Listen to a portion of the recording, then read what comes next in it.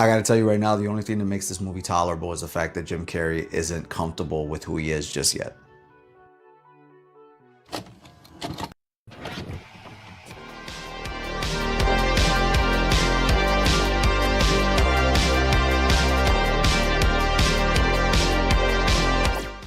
What's going on, people? Alex Thorn here, and I'm just a rock and roller who in his downtime likes to watch movies while wearing a bandana.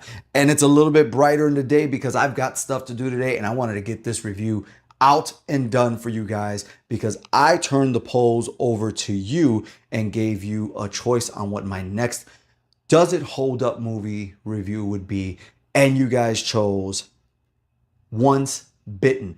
I gotta tell you right now, I am not a big fan of Jim Carrey.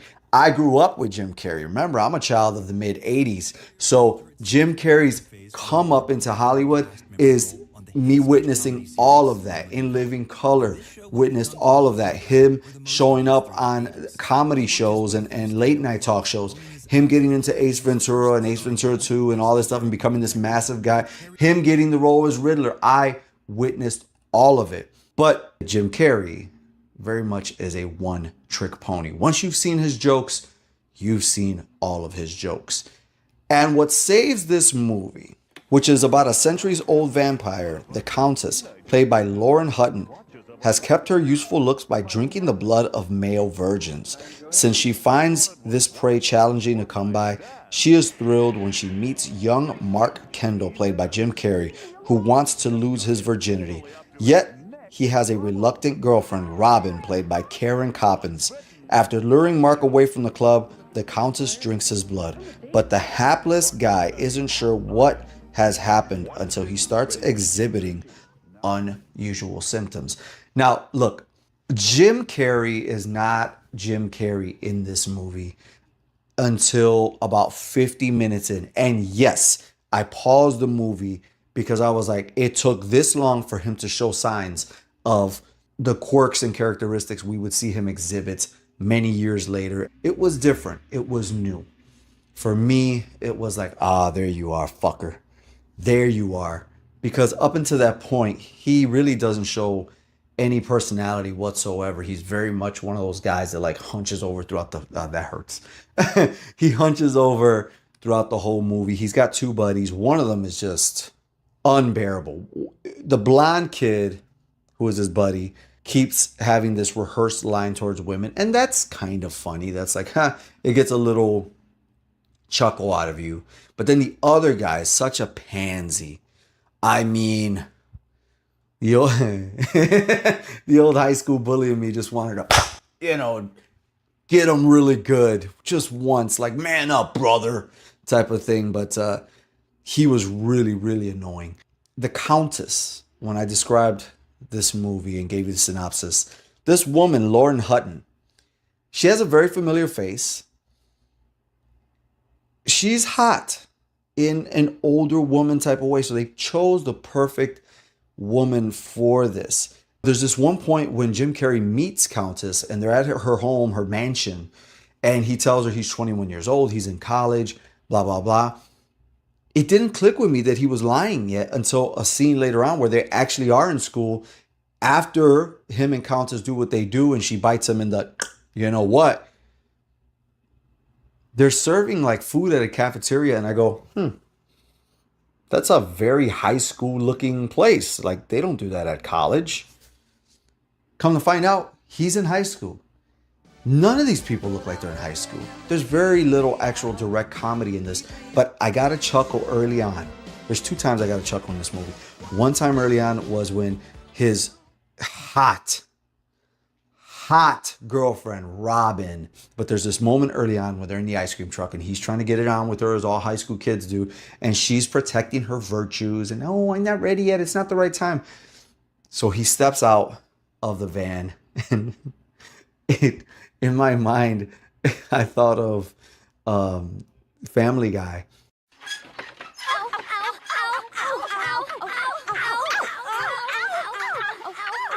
It's exactly what happens here, and all the cars are going up and down because everybody's getting action. There's legs hanging out of one car. One dude is ass out. doing the chicken missionary. It's great because every car but his is moving up and down and getting busy. That got a chuckle out of me. And then there's a scene later on when Robin figures out what Jim said is true, that he possibly got bit and so forth, that he might be turning into a vampire. So she needed the boys. She could do it, okay? She could have done it, but she's still up in arms because he cheated on her. But she enlists his friends to take a look at his schlong and see if he truly did get bit.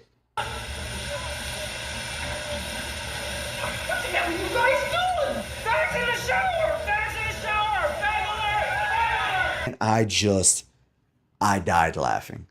I mean, it wasn't an overreaction. By the end of the movie, nothing is taken seriously.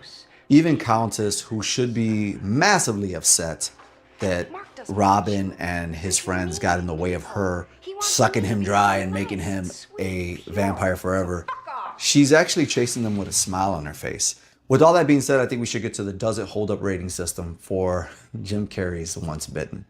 As for acting, I'm going to give this movie 2 bandanas out of 5. It's probably the weakest point of it. As for effects, there's not much going on, so I'm going to give it 1 bandana out of 5.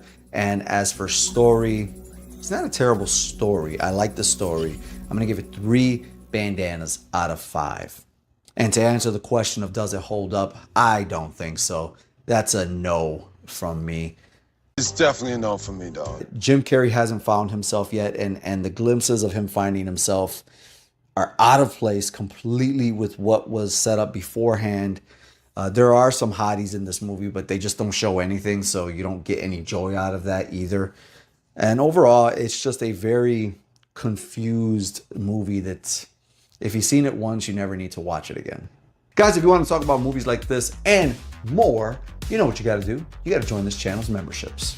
That's right. Thorn Theater has real deal membership laminated cards for all of you Thornaholics out there and horror lovers. Not only that, but you get to request your own reviews. Let's say there's something out there you're really dying for me to review, but the masses may not want it, or it's not something that's gonna move the numbers. Guess what? You pay. You control the narrative. You get early access to videos, live only chats, as well as exclusive watch alongs just for members right here on this channel. And if you don't feel like committing to that, you can always leave a super chat, super thanks, or buy me a coffee.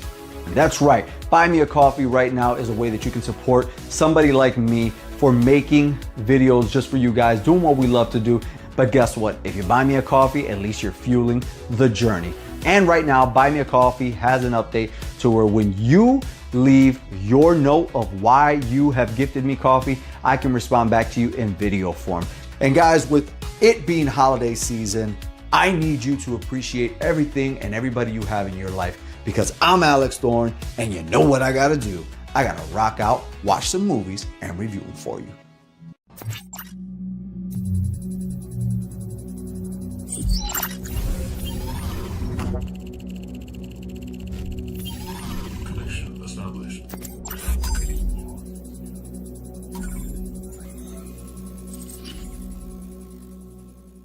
What's going on, people? Alex Thorn here, and it is Reaction Wednesday.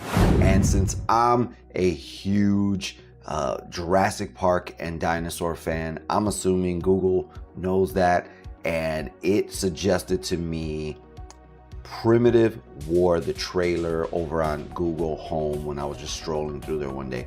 And that was a few days ago. So now we're gonna check this out together, and we might have something new to look forward to outside of Jurassic World.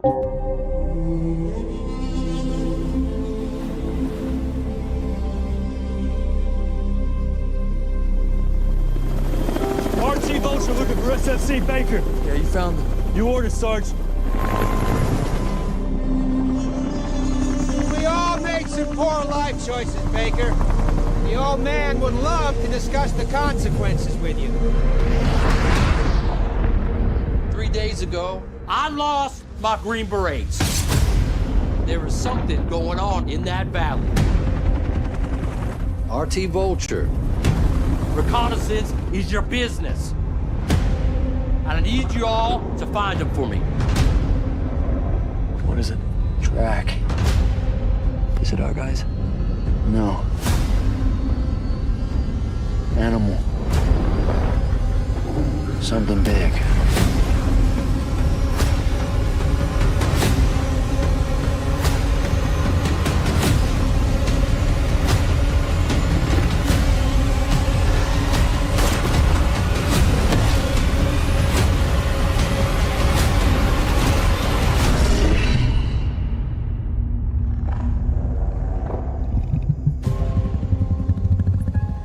Telling you guys, there's monsters out here.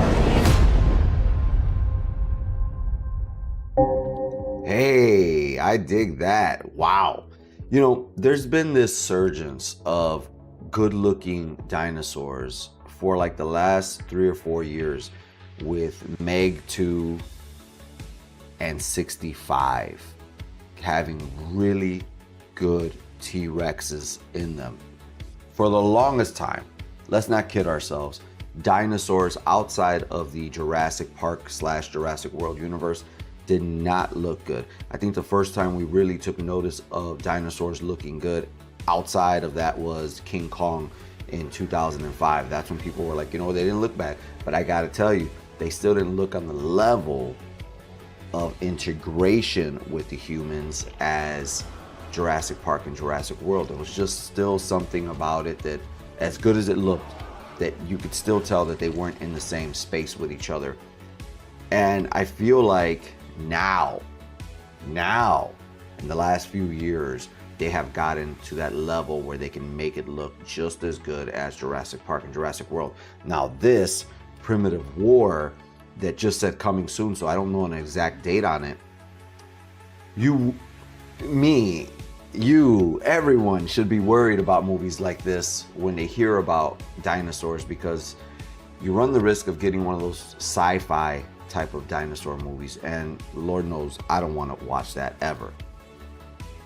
But this looked really good, and I think having, you know, war and an army or whatever this is out there looking for their guys, thinking that another crew took them out when it was actually dinosaurs, and now they got to battle that. That is cool. So I'm down for it. I'm down to watch Primitive War, because on this channel, I will be doing a Jurassic World deep dive franchise review, as I've done with many others. You can check out the playlist on this channel. But what's going to happen beginning May 23rd is I will begin doing a live watch along of Jurassic Park, followed by a review that Friday.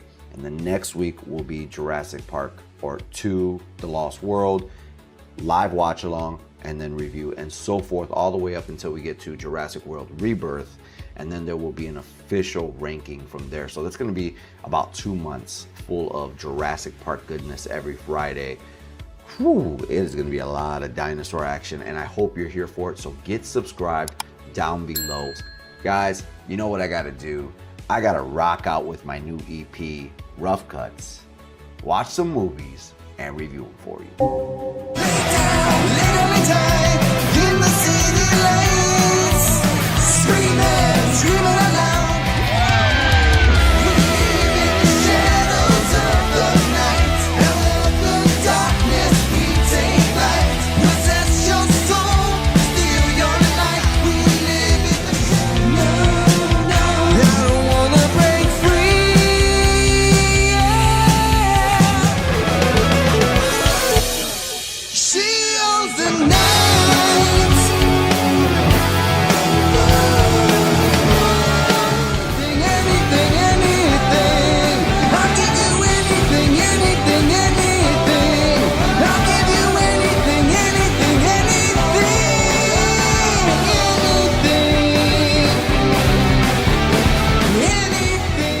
What's going on, people? Alex Thorn here, and it is Reaction Wednesday. And I scrolled and scrolled and scrolled, and yes, there is a big Hollywood video game adaptation to a movie right now that I do not want to check out at all. I have zero interest, and I want to be as genuine as possible with you guys.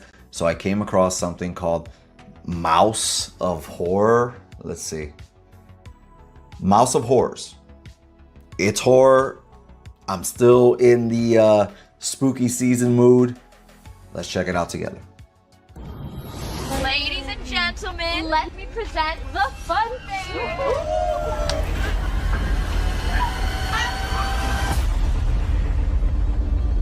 Let's try this. Let's see who can find the best body parts by midnight.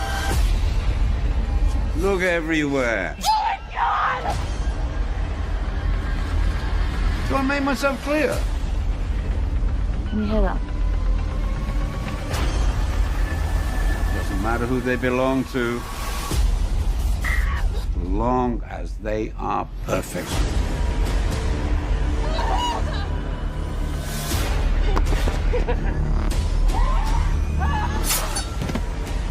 What? I'm doing what?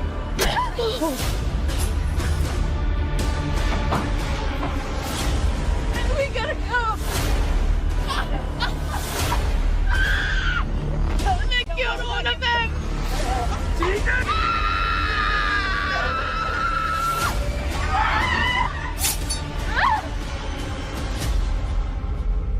Okay. It looked visually, it looked good. I dig the concept. A mutated mouse goes out and gets parts to create his perfect bride. Sounds good. Sounds cool.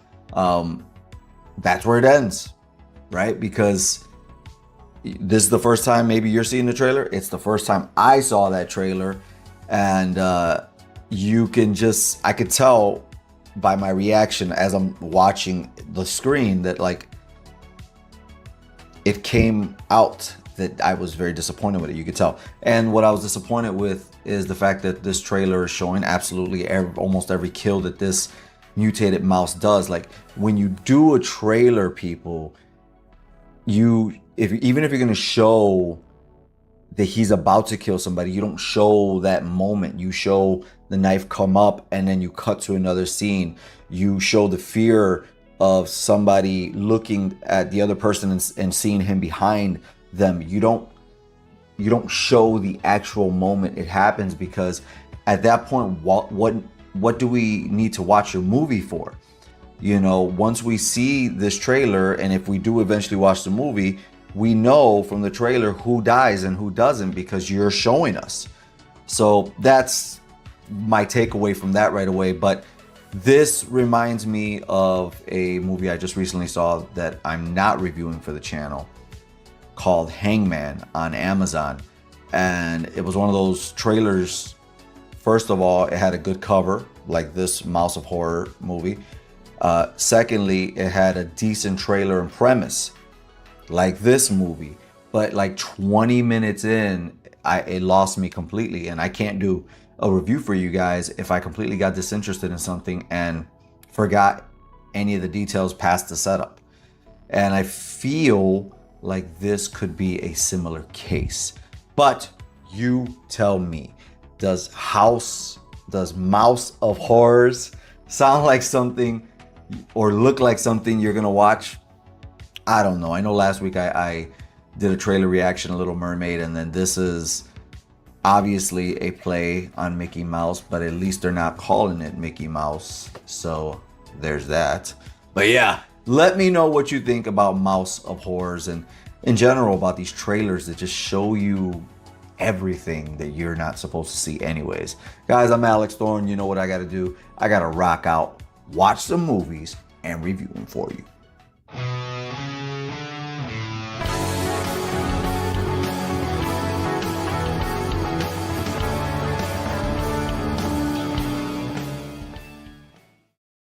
If it wasn't for DCN Power Players, I don't think I ever would have went to go see this movie, like ever. But it was fun, so let's get into it.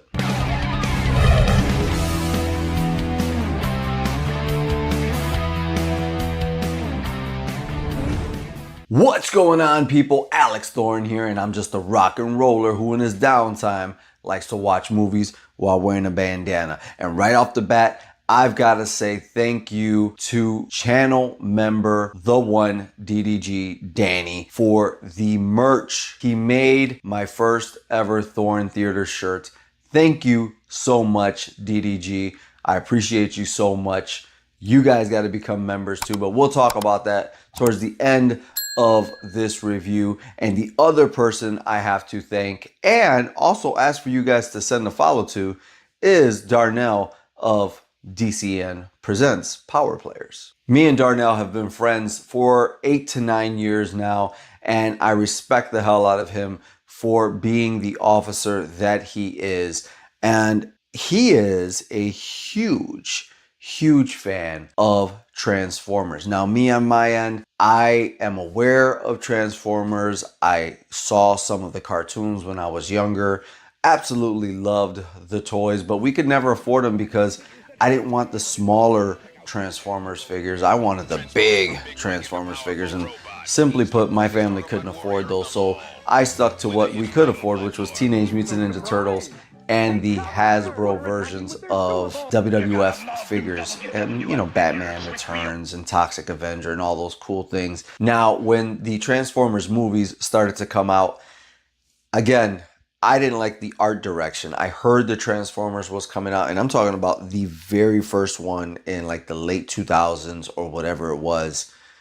I remember hearing about it and I was like, oh, what's that gonna look like? I saw one bit of the CGI and how shiny and just way too many parts that those Transformers had, and I was out. And from that point until right now, Transformers 1, I had zero interest. But once I saw the trailer that Officer D from DCN Power Players sent me, I was like, oh, you know what? I think I can do this. So let's talk about what Transformers 1 is all about. Brothers in arms Orion Pax and D16 become sworn enemies, Optimus Prime and Megatron. So essentially, this movie is an origin story. And no wonder that's why it looks like the more classic versions of what I'm used to, or anybody in my age range might be used to for Transformers. And I gotta tell you right off the bat, they looked great. The movie looked great. And I think that is mainly because of the way we watched it. Again, knowing that my friend is a huge fan of Transformers, I wasn't just going to take him to the theater to watch the standard version. We had to go watch it in 3D and 4DX thanks to Regal Cinemas. As you already know, we're introduced to the prior versions of Megatron and Optimus Prime. And they're buddies, they're friends, they have some great banter between each other. And it's a classic story of trying to root for the underdogs.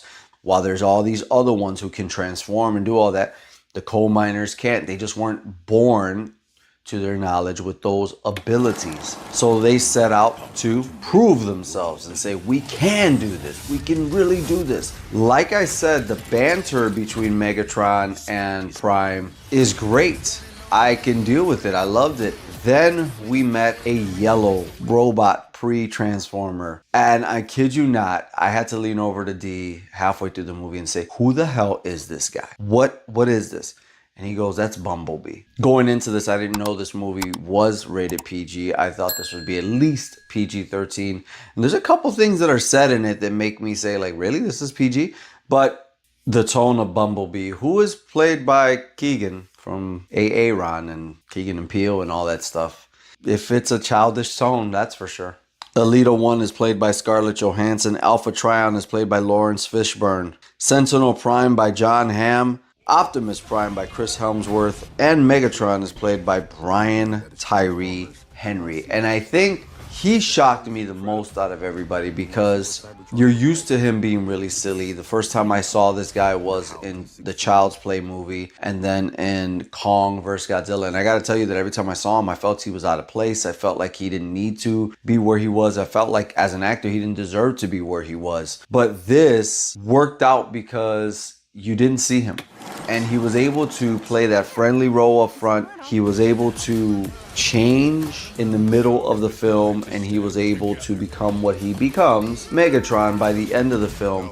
And it all worked because you didn't see him. And again, this is because he has this presence to him that is very goofball-esque. Like Keegan and Brian in this movie, they can perfectly go in a live action movie together. They can be as silly as they want, as soft as they want with each other in their comedy. But in this movie, Brian really was able to go hard with his acting talents and vocal talents versus you seeing him and that contradicting what you're hearing. If it was not for the 3D, 4DX aspect to the version that we saw, I would be really disappointed with this movie because it follows such a typical beat by beat, like Disney-esque film storyline. And I don't know if that's the storyline that was originally, done in the cartoon or in the comics or wherever.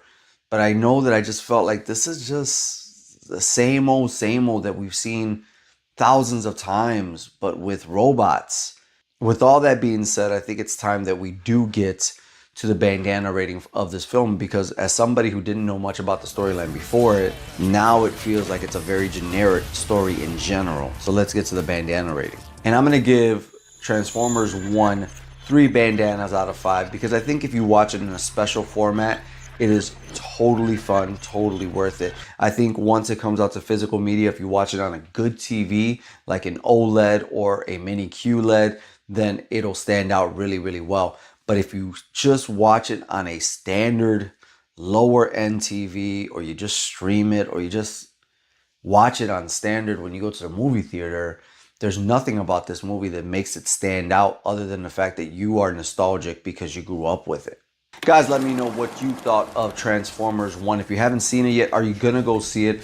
What was the point of the Transformers series that you got into it? And what did you think of the previous movies in this series? Because I know when I saw Mark Wahlberg and I saw Shia LaBeouf and Megan Fox in the trailers for all the old ones that I never saw, I remember just thinking like, this doesn't feel right. So let's talk down below in the comment section and let me know what you thought about it. Plus, for one lucky commenter down below, you're going to win something special. And in order to win something special, you have got to be subscribed to this channel, like this video, and down below, tell me who is your favorite Transformer. And you will win this awesome 4DX Transformer 1 poster that I got from the movie theater when I saw it tonight.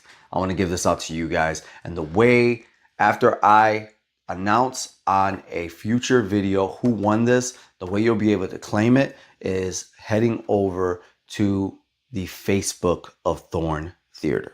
Guys, as always, I plan on going live for members only as well as for the public. But if you want to get into more behind the scenes stuff, request your own reviews, as well as get these reviews early, you got to become a member of this channel. That's right. Thorn Theater has real deal membership laminated cards for all of you Thornaholics out there and horror lovers. Not only that, but you get to request your own reviews. Let's say there's something out there you're really dying for me to review, but the masses may not want it, or it's not something that's gonna move the numbers. Guess what? You pay. You control the narrative. You get early access to videos, live only chats, as well as exclusive watch alongs just for members right here on this channel. And if you don't feel like committing to that, you can always leave me a super chat, super thanks, or buy me a coffee. That's right. Buy me a coffee right now is a way that you can support somebody like me for making videos just for you guys, doing what we love to do. But guess what? If you buy me a coffee, at least you're fueling the journey. And right now, Buy Me a Coffee has an update to where when you leave your note of why you have gifted me coffee, I can respond back to you in video form. And with all that being said, people, I'm Alex Thorn, and you know what I gotta do. I gotta rock out, watch some movies, and review them for you.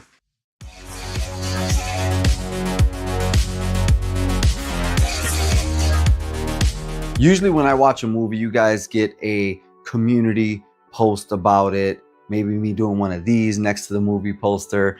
You get a preview short of me at the theater, coming out of the theater talking to you. But this was a whole different experience because I literally got told to shut the fuck up while watching this movie. Let's get to the review.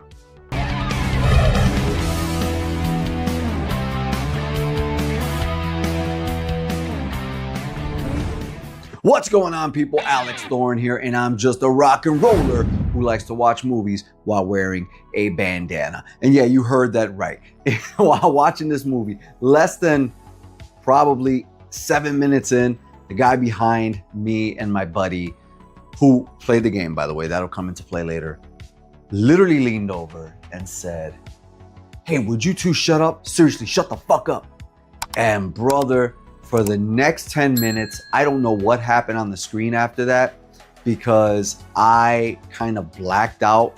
I sweated and had to bring my adrenaline down because my buddy next to me said, "It's not worth it, don't do it."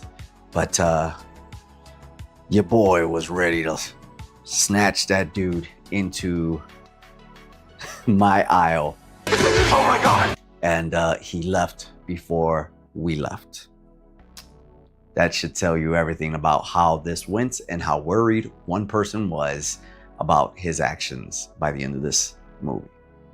But with all that being said, guys, now that you know my experience of what happened at this viewing, let's get to Until Dawn, the movie. So a group of friends go out to search for one of the friends' sister named Melanie, who wanted to escape this small town, experience something bigger, go to school, and of course she never comes back. So they go on their way to find her, and this has a very, and I don't know if the game is like this, but this is very much like Cabin in the Woods. And I said that when I saw the trailer to this. Here goes that. And I almost felt like I was watching a sequel, even 30 minutes in past my little blackout state where I don't know what the hell happened and they got to the house. I felt like I was watching a sequel, a brand new entry into Cabin in the Woods. It even plays out like that once I started to pay attention again. And the thing about it is, from what I saw in the trailers to what I was worried about literally through almost half of the movie, was I know this group of people are going to die over and over and over again, and they need to survive until dawn. My worry was, are we going to see them die so much that we just don't care, that we don't get an attachment to these characters? But I got to be honest with you, the actors that portrayed the group in this movie are what saved this movie for me, because by what happens in the movie, there's the first night of deaths that happen that is really cool. There's almost like this slasher-esque clown-faced character who kills them all off. But then the second scenario, I believe it was the second scenario, because there's a few that play out, I just lost all interest with that second scenario. There's this like psychic girl who's with them, and it takes a hold of her, and then a bunch of stuff happens to these characters by some unseen ghost, this force, this entity that you cannot see. So everything is just happening to them, but you don't see it. You don't see anything. Especially when you get to the bathroom portion of this movie, where people just start to explode because of the water from this town. And at that point, I was just like, this is kind of going downhill fast. We're like 40 minutes in, and I'm already starting to question what's happening here. And then something happened in the movie where I was just like, wait, what? All the cool scenes that we saw in the trailer, like the worm in that girl's face, or the leech that was going in, this thing flying, coming towards the camera, and a couple other scenarios, the way you saw them in the trailers, the way you see them in the film. Because apparently they're there for 13 nights, and we couldn't see 13 nights of deaths. So we saw this like hotshot reel on one of the guy's phones that he filmed everything, and that's how we experienced it, through their camera instead of seeing the scenarios. The issue is there's those scenarios that played on that phone that they all just gathered around and watched was much more interesting than anything that happened past the first night of deaths. Now, earlier I mentioned that my buddy as well had already played the game, and so he had a different perspective on this than I did, who had never played it. But by the end of a movie, and by the way, here comes a spoiler alert, everyone survives. And this is not something you're really into when it comes to, or used to when it comes to horror movies. You know, a few people die off and there's one or two characters that remain in the end. That's not what happens here. Everybody survives until dawn on the 13th night. And it was just like, this really didn't feel satisfying. And I'm gonna say this now before I give you the final verdict. Unless you go on a Tuesday where it's cheaper, I don't think you should spend your money. But let's get to the bandana rating for Until Dawn. And I'm gonna give Until Dawn, the movie, 3 bandanas out of 5. Because honestly, I had fun outside of being told to shut the fuck up. I had fun. It was mindless after a certain point. You stopped caring. I don't know how they got there, but I would say, even if you watch this at home, if it's free streaming on a service that you already pay for, then fine, watch it all. But man, I got to watch this movie for free. If I would have paid, you know, $17, $18, $20, whatever movie prices are, I would have been pretty agitated with it. But since it was free, I felt fine that I enjoyed it up until the middle of the movie. And then it just kind of went off the rails. But yeah, 3 bandanas out of 5. It was fun. It was dumb. It had a good looking cast. That's pretty much good enough for me. Guys, I don't want to bore you with a bunch of pitches for my membership or buy me a coffee or Letterboxd or even my new EP, Rough Cuts, that just came out last week. But if you guys are interested in any of the things I just mentioned, head down below to the description. And occasionally in this video, if you're watching mobile, there'll be pop-ups that come up here. But outside of that, guys, I'm gonna let you go early because I'm Alex Thorn and I'm gonna go rock out, watch some movies, and review them for you.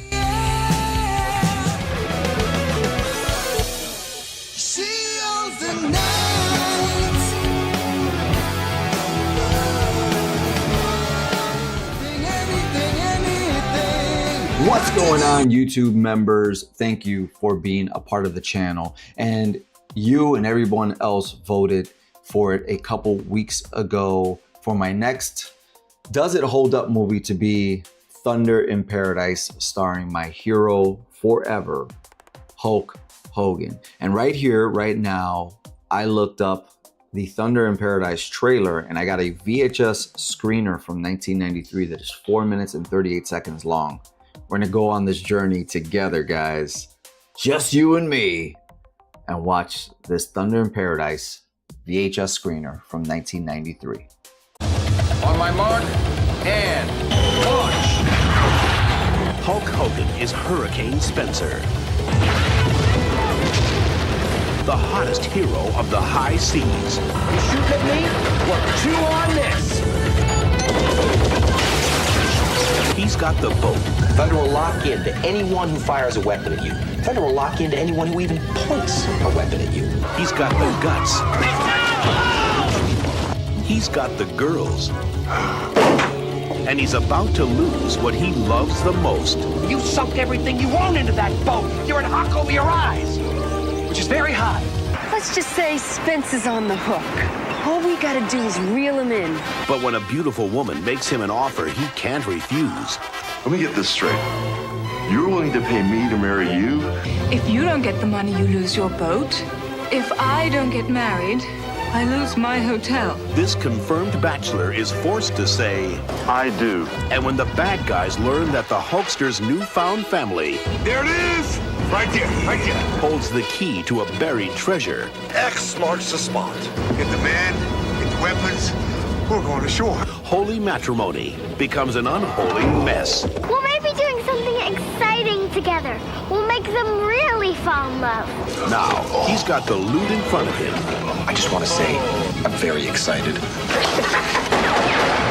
A ruthless businessman after him. I'll prove that it was only a marriage of convenience and have you both arrested for fraud. The enemy behind him. Oh yeah, Navy SEAL! and his bride by his side. You're supposed to be this great commander. Do something! Think you could take her with you when you leave? Ouch! Join Hulk Hogan as he proves once again he's simply the best. The boom! Chris Lemon, Carol Alt, Hulk Hogan. Let's breathe fire. Good to me. You are the most reckless, irresponsible, juvenile delinquent of a man I have ever met in my entire life. Thunder in Paradise. You bruise him, I lose him. WrestleMania superstar Hulk Hogan returns to the screen in Thunder in Paradise, a high-spirited romp for the entire family to share. Hulk Hogan films mean mega profits at the box office and on video. Suburban Commando sold over 130,000 units. No Holds Barred sold over 135,000 units. And this summer, Hulk Hogan stars in the major theatrical release, Mr. Nanny. Filled with super special effects, colossal stunts, and fabulous fun, Thunder in Paradise has all the elements of a runaway top renter. Along with Hulk Hogan, the film's all-star cast includes Chris Lemon of That's Life and Dad, gorgeous Carol Alt of Portfolio and Bye Bye Baby, along with Robin Weissman of Three Men and a Little Lady. Vidmark will back this movie with a $2 million marketing campaign delivering over 155 million gross impressions.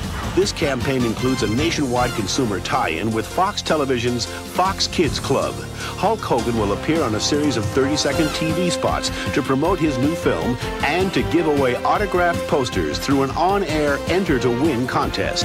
Plus, ads for this video event will be seen in the Fox Kids Club magazine, Totally Kids, reaching over 5 million children ages 6 to 12. And here's big news for retailers. Each Thunder in Paradise 4-pack includes a specially designed water-resistant sports watch free from Vidmark.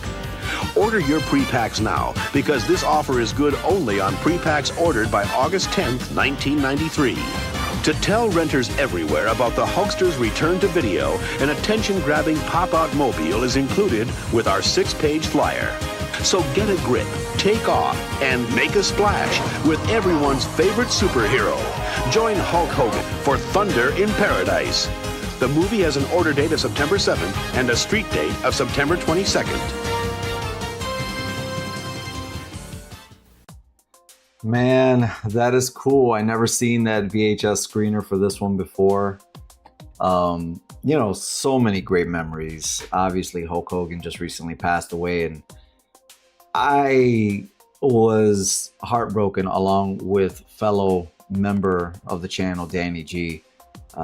We met up and, you know, had to console each other about his passing, and it still feels unreal. You know, seeing this footage just feels like, you know, we're going to see him on social media, you know, as soon as we open the app, and he's going to be cutting a promo or something like that. But we all leave this earth. And what's interesting about that is, for me, the music that was in that trailer, the first half of that 4 minutes, very silly, bad choice of music, because nothing about Thunder in Paradise screams, you know, a Western to be. I don't know who the hell decided to put that in there. I think a lot of Hogan's movies suffered from bad marketing and just not wanting to get away from,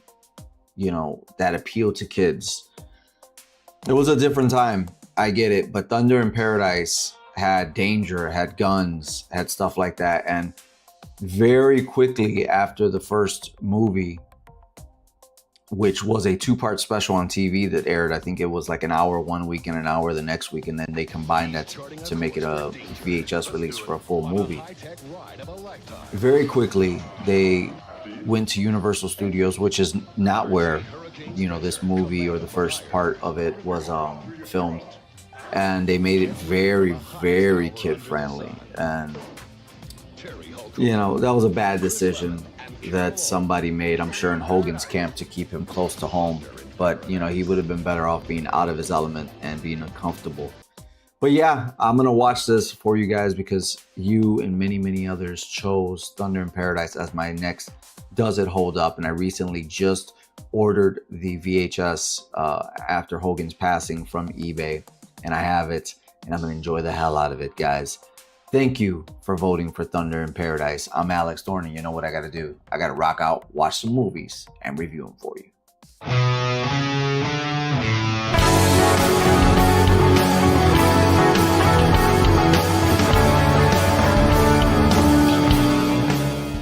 What's going on, people?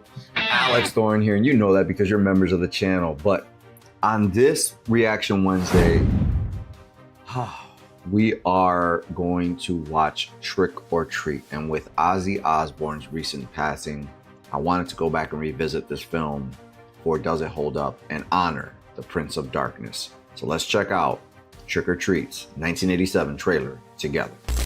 Wake up, sleepyhead. It's party time! Rock and roll will never die. At least not this Halloween. I've heard of raising spirits from the dead by incantations, right? Yes. I did that by playing the record backwards. You're kidding. Sammy Kerr. He's a rock and roll nightmare. I am a big fan of yours. I've got all your records. Shut up! You're the babe, and babe is you. This message is meant for me. How can you listen to this stuff?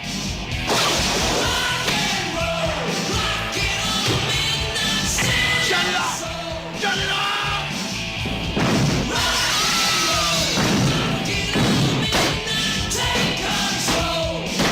What have you done to your stereo? I wanted a new one. Sammy Kerr. His fans won't let him die. He won't let them live.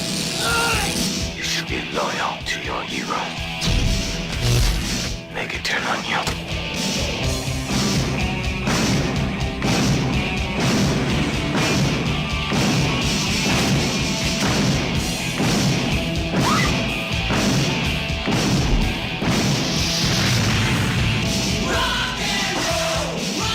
Trick or treat.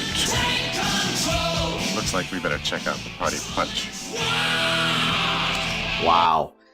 I have not seen this movie or this trailer in, wow, like 20 plus years. I had this record when I was 14 or 15 years old. I had the cassette, I'm pretty sure. I had rented the VHS a couple of times from my local mom and pop video store, but I haven't seen it since. And like, as I'm watching it, it's just instant smiles because I remember what I felt like watching it when I first watched it when I was, 14 or 15 years old.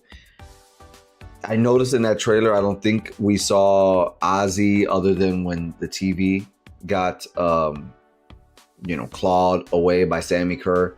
But it did open up with Gene Simmons, which is the main reason I wanted to watch it back when I was a kid. Now I'm watching it to see Ozzy Osbourne, but also just to relive that whole time period.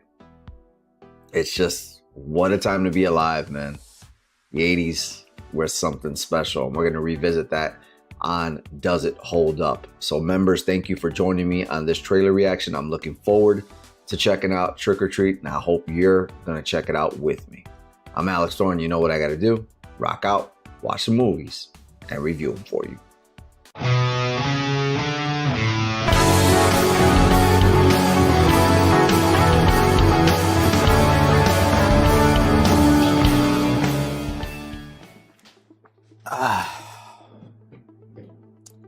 The fact that this movie presents a situation that could be very real and very crazy is wild.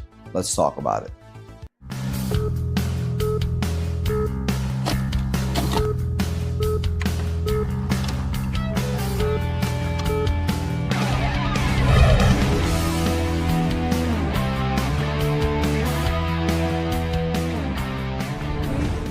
What's going on, people? Alex Thorn here, and it is Reaction Wednesday. And as of Monday night, I went out to go check out AMC's Screen Unseen pre-screening of a movie called Oh Hi. And I had full confidence to go and watch this movie, mystery movie, because it was rated R. I bring that up because I'm into sci-fi, horror, and action movies, and I can tolerate some comedy movies for a theater experience sometimes. What I cannot tolerate is drama or chick flicks or anything like that. That being said, this movie is a weird combination of horror, chick flick, thriller, drama. I don't quite understand what box it's trying to fit into. Oh Hi is a movie about Iris, who is enjoying her first romantic getaway with Isaac until he tells her he is not interested in a serious relationship. That description that I just read from Google is literally entirely bare bones. Yes, that is the setup for what happens in this movie, but what happens after he tells her that he's not ready for that relationship, with there being an embargo for this movie because it comes out on July 25th and we're only on July 9th right now. You obviously know from the poster of the movie that at some point Isaac gets chained to the bed.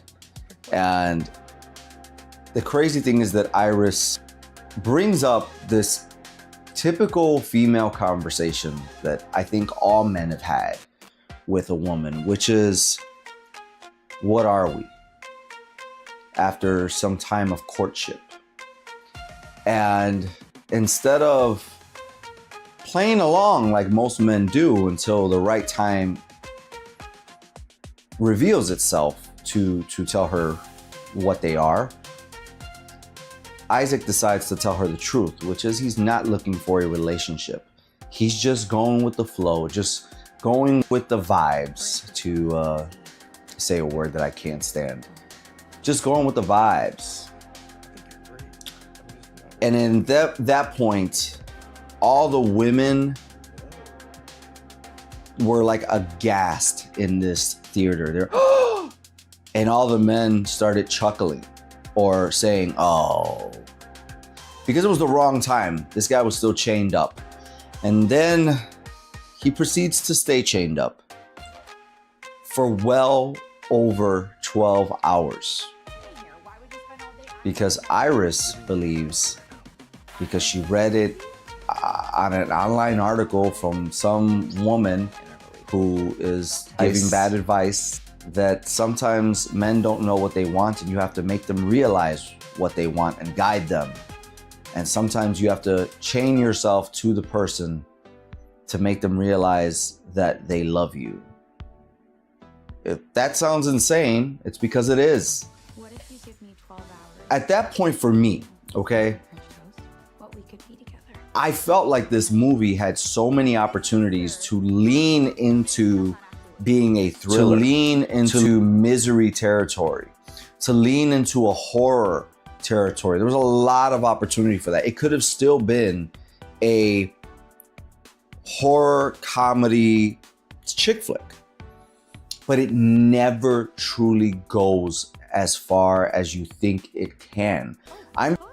I'm sure I'm not the only one that's mind was racing in that theater saying, what's gonna happen next? Is she gonna do this? Is she gonna do that? Is this gonna happen? Is this gonna happen? It happened. And so without giving you actual plot details and scene details, that's as far as I'll go with it. Other than when we're going towards the end of the movie, I will say this movie limped towards the end. I mean, there were so many opportunities and so many scenarios that could have played out to define this movie, to make this movie more memorable. Even if it's not trying to be a horror movie, this is a horrific situation. Whether you want to paint this as a horror movie or not, this is a horrific situation because really, the character of Isaac did nothing wrong. He went with the flow. It's Iris in this movie who is truly unreasonable, who is and does things that is messed up. But is there a payoff for it in the end for either of these characters? No, not really. At the end of the day, I feel like Oh Hi, besides being a movie that I would never choose to watch myself, is a movie for women, for sure. Men who like to watch women's movies, and women who force their men to watch movies they want to see with them. That's who this seemed like it was for. So if you are one of those 3 people that I mentioned right now, then go ahead and check out Oh Hi when it comes to theaters on July 25th. And once you do, come back to this channel, come back to this video, and leave a comment on whether you agree or disagree with me. I won't be doing a full review on this movie, but this was my pre-screening reactions to this movie. It leaves a lot to be desired and limps to the end. Guys, thank you for watching my videos. Go ahead, if you like this video, hit the like button. Comment down below if you're looking forward to Oh Hi. If you're one of the 3,000 people that have already left a review on Letterboxd, there goes my QR code to friend me and follow me there. Then comment down below as well. Guys, I'm Alex Thorn. You know what I gotta do. I gotta rock out, watch some movies that I like, hopefully, and review them for you.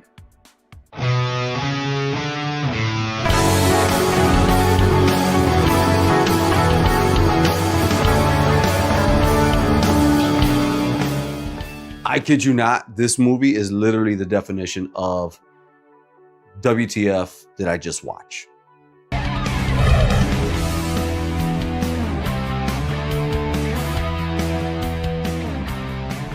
What's going on, people? Alex Thorn here, and I'm just a rock and roller who in his downtime likes to watch movies while wearing a bandana. And this time around, I decided to watch a movie that I actually made a decision to watch months ago, The Front Room from A24. But before we get into that, I would like to ask you to please hit the subscribe button, like this video, and comment down below if you've seen this movie and if you plan on seeing it after this review. That being said, let's get to what The Front Room is all about. Everything goes to hell for newly pregnant Belinda after her mother-in-law moves in. As the diabolical guest tries to get her claws on the child, Belinda must draw the line somewhere. And what interested me in this movie was Brandy. Look, I was never a fan of Brandy, but Brandy was a presence when I was like 10 or 12 years old on TV with her show, Moesha. It was one of those shows that I would come home from school and it would just be on. So you caught it from time to time. Later in life, made a song called The Boy Is Mine. I believe she was in I Still Know What You Did last summer, which was cool. She goes away for a long, long time. 20 years or so, I feel like I haven't seen her. And her return to film is what is perceived by the trailers to be a horror film. So that was the interest in this movie. What the hell happened? The character of Solange is played by Catherine Hunter, and she goes around with both of these canes on herself. And the sound design of this movie is just way too loud. In this movie, it makes absolutely no sense for Belinda's canes to make this boom, boom, boom sound every single time she walks. It is unnecessary. And this is like it's an A24 thing. I've noticed this. I've reviewed 2 movies of theirs on this channel. This, again, great premise, and the execution is just not for me. You know, myself coming from a super religious background, growing up in a home where literally, you know, a lot like what the husband grew up in and how he just does not take to it or like it at all. Difference being, we handle this in 2 different ways. I'm very outspoken. once I became of age and found that voice, and boom, like there was no more. This guy is still like, okay, fine. It's infuriating, this man's character. And it carries along this trend that I've seen in movies that I've watched over the last 6 months, is that when there's a couple, they're constantly playing the woman as strong and the man as this meek and meager puddle of mess. I don't understand what this is. And it's agitating.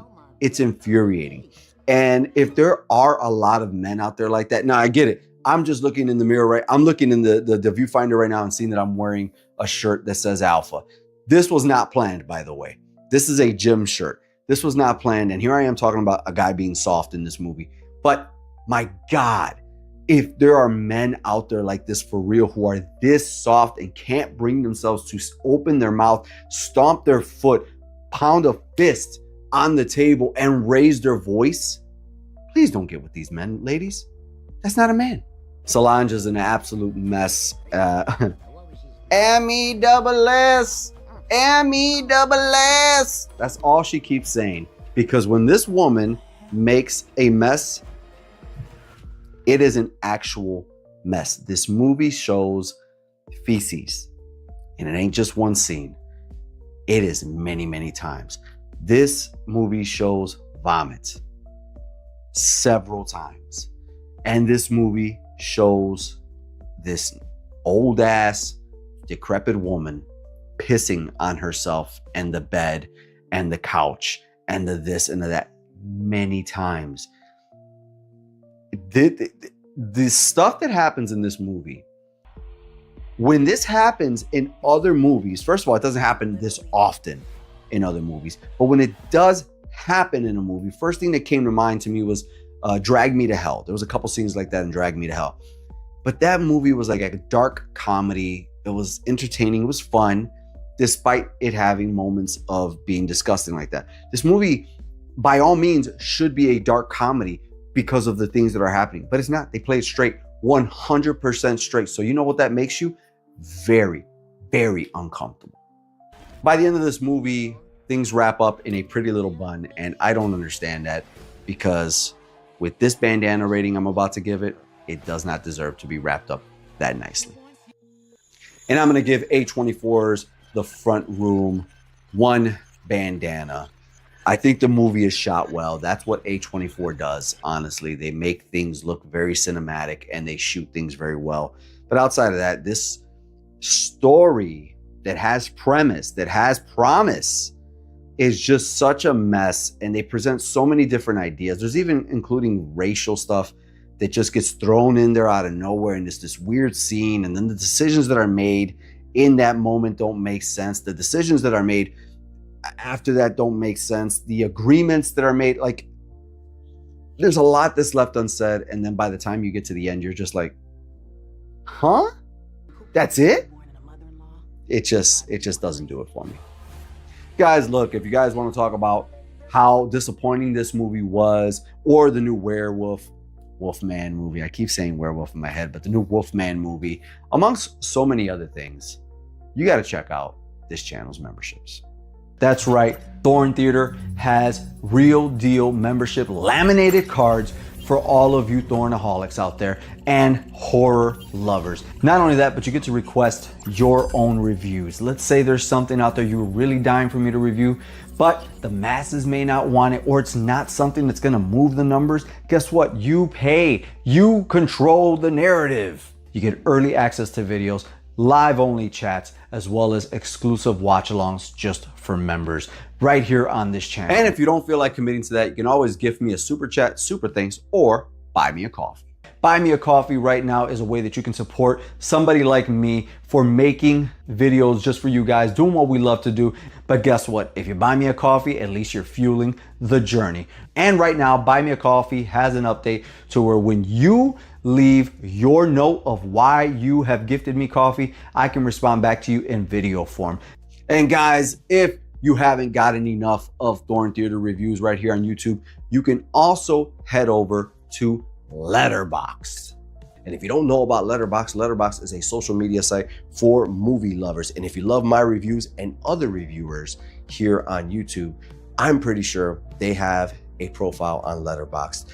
This is video, that's the written word, and you can interact with it, and you can see a log of all of the films that we have reviewed and all of the films that you have reviewed once you create your profile on Letterboxd. There's tons of exclusive opportunities for sneak previews and early showings through them. So I'll catch you on Letterboxd. Thank you so much for checking out my review of The Front Room. And you know what I gotta do. We're in 2025. I'm Alex Thorn.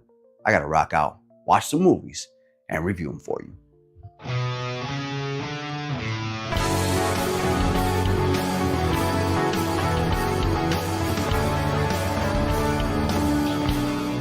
It's 1985, and Romero comes at us with the third entry in his Dead series. We go from night to dawn to day.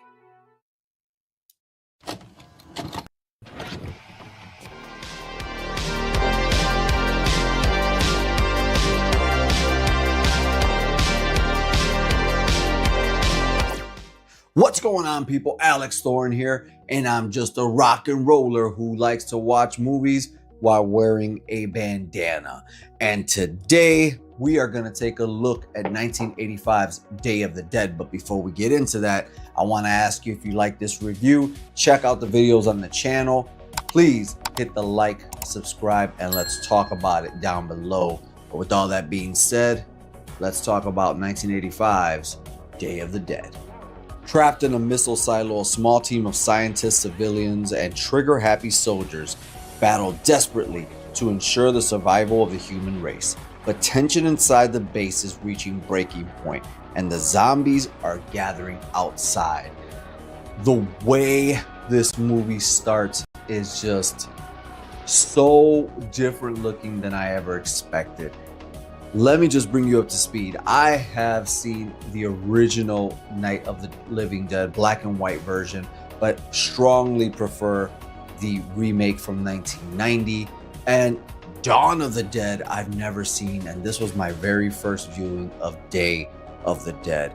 And I'm grateful for the person who asked me to watch it and sat down and watched it with me, because I wasn't paying attention to things that I probably would have paid attention to if I was solo. And seeing her love for this movie made me look at it in a different light. So right away, what stuck out to me was Florida and the wild ass visual of not only a zombie coming out of the bank, but a crocodile, I believe, as well. That mofo was big. While I streamed it on Pluto TV, it looked absolutely incredible on my OLED for 1985 movies. Every single color popped. And I'm really surprised, because I never thought that this movie would be this cool and have such an amazing soundtrack at the same time.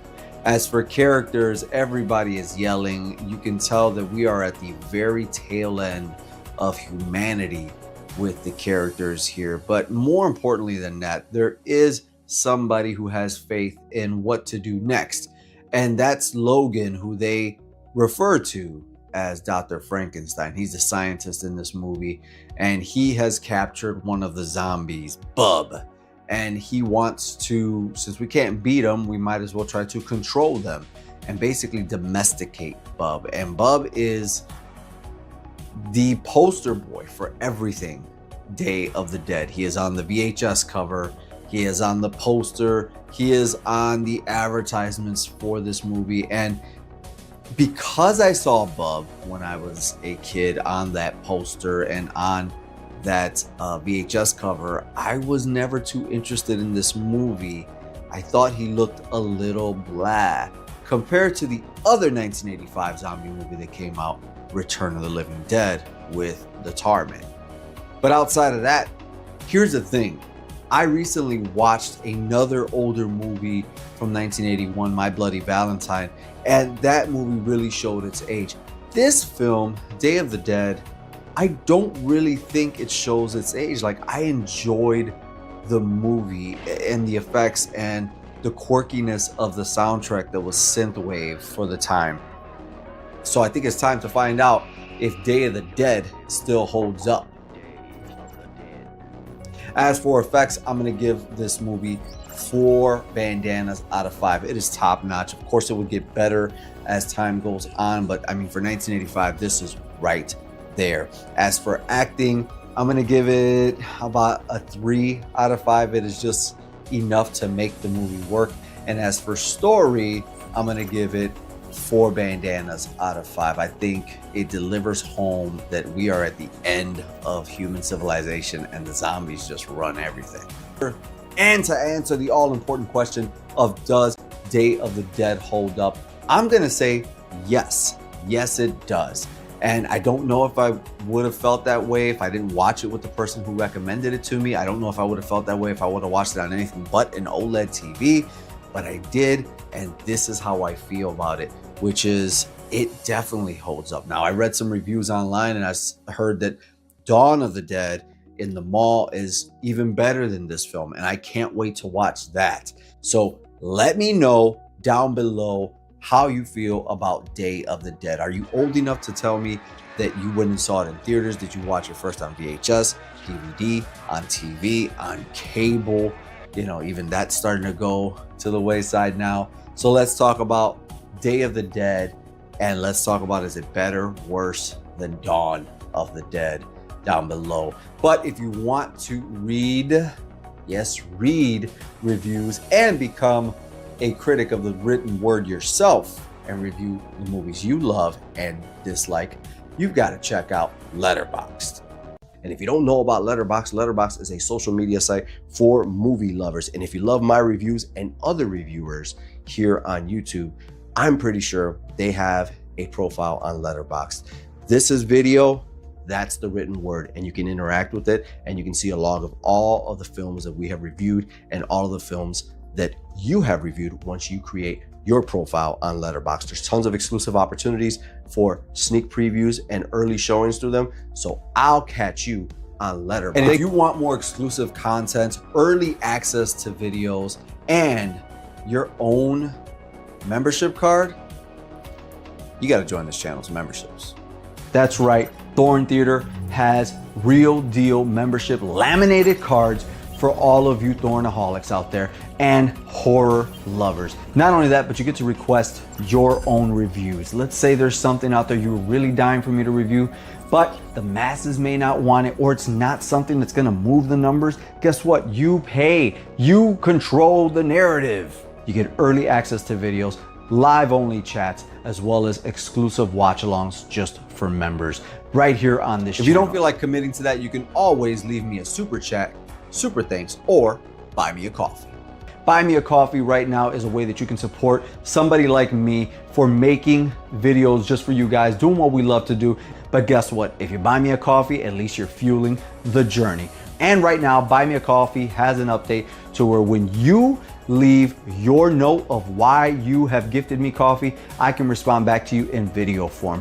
Govee not only does these cool lights behind me, not only does strip lights, outside lights, car lights, yeah, I've got those too, but they also do home products such as air purifiers, humidifiers, and even smart kettles, and I've got all of it. So start your smart home journey with Govee and use my 10% off code below that'll work on top of the sales page that you're already landing on.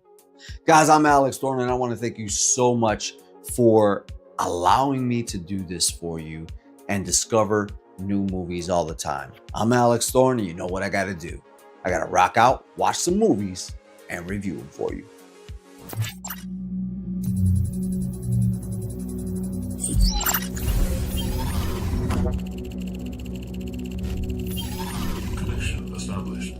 Some say Jurassic Park 2 was great. Others, like me, say, I love Jeff Goldblum, but him carrying a whole film, I don't think so. But Sam Neill carrying a whole film, that works.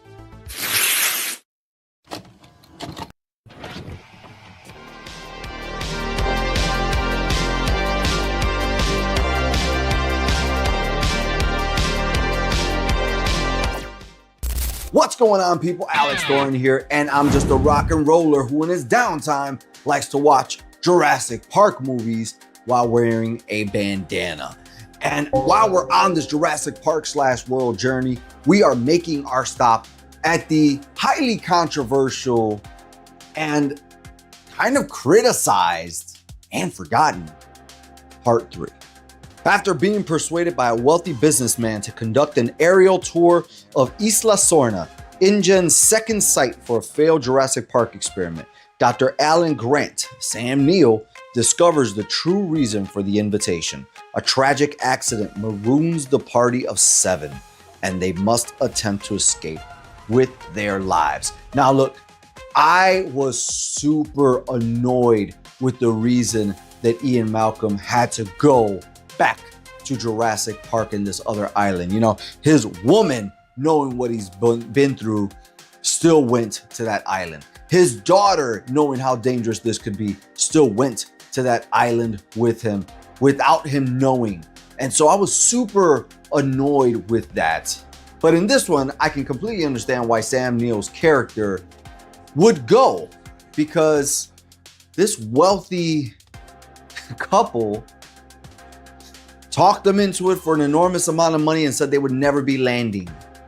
But little does he know that saying yes for money just to give them a tour guide of the place, because that's their wish, because they're rich, will turn into a rescue mission for their son. Now here's the thing, they don't understand that this is not the same Jurassic Park island that he was on in the first entry. This is a completely different island that has very evolved and different dinosaurs. You know, in this one, they replaced the T-Rex, and I remember that being the big deal. There's a brand new king out there, and it was called the Spinosaurus Rex. And there's a scene in this movie where that Spinosaurus Rex takes on the T-Rex and kills him pretty quickly. And people were pissed about that in 2003. When watching this movie back for this review, it was all coming back to me, the excitement I had. You can see it if you're a member of the channel. Hint, hint, we have memberships and there's exclusive content there. More about that down below. But as I was watching that trailer, I felt the same excitement today as I felt back then. And as I watched this movie, I still felt that wonder of like, man, this Spinosaurus looks like it's really there. It doesn't look like the CGI of Part 2. And when I watched the special features, because that was a thing on DVDs and a big thing back then, and we cared about it, they weren't just YouTube videos. They built an actual Spinosaurus and made the T-Rex fully CGI. So they had this battle between the T-Rex and the Spinosaurus that was a physical dinosaur versus the CGI ones. Outside of that, there's another creature that's back, and this time they're smarter. The Velociraptors are now feathered and can set traps and talk to each other. There was a hint of that in Part 1. There was a hint of that in Part 2. But in Part 3, it is fully made realized when they start calling out to each other. This movie also introduces the first time we ever see a flying dinosaur, the pterodactyl. At one point, they end up in this huge cage, but they don't know what it is until the last minute, and they realize they are in a gigantic bird cage. And what could be there? Man, we get the pterodactyl coming out like a horror movie out of the smoke. It is an amazing scene. Now, I know I was speaking about Sam Neill and Dr. Alan Grant, but as small as the role she plays in this one is, Ellie Sattler is back in this movie, and she is Dr. Alan Grant's lifeline. Even though she has a child, even though she's moved on, and this never gets talked about. But she's back in this movie, and seeing that special combination of Ellie and Alan is just as special in Part 3 as it is in Dominion when you see them back together. For as much crap that gets talked about this movie being, I don't know really. I just know it's not looked at well. I enjoyed the hell out of this movie. And I think with that being said, we should get to the does it hold up rating system for Jurassic Park 3. As for effects, I'm gonna give this movie 4 bandanas out of 5. I thought the effects have been smoothened out tremendously on the Blu-ray I saw. I cannot wait to see this in 4K. As for acting, I'm gonna get it 5 bandanas out of 5. Everybody does their role and does it well and believable. And as for story, I'm gonna give it 5 bandanas out of 5. I dig this story. It's memorable, it isn't complicated, it gets to the point. So according to Alex Thorn and Thorn Theater, to answer the question of does Jurassic Park 3 hold up? Not only yes, but hell yes. But what about you guys? Do you guys feel that Jurassic Park 3 is better than 2? Do you think it's good? Do you think it gets too much hate? Are you a fan? Let's talk about it down below, guys. And as I mentioned to you earlier, you know that this channel has memberships. There's 2 tiers, and 2 tiers called Plus and Ultimate. And when you become a Plus member, you get exclusive trailer reactions. You get exclusive shorts. You get behind the scenes photos. But when you become an Ultimate member, not only do you get the exclusive Thorn Theater membership card, just like the good old mom and pop video store days, but you also get exclusive reviews every single month. You get to ask and request for your own reviews, just like fellow Ultimate member Danny G asked on this channel, and you get to view content early before anybody else. So consider taking a look at the memberships for this channel. Guys, outside of that, we are in July. And what does that mean? There is a new promo code. You see these cool lights behind me?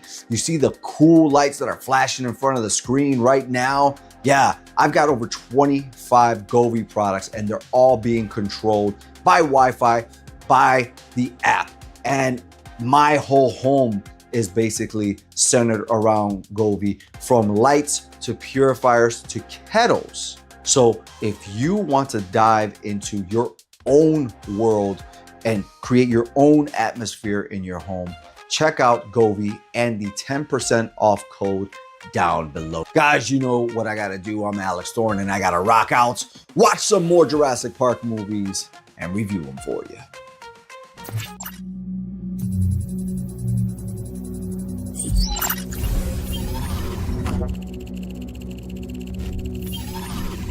Established.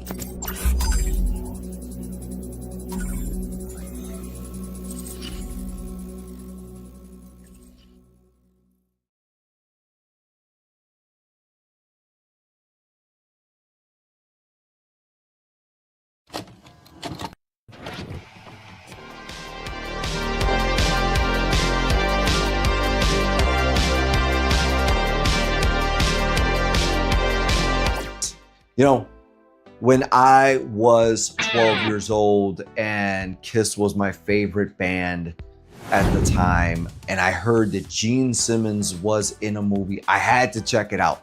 But this had everything. Not only did it have Gene Simmons, but it was about rock and roll, and it had the Prince of Darkness himself, Ozzy Osbourne. And you couldn't open Fangoria without seeing pictures of them. You couldn't see the rock star in question in this movie, Sammy Kerr, without also reading about Ozzy and Gene. And before we get into their appearances in this movie, I want to talk about Mark Price of Family Ties fame. He did such an incredible, believable job as this heavy metal nerd who just could not get ahead in anything, that nobody could understand him. He could not fit in with anybody. Speaking of Eddie, we also have to talk about the bullies that bullied him.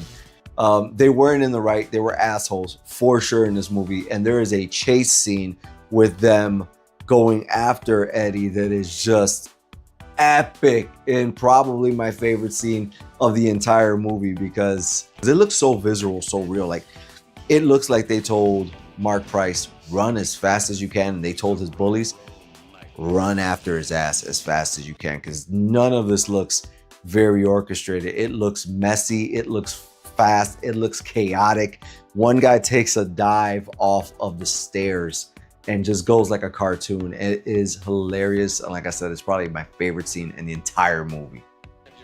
When we speak of who is this all about, we're talking about Sammy Kerr, played by Tony Fields. And he's got the look down, man. He's got the look of a rock star down. I think every time he poses, he looks awesome.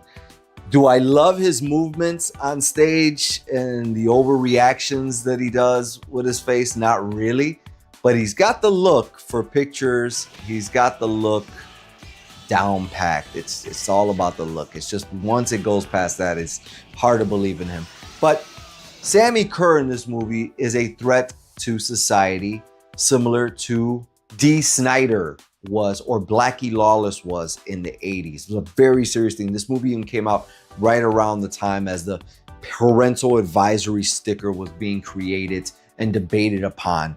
So Sammy Kerr was kind of the movie version of Dee Snider and Blackie Lawless. In fact, according to lore, Blackie Lawless was offered the role of Sammy Kerr until he found out he would have to mimic the songs of the soundtrack that were already created by a band called Fastway.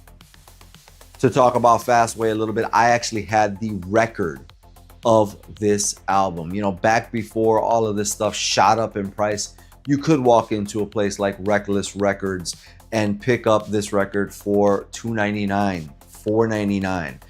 Try getting that today on eBay. Gene Simmons, the God of Thunder, who was already acting by this point and being distracted from his Kiss duties, plays a DJ, and he does a great job of playing a DJ in this movie. Uses his voice to the maximum, and he does a generally good job. He's the character in the movie that actually gives Eddie this Songs of Death demo, the lost album of Sammy Kerr, records it to a cassette for him.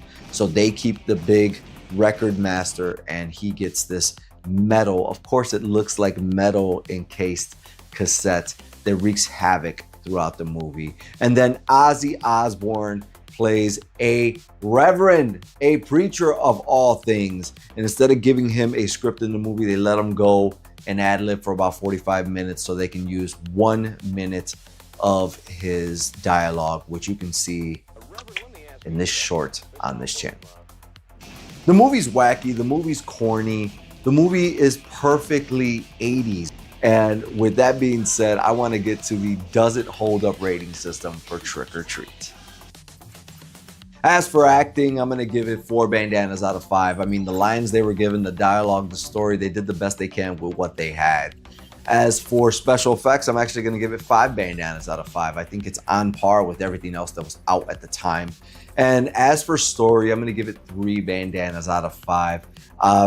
When I think back to this movie, I always thought that Eddie got possessed by Sammy Kerr, and it's actually not that at all. He just brings him back from the dead. So yeah, 3 bandanas out of 5. So to answer the all-important question of does Trick or Treat hold up in the year of 2025 and beyond?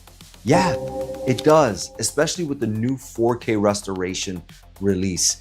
If you missed the initial release that had 666,000, I believe, 666,000 or 666, either way, it was 666 amount of releases, then you missed out on a hell of a package. But in my Amazon link below, you can actually pick this movie up on 4K still on Amazon with a kick-ass cover reminiscent of the old VHS cover. And guys, let me know down below, did you watch Trick or Treat when it was in the video stores? What video store did you rent it from? A chain one, a mom and pop? Did you have the soundtrack like I did? I had the record. And I want to say at some point, not 100% sure, but at some point, I believe I had the cassette of this as well, just to have it. And tears flow from my eyes because I don't have any of that stuff anymore. And then also, to honor the Prince of Darkness, leave me your favorite Ozzy Osbourne track in the comments. I'm Alex Thorn, and you know what I gotta do. I gotta rock out, listen to Ozzy Osbourne, watch some movies, and review them for you.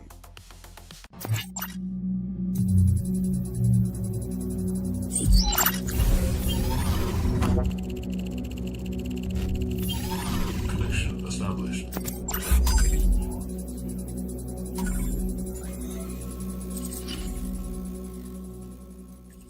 I was so excited when this movie came out. I can't tell you. But rewatching it for this channel just reminds me of why I shouldn't have been.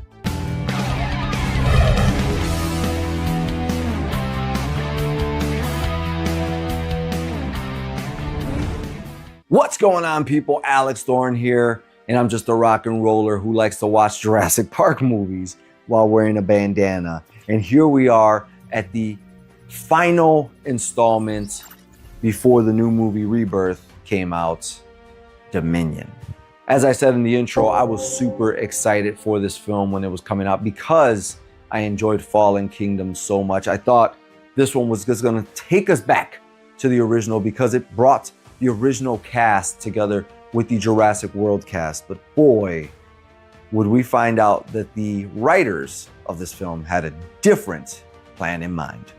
4 years after the destruction of Isla Nublar, dinosaurs now live and hunt alongside humans all over the world. This fragile balance will reshape the future and determine once and for all whether human beings are to remain the apex predators on a planet they now share with history's most fearsome creatures. That is the initial idea. That is what we were all excited about when Dominion was coming to the theaters. But it's not what we get. I have to jump right into this because this is not a new movie, so we don't have to tiptoe around this. This film goes into a completely different territory and now starts to introduce something with locusts. Now look, I've seen this movie about 4 or 5 times now in total. And this is the second time I watched the theatrical version. The other 2 or 3 times I watched the extended version because I bought the 4K of this movie, and I own all of the Jurassic Park / World movies. But I gotta tell you, I don't feel like I missed anything from either one. I can't remember what was missing from the extended version or what was added to the extended version. I don't know what was missing in the theatrical version. This film has 2 redeeming scenes in it that I want to talk about. But before I talk about that, I want to talk about the biggest disappointment, which is how the old Jurassic Park cast is utilized here. I do not like that they did actually what they've done in Rebirth, where they have these 2 separate camps that you're following. They did the same thing in this one, where you're following the original cast and you're following the Jurassic World cast. And it's almost as if we're just giving the old guys something to do in this movie, like an excuse to be there. So then we all join together on the last scene and we've got something for them to do. And the other thing that just bothers me and boggles my mind about this movie is that introduction of the locusts. I don't know what that was supposed to add. I don't know why we just didn't go fully straight into dinosaurs living alongside humans that was set up in the last Jurassic Park movie, only to take us back to another island that threatens to bring locusts over. As you can hear my frustration with that storyline, I actually want to go into something that makes me happy about this movie, which is the 2 scenes that made me smile when I first saw them and made me smile on the rewatch, which was the crash scene on the ice with the plane that involves the feathered velociraptor looking dinosaur. That scene visually is striking because of the ice, because of the color of the dinosaur, and because of the 2 people involved in that scene. And the other one being the now trained dinosaurs that run after somebody when you point a laser at them. That scene is so visceral and is so fun that it sticks with you.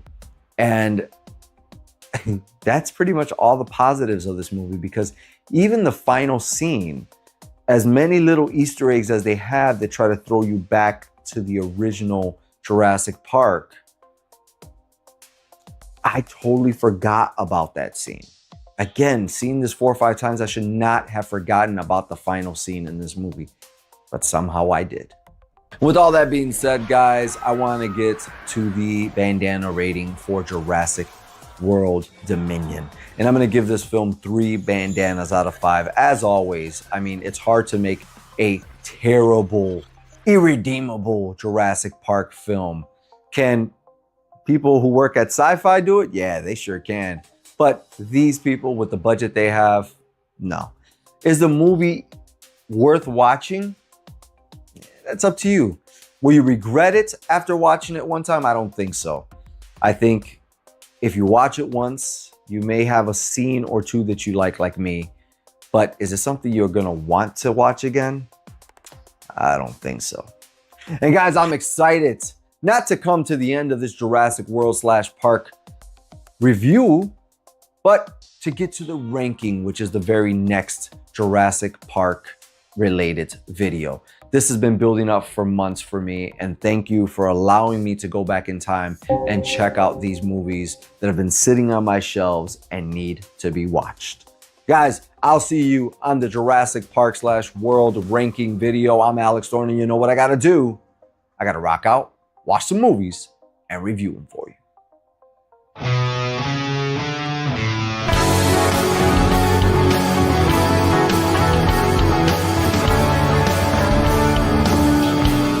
As I clutch my cross, it's time to rank the Omen series.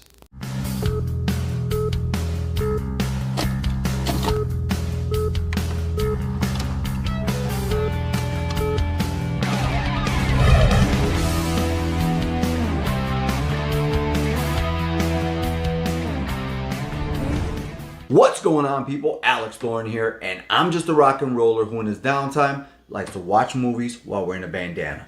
And this time we are ranking the Omen series. Over the last month and a half, I have taken time out to sit down and watch this entire series for the first time.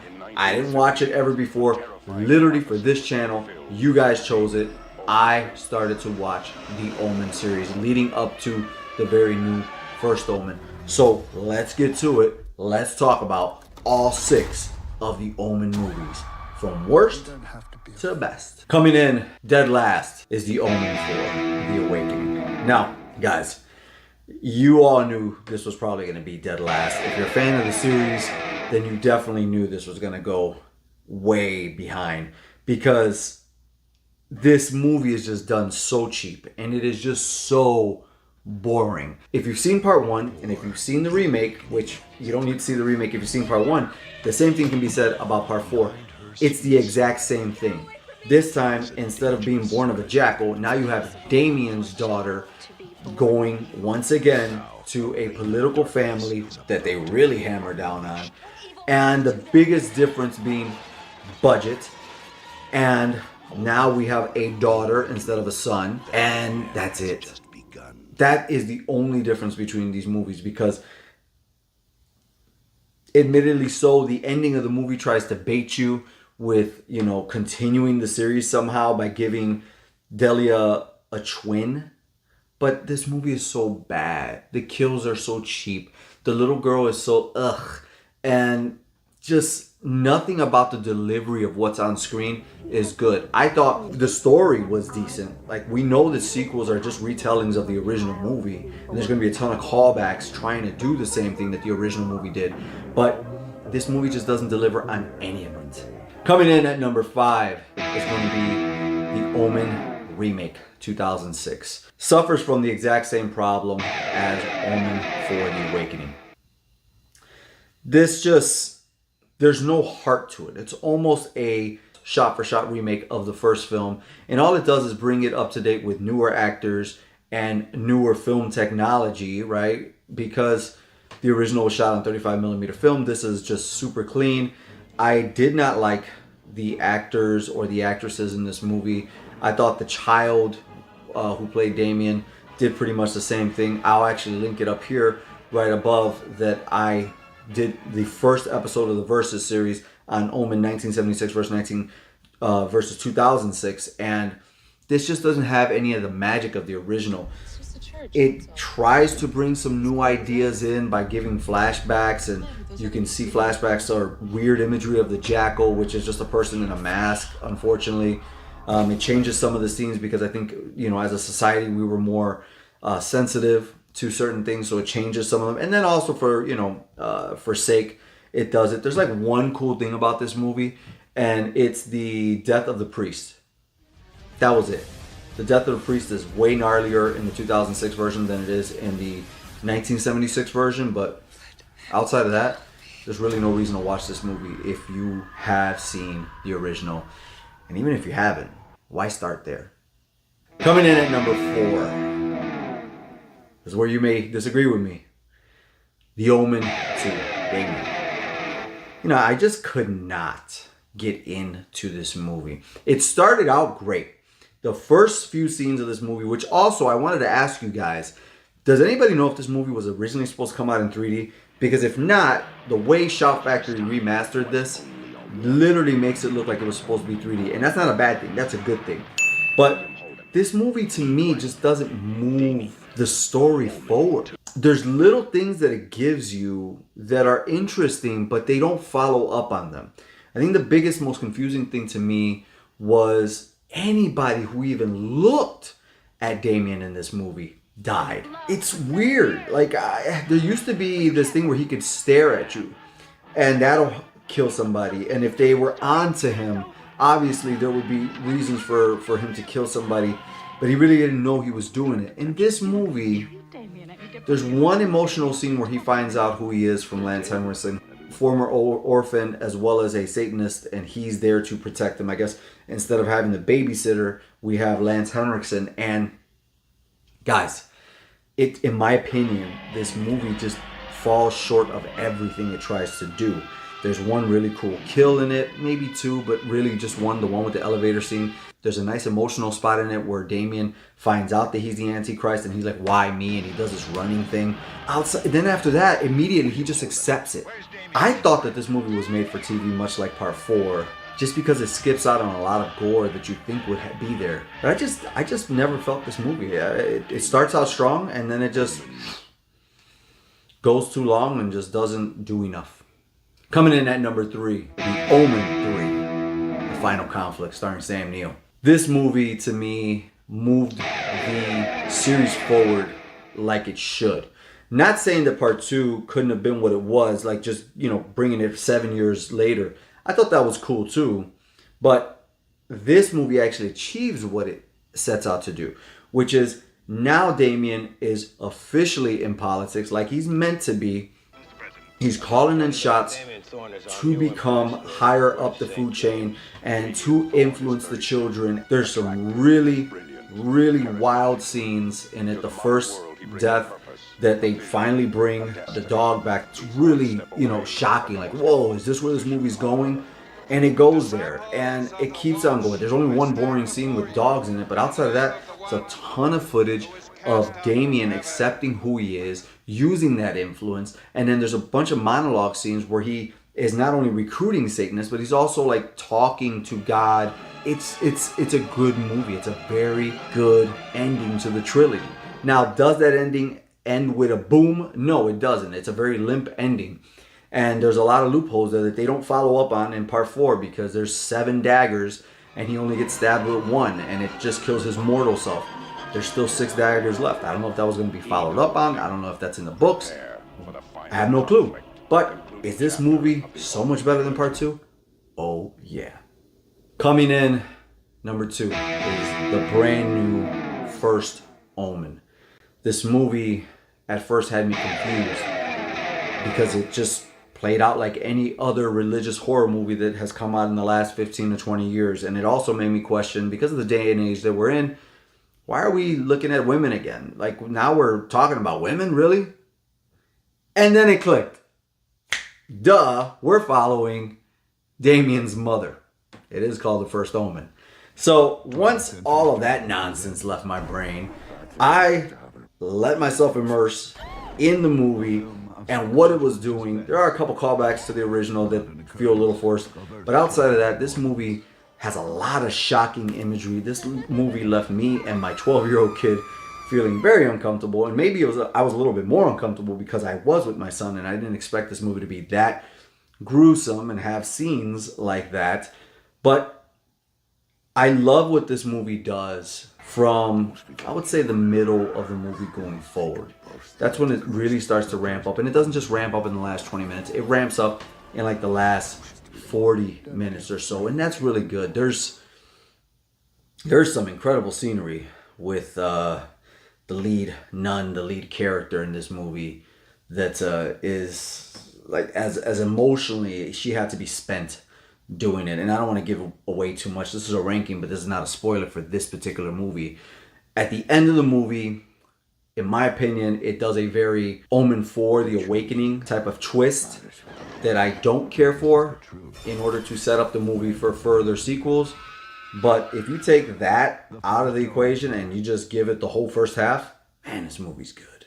And finally, coming in at the best Omen in the entire series is the original 1976 Omen. I mean, every single actor in this movie nails it. Not only that, but for something that is, so old at this point, it actually looks really good. Shout Factory, if you watch this on Hulu or if you actually buy the Blu-rays, they look incredible. This movie just doesn't feel old like that. The acting feels old for sure.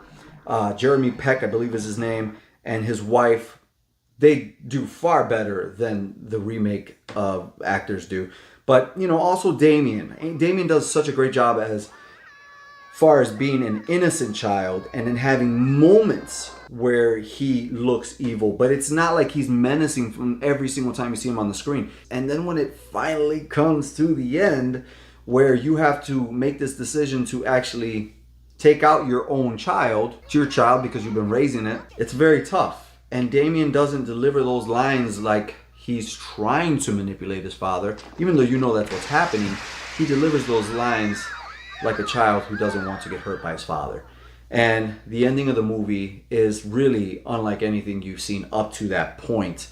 Usually you want a very satisfactory ending where the evil dies and then maybe pops up back at the end. No, evil lives in this movie, which is why we got 6 sequels, and which is why The Omen lives on as the best version of this movie that exists. Guys, this was my first time ever watching any of these movies, and I enjoyed the hell out of it. It was such a great thing, and it all spawned from one comment that one subscriber or viewer left when I did my first Omen trailer. And he said, I like you a lot, but I really wish you would do some more research before you spout off whatever you're saying because you don't know the lore. I took that as a personal challenge to sit my ass down and watch every movie so I understood the lore. I even went and watched other guys' reviews to see how they explained it, if they could explain it better than I was understanding it. So that when it came to this video and when it came to just, watching the series again, talking about it with other fans, I know what I'm talking about. So thank you to that particular person who left that comment. And thank you to each and every one of you because this channel now is a YouTube partner. That's right. You guys made it happen. My consistency, which I was shocked that I was able to do 200 videos in less than 2 years. I've had so many YouTube channels over the years and none of them have ever hit YouTube partner or the success that this has. Obviously something's clicking and I can't wait to build this Thorn community. I have just opened up YouTube memberships. So there's a ton of cool things that are coming to those and you guys got to check it out because from this point going forward, that rocket ship is going straight into the moon. You know what I'm talking about? You didn't think I was gonna let this video end without announcing the winner of the Omen DVD giveaway, did you? Of course, it's that time. And I gotta say, before I announce you, thank you for commenting, thank you for subscribing, and thank you for liking my videos. Sammy's Camera. That's right, you have your own channel, and I wish you best of luck. I just hit YouTube partner, and I hope you hit YouTube partner as soon as possible. Enjoy this journey. Don't get discouraged. Keep on reviewing and having fun on YouTube. But Sammy's Camera, hit me up on Facebook Messenger. There is a Thorn Theater page there. So hit me up there and we'll exchange information so I can get that DVD out to you as soon as possible. Again, Sammy's Camera, you're the winner, and thanks, brother. Guys, I'm Alex Thorn. Let me know down below what's your ranking of the Omen series. Do you agree or disagree with me? Let's talk about it. Let's keep all this positivity going. You know what I gotta do. I gotta rock out so I can watch some movies and review them for you.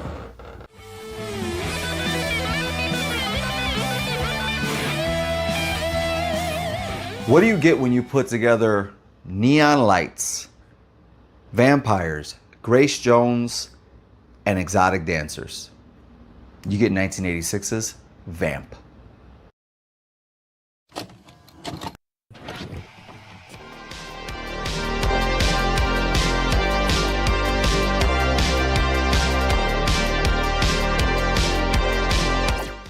What's going on, people? Alex Thorn here, and I'm just a rock and roller who in his downtime likes to watch movies while wearing a bandana. And on this episode of Does It Hold Up, I have been on this streak where I've wanted to watch movies now that when I was 5, 6, 7 years old that I saw in my mom and pop video store.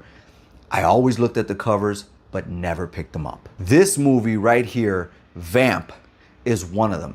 And lo and behold, when I go through the motions of doing my research on the internet after watching the movie, I see that this particular movie has like 3 different VHS covers. And the one that I saw in my local mom and pop video store just didn't convince me enough to rent it. But if I would have saw Grace Jones on the cover in the way that she looks in this movie, I probably would have been enticed as a 5, 6-year-old kid. We get a lot of familiar faces in this movie, and when you talk about exotic dancers, neon lights, vampires, and Grace Jones, I gotta tell you about the synopsis. Ordered to fetch a stripper, fraternity pledgees try the After Dark Club and meet a tall vampire named Grace Jones. Now, this is one of those cases, and I just reviewed another movie on this channel that almost falls into the same category as this, which is horror comedy. Again, I don't get why these things are considered horror comedies. They're a little bit looser horror movies than normal, yes, but there's no more comedy in this particular movie than there is in a Nightmare on Elm Street movie, or some of the things that get said in a Friday the 13th, or the jokes that Chucky cracks in his movies. I don't understand the comedy, the horror comedy aspect. But where I think they try to fit in the comedy aspect into this is with the 2 lead characters, because every time they're on screen, this does not feel like it's going to be a horror movie. It genuinely feels like Porky's. This feels like any of those teen high school movies from the 80s. Even the music goes along with it. And in order to like enter a fraternity or something, they got to bring a stripper in, and they act like in this movie that a strip club is super, super hard to come by. And I don't get it. Like they're very poor. There's a rich kid in the school, and that turns out to be Duncan, and Duncan has the access to the car and all that stuff. But in order to give them the car, he wants to come with. So of course he provides a little bit more comic relief. And so they're headed off to this After Dark Club because they're like, hey, I guess we can get a stripper here. Now, I don't know if it's just ignorance or what, but this is the 80s. Strip clubs are all over the place. There's a scene where before they get to the strip club, and they're in a diner and they come across this albino gang. It's just like, what an odd choice. This is the beginning of the odd choices in this movie, by the way. And Billy Drago, who plays Snow, he's got such a weird way of talking and communicating. It's just, I don't know why they're there. And they play a part in the beginning of this movie, and then they play a part later on in this movie. And it's just like, I don't know if you needed to be there. Once they get to the club, I think the show stealer of the entire movie is Vic. And Vic is played by Sandy Baron. And Sandy Baron just has showed up in so many things. He's one of those actors who the moment you see him, you recognize him, but you don't know how many films you've seen him in because he's been in so many. And Vic does such a tremendous job of just stealing every scene that he's in to me in this movie. For a film that is set in a strip club, there's very little nudity. There is nudity, but just not enough that you would expect. When they get to this club, there's a waitress there who knows Keith by the name of Allison. And for tension, she never tells him where she knows him from, even though like it makes you feel like she's a plant to get them or something. But you almost know. I like before she revealed where she knew him from, I kind of felt like that's what her story was going to be anyways.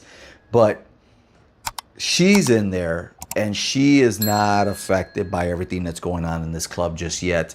There's several dancers, and eventually the person who some people watch this movie to see shows up on stage. Grace Jones. Grace Jones in this film plays Katrina, and Katrina, similar to another film that I just reviewed on this channel, has been around for a very, very long time. And before we get to the character that she plays, I want to speak about the actress herself, Grace Jones, the musician, the model, the all that stuff. Look, I don't see it. Maybe because it's the 80s and white girls were the thing. So like once you saw one black girl come on the scene, it was just like, oh my God. But no, like I've never seen it. I do remember her from Boomerang, and I just remember thinking to myself, what an odd person. And even though she doesn't speak in this movie, she's very, very over the top with the way she does things in this film. I don't get it, but by the end of this, I've got something to say about Katrina / Grace Jones in this movie. She does this hypnotizing dance that AJ gets so attracted to her for. And speaking of AJ, before he gets led backstage and has his own demise, he is highly enjoyable in his role in the first half of the movie when he's human. It's the fact that once he turns or is turning into a vampire and continues to act the exact same way, even by the time the credits roll, that kind of throws me off. And again, goes to that this is trying to be funny when it doesn't need to try to be funny aspect of this film. In the beginning of this, I said neon lights, and there's neon lights behind me, and we all love Govee and neon lights. By the way, if you dig the lights that you see on this channel or in the photos, Govee, I've got a special code down below for 10% off. But even when they're in the sewers and when they're in the streets and when they're in the hotels and everywhere in this movie, there is neon lights of pink and green everywhere, which is an interesting aesthetic choice. By the time I noticed it, I said, man, this doesn't even feel real. Like, not that it should feel real, right? It's a horror movie from the 80s, but it doesn't feel like it's happening. It almost feels like at some point in the movie when they were driving, like they went through one of those invisible dimensions or something that they crossed over into wherever they are at now, because literally everything is painted in green and pink. Allison and Keith, while trying to get away from the vampires and everybody else who is a vampire, as Vic explains, they get chased into the sewers, and the sewers is where everybody sleeps, including Katrina. And fire is something they're afraid of, and so is light. And eventually everybody gets destroyed with fire, everybody gets destroyed with light, and Katrina is right there about to get Keith. And guess who comes to save his buddy? Dead AJ. Again, an attempt to be comical in the end when Katrina dies and melts and turns to ashes because of the light that hits her. She throws up the middle finger as a skeleton before she just disintegrates completely. I think if I would have saw this movie at 5, 6, 7 years old, I would have fell in love with it. There would be no excuses. There would be like, look, I don't care what is wrong with this movie. I like it. I dig it. But as a near 40-year-old man watching this movie today, I think it's time we get to the bandana rating system of what I really think about Vamp now. As for acting, I'm going to give this movie 3 bandanas out of 5. I think everybody does the best that they possibly can, but you know, I can't rate it 5 bandanas because we've got better things that have happened since then. As for effects, I'm going to give the movie 4 bandanas out of 5. There are some really gnarly effects that happen here with people turning into vampires and getting bitten and how that skin stretches, so it looks really good. And as for story, I'm going to give it 3 bandanas out of 5. It's not offensive. It's fun. It is what it is.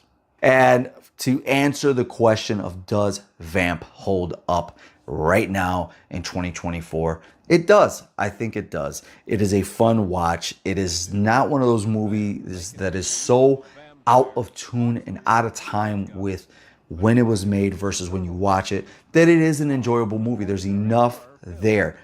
Is it confusing? Is it a bunch of stuff happening into one movie? Yes, but you can follow it. And most importantly, you can be entertained by it.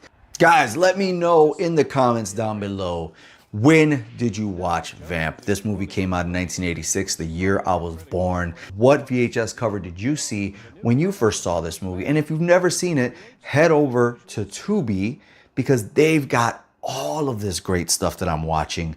And Tubi, if you ever come across this, I'd love to work with you and get some of your originals seen more.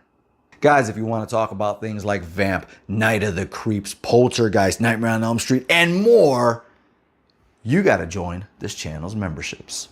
That's right, Thorn Theater has real deal membership laminated cards for all of you Thornaholics out there and horror lovers. Not only that, but you get to request your own reviews. Let's say there's something out there you're really dying for me to review, but the masses may not want it, or it's not something that's gonna move the numbers. Guess what? You pay. You control the narrative. You get early access to videos, live only chats, as well as exclusive watch alongs just for members right here on this channel. And if you don't feel like committing to that, you can always leave me a super chat, super thanks, or buy me a coffee.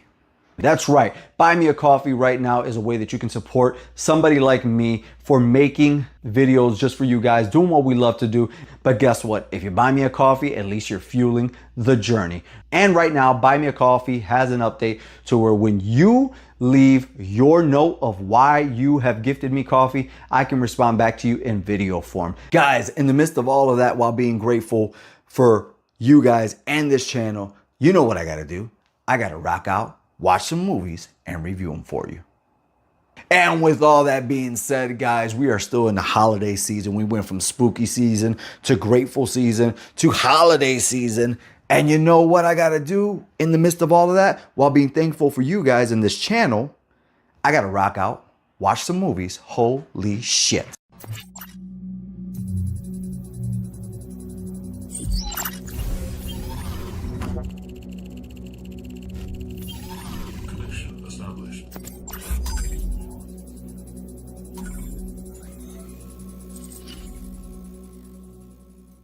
What's going on, people? Alex Thorn here, and it is Reaction Wednesday. And with it being Reaction Wednesday, my son has sent me over the trailer for Five Nights at Freddy's 2. We had a hell of a time watching this in the theaters. In fact, I took him out for his first date on part 1. And yeah, he loves this game and this franchise and wanted me to review it for this channel. So that's what we're gonna do here together.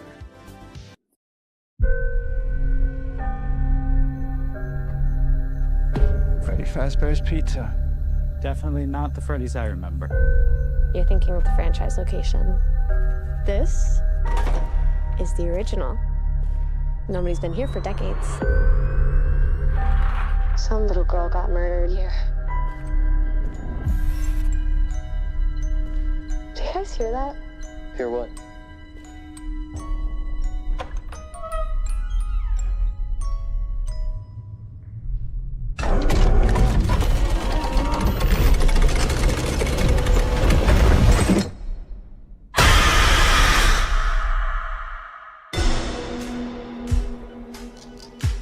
So this is what it's like? Being normal? I think we've come pretty far, considering what we've been through. How's Abby? Some days she's good. Some days she misses her friends. This story that you're gonna fix those animatronics, it's only giving her false hope. Can any of you hear me?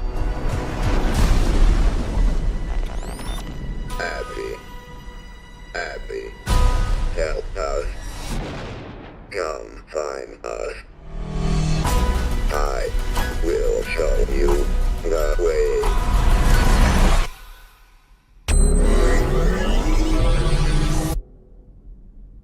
Oh no. They're out there, Mike. Where? Everywhere. Where are you gonna run to? I'm not done with you.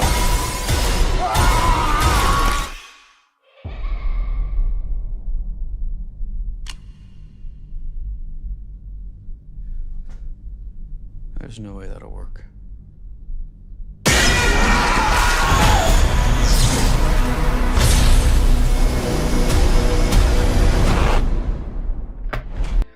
Well, I'm happy, man. I'm happy that they're coming out with a part 2. Not so sure about including the same 2 actors or the same 3 actors actually from the first one.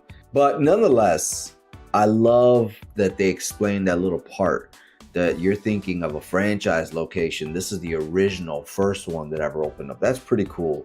And it's just, you know, this video game franchise has gotten so many games out of it, mobile, physical, and for the consoles. You know, it's wild. And you know what, I dig it, man, because my son is not at that age where he's asking me to go watch Disney movies like that really anymore. Now he wants to watch stuff like this, so I'm all for it. What about you? Are you a fan of Five Nights at Freddy's? Do you have a niece, a nephew, a child in your life that is a fan of Five Nights at Freddy's? And what did you think of the first film? Are you excited for the second one? Do you play Five Nights at Freddy's? Let's talk about it all down below in the comments section. Guys, you know what I gotta do? I gotta watch some movies and review them for you.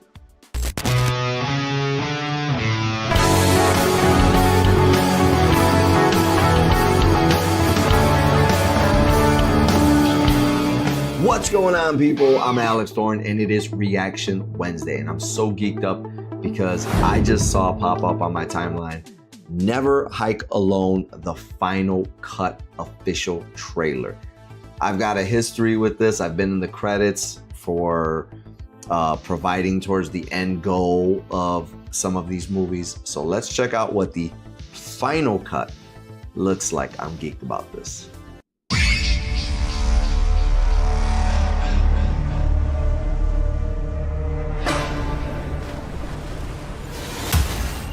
This town has a past that no one wants to talk about.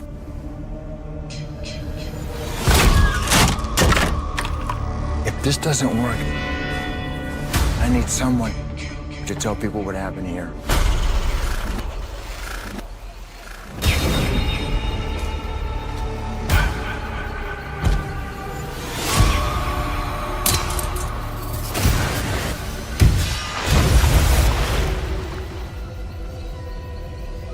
We were attacked. By what? Jason Voorhees.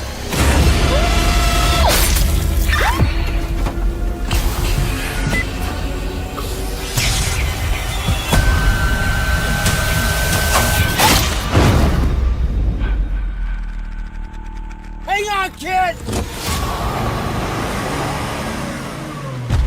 He's not real. He is real. I know because he killed my mother, my friends. Look, I was at the crime scene the night your son went missing. I know it was Jason. If you want justice for your son, then you're gonna have to trust me. And we can finally send Jason to hell. where he belongs.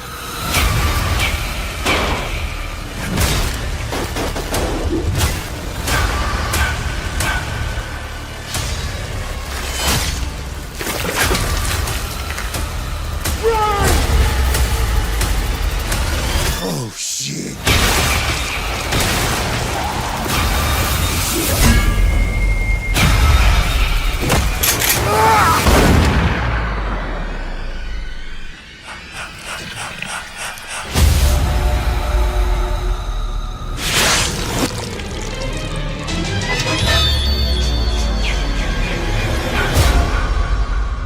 I know this guy. You do? Yeah, he's a YouTuber. A what? It's an internet thing. People actually watch that?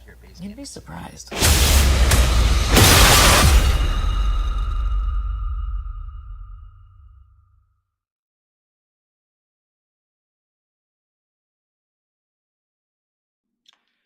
Wow, man, it looks so good. So, you know, Friday the 13th was just this past Friday. And if you don't know what this is a fan-made film, but like to the closest level of being a Hollywood presentation. Obviously, we haven't had a Hollywood Jason film, major production film since 2009. Why? I don't know.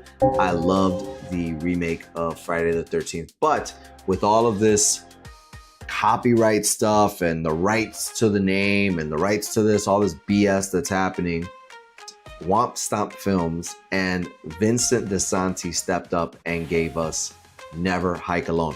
Now check this out. These are all available right now on the Womp Stomp Films YouTube channel for free, right? But also you can pick up the VHS of Never Hike Alone. I absolutely love this thing. As you see, it's got Vincent DeSanti's signature on there. Pick that up directly for supporting the movie. And then also Never Hike in the Snow, which is a short in the middle of Never Hike Alone 1 and Never Hike Alone 2.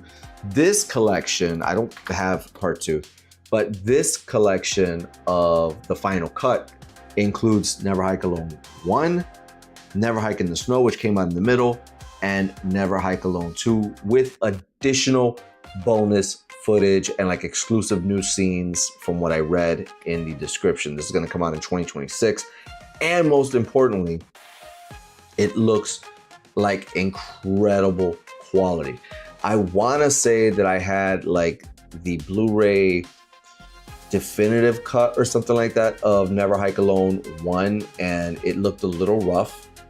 At one point I had it and I just wasn't very satisfied, but this looks incredible. And I know that Womp Stomp Films and Vincent DeSanti, they're always working on improving these movies as well as whatever they're doing next.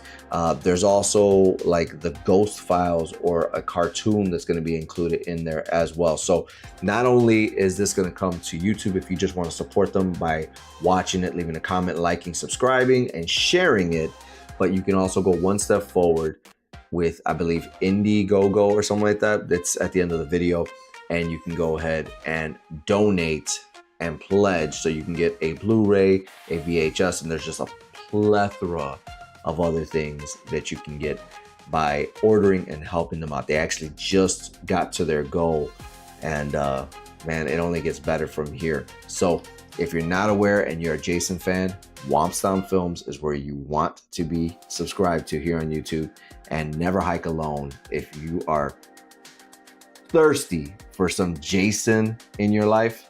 Head over there and check out Never Hike Alone now and put in your orders for the final cut. Guys, I'm Alex Thorn, and you know what I gotta do.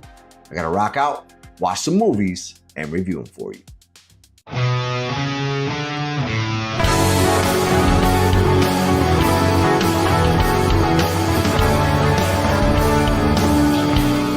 What's going on, people? Reaction Wednesday here, and not only are you getting this exclusive reaction to The Curse, but this is like brand new for me. So I was just in my living room right now and I watched a terrible movie called Hard Rock Zombies.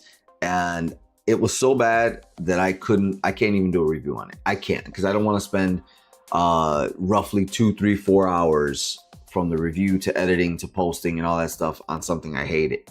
So I scrolled, found this movie called The Curse, which I saw. I used to see the VHS cover for it in my mom and pop video store, but never, pulled the trigger and actually rented it. But here we are now, and I came over here to the bedroom to film this trailer reaction because I want to watch the trailer first before I actually watch it over there. So let's do this together.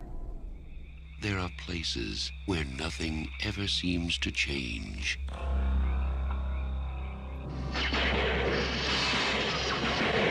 But here, nothing is what it seems.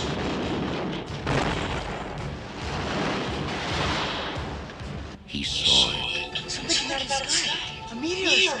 No one believed it. Don't be talking about things you don't know nothing about.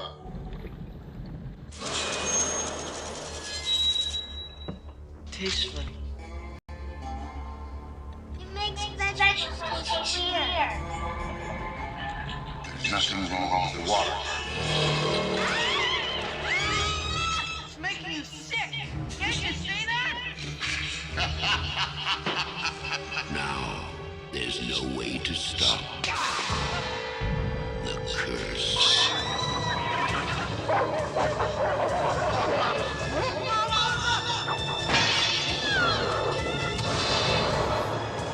It has come from the heavens, but what it has brought is hell.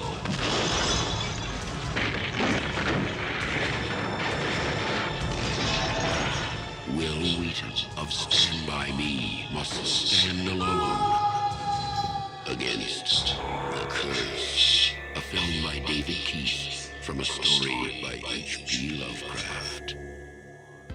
Honestly, this looks like I don't know if this is not a good thing for my brain to say because I'm compartmentalizing it already, but this reminds me a lot of The People Under the Stairs, the way that movie was filmed, and I was not a fan of People Under the Stairs at all. You can actually go back and check it out on this channel. It's one of the Does It Hold Up videos. And it looks like that, but it also looks like something I would enjoy watching. And I know that's a weird thing to say, that it looks like something I didn't enjoy, but it also looks like something I would enjoy. As I watch it, I got flashbacks to People Under the Stairs, just the way it's filmed. But I think because of that classic voiceover voice in this that was a part of, the 80s and the early 90s, it also makes me feel like, yeah, I could dig this, but there's something about it. It says 1987, but my God, does this look like this movie was more like 1990, 91. There's a certain look to horror films right around that 90, 91, 92, 93 part that they just don't look like everything else. So I'm gonna give it a shot because it does look decent. It has to be better than Hard Rock Zombies because good Lord, that was terrible.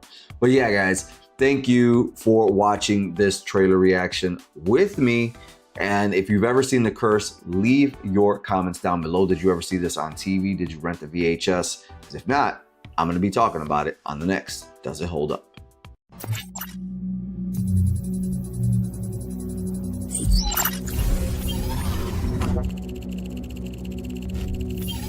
Connection established.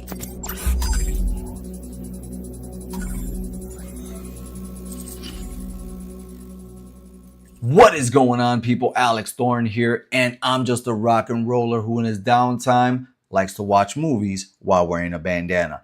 And this is my final video of 2024. Thank you guys for making it through the whole year with me and having me grow to be monetized.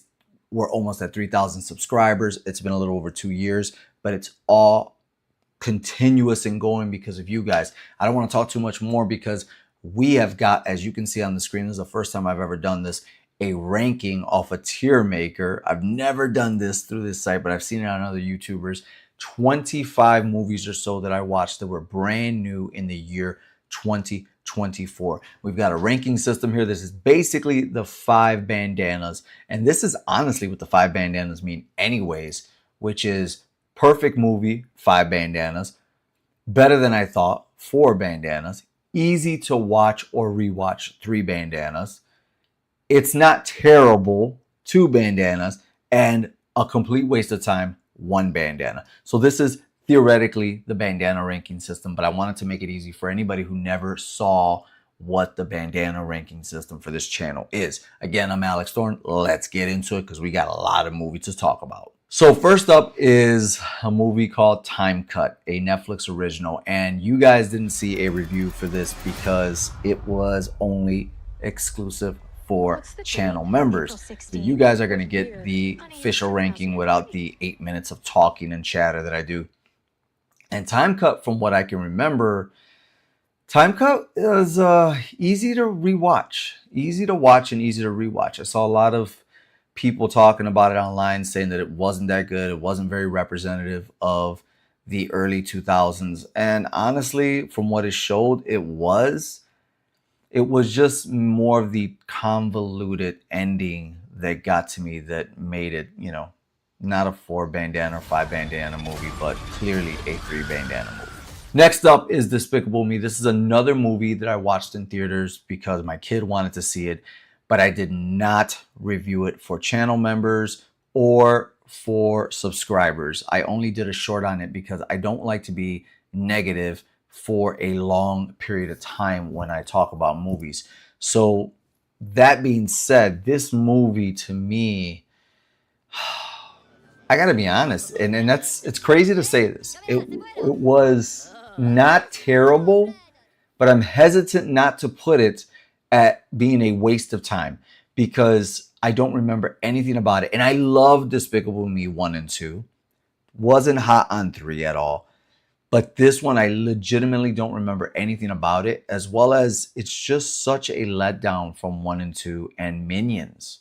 The first one, I didn't get to see Rise of Gru, but I don't know, I'm, teetering between waste of time and it's not terrible. I think my affliction for, my love for 1 and 2 and Minions is holding me back from putting it as a waste of time. Next is Memoirs of a Snail.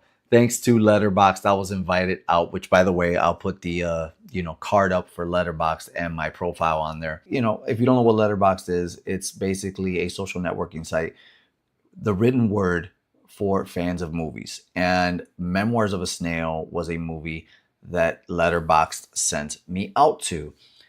And I thank Letterboxd for that. But at the same time, this movie was one of the worst movies I've ever seen in my entire life. Not just this year alone. This was trash to me. I went online and read reviews afterwards and people were like, this is amazing, this is great, but I've never seen a more woke piece of crap ever.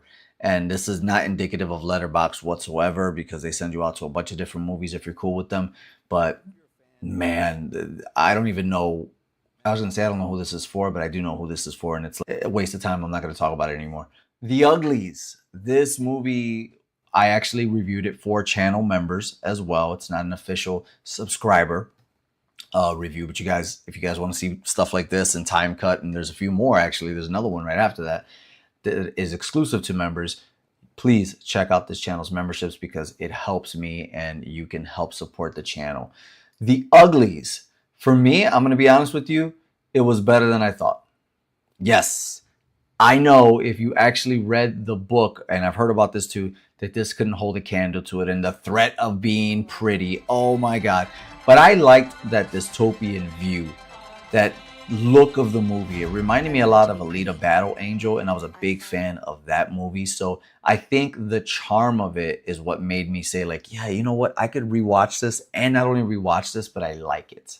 All right, another channel member exclusive review, Dead Sea. This was a raw review, meaning as soon as I watched the movie, I turned on the camera and just talked to the camera raw, no edits, no fancy B-roll or anything like that. Dead Sea.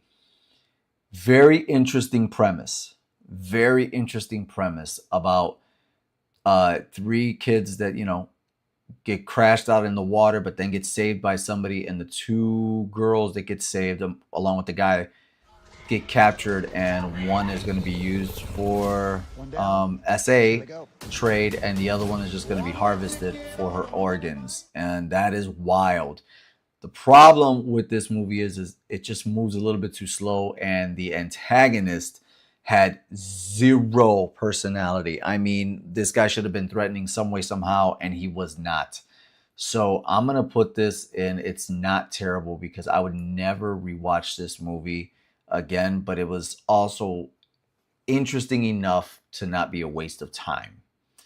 Next up, the brand new Sonic 3. Now, I haven't done a review for this on the channel because I don't want to catch... For one, I don't want to catch slack from Jim Carrey fans. Two, I don't want to... I don't want to absolutely be crucified by Sonic fans. So I don't want to spend 8 minutes talking bad about a movie I didn't enjoy. It's not terrible, but double the carry doesn't equal double the fun. It actually equals double the annoyance to me. I did not enjoy Shadow. I felt like he was just boring. I much preferred the last story with Knuckles. There just wasn't enough Sonic in this, and there was way too much Jim Carrey, and Shadow was boring. That's all I'm going to say about that. That's my review for Sonic 3. Subservience, which just showed up on Netflix. I actually really liked this movie. I really liked this movie. I could see myself rewatching this movie in a few years, no problem. It was initially better than I thought, but at the end of the day, I'm going to say that it's easy to rewatch. I know I put in better than I thought, but that was my initial review. Is it top tier? No. And I'm actually going to change out Uglies too, because I'm thinking about what I thought when I watched the movie the first time. These are easy rewatches. Time Cut, Subservience, and Uglies. They're not standing the test of time as great movies, but it was Subservience was, you know, very sexy with Megan Fox, and I've always found her to be pretty, but just never found her to be sexy. This movie made her sexy because she said less and did less. Twisters. Oh my God. This movie not only is better than I thought, it is a perfect update to the original 1996 release. Perfect update with modern CGI, modern characters, modern technology being used in the movie to capture these twisters and all that stuff. Plus, I saw it in 4DX with my son, and it was just a rock and roll ride, man. What a great movie. If you've got a great sound system, an OLED TV, or maybe even if you have a cool high-tech projector with that great sound system, you're going to absolutely love Twisters. Oh, man. Afraid AI. I had some hopes coming into this movie, but by the end of it, I got to tell you, man, when you think of what was released, last year in Megan, what was released this year in Subservience, and then you've got also Afraid, this was an absolute waste of time. It literally took me and my buddy 20 plus minutes. No, I think longer than that. It took us maybe an hour and a half to 2 hours to speak about this movie and figure out all the different things that were going on with it. It just wasn't clear, and it made no sense to me whatsoever. I just did not like it. It was a waste of time. Alien Romulus. Guys, man, not only was it better than I thought it would be, especially because on this channel, I did a deep dive with live watch-alongs, full reviews, and then rankings on the Alien series. This movie is a perfect Alien movie right next to Aliens from 1986. Alien Romulus, solid, man. Solid movie. If you haven't seen it, you gotta watch it. Atlas, Netflix original starring Jennifer Lopez.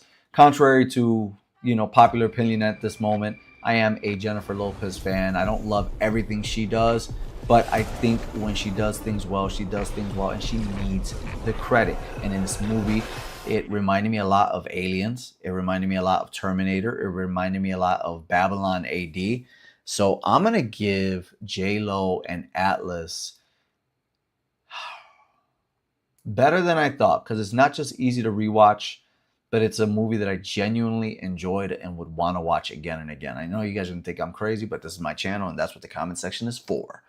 Next up, we have what I believe was the first summer blockbuster of 2024, Bad Boys Ride or Die, which should have been called Bad Boys for Life. Martin actually took the lead in this one, which was wild because I thought Martin was done after that last movie. He really was, man, almost immobile in it. And in daily stuff, with what we see him now, he looks pretty bad. But in this movie, somehow they got him to move and be the lead. And I got to tell you, better than I thought. Better than I thought when I watched it, and better than I thought than when I remember it. And it is a solid release. I enjoy the 4K Blu-ray of that and Romulus and Twisters. Those are movies you got to get if you love physical media. Awesome movies. We've got next Eddie Murphy's return with Beverly Hills Cop Axel F. Netflix original. I love Eddie. He is my favorite actor of all time. I'm honestly going to give Axel F easy to rewatch. I wanted it to be better than I thought. It was just as good as I thought it would be. But something about the movie felt like this is a streaming movie. It did not feel as big as Twisters, Bad Boys, Alien, and a couple other movies on this list. It felt about right. It felt like a Netflix original, but it also is good. So we'll give it easy to rewatch. To be original, we got next Cabin Girl.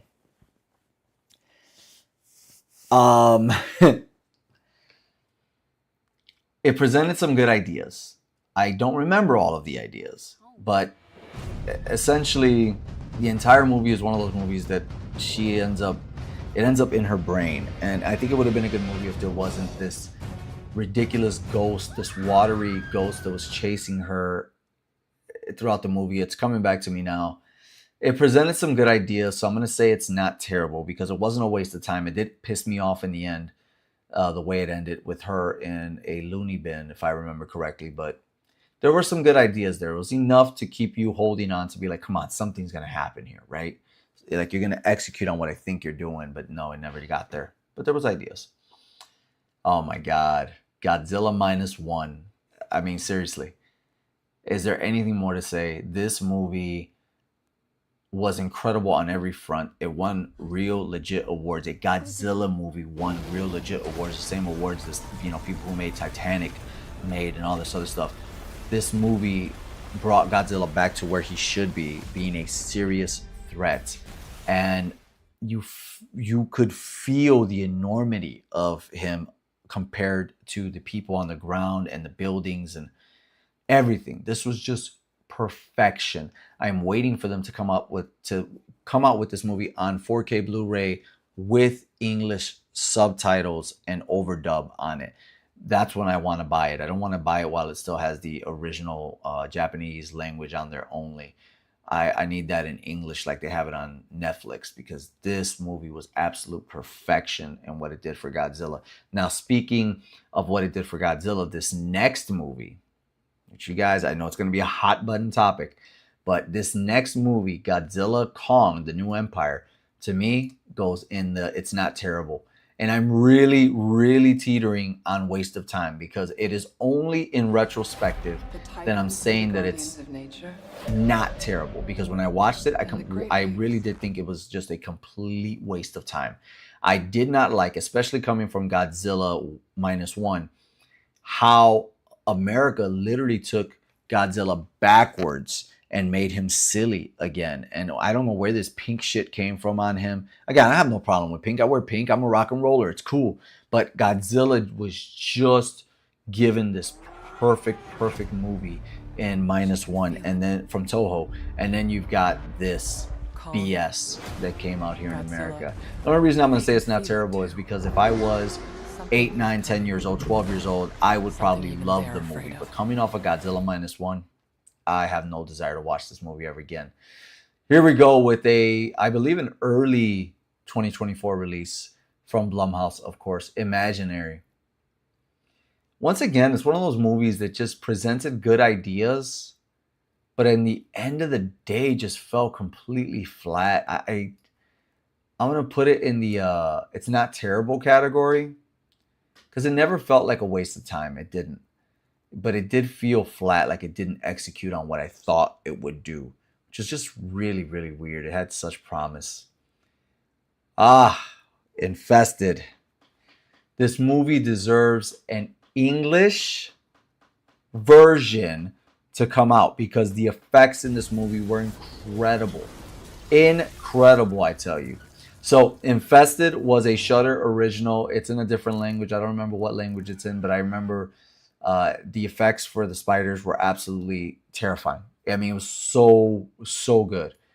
If that movie came out with English overdub and came to physical media, I think I might put it in as a perfect movie. It is so crazy. So with that being said, because that, as soon as I talk about that, I have to think in my head right away of another movie that came out similar in America, that came out to theaters, called Sting. And this, to me, when I first saw it, was a complete waste of time. I kid you not, I was pissed at this movie when I saw it in the theater. Then about a month ago or so, I watched it with my son here at the house, and I realized how fun it was. And it was not terrible. But here's the deal. My son watched that and thought it was a waste of time. His first viewing as well, he thought it was a waste of time. My first viewing, I thought it was a waste of time. My second viewing, I was like, okay, it's not terrible. It's fun. Reminds me of an 80s cheesy B movie. When I showed him Infested, again, he was like, this is exactly what a spider movie should be, not that movie Sting. So they're worlds apart, worlds apart. Last Kumatai, man, starring Viking Samurai. Shout out to Viking Samurai and his channel. I'll link it in the card up above.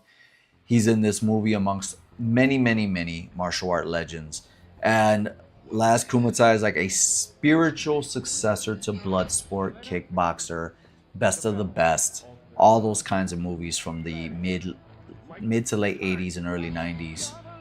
Unfortunately, it does more bad than good. It is, for some reason, it looks like it was shot on a phone. I don't understand what the color grading on this movie is. It's really amateurish.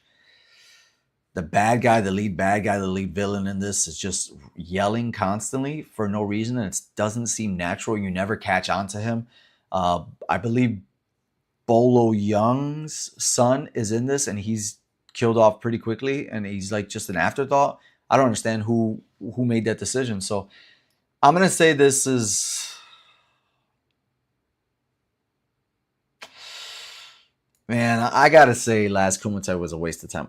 Because look, here's the thing. When I first saw it, my initial thought was it's not terrible. In retrospective, it's a waste of time. Because you'll never watch this and then say this is better than the originals that it's trying to emulate. You'll just go back to it. So that means it's a waste of time. It doesn't present any new ideas. All it does really is give you Viking Samurai's first real role that launches him into something better later on. So think of this like I think it's No Surrender, No Retreat, or No Retreat, No Surrender from Van Damme. You won't necessarily go back and watch that movie because it's a great Van Damme movie. You'll just go back out of curiosity to see who he is or what he's done before he became big. And I think that's what this is for Viking Samurai. Night Swim, right away. This was Amityville in a pool. That's all this was. This was trash. Night Swim was absolute trash. A swimming pool that is evil. Yeah, fuck off. Then we have First Omen. Brother, I gotta tell you, First Omen was not only better than I thought when I watched it, but I actually watched Immaculate this year. Now that I'm thinking about it, I just remembered I watched Immaculate this year because everybody was, they're very similar movies. But in every single way, The First Omen is a better movie than Immaculate. Not to put down Immaculate, it presents some good ideas, but First Omen is brutal. It's incredible. The cinematography in that movie is amazing. We got Transformers 1. We're getting down to the wire now. Transformers 1, I was never a fan of Transformers. Not because I hate it or anything like that. It just, from a distance, it looks cool. I never looked at it enough to get into it. Honestly, I think it's easy to rewatch. See, in my mind, I'm thinking it's better than I thought it would be. But eventually, I don't think it's that great to where it earns a 4-star, 4-bandana rating. It's easy to rewatch because it's a fun movie. I might have been a little bit too harsh on it when I first saw it. I got to watch it at home because I think the fact that we watched it in 3D, 4DX, it was a lot going on and I was a little distracted, which 4DX can do that to you as much of an experience as it is. 4DX can do that to you. So yeah, I'm going to say it's easy to rewatch. And now, Under Paris, the last review or the last movie that I want to rank here. Under Paris, honestly, was a waste of time. I did this review for the channel subscribers at first, then I turned it into a channel member review because I don't know if I've ever seen in the history of this channel another movie that bought reviews as much as Under Paris did, that bought hype. Like every movie does it, right? But the amount of hype you saw for Under Paris, the number one movie, the number one shark movie, the best shark movie since Jaws. I mean, it was a load of bullshit. And when you watch this movie, the literal only shot that was memorable in it, that was any good, was the very last shot of Paris being underwater with a bunch of sharks around it. Whatever led up to that, anything about the movie was just absolutely forgettable and trash. I just remember being super frustrated. We wanted to turn it off halfway through because it just felt like another crappy shark movie. And we were so hyped up from it because of all these reviews that were coming out. It just was trash, man. So there we go. We got 3 movies. Alien Romulus, Godzilla -1, and The First Omen as perfect movies. 5 bandana movies. Better than I thought were Twisters, Atlas, Bad Boys, Ride or Die, and Infested, which is essentially 4 bandana movies. Easy to rewatch as Time Cut, Subservience, Uglies, Beverly Hills Cop, Axel F, and Transformers 1, which is essentially 3 bandanas. It's Not Terrible, which is Despicable Me 4, Dead Sea, Sonic 3, Cabin Girl, Godzilla, Kong, The New Empire, Imaginary, and Sting, which is essentially 2 bandanas, and A Complete Waste of Time, which equals 1 bandana, is Memoirs of a Snail, Afraid, Last Kumatai, and Night Swim, as well as Under Paris. Guys, let me know what you thought of this tier listing and ranking of 2024 movies. What are your top 5 movies? What do you agree with? What do you disagree with? Let's talk in the comments. I will see you in 2025. Let's hit 3,000 subscribers. Thank you for going through 2024 with me. Let's enter into 2025 with a bang. I'm Alex Thorn, and you know what I got to do. I got to rock out, watch some movies, and review them for you.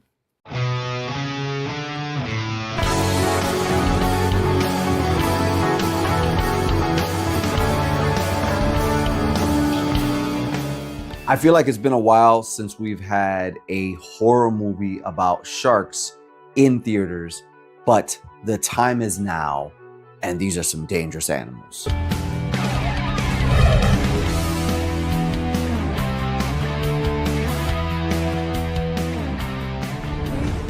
What's going on, people? Alex Thorn here, and I'm just a rock and roller who in his downtime likes to watch movies while wearing a bandana. And I just got back from an exclusive pre-screening from Regal Cinema. Thank you so much. They sent me out to watch Dangerous Animals.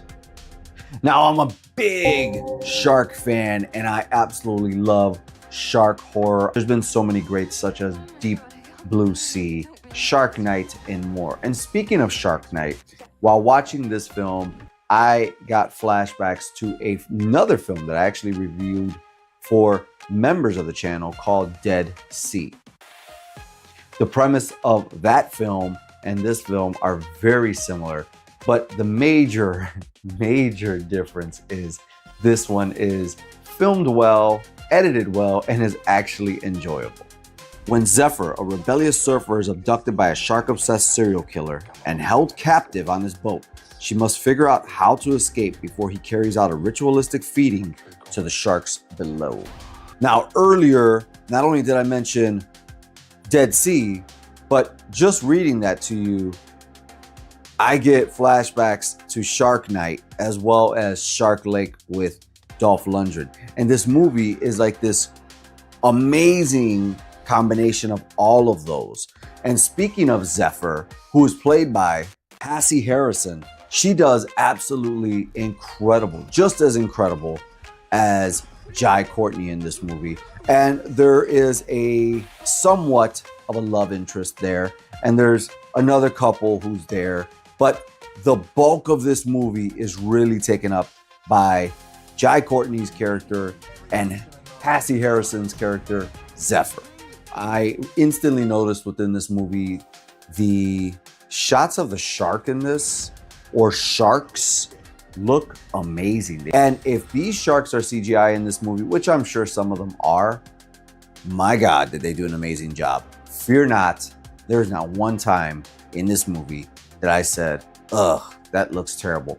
Every single time I was convinced this is real.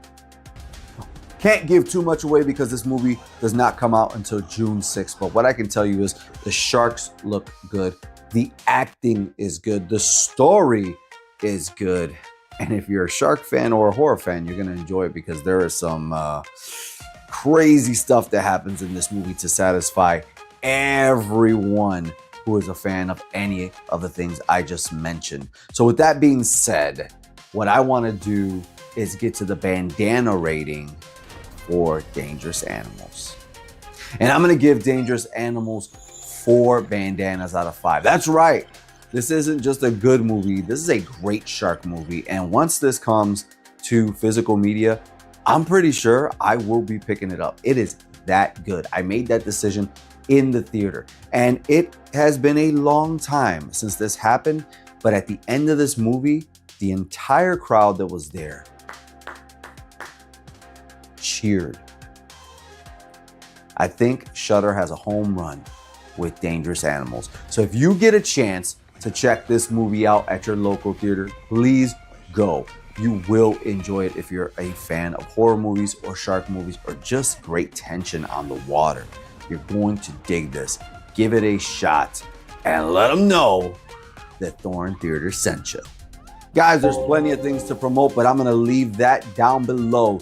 Whether it's Letterboxd and joining and becoming a critic yourself, whether it's buying me a coffee, becoming a member of this channel, or checking out my brand new EP, Rough Cuts, all the links are down below. And if you want cool lights like I got back here and like you've seen in every single video on this channel, check out the Govey discount code. I'm Alex Thorn, and you know what I gotta do. I gotta rock out, watch some movies, and review them for you.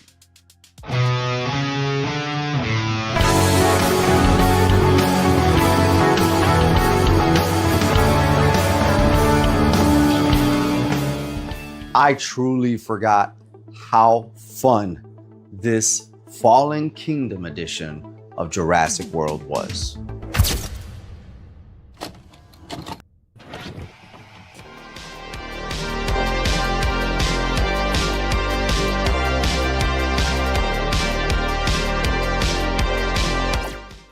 What's going on, people? Alex Thorn here, and we are on the 5th entry of the Jurassic Park / World series as we work our way to the final rankings of this series. And man, I haven't watched this movie since about 2 years ago, but prior to that, it was definitely when it came out.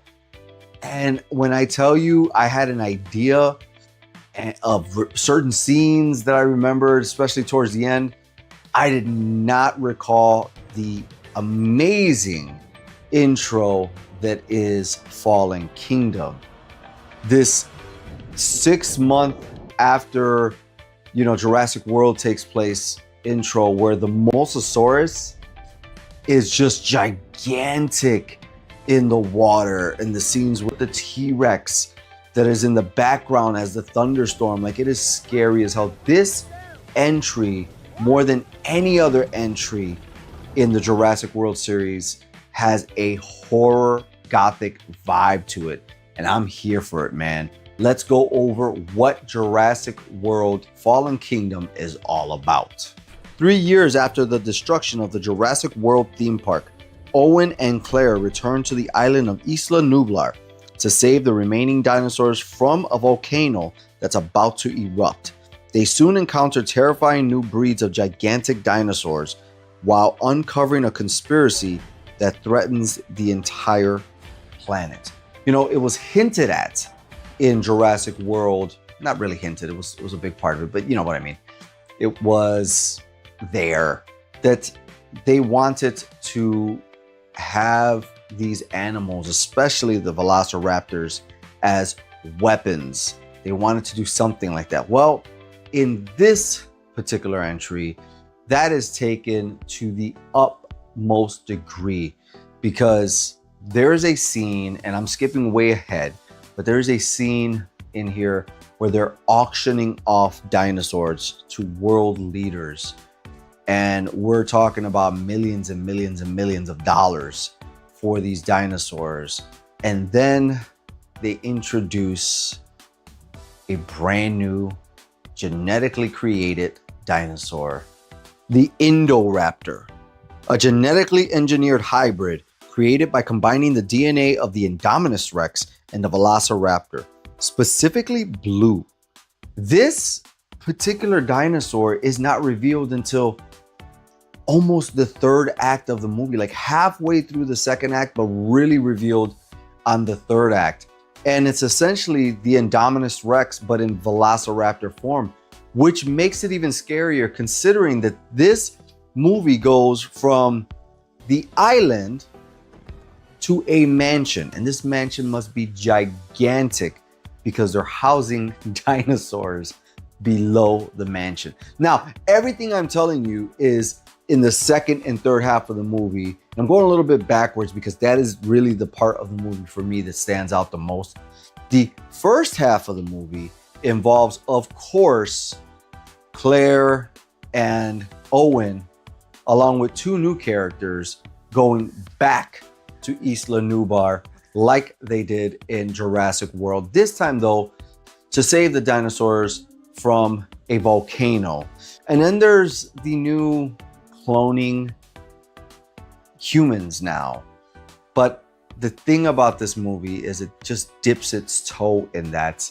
It doesn't really go all the way. And considering what comes after Fallen Kingdom, they don't really follow up on that well either. And with that note, we're gonna get to the Does It Hold Up rating scale for Jurassic World Fallen Kingdom. And when it comes to effects, I'm gonna give this movie 4 bandanas out of 5. I did check it out in the special features, and a lot of this was practical effects, but I think they went over it with digital just to, make it look better, but it actually ended up making it look more digital and less physical. When it comes to story, I'm gonna give it 5 bandanas out of 5. I really like the story. I like the direction, minus the human cloning. And when it comes to acting, I'm gonna give it 4 bandanas out of 5. There are a couple of bad guys in this movie that just don't seem to believe their role or play it out right. I don't know. So they brought it back, but everybody who's a good guy did their job. So with the all-important question that we got to answer, does Fallen Kingdom hold up? Hell yes. I think if you haven't seen this movie in a long time, you need to go back, check it out, give it a chance, and understand that this movie took a chance on being darker. That's one of the things we were asking for with Jurassic Park or Jurassic World Rebirth, the newest one, as we hope it gives us horror vibes. Well, it doesn't, but Jurassic World Fallen Kingdom does. So guys, let me know, did you watch this movie in the theaters like I did back in the day? Did you ever purchase the physical copy? And if you haven't seen it, what are you waiting for? Head over to your favorite streaming service or go to Amazon at one of my links down below, an affiliate link. Help me out there. Check it out on Amazon. Get your physical copy, and I get a little kickback from Amazon just for you purchasing it, oftentimes on sale. Membership. Guys, I'm Alex Thorn. Thank you for joining me on this Jurassic Park journey. We are going to Dominion next, so I'll check you out on the next review. I'm Alex Thorn. You know what I got to do. I got to rock out, watch some movies, and review them for you.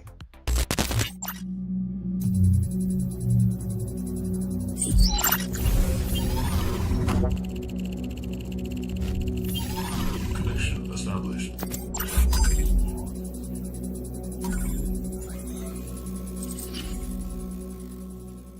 What is going on, people? Alex Thorn here, and it is Reaction Wednesday. And I started to search YouTube for the newest trailers, and right away I came upon a title that I did not expect I am a huge fan of the original Hand That Rocks the Cradle. And apparently now Hulu is doing a remake of it. I'm not against remakes unless they're bad. So let's check out The Hand That Rocks the Cradle together. Hi, we're considering hiring Holly Murphy as a nanny, and I was curious about your experience with her.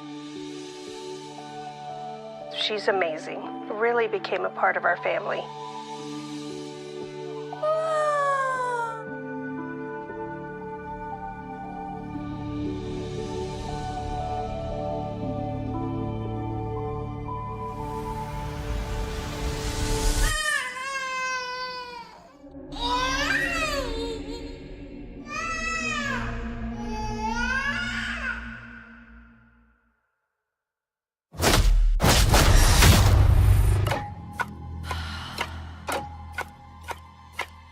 What do you know about her? Besides what she's told you? You're wearing my dress. Yeah.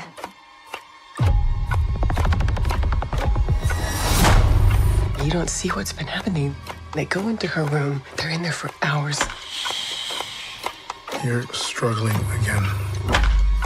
Is there something wrong with my mom? She's sad. Doesn't like herself. Your mom's pretending to be someone else.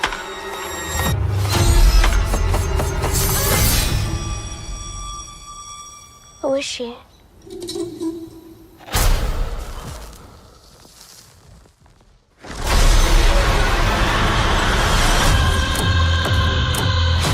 I know you're their friend, but this feels like my house now. Emergency. Emergency. You're my favorite. I'm going with her! What I want Is for you to rot in hell.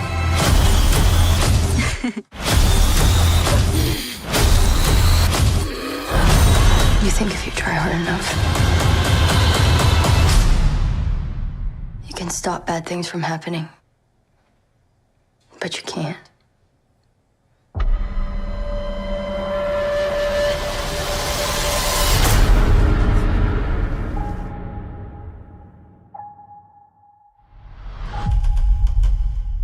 All right, Hulu's got me with this one, man. Just because the original was really good doesn't mean that they can't update it. And a movie like this can easily get lost in time. There's been so many movies that have done this plot since the original Hand That Rocks the Cradle. The one thing that I'm seeing here is the cast doesn't look anywhere near as captivating as the original cast. The original cast is tough to beat. You have Rebecca De Mornay in the original. You've got Ernie Hudson. You've got Matt McCoy, who of course, right, and at least in my mind, is famous for his role in Seinfeld and the very few episodes that he was in that he just stole the show. But Julianne Moore, she was so good in the original. And the wife, while not captivating on screen, she played her role well. It's just there were so many other great actors in that movie that, she kind of got overshadowed a little bit. But, I'm going to give this a shot. I will say this right now, they disappointed the hell out of me with the last remake that they did, which was White Men Can't Jump. I don't think you can create that kind of chemistry, ever recreate that kind of chemistry again that Woody Harrelson and Wesley Snipes had and Rosie Perez. You just cannot recreate that, and or you can't tell that story and make it captivating unless you have something similar to that. They can pull that off. But with this movie, if they can really bring it up to speed and really make those characters pop and stand out, then they've got a good chance. The psycho, she looks pretty psycho. She's doing a good job of that, but everybody else has to do their job really well. So tell me, with us going into spooky season October, are you going to be looking forward to streaming the brand new reboot of The Hand That Rocks the Cradle on Hulu? Let's talk about it all down below My name is Alex Thorn, and you know what I gotta do? I gotta rock out, watch some movies, and review them for you.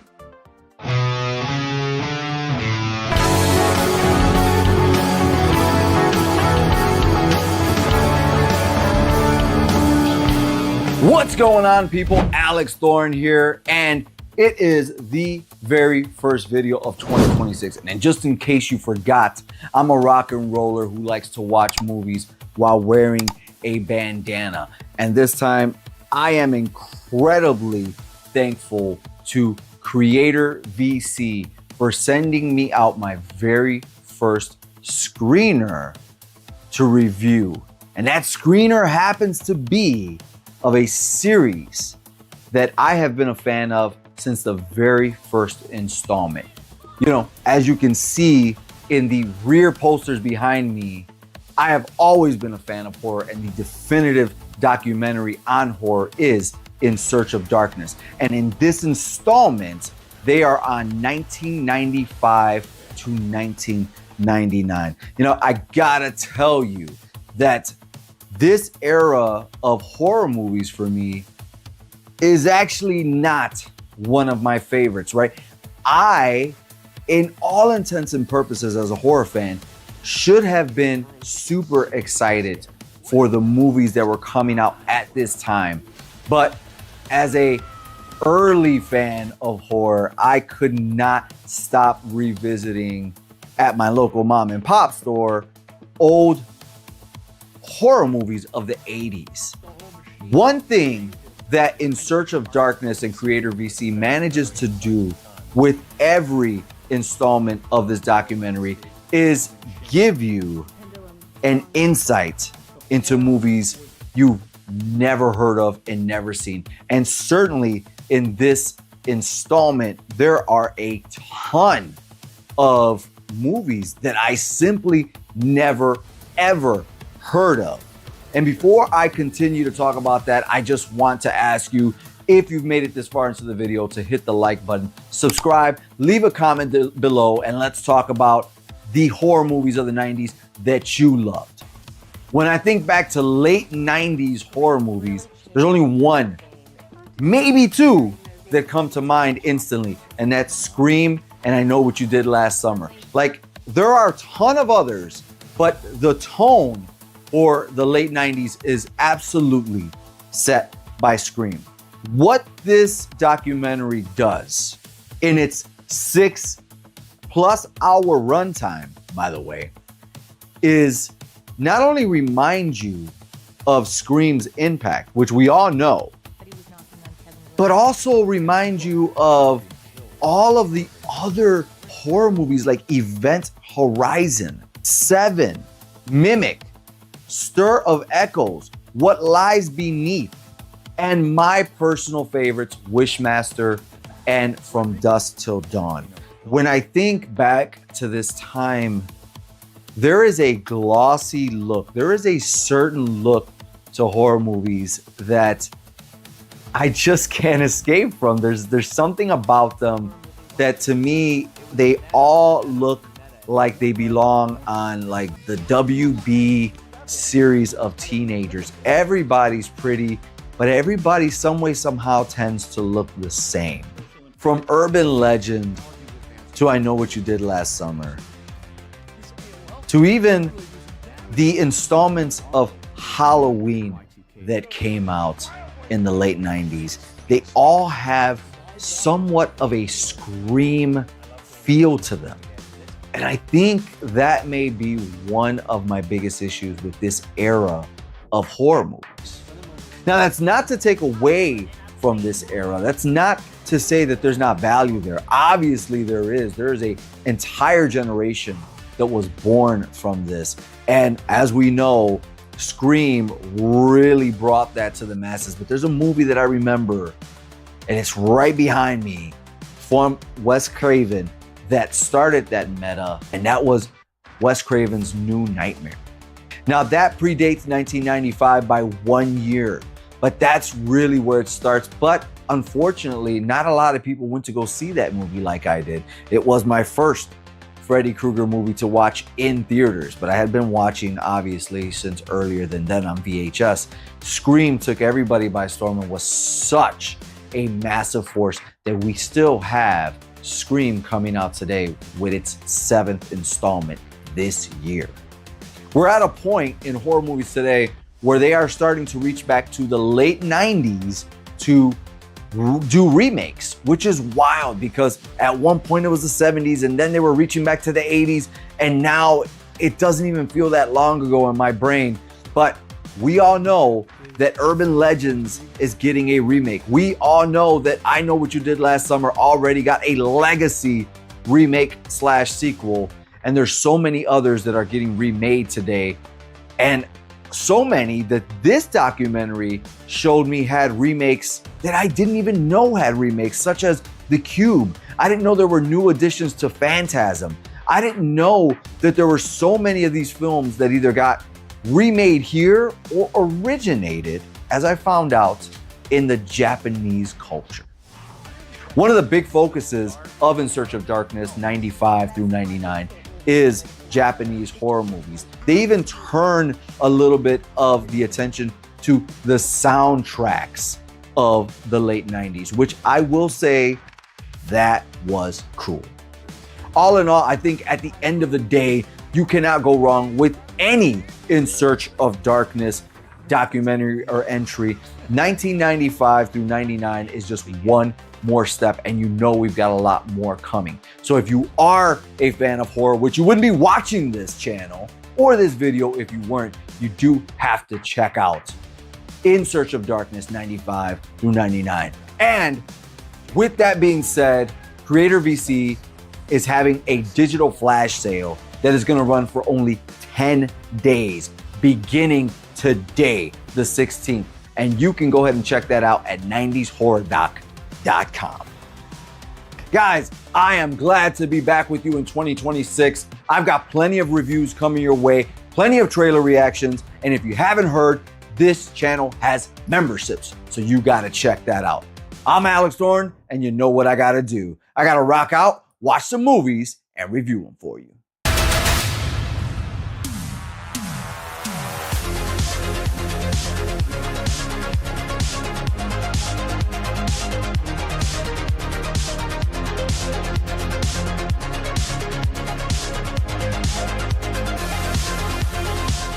No, please don't kill me, Mr. Ghostface.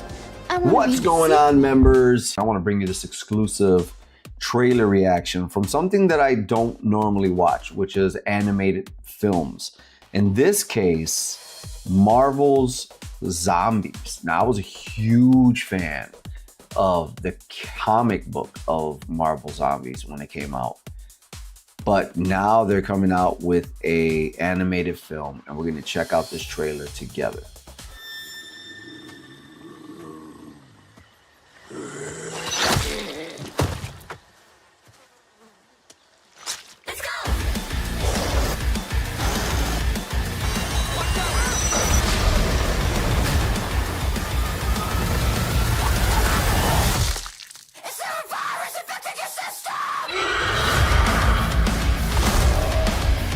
All the Avengers are dead. And they're coming for us. All right, we got a world to save.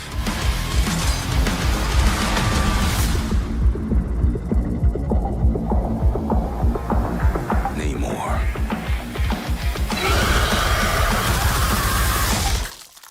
Shit.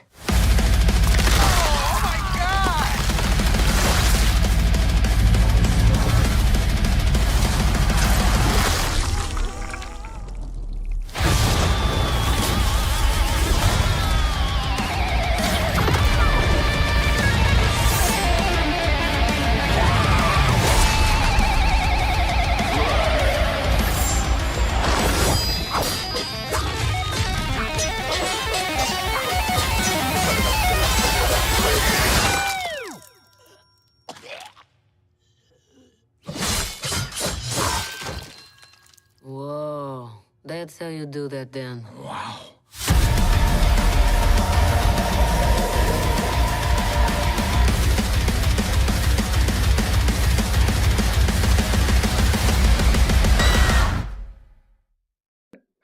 Whoa. I was not expecting all of that heavy metal with Marvel Zombies, but this is crazy to me because it's going to be on Disney, right? And it's got all that cursing and all that. I'm wondering if they missed an opportunity to release this in theaters. Do you guys think it would do well? You know, now that I'm thinking back to it about those comic books, I remember Zombie Captain America and I want to say Zombie Wolverine. Those were really, really, really cool.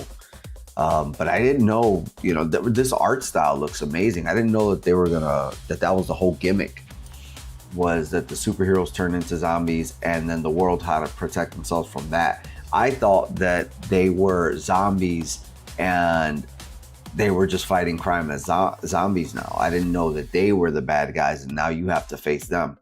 That's a pretty cool concept. I would think that would be a very cool video game concept as well. But that trailer just kind of blew my mind. There's so much heavy metal, so much going on, so much fast-paced stuff. And the animation, like I said, looked great. It looked amazing. It looked like something that belonged on theater screens, to be honest. But I might have to get Disney Plus just to watch Marvel Zombies. What about you?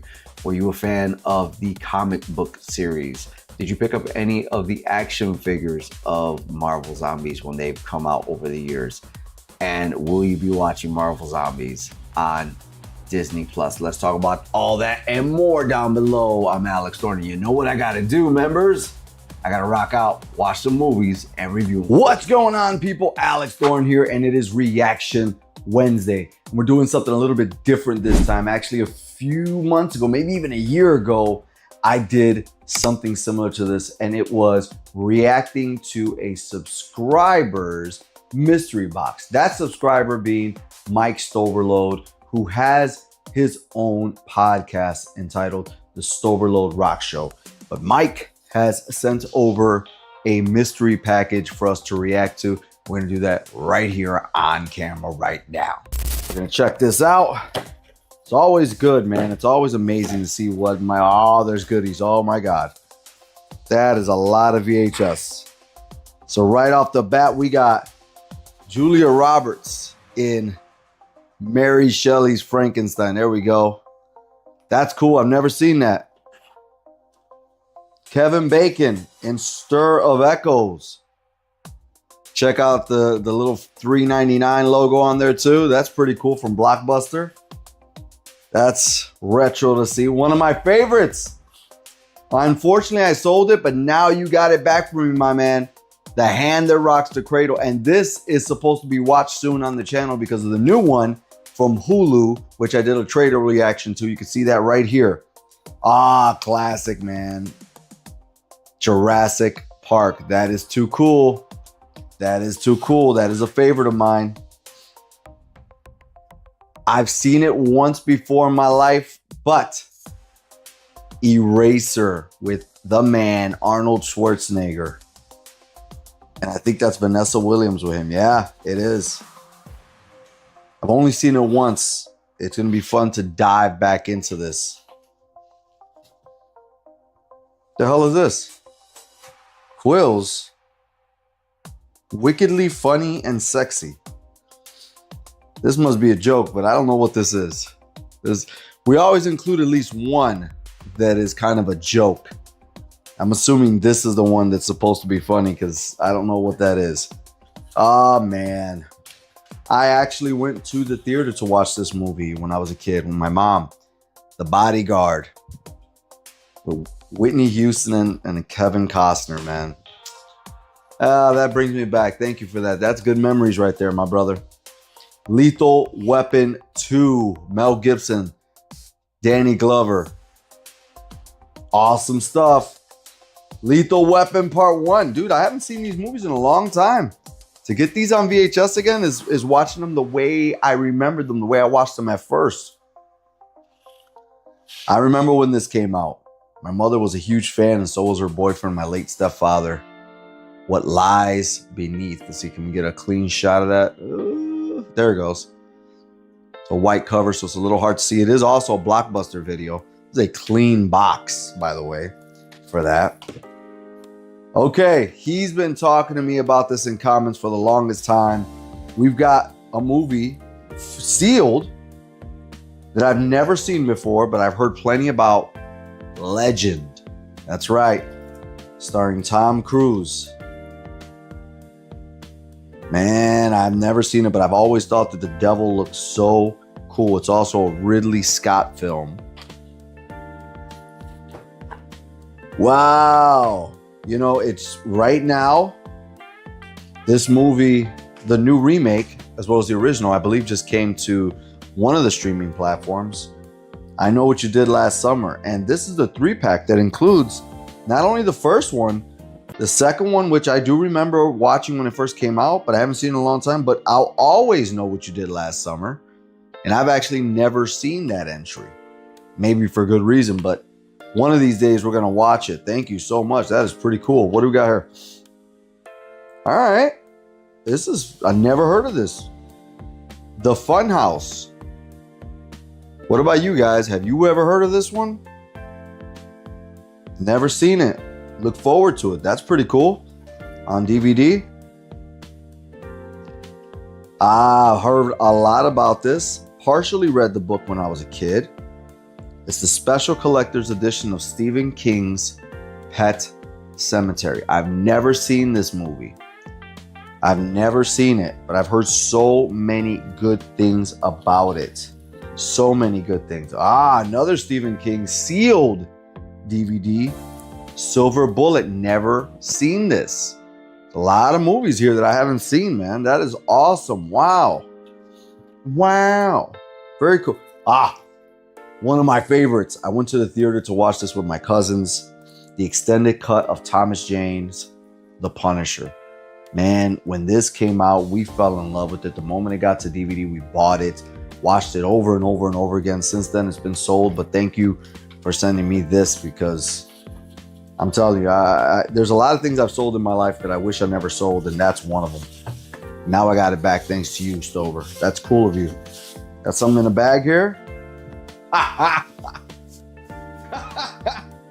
All right, so the last time I sent Stover a Thorn crate, which is what I call my surprise boxes, which, by the way, let me know down below in the comments if that's something you want us to start doing on this channel, is do raffles, you know, to get a Thorn crate, just like this Stoverload box. I sent him this movie called Frantic with Harrison Ford.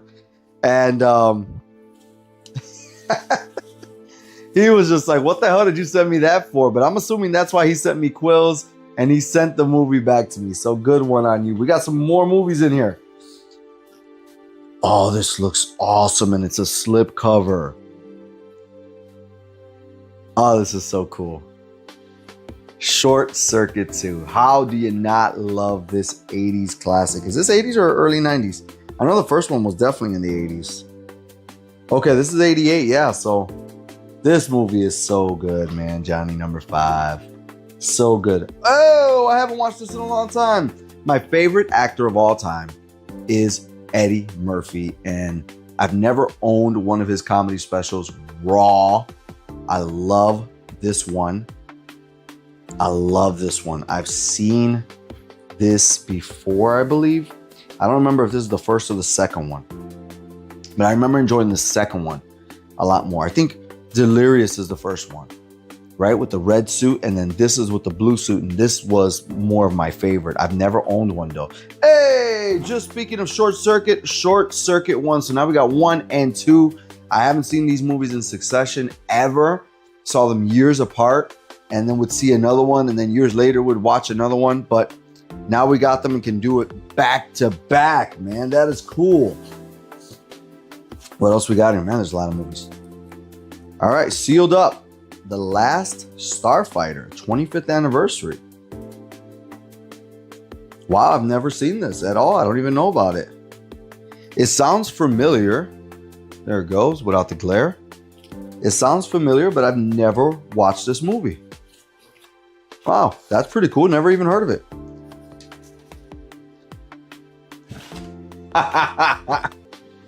All right, so we have a movie here, but it has a note. This note says, I want this back when you're done. And this movie is Wes Craven's Deadly Friend. I'm not familiar with this one, man.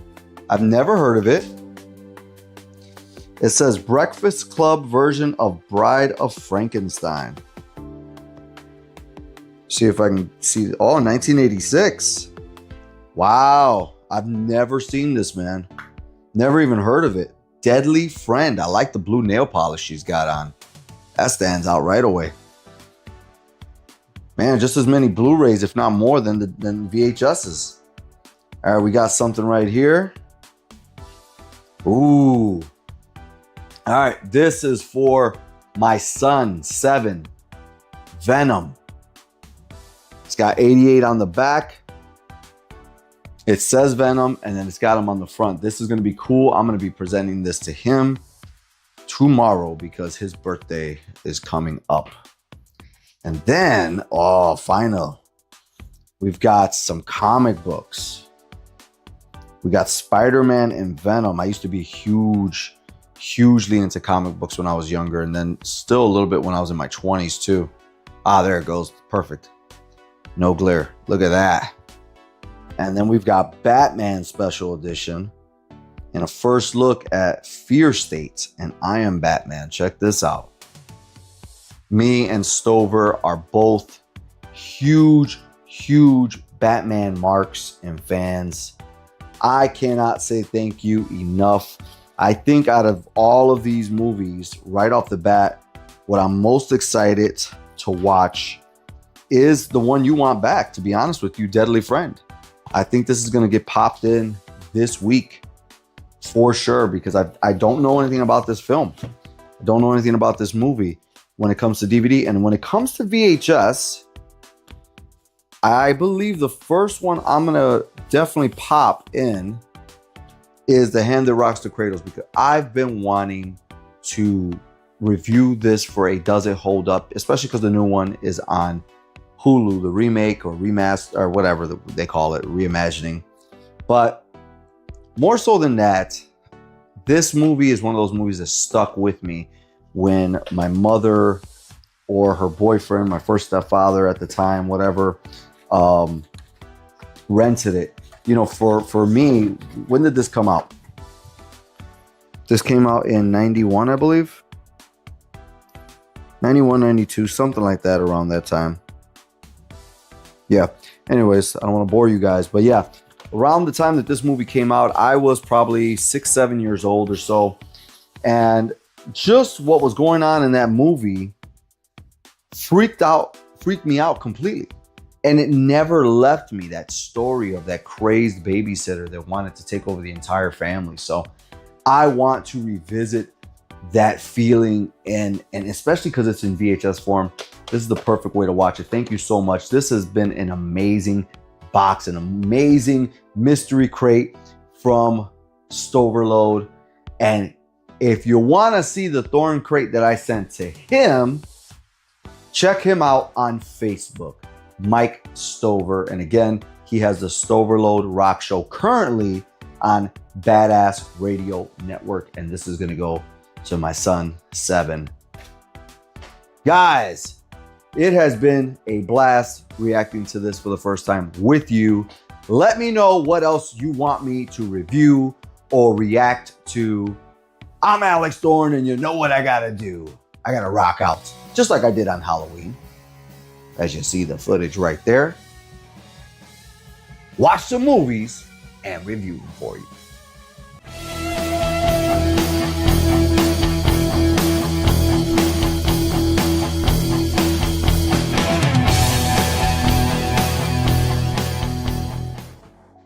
What's going on, people? Alex Thorn here, and I love doing these vlog style videos for you guys. It's a little something different from the reviews, but it also gives me a chance to just be real with you guys, not talk about any movie in particular, but talk about what you guys have made possible, which is 3,000 subscribers. So I want to thank, first and foremost, everybody who has watched, commented, liked, shared, taken the extra step to become a subscriber, and especially those of you who have become members of the channel. I am always working on bringing you guys exclusive content and early content because of your commitment and the chance you took. But here we are at 3,000 subscribers, a number you don't even think about.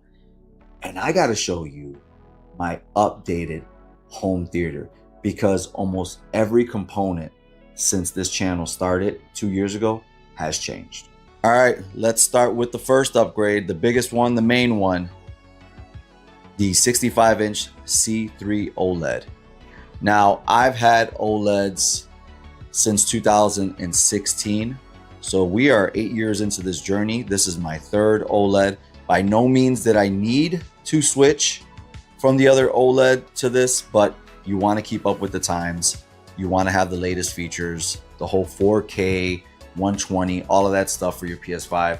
But if you want perfect picture quality, pitch black, everything to pop and stand out, you cannot go wrong with OLEDs from LG, Sony, or Samsung, who just started a few years ago. This TV is absolutely razor thin. It used to be in white and I kind of missed that, but this is fine. It's not like I'm watching the back of the TV. You've got 4 ports. All 4 are capable of 4K 120. You've got USB ports. You've got everything you need. This is that one. And during the day, I always have it on vivid. I'll have it on bright sometimes. At night, I actually do indeed utilize, and I'll show you guys this right here. Everybody always says, don't do this, but in my personal opinion, my eyes are pretty sensitive. So I tend to always have custom settings. And I actually put this TV at nighttime on dark mode, as well as go into energy saving. And I actually put this thing on either medium or maximum. And I know in this video it still looks bright, but it's actually dimmed down significantly. As you see, it dims down those pixels. Next upgrade would be, and this is major, the Samsung C930 9.4.1 soundbar. Take a look at this subwoofer. Absolutely off the charts, massive. And then you've got these rear speakers that shoot out forward as well as upwards. Now, I get it. I've got this capped. I used to have them up here, but then I couldn't get that effect to my ear. And so since this is usually where I sit and have someone else sitting right over there, it's perfect to have this right here because you really do hear that effect. The other one's right here on this other side. Again, aimed right towards the person. We can sacrifice a little bit of the highs that are gonna bounce here, but we're gonna get that effect right over here. Incredible sound. Obviously don't have it on right now, but when I tell you something is capable of Dolby Atmos, take advantage of it. It's amazing. It'll even try to make stereo sound split into 5.1. So it'll mix itself down from 9.1 or 9.4 down to 5.1. Just insane. Love it. One of the best upgrades I've ever done in my life. Next up in the gaming space, the PS5. No Slim, no Pro. I don't play games enough for all of that. The upgrades are minimal. The upgrade you got from the PS4 to the PS5 are incredible. I use this for gaming, streaming, as well as Blu-rays and 4K Blu-rays. I find that 4K Blu-rays definitely look better here than on the Xbox One X. And then additionally, there's a couple new controllers down here and a new charger for the original. Right here in the middle, is my Sanyo 4-head double DVD recorder, DVD player, and VHS player. I love this thing because it has native HDMI output. No more having to use a converter in between this and the TV. This outputs VHS over 1080p HDMI natively. It took me forever to find one of these. I would say about 2 or 3 years visiting so many different stores, but I finally came across one. It is clean and it is staying. This has 8 Ethernet ports, has further coverage as well than my Nighthawk. Is a little bit more advanced. I think it's AX 6000 versus my AC 5400 or something like that that I had previously. But this is powering the 30 plus devices that I have Wi-Fi wise at home. Oh, I did forget to mention that there is an upgraded charger for the Xbox controllers too from the last video. This thing that you see over here, this is my personal, basically NAS to keep. I can access this from anywhere, similar to Cloud Store. So it's my cloud. So 4 terabyte, my cloud, and yeah. So all of my videos, all of my photos are there. The one thing that I would say is a drawback, it doesn't have native face recognition like Google Photos. That's probably the worst thing. But I offload all of my videos onto this, and then there's another physical backup as well. These Govee lights do sync up with the rest of the lights in the room if you want them to. It is just when you get to the point where you have 20 or so lights like I do all over my home, it can get a little difficult to set them up. So right now, they're on the night setting all day long. One day, I'll have a day setting and a night setting, but typically for the day, they're all off. Yes, thank you guys for getting me to 3,000 subscribers. 2 years running, who would have ever thought? I'm looking forward to 3 years, 4 years, 5 years, and beyond. You guys have given me an outlet to enjoy my TV, upgrade my settings, and have a community to talk about the cool stuff that I like, such as Creepshow, Nightmare on Elm Street, Jason, and so much more. Guys, you know what I gotta do. I gotta work out, rock out, then watch some movies and review them for you.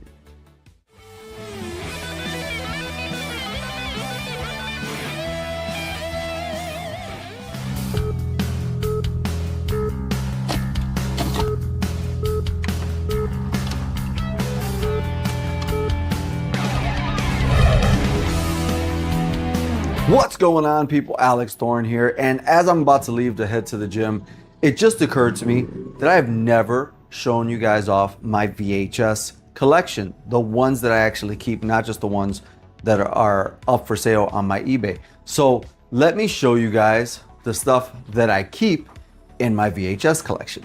So first off, first and foremost, is this really cool, not an actual VHS, but a Blu-ray and digital copy of Jaws, but it is in a VHS box. And this is so cool. I remember I saw this years ago, I believe at Target, and I didn't pick it up when it was a thing, but I ended up picking it up on eBay years later because I regretted not getting it. Now, one of the things I wanted to keep back when I had my initial collection, see, these are all for sale. All of these top ones that you see me removing are for sale on eBay. So guys, go ahead and check that out when you have a chance. I'll leave that link down below. But one of the things that I wanted to keep initially was Hulkster. This whole collection of Hulk Hogan and Hulkamania from Coliseum Video.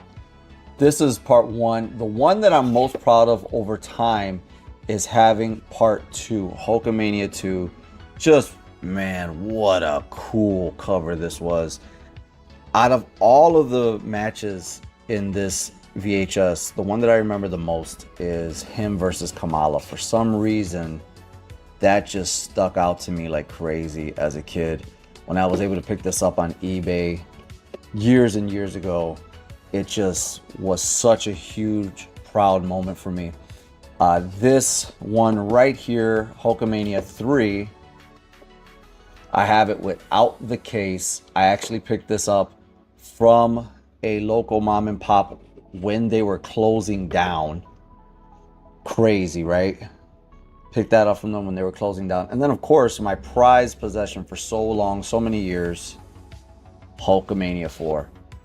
This cover, I would just stare at this cover for just half hour at a time.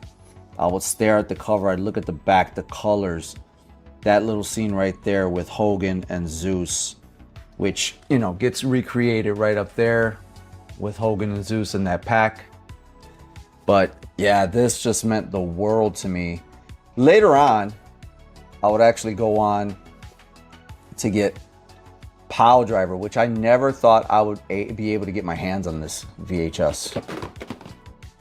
I never thought I'd be able to get my hands on this VHS. It wasn't even something you thought about. And then randomly, somebody on Macari was offering this up with like Undertaker VHS and something else. And I was like, I don't want any of those other ones. I want this.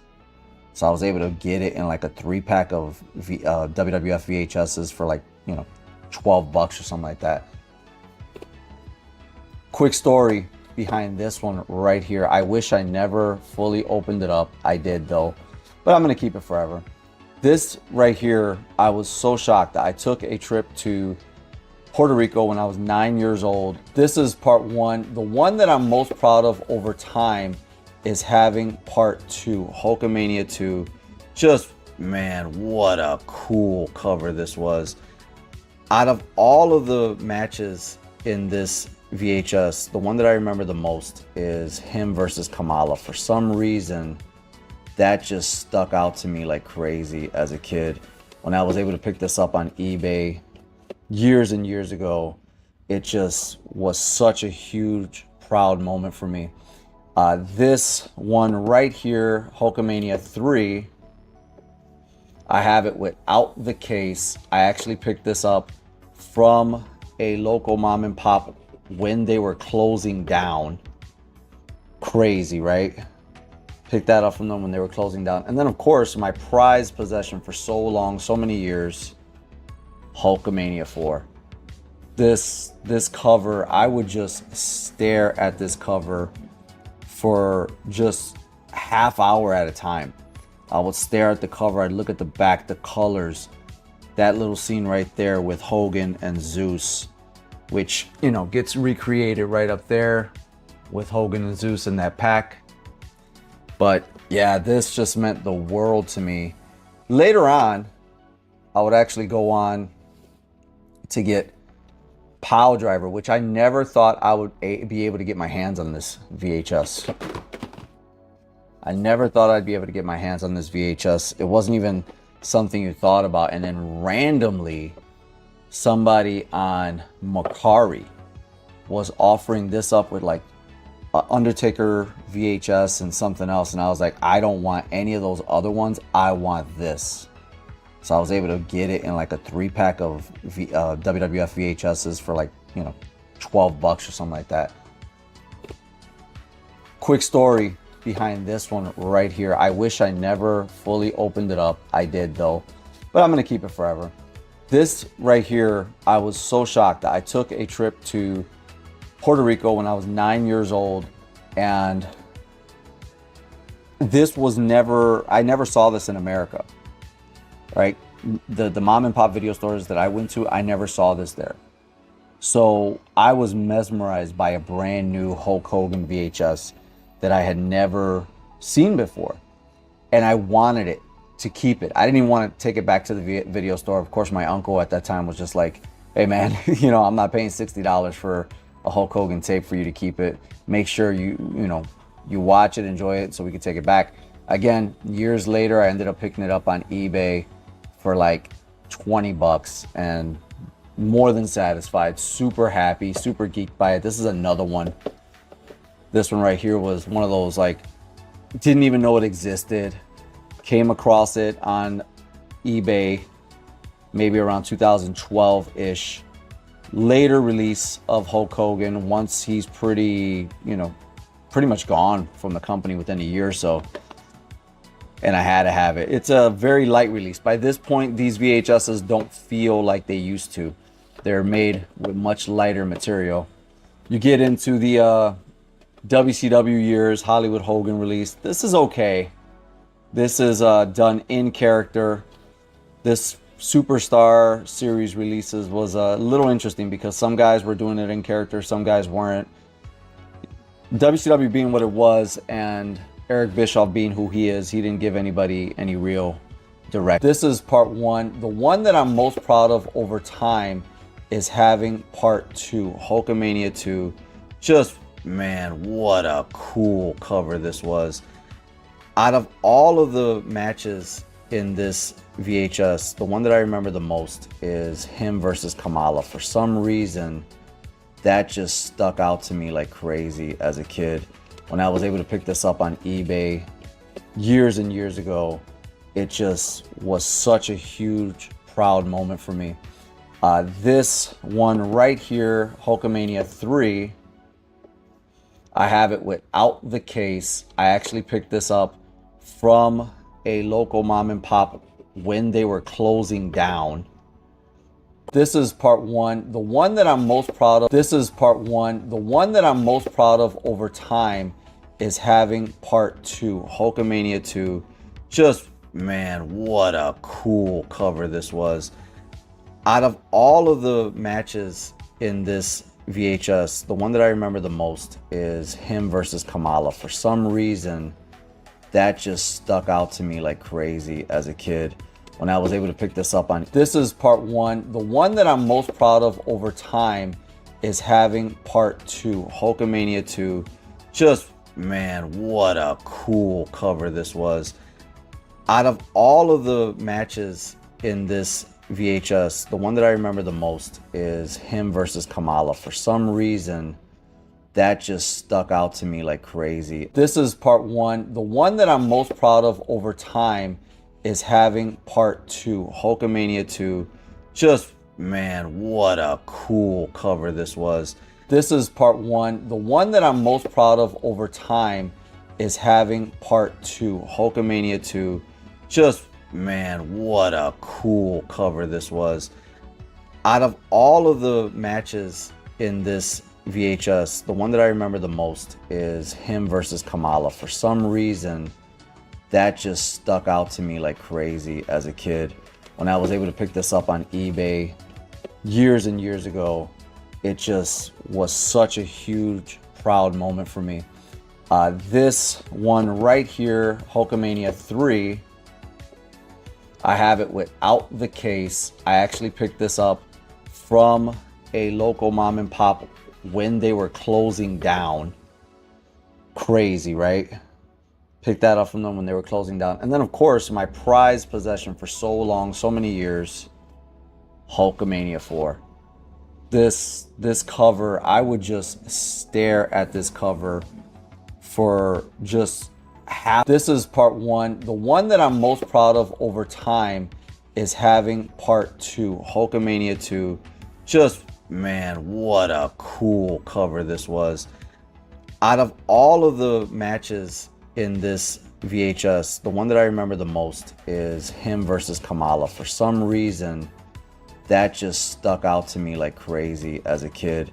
When I was able to pick this up on eBay years and years ago, it just was such a huge, proud moment for me. This one right here, Hulkamania 3, I have it without the case. I actually picked this up from a local mom and pop when they were closing down. Crazy, right?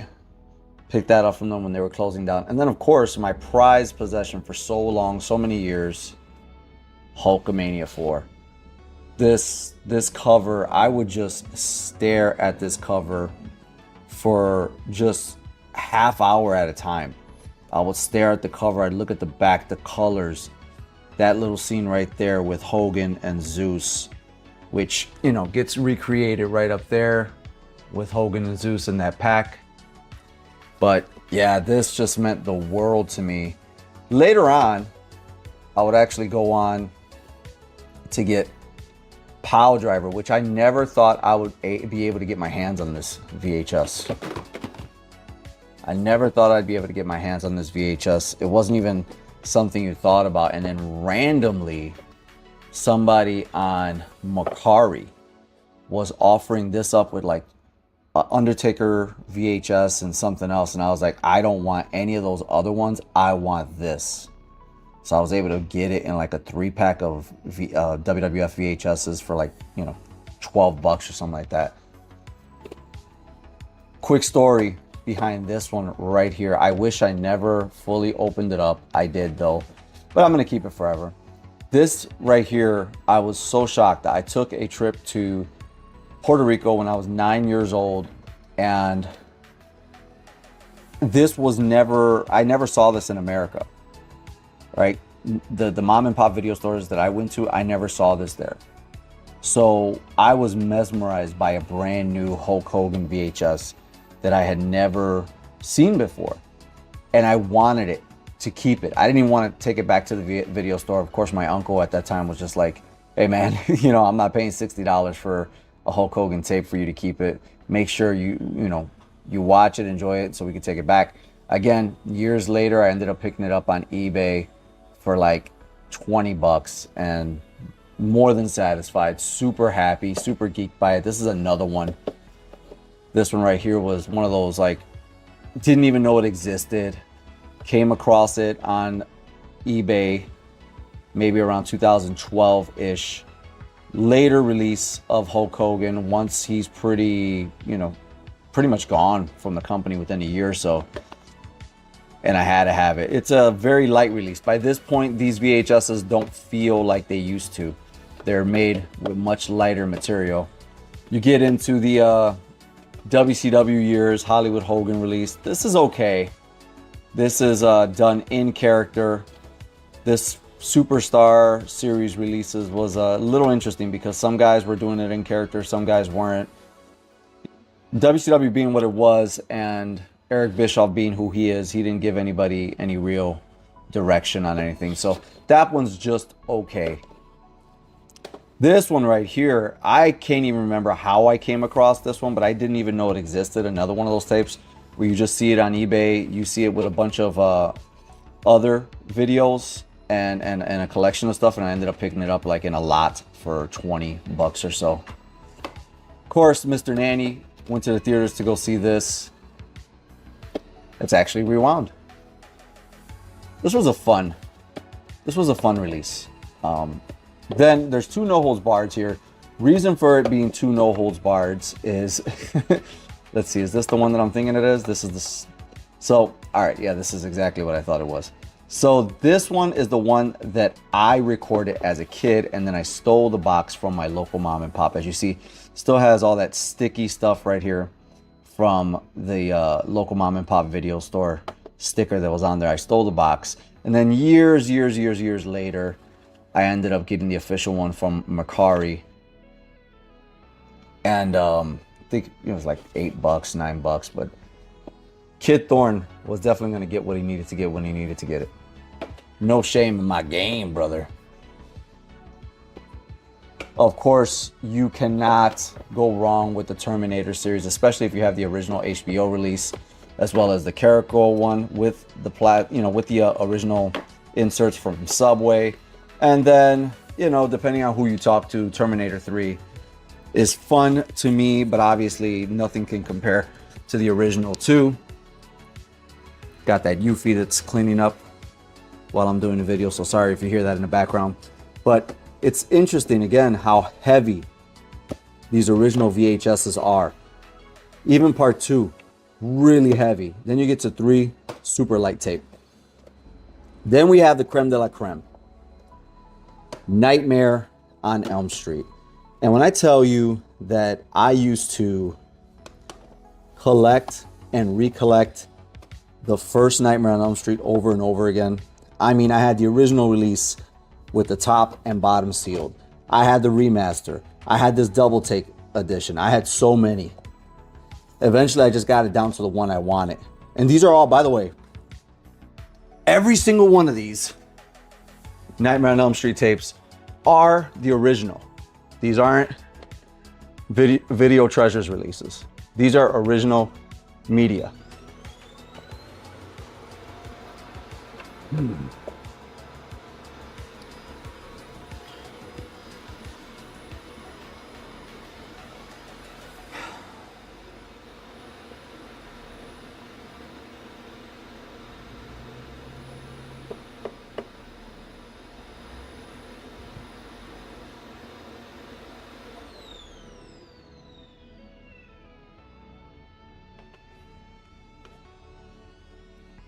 None of that light video treasures crap.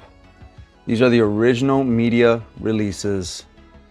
I actually picked up a Nightmare on Elm Street 4 thinking it was a video treasures one, or thinking it was an original media one, and it actually became, it was a video treasures one. So I sold that off and actually ended up getting the original for around the same price, real cheap price. Sorry that this has this one of those features that zooms in and out by itself, and I can't turn it off right now while I'm recording. It says still Be Kind, Rewind, Blockbuster, Nightmare on Elm Street 5. This is one of my favorites. If you actually see right over there, got a Nightmare on Elm Street 5 on the wall. This is one of my favorite releases for sure. I remember being excited about Freddy's Dead, the final nightmare. This does not, I don't think this has, yeah, this does not have the 3D glasses with it, but I've got 3D glasses laying around. I don't need it. It's fine. I don't have many memories of the 3D glasses themselves. Of course, by the time I became of age to go watch Freddy in the theaters, they were on their last one. What makes this a collector's edition? I'm not sure. But I do remember my mother was actually working at a video store when this release came out. They had a really cool Nightmare on Elm Street standee that I wish I would have taken with me. But who had the foresight that Nightmare on Elm Street would not be around, or that mom and pop stores wouldn't be around later on? And then unopened is the brand new Dylan's New Nightmare sequel to The New Nightmare, starring Miko Hughes.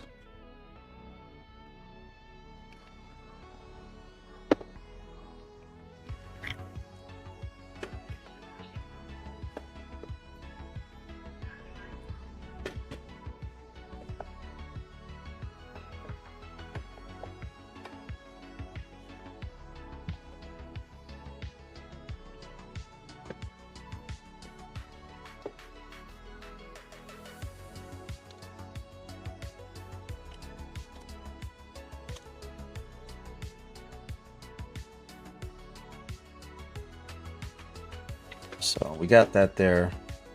Put all that back in a second. There is right here Star Wars.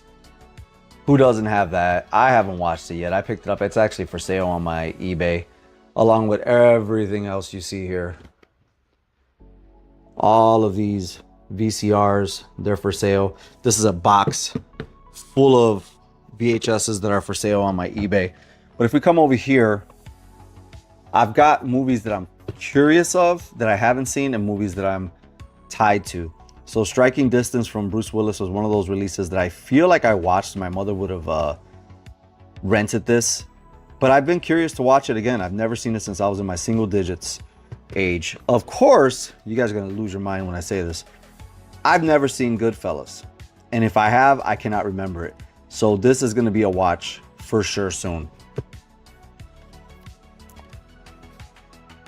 Black Moon Rising, it was one of those movies on Tubi that I pressed play on, and as soon as it started, I think I got less than 5 minutes in, and I said, nope, I've got to buy this on VHS.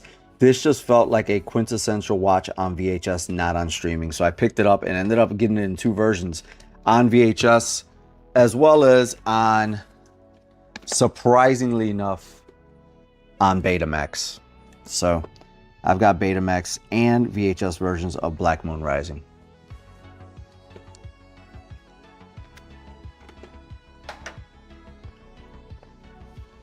This movie right here, Soul Man, I've heard nothing but positive things depending on who you talk to about it. If you know, you know. I have never seen it. Still to this day, I picked it up on eBay for like $3. This is an original New World video. Be Kind, Rewind. We all love all that. Yellow. I didn't even notice that before. I can't wait to watch that. That's going to be great, but it's spooky season, so we're not going to do it just yet. We've got Orion. What a classic RoboCop. I mean, I just miss this stuff. Even when looking at it now, it's so cool to see these. We've got Batman with the original Warner Brothers stamp on there. Just simple, simple. No floating heads, none of that crap that you see in posters today. We got Van Damme and Cyborg, Canon Video in their releases, man. Hit or miss. You've got to enjoy some campy stuff in order to enjoy Canon movies. Got that one right there from Van Damme. You guys aren't going to believe me when I say this, but till this day, I've never seen The Exorcist, and I have it right here. Special widescreen edition. The only Exorcist I've ever seen is the brand new one, The Exorcist: The Beginning, which I believe, yep, got the Steelbook, 4K unopened, also for sale on my eBay. My favorite Poltergeist of all time, Poltergeist 2. I've got actually 2 copies of this. I've got the silver top edition, right? Which is a nice pristine. Look at that, even has the silver sticker. I think this is up for sale on my eBay as well. But I've also got the big box version of this guy. So, side by side. Got them right next to each other. I thought that this was part 1 and this was part 2. And also have Poltergeist 3 in its wrapping. I believe I had the silver top edition of this one, of Poltergeist 3 as well. But it might have sold on my eBay. Again, if you're curious, just head over there. You see something you like, let me know if you're coming from this channel.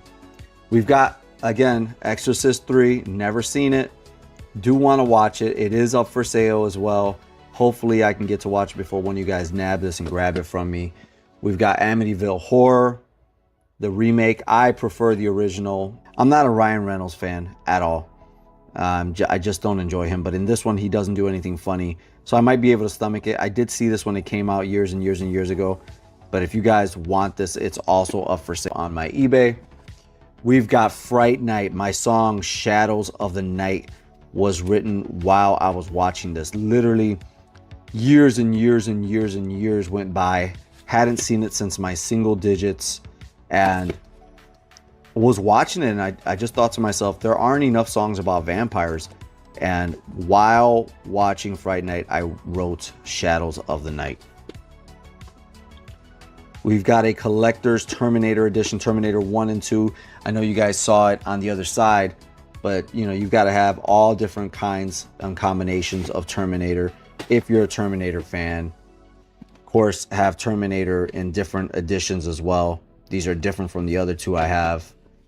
Temptations, man. This movie right here, this is, I couldn't believe I picked it up for 50 cents. Just an all-time classic. I am trying to get all of the Rocky movies, at least somewhat the originals. This is still got the wrapping on it. It's got that silver top as well. That one's really good. I've got a custom Rocky 6. This was released after VHS, but somebody on eBay was selling it for like $8 custom. Had to pick it up. It looks awesome, by the way. And then, thanks to this channel, I was able to pick up all 4, and I fell in love with this series. I had never seen any of them previously, but all 4 Omens. Was able to pick them up. Absolutely love these films. They're just like a moment in time captured. Not sure what it is about them, but something about these movies just drew me in. They just are great. So we're gonna speed past the next ones really quickly. We've got Red Heat, Belushi, and Arnold Schwarzenegger. I'm a huge Eddie Murphy fan. He is my favorite actor of all time. So we got Harlem Nights, Nutty Professor 1 and 2, Pluto Nash, 48 Hours. The Distinguished Gentleman, by the way, which I have on VHS and DVD, and it is not streaming anywhere as far as I know. It never was released on Blu-ray or 4K. This is a lost gem of Eddie Murphy. Such a good movie. Of course, we have to have Never Hike Alone. Friday the 13th fan film, Womp Stomp Films. Shout out to them. Just incredible work these guys have done. Absolutely love everything about this. It's also signed. Just a great release. King Kong in color. This is one of those ones that I had when I was a kid. Picked it up from a place called Reckless Records for like 99 cents. Sold it back when I became, 25 years old or something like that. And then when I started recollecting, I had to hunt it down and ended up finding it for 50 cents. King Kong in color hits differently. It's actually a very enjoyable film. And then, of course, the band that changed my life, Kiss. Or some people like to say it, Kiss.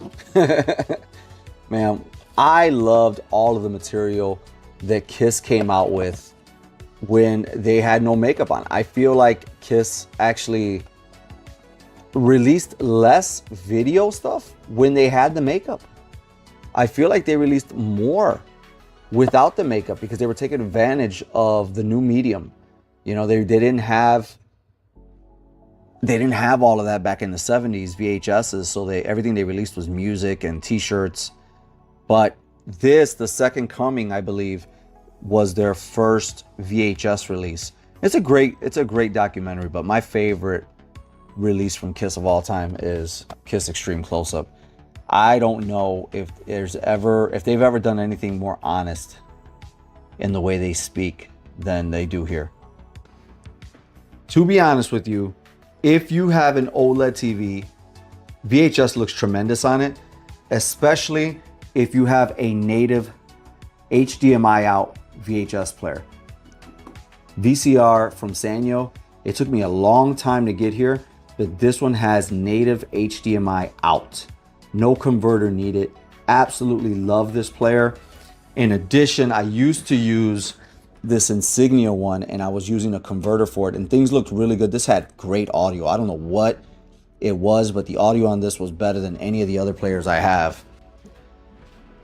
And then when I want to be super nostalgic about it, me and my son, we actually watch it on this Magnavox player. By the way, Sean Plays is his channel. If he ever uploads a video there, I'll tell you to subscribe.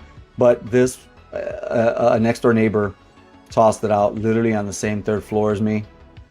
And we picked it up and brought it in. And we play the VHS on there, on this Sony. And everything works perfectly fine. As you see, right next to the computer.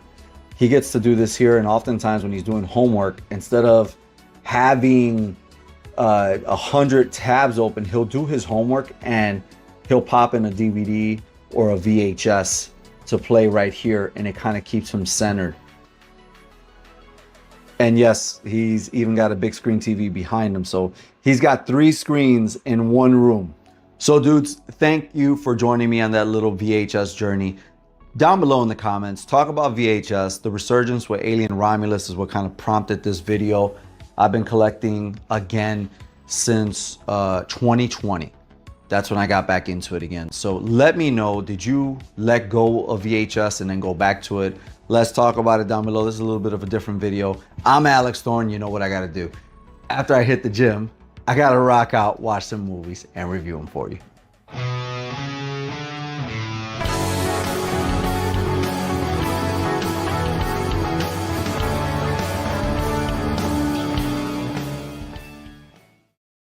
What's going on, people? Alex Thorn here, and it is Reaction Wednesday. And in fact, it is New Year's Eve Reaction Wednesday. And I thought there would be no better way to end 2025 than to take a look at something that I used to love. And I hope that this movie makes me love this franchise again. We're talking about Return to Silent Hill. We'll talk about the first 2 entries after we check out this trailer together.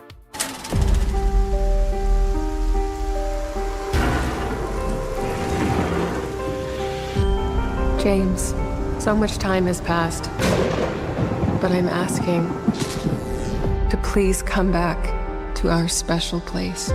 Something's happened. Love, Mary. Hello? Can anyone hear me? Everyone got sick in Silent Hill. Something's happened here. Something really, really bad.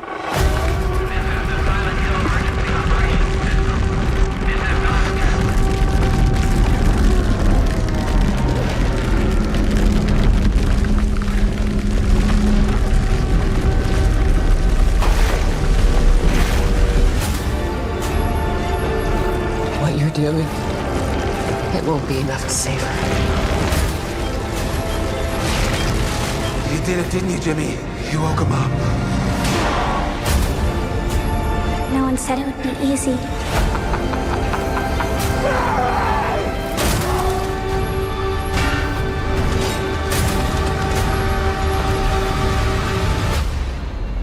I'm here. I'll always be here.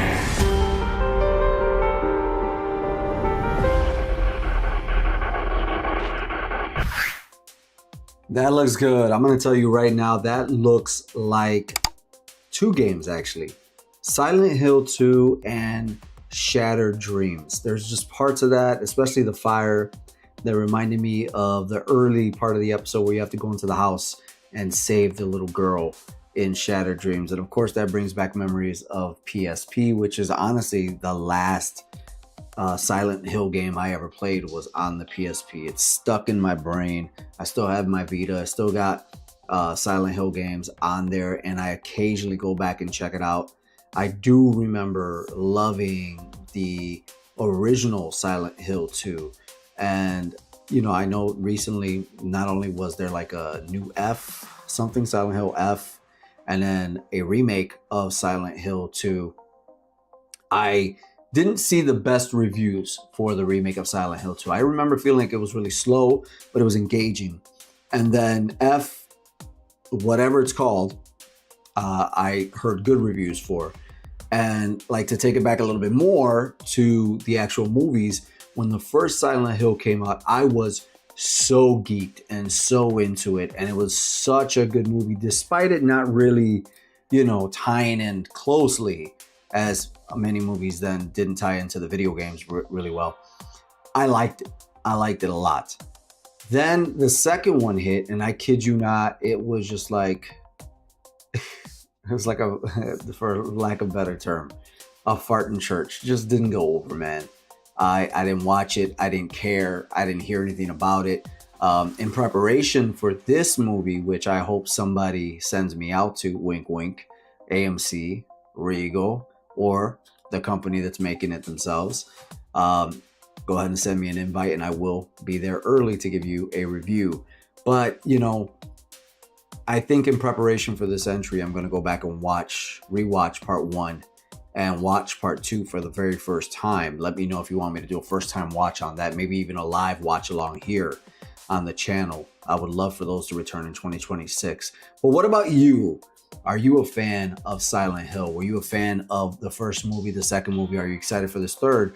But which Silent Hill game got you into the franchise if you like it?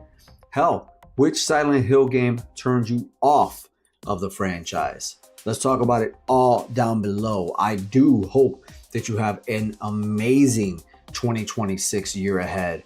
2025 rocked, and we are all going to make 2026 even better than the last year. I'm Alex Thorn, and you know what I got to do. I got to rock out, watch some movies, and in 2026, review them for you.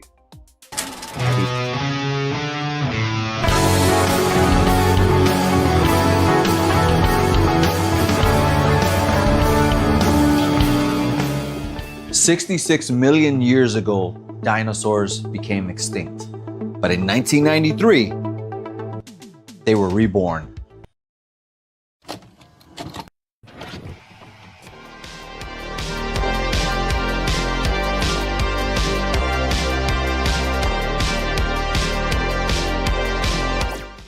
What's going on, people? Alex Thorn here, and I'm just a rock and roller who in his downtime likes to watch movies while wearing a bandana. And my oh my, are we back in 1993 when dinosaurs ruled the world again. Because as we're watching Jurassic Park and reviewing it, Jurassic World Rebirth is on its way, baby. And thank you for joining me on the first step to a deep dive journey through the entire Jurassic Park series. Back when this film came out, I was 7 years old and I got to see it in theaters. That's right. And watching it back for this channel, man, all the memories came back to me, all the good vibes. I smiled so many times. But if you've never seen Jurassic Park, this is what it's all about. Paleontologist Alan Grant and Ellie Sattler and mathematician Ian Malcolm are among a select group chosen to tour an island theme park populated by dinosaurs created from prehistoric DNA. While the park's mastermind billionaire John Hammond assures everyone that the facility is safe, they find out otherwise when various ferocious predators break out, go free, and go on the hunt. Look, man, I'm so excited to talk about this movie because not only did Jurassic Park become a big blockbuster, but it changed the world of action movies a mere 2 years after Terminator 2 managed to do the same thing. This movie inspired so many dinosaur movies that could not compete. And in fact, for decades, Jurassic Park has been the only movie to really get dinosaurs that look good on the screen, like they're actually interacting with the people. And when we saw these dinosaurs in 1993, I'm telling you, there was nothing like it. With an all-star cast in Sam Neill, Jeff Goldblum, Laura Dern, B.D. Wong, Richard Attenborough, Samuel L. Jackson, and Wayne Knight, just to name a few. This movie is absolutely off the charts from the first scene of that constant yelling of "Shooter! Shooter!" with the Velociraptor eating one of the dudes, to heading over to the paleontologist when they finally get contacted by Mr. John Hammond to head over to Jurassic Park to see real dinosaurs. Now remember, Alan Grant and Ellie Sattler have been discovering the bones of dinosaurs. Now they're being told they can actually see one for real. And while there, they not only get to see dinosaurs for real, but that first shot you get of humans and dinosaurs in the same scene, my God, I know everybody in the theater just started clapping in 1993. There was oohs, ahs, and claps. Of course, Mr. Hammond's grandkids are invited along for the ride, and they add this great element because whenever you put kids into a movie like this with adults, they usually weigh it down. Not these two kids. They bring the movie up as well as bring this fear that not only are the adults in trouble, but so are the kids. And of course, while I mentioned stars earlier, the real stars of this show are the raptors and the T-Rex. The kids go through hell, the adults go through hell, but in the end, they all end up at the museum portion of the theme park. And so do the raptors and the T-Rex. And that iconic shot of the T-Rex fighting off and defeating the raptors while the adults and the children get away safely for now. But as they get away safely, we've got to determine whether Jurassic Park holds up. As for effects, I'm going to give Jurassic Park 5 bandanas out of 5. Of course, this movie changed the course of CGI and actual effect history. As for acting, I'm going to give it 5 bandanas out of 5. And as for story, it's incredible because it keeps getting retold and retold in the sequels that we're going to talk about. 5 bandanas out of 5. So I think you know the answer to the question, does Jurassic Park hold up? Not only yes, but hell yes. What about you? Were you able to see Jurassic Park in the theaters? Was the first time you watched it on VHS, DVD, Blu-ray, 4K, 3D? Are you excited for the new Jurassic World Rebirth? Let's talk about all things dinosaurs and all things Jurassic Park down below. Guys, if you dig the lights behind me, I've got a Govee code for you. Not only can you save money with this code, but you can also get your whole home decked out with Govee, from bulb lights to strip lights, even outdoor lights, and even kettles, humidifiers, and air purifiers like I've got. I've currently got close to 25 Wi-Fi Govee products, and I am hooked. And if you want to have total control of your home, start with Govee with the exclusive code down below. Guys, I'm Alex Thorn, and you know what I gotta do? I gotta go watch The Lost World, rock out, and review it for you.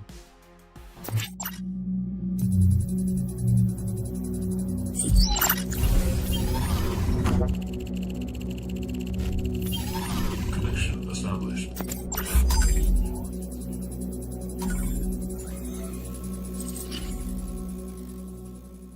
Guys, what can I say? This is a series that there's really not a bad entry, but we're gonna try to rank the bad boys from worst to best.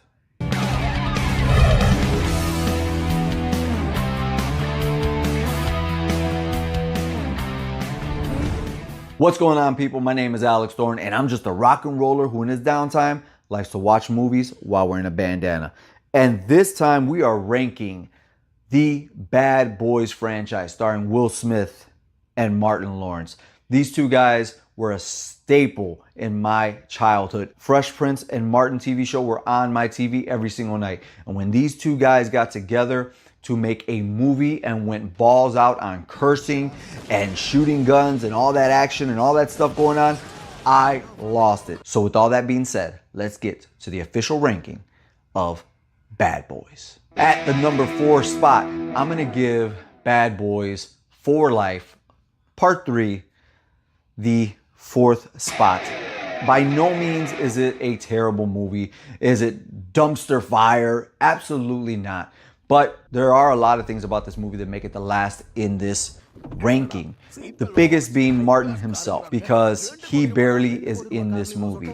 And when I say he's barely in this movie, I mean, yeah, he's on the screen, but he's not doing anything. Will carries this film about 80% of the way, while Ammo does the other 20%. And I wouldn't even give Martin any action props whatsoever.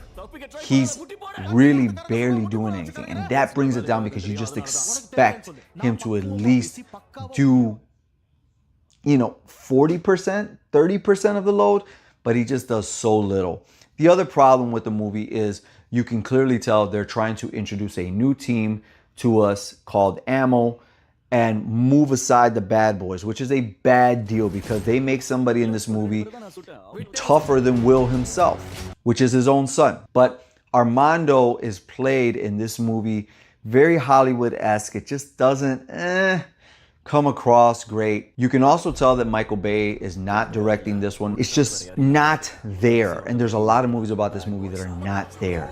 And because of that, it lands on the 4th spot in this ranking as the worst Bad Boys in this franchise. Coming up in the 3rd spot, I can't believe I'm saying this, but the original Bad Boys from 1995.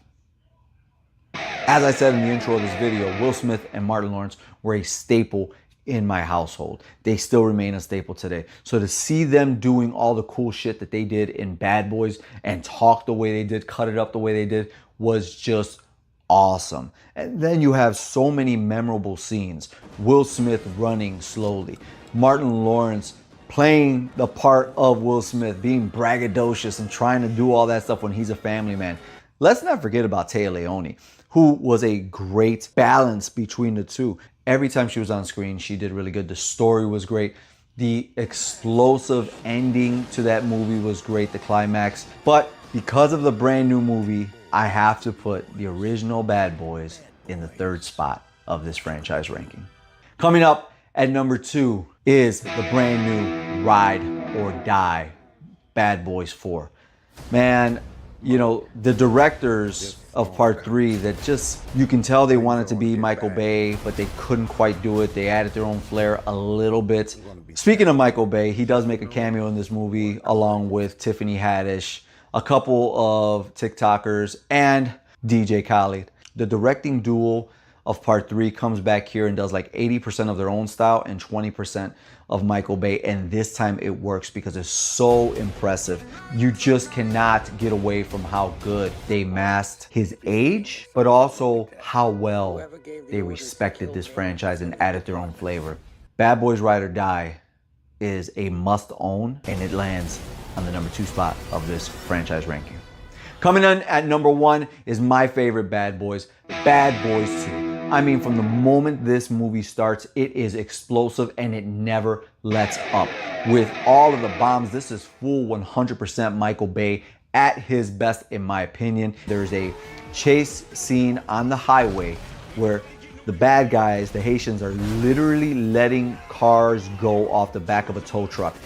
And Martin and Will, Marcus and Mike have to dodge that. Not only do they have to dodge that, but they're also trying to keep Marcus's sister, Gabrielle Union, safe, who does an amazing job coming in here. She's somebody that not only do they want, but the heel, the bad guy in the movie wants. Johnny Tapia. Johnny Tapia has personality. Johnny Tapia has a family. Johnny Tapia does his own thing in this movie to where you can remember his first and last name.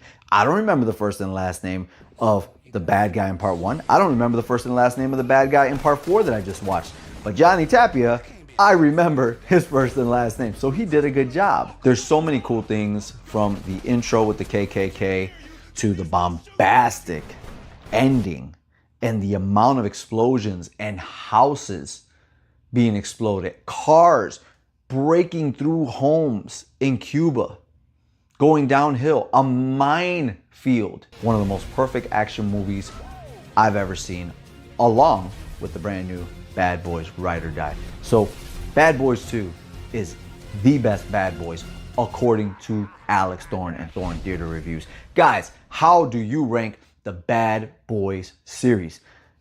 Do you agree with me? Do you disagree?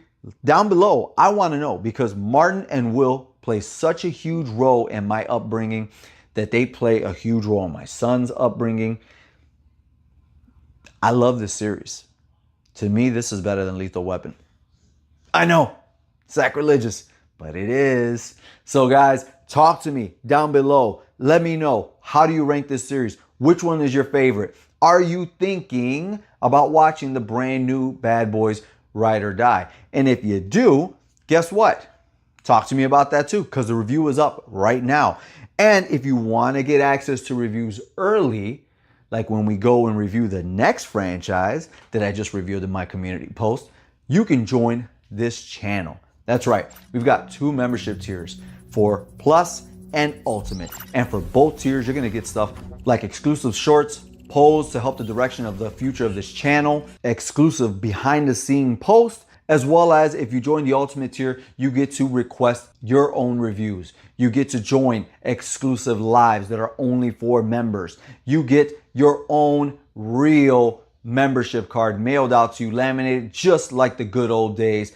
And guess what? If you don't feel like committing to that, you can also leave a super chat, super thanks down below, or you can go head over to Buy Me a Coffee. That gets me through. I need coffee. So go ahead. I'm going to leave that right there. And one of the coolest things about Buy Me a Coffee is that when you do decide to do that, or you leave a tip, you can also leave a note. And when you do that, I can reply directly back to you via video form. That's right. That's a new thing that Buy Me a Coffee has enabled creators like me to do. And I want to be able to do that. And thank you guys for supporting small channels like Thorn Theater. Beyond that, you know what I got to do.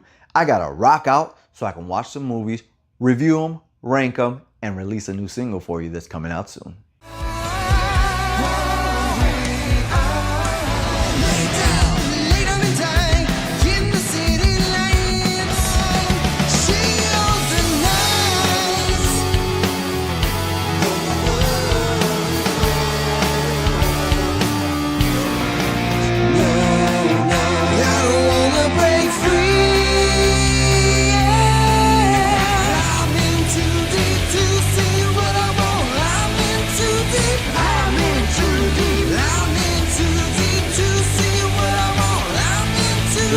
first Arrow video purchase. And I gotta tell you right now, I will be purchasing more.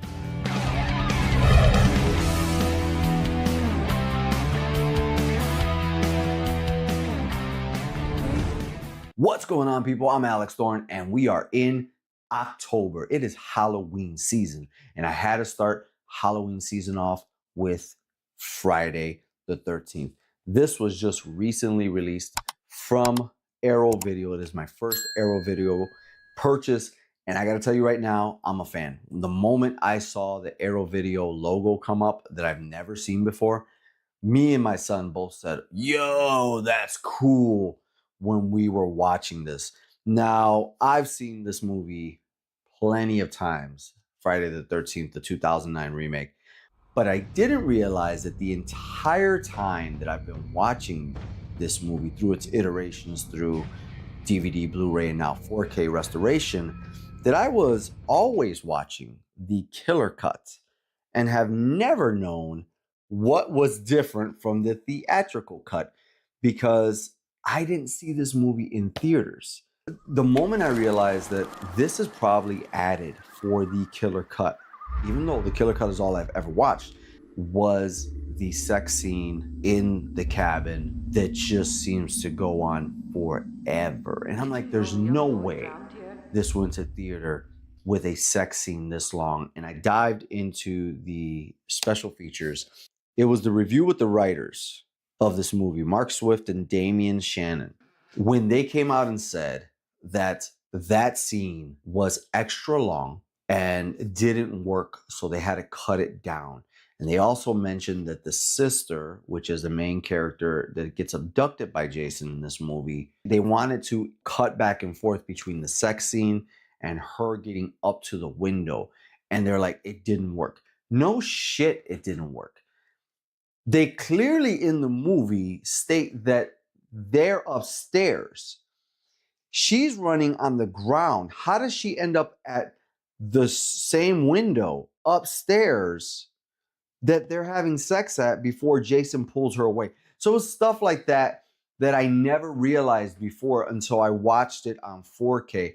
Just because maybe it just looks so good that I was ultra glued to the screen. Now, I'm telling you all of this while I also said I watched it with my son, but he had to turn around for that part and I put it on mute, so you guys don't have to worry about that. But Friday the 13th, 2009 is definitely remembered better now than when it came out. It was not received well. And at that time, the movie that really started all of the remake hype was Texas Chainsaw Massacre in 2003, which I loved. I loved that. I loved the beginning. And we know it went on to Texas Chainsaw 3D, which was But that got made, and then this got made. And following this was Nightmare on Elm Street. Nightmare on Elm Street deserved all the hate that it got. It deserves all the hate that it's going to get forever. And we'll talk about that another time. This movie deserves none of the hate. This movie, instead of being a shot for shot remake of Friday the 13th, thank God it wasn't, or completely changing the mythos.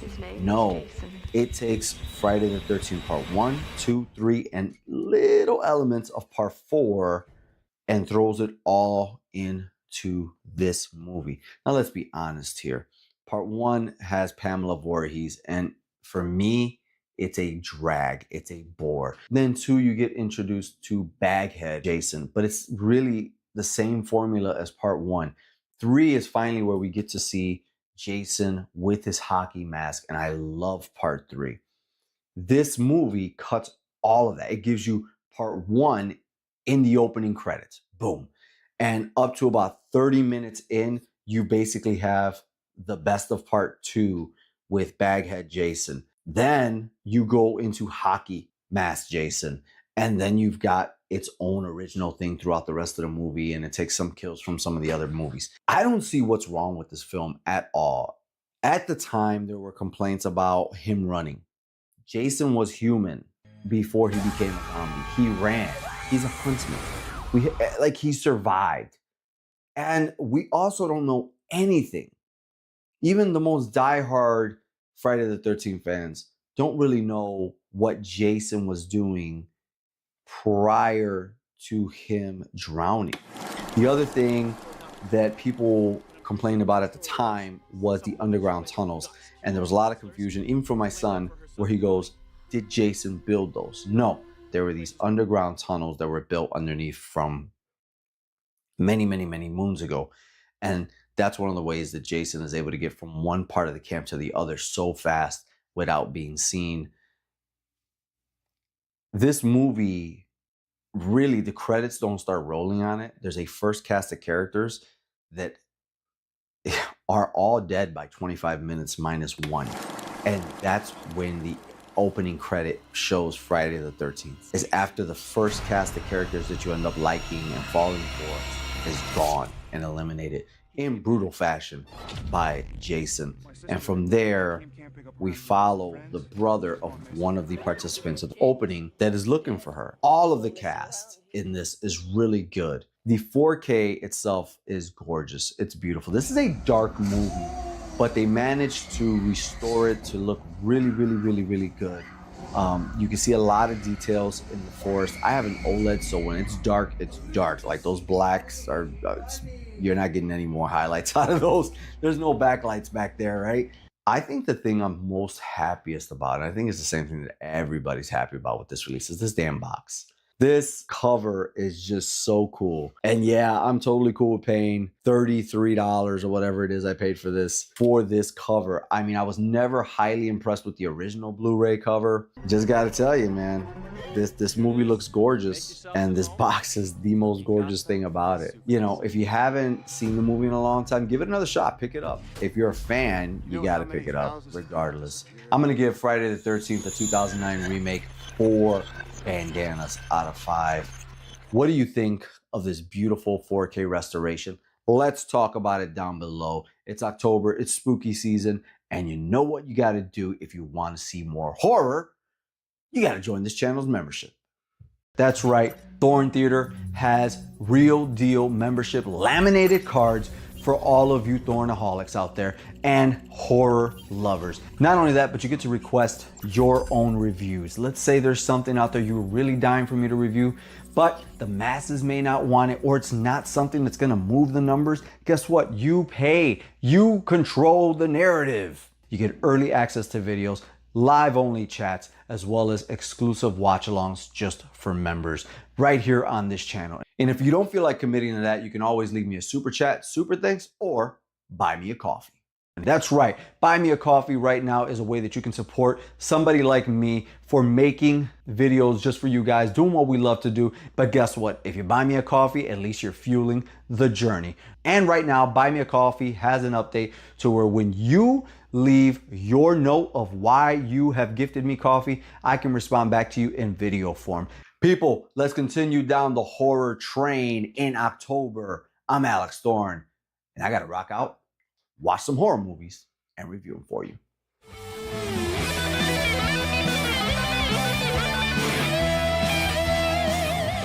What's going on, people? Alex Thorn here, and today we are gonna look at finally the trailer for Good Boy. Ever since I heard about the synopsis for this movie, I've been dying for the trailer to be released. It is finally out. We're gonna watch it together.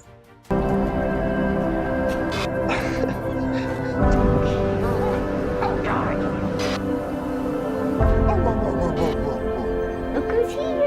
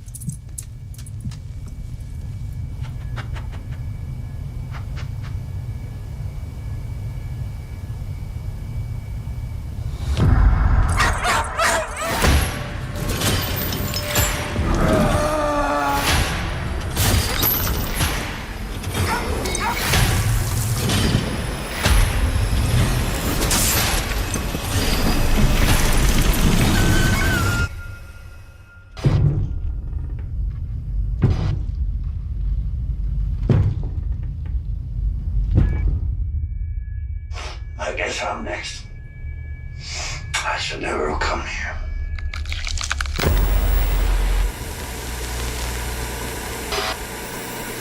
Man, oh man, does that tugs at my heartstrings. The dog yelping, the eyes and concern, like it's really crazy. Like that one thing that it said on the screen, that one of the most emotive actors regardless of species. You wouldn't think that, but it's true.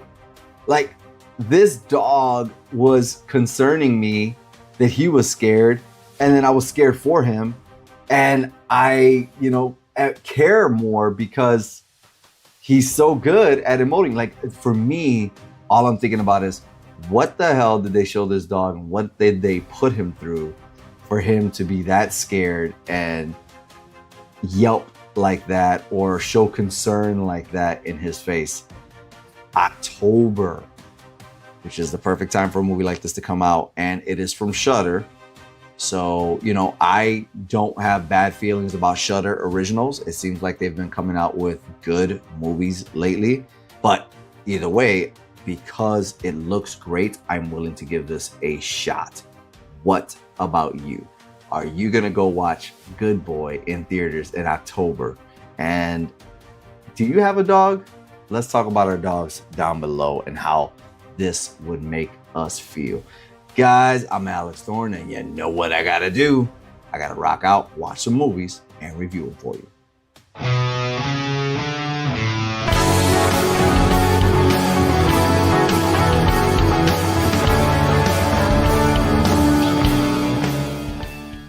Don't you just love it? It's Halloween season.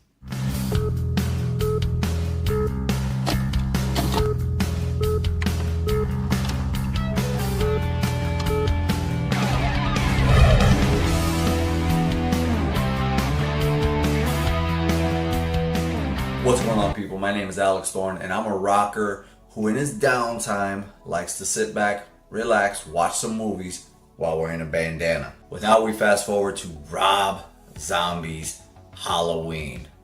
Man, this movie starts out with God of Thunder by Kiss, my favorite band of all time. But holy shit, is this movie it's just insane. From the kills to the ridiculous amount of cursing and like just disgusting talk in there, as well as the nudity. So, and I'm gonna get to that in just a minute. Those two things I just mentioned are just, but I gotta say, I really enjoy this movie. If there was one Halloween movie that I could watch every year and go back to, it would be this movie. I mean, it's so entertaining because you actually finally get the motives behind Michael Myers' killing. Now, I know in the original 1 through 8, they had their own reason, the cult of Thorn, and he was just going after his family. But then this one reinvents that and makes him more human by saying Michael Myers turned the way he did because he was a product of a shitty upbringing. And when I say shitty upbringing, I really mean it. I mean, he's got a stripper of a mother. No offense to any strippers out there, but a lot of stripper mothers are just blah. Especially this one, who is also played by Rob Zombie's wife. And then you've got like this horrible stepfather. And then the sister that in the original 1978 one that you see him kill, out of nowhere with no context, actually has somewhat of a backstory in this one. You get to see the interactions. She's a piece of crap. She's also a very shitty person. And you've got the bullies at school, and you've got all this stuff, and you can only assume this has been going on for years and years and years and years. Michael is a product of his upbringing. I actually love this because this is how a lot of serial killers are brought up, like just the worst family stories. And even though the mother thought she was doing the best she could, she was actually hurting her entire family by making the choices that she made, which is reality. I love that aspect. I love that we get to see him in the mental institution for longer than just a conversation. You actually get to see, some therapy sessions with Dr. Loomis. You get to see Michael grow to be this gigantic mammoth of a man. And then in his room, you get to see his mental institution room. You actually get to see all the masks that he creates because he doesn't feel like revealing himself to the world, that obsession. So there's a lot of good that Rob Zombie did here, and a lot of it is like before the movie takes place in Haddonfield, where he wears the actual mask. A lot of it is just before it gets there. So good. And you actually get Danielle Harris back. She's not playing, unfortunately, she's not playing Laurie Strode's daughter. She's playing Laurie Strode's, one of Laurie Strode's friends. And that kind of like, really? But hey, Danielle Harris, Jamie Lloyd, however they called it, I think that was her name. Yeah, my God, man, she does such a good job. The moment I saw her, I just smiled from ear to ear. It's crazy because she has a magic on the screen. And it's not just, oh, she's attractive and she's cute. No, there's something that just draws you to her when she's on that screen. So she did really good. And then, like I mentioned earlier, there was two things that I just don't like about this movie, and it's the gratuitous language. I mean, when they say nasty shit, I mean, they are disgusting. I mean, just the talk.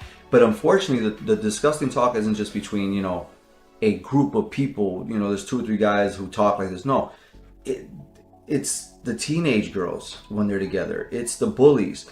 It's the 2 guys who go to, you know, take advantage of a mental patient in the mental institution. It's some of the other people. It's the cop. Everybody in this movie just. Rob Zombie has this like obsession with just being as filthy and disgusting as possible in his language. I don't get it. I'm a grown man. I like to curse. I talk to my guys, and we all talk, you know, how we talk, but not this. This is disgusting. Everybody is deplorable in this movie. And then there's a lot of nudity. Again, as a man, hey, you want to show off? Great. But there's like a full 2 minutes. Some of the kills to these women are like a full 2 minutes of them just being nude, running around. And I felt like I wasn't watching a Halloween movie. I felt like I was watching, you know, Slumber Party Massacre or Sorority High Massacre. Like, it was just uncomfortably too much, you know. I feel like every time I shoot these, my PlayStation 3 decides to fire up and see if there's an update. Every single time, without fail. And so at the end of the day, I'm going to say this right now. Rob Zombie's Halloween, to me, gets 4 bandanas out of 5. I mean, that movie is really enjoyable to watch once you can get past all the terrible language and like, man, this is kind of sad. Head over to the comment section below. Let me know what you thought about it. What was your favorite part? What did you like and what did you dislike? And if you want to talk even more about horror movies and movies in general, you got to join this channel's memberships. That's right, Thorn Theater has real deal membership laminated cards for all of you Thornaholics out there and horror lovers. Not only that, but you get to request your own reviews. Let's say there's something out there you're really dying for me to review, but the masses may not want it, or it's not something that's gonna move the numbers. Guess what? You pay. You control the narrative. You get early access to videos, live only chats, as well as exclusive watch-alongs just for members. And if you don't feel like committing to that, you can always leave a super chat, super thanks, or buy me a coffee. That's right, buy me a coffee right now is a way that you can support somebody like me for making videos just for you guys, doing what we love to do. But guess what? If you buy me a coffee, at least you're fueling the journey. And right now, Buy Me a Coffee has an update to where when you leave your note of why you have gifted me coffee, I can respond back to you in video form. And with all that being said, guys, I hope you have a happy Halloween because we are in spooky season. There's more videos to come. I gotta go rock out, watch some movies, and review them for you.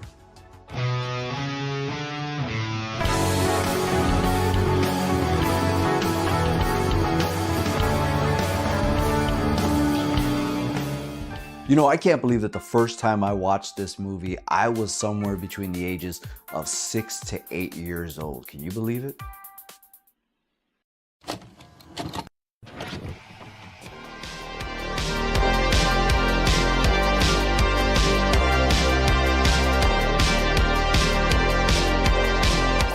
What's going on, people? Alex Thorn here, and I'm just a rock and roller who in his downtime likes to watch movies while wearing a black bandana in honor of Elvira, Mistress of the Dark. And she is the girl, the actress, the star we're talking about today, and Mistress of the Dark is her debut 1988 movie. You know, as I said in the intro of this, I can't believe I watched this on TV, mind you, Channel 50 here in Chicago, when I was like 6 to 8 years old, and I vividly remember falling in love with Miss Elvira and her milky skin tone. As I watch this movie back now as a near 40-year-old man, I'm just like, wow. They let a lot on TV, because let me tell you, one thing that really struck me as a 6 to 8-year-old was that one scene where she's twirling she's twirling those things on her tits by the end of it. And I don't remember them censoring too much out, I'll tell you that. While we can get into all of that later on, I want to get into yet another part of how I saw Elvira first, before I even watched this movie, and that was when I rented the VHS for WrestleMania 2. Yeah, just in case you didn't know, horror fans, Elvira was in LA for WrestleMania 2 and featured the main event of Hulk Hogan versus King Kong Bundy. And I actually believe that Elvira was the commentator on that main event for Hulk Hogan versus King Kong Bundy in the big blue steel cage. And I remember seeing her there first and saying, wow, this woman is really captivating. And then I turn on Channel 50 one day after coming out of maybe first or second grade at my grandmother's house. And what do I see? The girl from WrestleMania 2, but a lot more of her too. If you're a subscriber to this channel, which if you aren't, please subscribe down below. We're at 3,000. I can't wait to get to the next milestone of 5,000. You will know that I'm not the biggest fan of horror and comedy, but it has to be done right. And fortunately, this film does it right.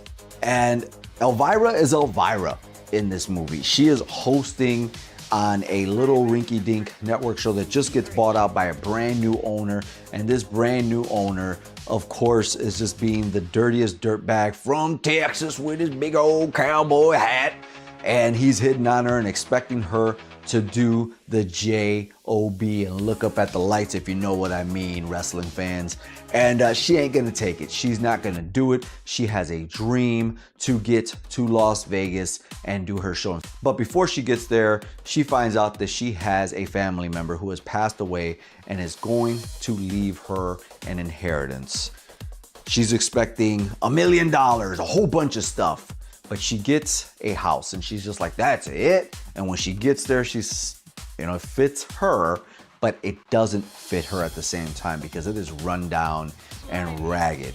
But beyond the house, it's where the house is located that is a problem. And along with that problem is another family member who wants something that's in that house that only Elvira can give him. Once Elvira gets to the town, hijinks ensue, and I'm telling you, there are so many cool scenes that paint a picture of exactly who Elvira is, but it does it in the perfect tongue-in-cheek way because tits jokes galore are happening in this movie. And what I love the most is that she's in on the joke. You know what I mean? Elvira and the lady who plays her, Cassandra Peterson, is in on the joke. And that's the best kind of way to do this, right? This isn't one of those movies where you can claim that men wrote it and men put her in this position and men this and that and chauvinistic pigs. This is somebody who created this character and knew exactly what it was going to take to get seen and get noticed. And I'll be honest with you, even at the end of the day, after I did my research on Elvira, because I really don't know her outside of this and her introducing movies, I don't think she gets the credit she deserves. She created something that should have been bigger than it was, should be bigger than it is, and she deserves more credit than she has gotten for it. And I totally forgot about the ending of the film. Once she knows that this book carries powers and Vincent, her family member, wants to get to it and clearly wants to get to it, including doing harm to her. There's a scene there where she goes all Rambo in an alley. And it's pretty gnarly. I mean, he's got some really cool visual effects on him. She looks amazing trying to be a badass with her little dog and all that. And I forgot about all of that. There's some hokey effects towards the end in the house, but overall, by the end of the movie where she's twirling her tits in Vegas and this spider web thing, because by the way, she actually does have a Vegas show as well in real life. This movie's like the perfect horror camp comedy movie. But does it hold up? As for acting, I'm gonna give Elvira, Mistress of the Dark, 4 bandanas out of 5. Some of it can be a little hokey, but overall it is perfect 80s cheese. As for effects, I'm gonna give it 4 bandanas out of 5. Again, there's not too many effects. It's more practical, but once they try to do like the little CGI, early CGI back then, in the end, it's a little but it's fine. It's all fun. And then as for story, I'm gonna get it 5 bandanas out of 5. Like, come on. This is great. It's the perfect use of Elvira, and nothing could touch it at the time. So as far as the all-important question of does Elvira, Mistress of the Dark hold up, it absolutely does. And with the recent 4K release, which I'll leave a link down below, it's an affiliate link, so remember, if you purchase it, you don't pay any more. In fact, you'll probably get it less than normal. I just get a small little cut, and you help support this channel. I'll leave that link down below from Amazon. I mean, I think with that recent release, it shows the power, the lasting power of Elvira. Every time I go into a store now, Target or one of the other stores that has NECA collectibles, guess who's there? Elvira in different outfits. And I'm happy for her to enter this. I remember when I was going to Barnes & Noble before they closed here in the city, her book was front and center. So Cassandra Peterson, hats off to you. You are an icon, and I wear black in honor of you. Thank you for supporting this channel. Thank you for supporting me. And thank you to Cassandra Peterson for creating the character of Elvira. I'm Alex Thorn, and you know what I gotta do. I gotta rock out, watch some movies, and review them for you.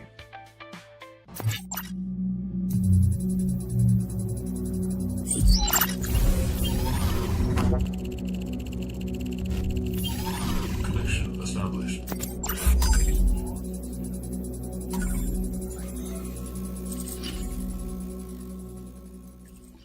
You know, I enjoyed the hell out of Megan 1, and after seeing the trailers for Megan 2, I thought I was going to just roll my eyes and hate this movie. But that's not the case.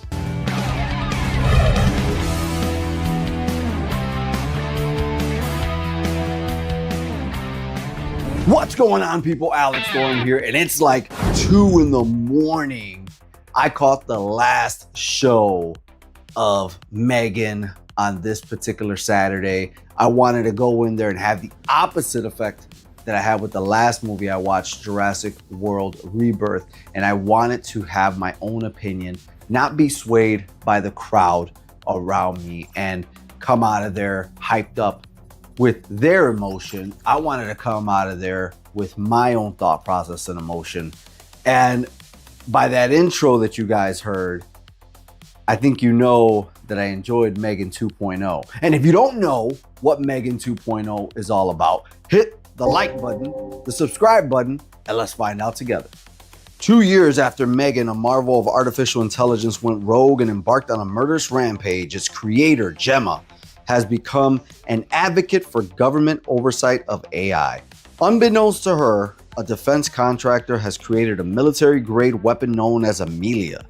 Hoping to stop Amelia, Gemma decides to resurrect Megan, making it faster, stronger, and more lethal. You know, I was very conflicted, as I'm sure many of you were. I don't think I'm alone on this. When you see a movie go from horror, even if it's PG-13 horror, to full-on action in one movie from 1 to 2. You know, I was thinking about this before I even went to the movie. Freddy Krueger, we know that he got funnier and funnier as time went on.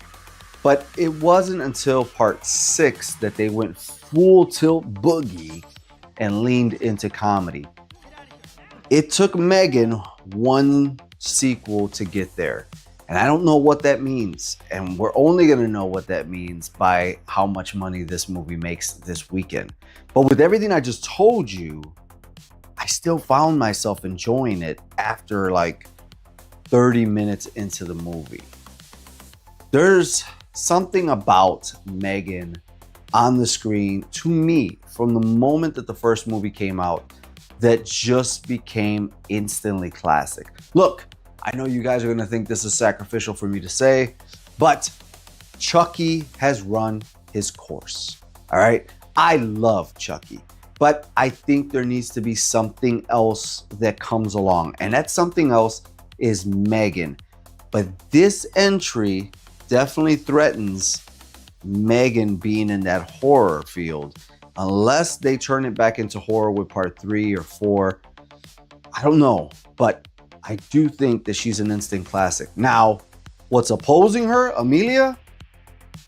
Not so much. Right off the bat, Gemma, played by Allison Williams. You know, I'm sorry, but she'll never not be that girl from Get Out. Never. But, you know, in this movie, she's more of the same character she was in part 1.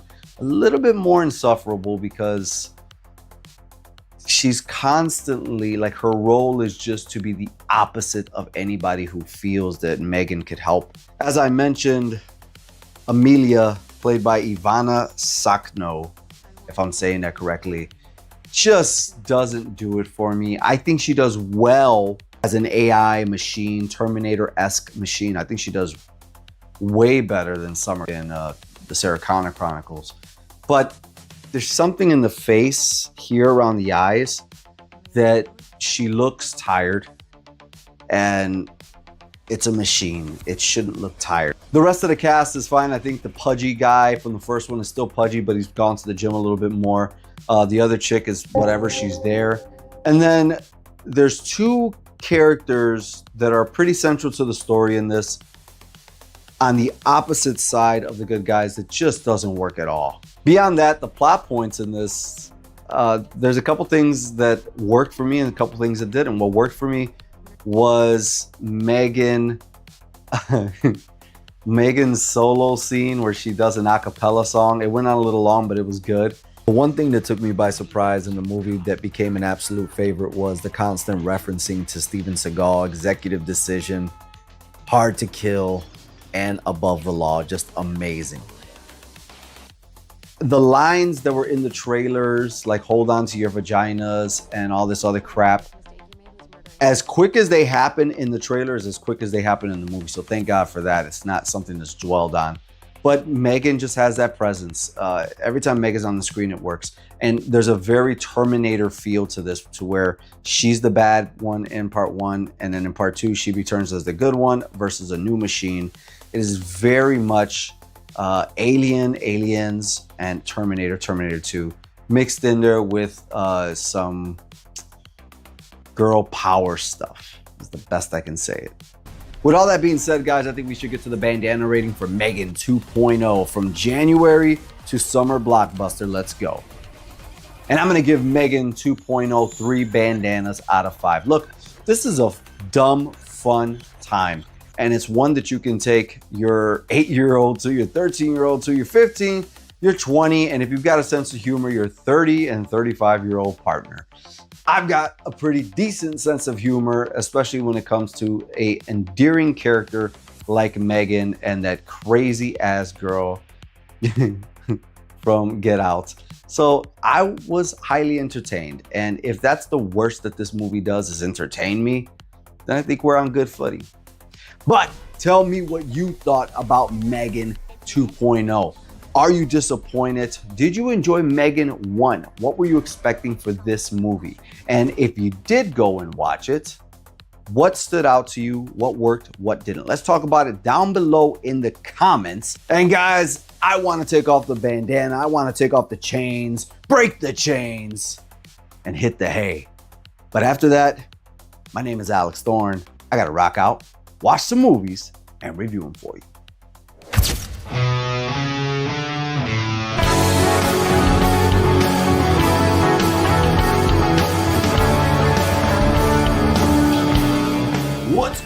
on, members? Alex Thorn here, and this is an exclusive for you guys, bringing you more value to your memberships. But also, I read about this movie on my Google feed, looked it up, and it clicked in my head.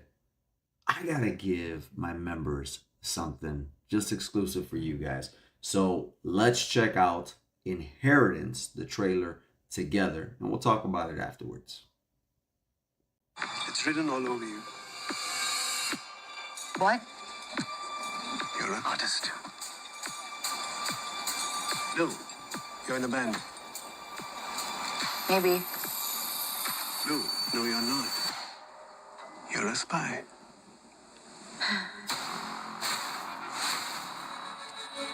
You've had a brutal year. You've just lost your mother. Let me be your father. I thought you were trying to get control of your life. I'll do anything to get out of this place. I built something here, and I want you and I to run it together. Doing what? Gathering information. Like a spy. It's a big word. Maya, leave now.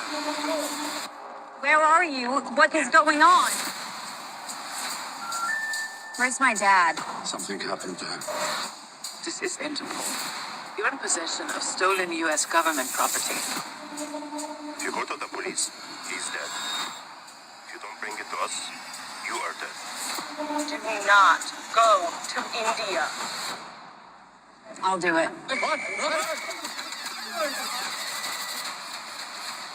You can't get to South Korea. Watch me. You're willing to take risks to get things done. You know what you want, and you know how to get it. They're looking for you. He'll kill me if he finds me. Who are you spying on? I'll never tell.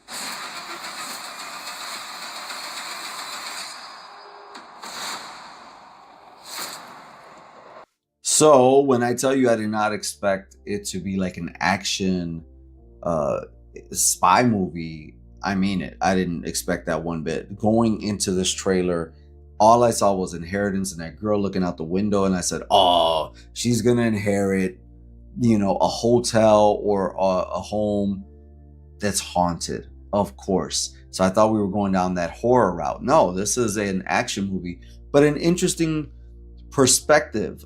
You could tell that this is an indie movie for sure.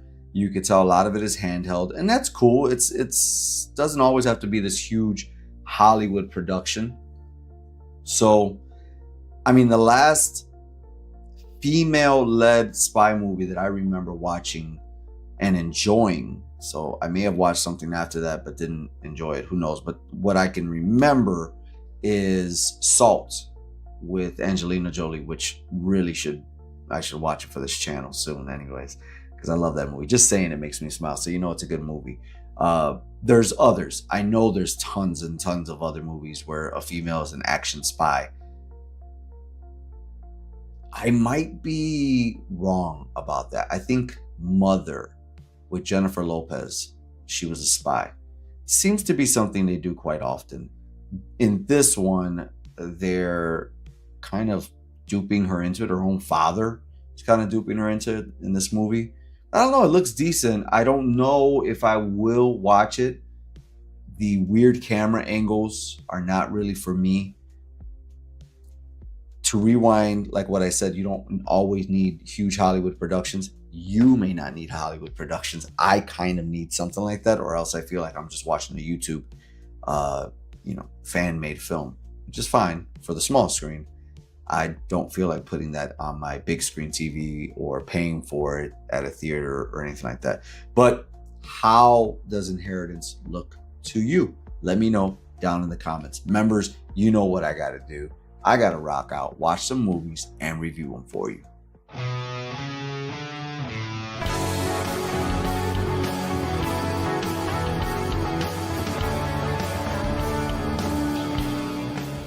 What's going on, people? I'm Alex Thorn, and I'm just a rock and roller who likes to watch movies while wearing a bandana.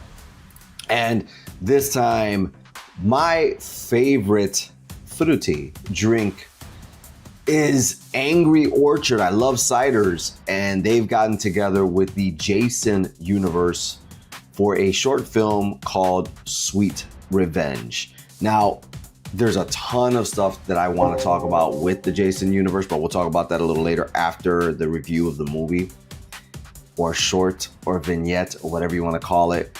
But right away, it's 15 minutes or less, right around the 13 to 15 minute mark. Just cool, right? It starts off, it's at a camp like all other Friday the 13th movies.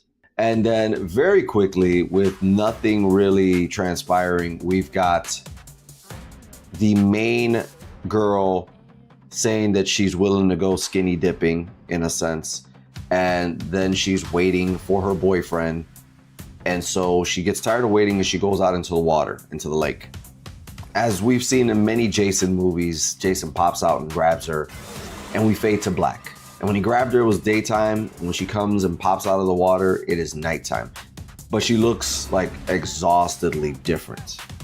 Once she gets out of the water, she approaches the cabin looking at her boyfriend. And the reason he was late, which was he was kissing one of the other chicks that was with them in the friend group. And right behind her is Jason. And when we first see Jason, it's very close up. And he looks good in those shots. He's clearly much bigger than the female.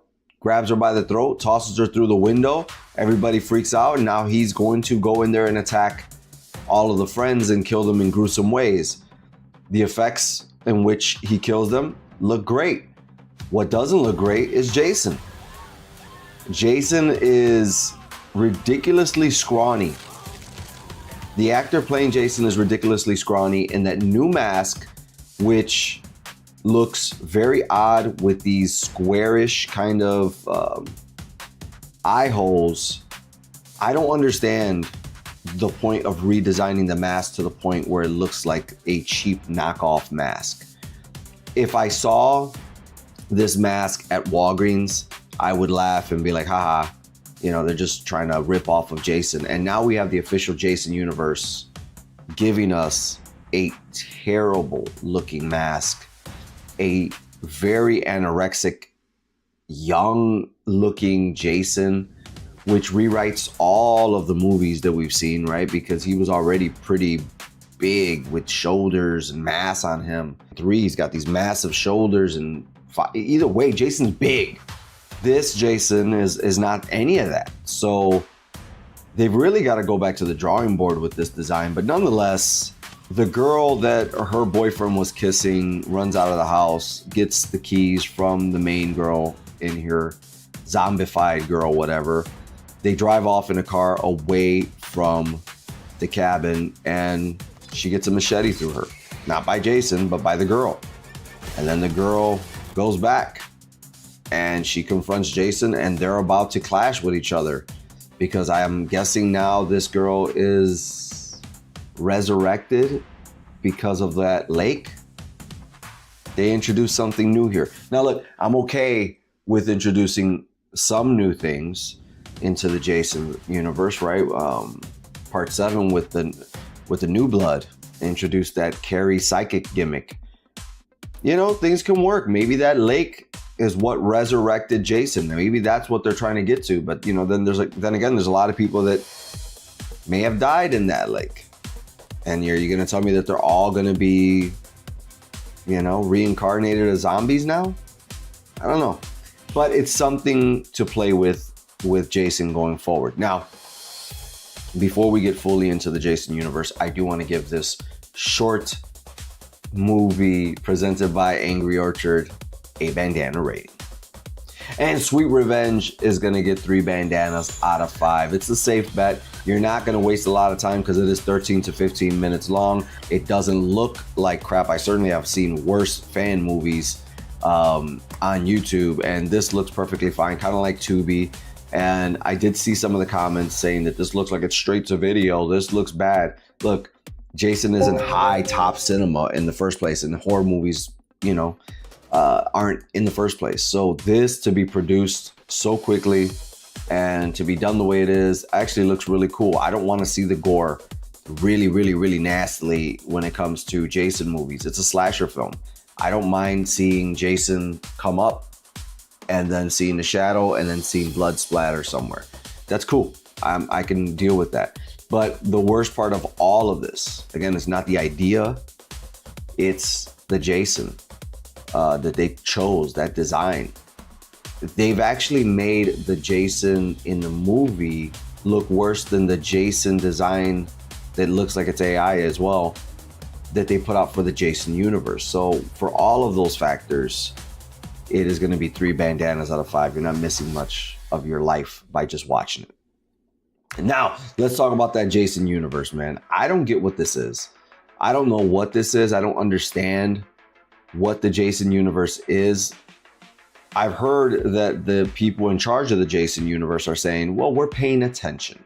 We're reading the comments. Are you? Because it's pretty easy to figure out and do Jason. Even when Ronnie Yu wanted to make Jason bigger and make him like a samurai in Jason versus Freddy, Freddy versus Jason, we accepted that because the look was there. And in the reboot, very clear that this is a mongoloid, that this man is strong AF. And you guys are looking for suggestions on what we can do next with Jason. Make it right. It's been laid out for you in 12 sequels and movies. What's confusing about that? So I don't get that. And then they're, taking Jason and putting him in a bunch of video games. And now there's an Angry Orchard Jason beer. Okay. I love Angry Orchard, so I'll pick it up anyways. But I don't understand the direction that Jason is going in at all. Do you? Let's talk about all things Friday the 13th, Jason Universe, and Sweet Revenge down below. In the comments section, I am going to leave a link to watch this if you haven't seen it yet, and it'll also be in the description. And if you're feeling so generous, check out this channel's memberships. There are a ton of benefits such as early viewing, exclusive lives, exclusive reviews just for members, and members only membership cards shipped straight to you. And if you don't feel like committing to that, you can always leave me a super chat, super thanks, or buy me a coffee. That's right. Buy me a coffee right now is a way that you can support somebody like me for making videos just for you guys, doing what we love to do. But guess what? If you buy me a coffee, at least you're fueling the journey. And right now, Buy Me a Coffee has an update to where when you leave your note of why you have gifted me coffee, I can respond back to you in video form. With all that being said, guys, I hope you enjoy your weekend. I'm Alex Thorn, and you know what I gotta do. I gotta rock out, watch some movies, and review them for you.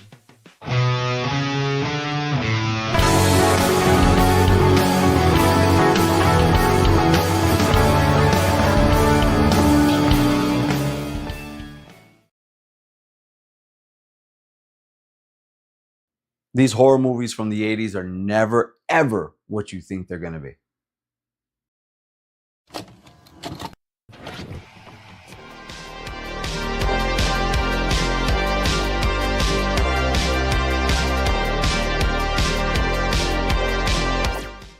What's going on, people? Alex Thorn here, and I'm just a rock and roller who in his downtime likes to watch movies while wearing a bandana. And with it being spooky season, October, that's right, everything this month is about horror movies. And for those of you that are curious about a certain giveaway for a poster that's not from a horror movie, stay tuned. I'm gonna announce the winner at the end of this video. And I just got done reviewing and watching, well, actually I watched it, then I reviewed it, a movie called Chopping Mall for members right here. And that made me think, that's one of the movies that I always saw the VHS cover at my mom and pop video store and never picked it up and just watched it. So let me try another movie. And this time I checked out, and I'm already smiling about it, a movie called Waxwork. Of course, we got a bunch of teenagers, but this time they're not just your run-of-the-mill average teenagers so that we can relate to them. This time they're a bunch of high-end, stuffy, nose in the air teenagers that are rich kids, and they're very privileged. They all plan to go to this wax museum after hours, and there are these red velvet ropes. That's the best way to put it. Red velvet ropes. And every time one of these jackass rich kids go over that red velvet rope, they are instantly transferred into the world of whatever that wax figure was. And this movie, I kid you not, I didn't even understand that 50 minutes in, 45 minutes in. I had no idea what was going on. I was just like, what the hell is happening in this movie? So this movie has a lot of the old school Universal monsters in it. Frankenstein, Werewolf, The Mummy, Dr. Jekyll and Mr. Hyde. There's vampires, the Dracula. There's a bunch of old school. Now there's 18 monsters. And I only know that because of the research I did for this right before I turned on the camera. But in the movie, there are a ton of monsters and there's a ton of wax figures. And like I said, there are a bunch of the Universal monsters, interpretations of those Universal monsters. The way this movie starts out is wild because it lets you know what it's going to be, even though you don't understand it quite yet, but it lets you know what it's going to be right from the start. I believe it's a female, could be wrong, but it's a female that puts a man's head into a fire and he dies from that. And then she breaks these, it's very quick and it has to do with a lot of the rest of the movie, but doesn't emphasize well. But she breaks this glass and takes all of these artifacts. And these artifacts are for each of the wax figures that actually come true in this movie or come to real life or whatever. Here's the deal. There are a bunch of things happening. And if you watch this movie the way I did, which was with a phone scrolling like a fool and then looking up, you won't know what happened. So like I said, about 45 minutes in, I still didn't understand the movie. I put the phone down because I was suddenly in a scene that was just a white room. And this man was strapped to a table, half naked, with one of his legs completely devoid of meat and skin. And this was disgusting. And I have a thing about body horror, which is this is what like woke me up out of this ridiculous habit that we all have of being on our phones while watching TV. All I can say is it reminded me of Tales from the Crypt. It reminded me of Creepshow. It reminded me of Tales from the Dark Side, where you just went into this portal of all of these different worlds. There's even a Night of the Living Dead world at one point that's black and white, but there's so much happening. If you blink, if you zone out, if you're still thinking about the last portal that they were in, the last kids that went over the red velvet rope, you're suddenly in another world already. And it's a fun movie. It's one of those movies you want to watch several times because you pick up something new every time. Because like I said, there are 18 monsters. The end of this could just really pick out the little things that I thought were kind of cool in it. I thought the werewolf in this movie looked really good. There's a lot of head explosions and like squishing of heads that happens. There's a mummy that looks exceptionally scary who, again, squishes somebody's head. There's a scene in the white room, like I said. There's this huge brawl at the end where they all are involved. And then there's a bunch of other ones that you don't notice and you don't see in main stories, but you see them passing these wax figures and these podiums up. It's a fun movie. And if I'm not being very as detailed as you may want me to be, it's because it is a movie that needs to be watched more than once. But I will say this. For this movie being released in the late 80s, it shows because there's so many great practical effects in it. This is right before you get to the 90s where digital effects are starting to be introduced and lighting becomes really weird in the 90s because now they light things too much and you can actually see the separation of makeup. In this movie, not so much. This has that good grainy look of the 80s, great practical effects, lots of blood, lots of gore. I think it's time we find out if Waxwork holds up. And for me, as far as story goes, I'm going to give Waxworks 5 bandanas out of 5 because it's very inventive. I didn't expect it to take that turn or be this kind of movie at all. For acting, I'm going to give it 4 bandanas out of 5 because everybody does their job. There's nothing that stuck out to me that was like, really? Everybody does great in this. And for effects, I'm going to give it 4 bandanas out of 5. This is as good as the 80s gets. So for the question, does waxwork hold up? It absolutely holds up. And what a pleasure this was to watch. I always come on here and say that 80s movies need to be watched on VHS for you to really fully appreciate what it is. But this movie, because it does go into so many different worlds, I feel like this would be one of those really good movies to own on VHS and on Blu-ray, because it got a Vestron release along with its sequel, Waxwork 2. So let me know down below if that's something you want me to review on this channel as well. As promised, I'm going to announce the winner of the Transformers 1 4DX poster. And the winner is Optimus_Prime_OSS. Brother, you seem like you're a real Transformers fan, the real deal. And I appreciate your comment on not only the video, but on the short. You are the winner. And how do you claim your prize? Head over to the Thorn Theater Reviews Facebook. Message me there and we'll take it from there. Guys, thank you so much for checking out the channel, liking, commenting, subscribing, and even becoming members. At the end of the day, guys, I'm just so happy that I can watch movies and find people like you who I can talk to these movies about. As you see behind me, I'm a huge horror movie buff. This is our season. And I just want to thank everybody as we march to 3,000 subscribers. I just gained a new member of the channel as well. I just want to thank all you guys, man, for everything. Anything you do, whether it's a comment, like, subscribe, become a member, it all means the world to me while I'm writing lyrics, recording music, playing on stage, coming home to relax, and then watching a movie. And then I'm able to talk to you guys about it. It's the best. But you know where we can talk some more and you can get early access to videos before anybody else? This channel's memberships.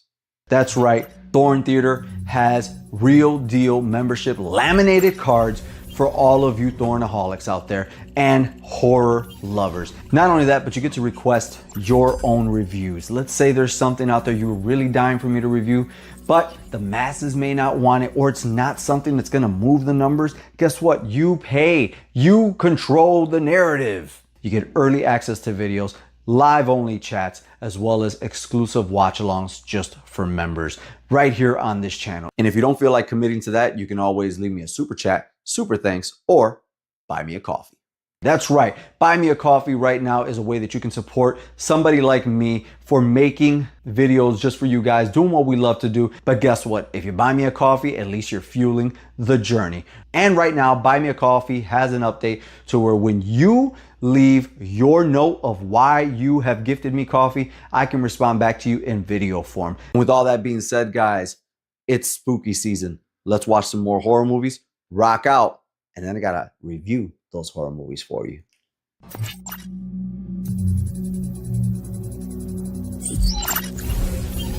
These songs are so damn catchy. This is right up my alley.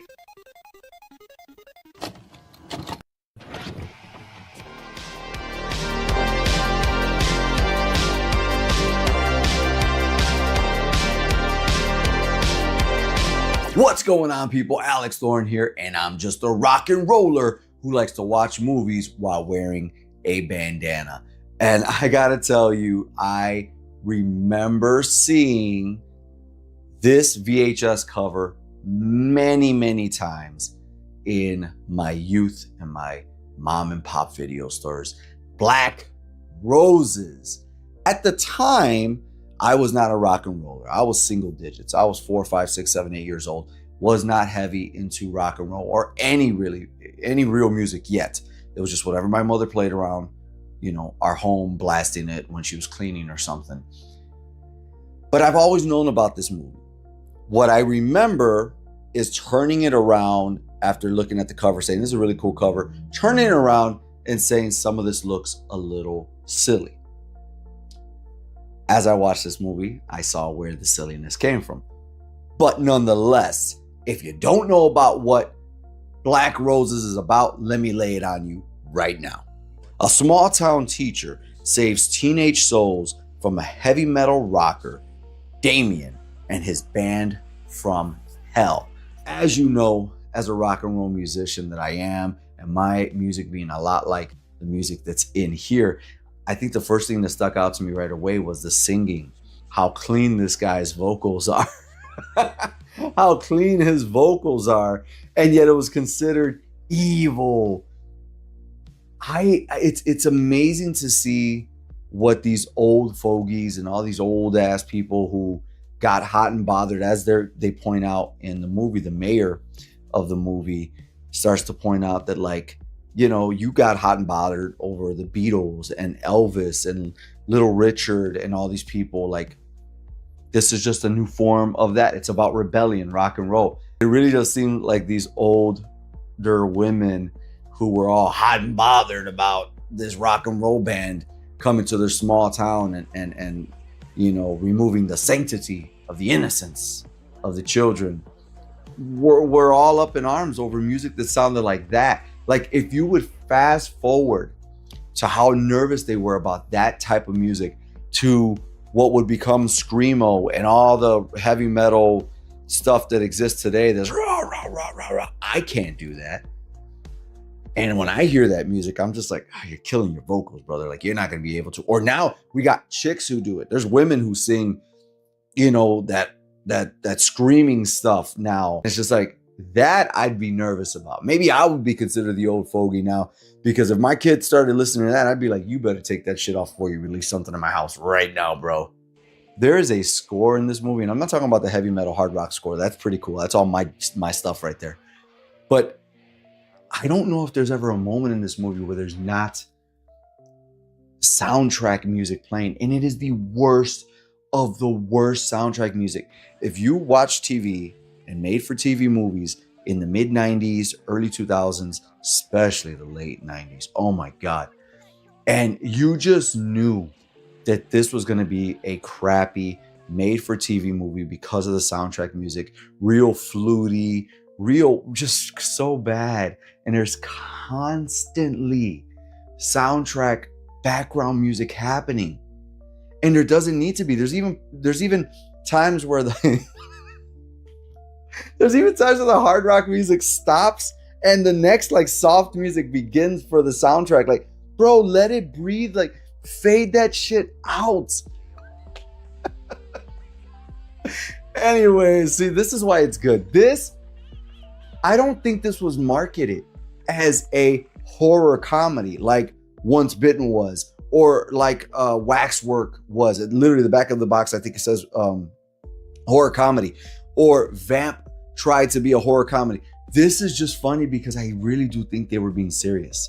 I don't think they knew that they were going to come off so bad. But nonetheless, the lead actress of this movie, she meets up with the teacher and says, I'm finally here for you.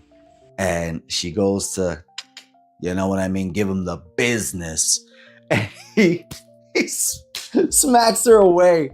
And when he smacks her away, all this purple stuff, like the backlights from Govi, down in the description, by the way, there's a link in the description for 10% off. There's a bunch of purple lights like behind me that go all over her body as she transforms into what literally looks like a bald eagle or a turkey. I was laughing. I couldn't take it. It was awful. At the very tail end of the movie, the news is on. They say, turn it up. The mayor and the teacher are watching it, and they say that this happened, by the way, in another movie, Smile 2, that Black Roses is coming to Madison Square Garden, and they've got like 10 dates at Madison Square Garden. 500,000 people are going to attend, and that's where the movie ends. And basically saying that they're going to possess 500,000 people now in New York, which easily could have led to, you know, Black Roses 2, but it didn't. But what that does lead to is the Does It Hold Up rating system for 1988's Black Roses. So in terms of effects, I'm going to give this movie 3 bandanas out of 5. As corny as they are, there are some good effects, and they're so funny that it's just like the 3 bandanas are not because they're good, it's just they made me laugh. As for acting, I'm gonna give it 3 bandanas out of 5 because the whole movie is cheap, but you start to enjoy this cheesy acting. And as for story, I'm gonna give it 3 bandanas out of 5. It's a cool story, it's fun. You get some beers, some pizza, some boys around you, and it's a good time. So if you're going to ask the question that we have to answer anyways, does 1988's Black Roses hold up? I'm gonna say yes.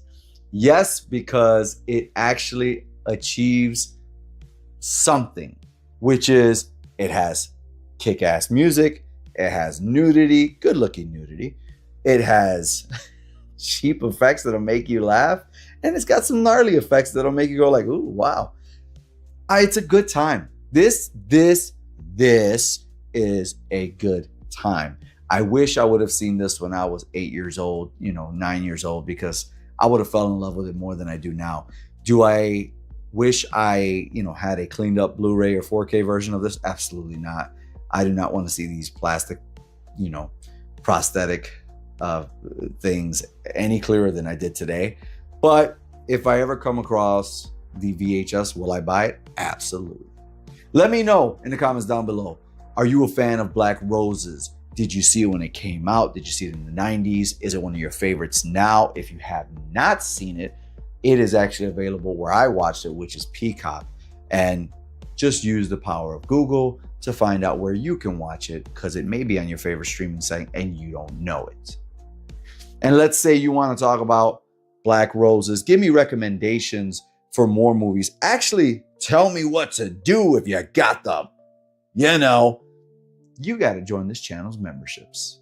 That's right. Thorn Theater has real deal membership laminated cards for all of you Thornaholics out there and horror lovers. Not only that, but you get to request your own reviews. Let's say there's something out there you're really dying for me to review, but the masses may not want it, or it's not something that's gonna move the numbers. Guess what? You pay. You control the narrative. You get early access to videos, live only chats, as well as exclusive watch alongs just for members right here on this channel. And if you don't feel like committing to that, you can always leave me a super chat, super thanks, or buy me a coffee. Buy me a coffee right now is a way that you can support somebody like me for making videos just for you guys, doing what we love to do.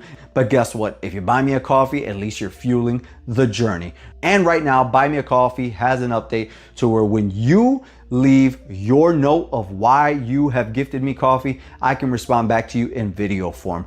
And with all that being said, guys, you know what I gotta do. I gotta rock out, watch some movies, and review them for you. What's going on, people? Alex Thorn here, and it is not Reaction Wednesday, but the brand new trailer for the upcoming 7-film Freddy Krueger collection is out. And I've been a Freddy head since 3 years old. We'll get into that story after we watch what this looks like. I'm excited. Did you have any weird dreams last night?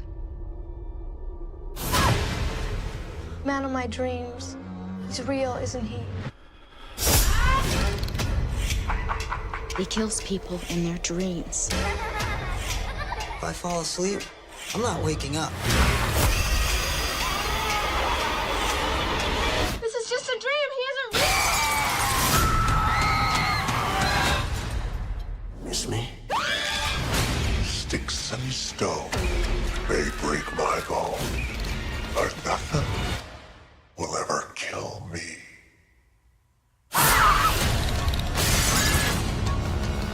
Oh, God.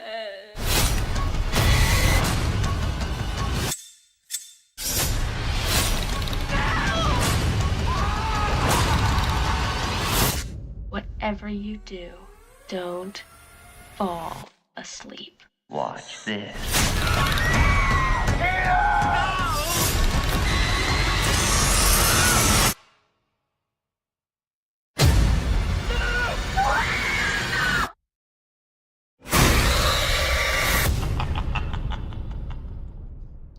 Oh my God. Right away, I have to make mention of what looked amazing right off the bat, which was Freddy's hand from part 2 when he's driving the school bus. You know, that movie, Freddy's Revenge, is notoriously dark. It's not only dark in nature, right? The way it's filmed and shot and the story, but a lot of the scenes are not well lit, and that looks super detailed of that shot where he was like moving the clutch. Part 6, Freddy's Dead, that one is pretty noisy. I don't know if it's going to be as noisy. This looked pretty clean. I know some of the close-up shots of Alice from part 4 and 5, that looked clean, very clean. You know, one of my favorite Nightmare movies is New Nightmare 7. And I just got a feeling that those shots that they showed, Freddy, the physical embodiment of what would be Freddy in that movie, just looks incredibly detailed. Like the colors, and one of the first shots of him from Nightmare on Elm Street 4, where it was green and red, and the like that turbine thing is turning. Oh, this is gonna be good. This is gonna be fun. And of course, it's already sold out, the Steelbook version anyways, on Amazon. But there are restocks coming, as well as the standard 4K set. So that's up there now still, so you can purchase that. I'll leave that link down below. But man, as a Fred head, as I said, from 3 years old, I don't even remember how I got into Freddy. I just know that when I was 3 and 4 years old, my first memories really in this world are walking down the street with my mom's hand in one hand, and in the other hand I had a Hulk Hogan toy. And the next thing I remember is I'm watching Nightmare on Elm Street 4. And that's at 3 and 4 years old. So we're talking about 1989 and 1990. I'm watching this. I'm already ingrained. I have no idea who introduced me to it, because my family is not into horror movies whatsoever. They're very religious. None of my family members watch horror movies. I'm the only one. So I don't know how I got into Freddy, but man, it would become something where I was Freddy for Halloween, like so many kids. I still have the mask, the hat, the sweater, the glove that I wore back then. I still have my books of Freddy from back then. Of course, the VHS, I've got all 7. I'm missing Freddy vs. Jason on VHS. So if any one of my viewers have Freddy vs. Jason, an extra copy, go ahead, hit me up. We can work out a deal for that VHS. The action figures, the posters. It's amazing, man. Freddy rules, and I can't wait for Freddy to come back for real in cinema. I understand the thing with Robert Englund, but so much of the horror movies that we watch today are inspired incredibly by Nightmare on Elm Street, that it almost feels like they're ripping him off. Smile had a lot of elements of Nightmare on Elm Street. The Witchboard has some Nightmare on Elm Street. It has a lot of Nightmare on Elm Street elements in there. All these movies are missing is a brand new version of Freddy Krueger, which the public will have to accept because Robert Englund just can't play that character anymore. But that's a subject for another video. Guys, are you going to pick up this 4K Blu-ray set on Steelbook? Wait for it to come back around. Did you already get your purchase? If you already got your purchase, let me know down below. That's amazing. Are you going to pick it up in standard 4K? Do you own the VHS collection, the DVD collection, and the Blu-ray collection? Let's talk about it down below. I'm Alex Thorn, and you know what I got to do? I got to rock out, watch some movies, and review them for you.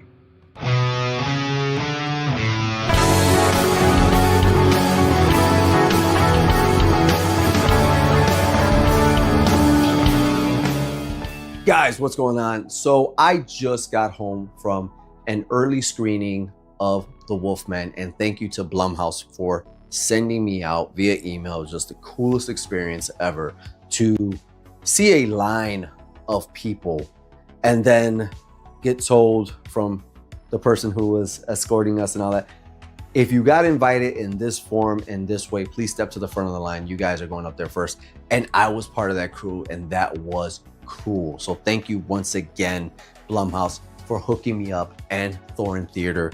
But I can't give you guys details about this movie, but what I can say to you is this. I think the movie is directed well. I think it's very atmospheric. It's very old school. And I think that people have greatly freaked out about the way the Wolfman looks.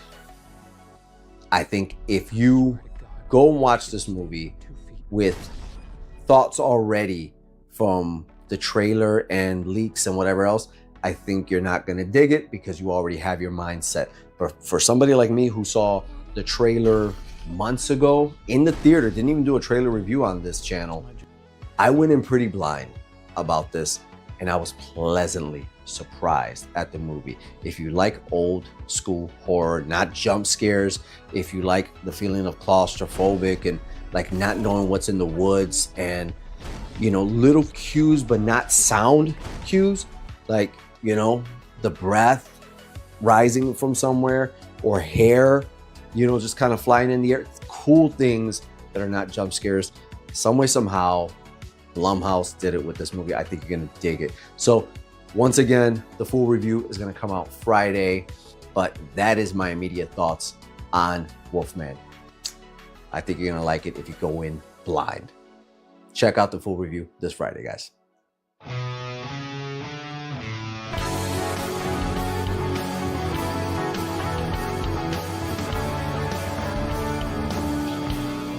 What is going on, people? Alex Thorn here, and I'm just a rock and roller who usually reviews trailers on Wednesdays. But as I scrolled and scrolled and scrolled, I promise you, I couldn't find one thing that I was interested in at all in checking out for this channel. Sure, I can click on a random, the drama trailer or something else, but this channel is about enjoying myself and coming to you with trailers and movie reviews that I actually enjoy, you know, not anything that I'm forcing myself to do. So something has been in the news, and if you are one of my current 3,600 subscribers, then you probably know about this, which is Netflix has tried and is most likely, as of right now, going to purchase Warner Brothers, which also includes HBO and HBO Max. Now, I'm pretty big on physical media, but I also can accept the convenience of streaming. Obviously, we don't want to take our entire VHS or Blu-ray library with us wherever we go, but yes, when we're home and there's a movie we really love or we're really tied to that we saw in the theater, much like me with Dangerous Animals, I purchased it. Much like me with the new Bad Boys, I purchased it, and a few other movies, the new Evil Dead, Rise, right? When you're tied to a movie, you purchase it. There's also some movies that I saw that I wanted, like the new Hellraiser that was from Hulu, or the new Texas Chainsaw Massacre that was from Netflix, or Barbarian that came out about 2020 or so, that we have not been able to purchase because they were just streaming only. And I say all of that because currently when Warner Brothers comes out with a new movie, it goes to the theater and you can experience it on a huge screen in different formats. And then it comes out to physical media where you can own it if you so choose to, as well as streaming. Well, with Netflix buying Warner Brothers and HBO Max and acquiring all of those shows that come along with that and movies, we may not get the new DC film in theaters, and we may not get it coming to physical media. And that's a huge concern, right? Along with Harry Potter and along with, you know, Warner Classics that may just disappear in general. And then there's the other side of the coin where people are worried about jobs. I can't speak on that at all because I don't have any knowledge of that. What I can speak on is on the consumer side and my side of media and reviewing things and being a fan of physical media from HBO and Warner Brothers as well. So I can speak on that. And I'm a fan of Netflix. Let's not kid ourselves.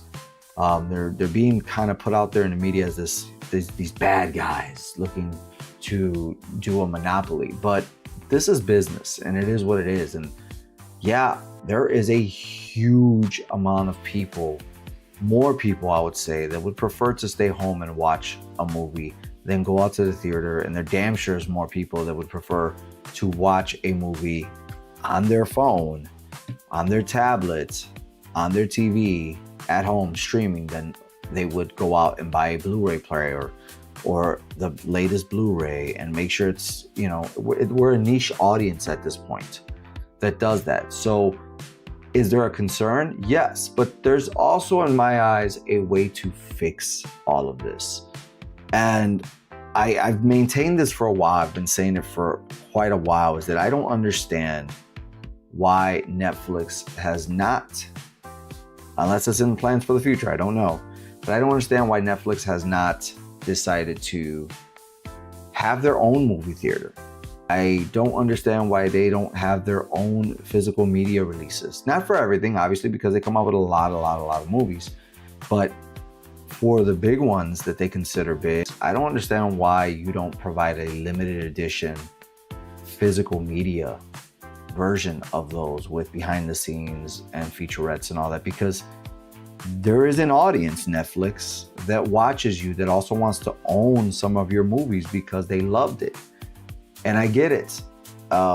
Again, in the media, they're being painted as like this big bad corporation that doesn't want you to own anything because they have you streaming. But I really don't think that's the case. I think they have a business model, and their business model is streaming first. But we can also expand that business model to physical media, curate and use your website, your very own website, Netflix, to send out. I mean, you have it. Like, you have the data of who's watching what, as you have, you know, your number one movie and the top 10 movies and the top 10 shows of the week. You know, you have the data of what's popular and what's not. You can also send out surveys, quick 3 or 4 question surveys of, would you be interested in this movie? We saw you watch this. Instead of just, you know, hey, do you like or love this? Follow up with an email. Hey, would you be interested if this came out on physical media? Yes or no? And collect your data that way. Send push notifications, send emails. You know, I think that Netflix, I'm not against it. I don't know where this came from in general, that like we hate Netflix and they're taking over everything. I don't get that. But what I do think is that in my mind, when I thought back to being a kid, I saw the media logo. I saw New Line Cinema's logo. I saw Paramount everywhere, right? I saw HBO, I saw TBS and TNT, and there's so many other cool companies that are not around anymore that we used to see. And Netflix is just another one, but it's a huge one, right? Like Columbia, like Paramount, like New Line. I have hope that in the future, Netflix will expand its business to more than just streaming. Once upon a time, they did mail out DVDs and Blu-rays.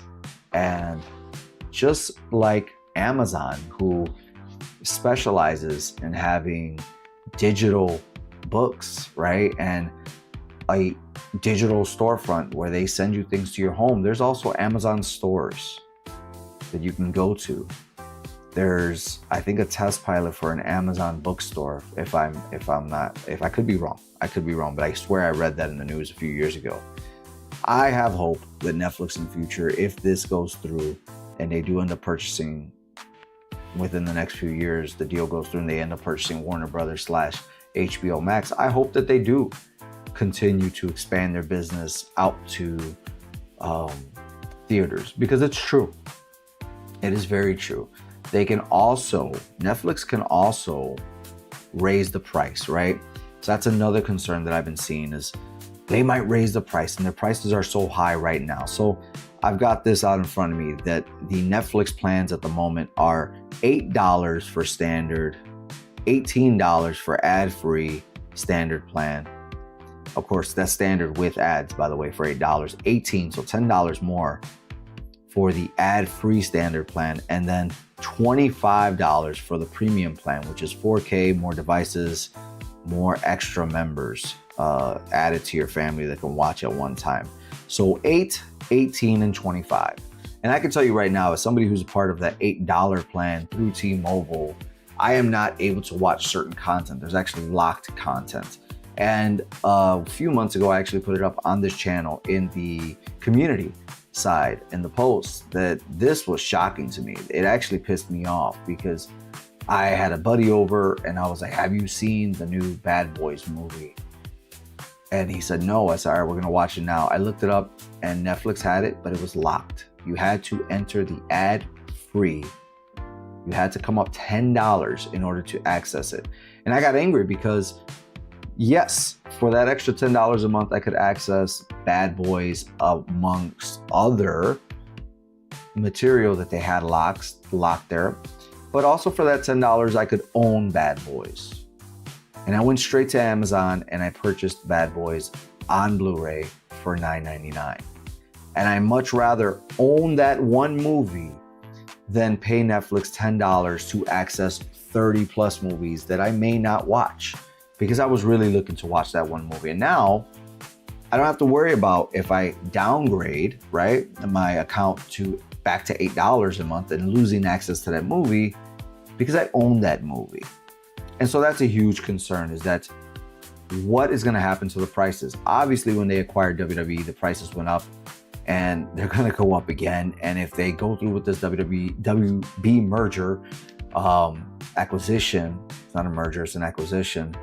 If they go through with this, the prices are going to shoot up again. But then let's go to the other side of what HBO Max costs. So basic with ads is $11. Okay, I don't know if they lock movies behind it or not, but that is more money than a basic with ads plan from Netflix. Standard ad-free, $18.50 a month, 50 cents more than Netflix. And premium ad-free is $23 a month, $2 less than Netflix. But let's put it straight. If you have Netflix, right, the middle tier for 18 plus another 18, you're paying $36 a month for just basic with no ads, not even premium.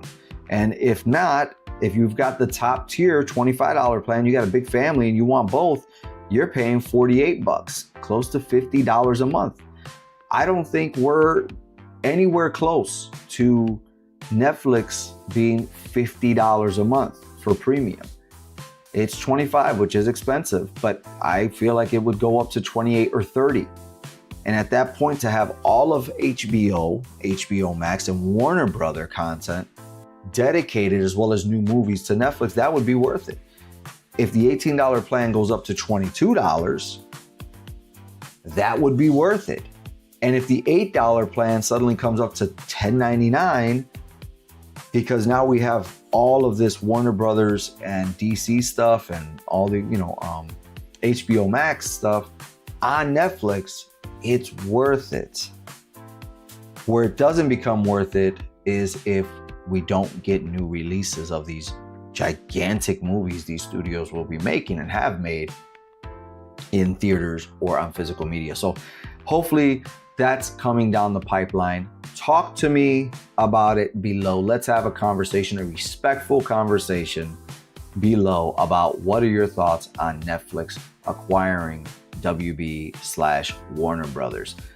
Guys, I just had a hugely successful final show of 2025 with my band Broken Thorn at the Underground Lounge here in Chicago, and had a raucous, dedicated crowd. We brought the most people of the three bands that night. The other four bands that night. The other three bands brought their people, but man, the Broken Thorn fan base is strong and growing, and we are so grateful for those who like our music.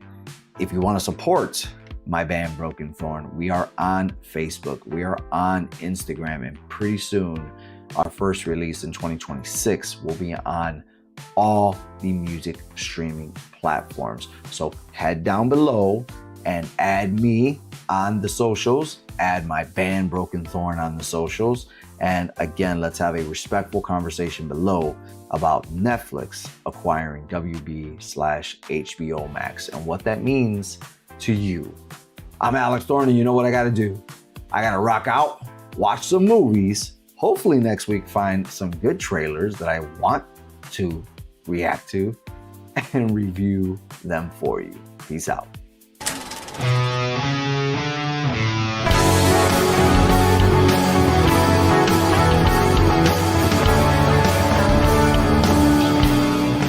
I've been hyped up to see this for a while, but man, did this feel longer than 90 minutes.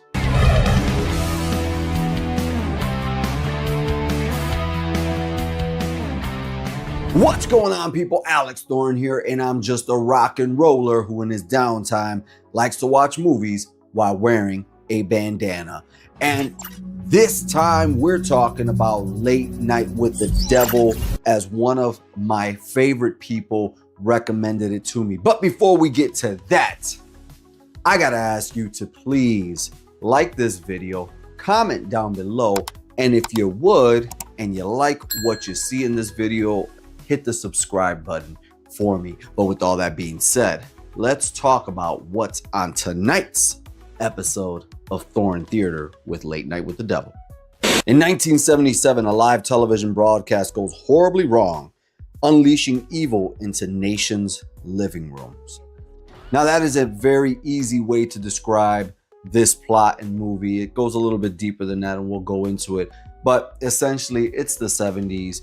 This one particular host has been flailing in the ratings for a while, and he's looking for just about anything to bring those ratings up. And he's tried several stunts, and finally we are going to go with a live exorcism on Halloween. And all that matters to him at this point, especially after the things that have happened in his personal life, is success of the show.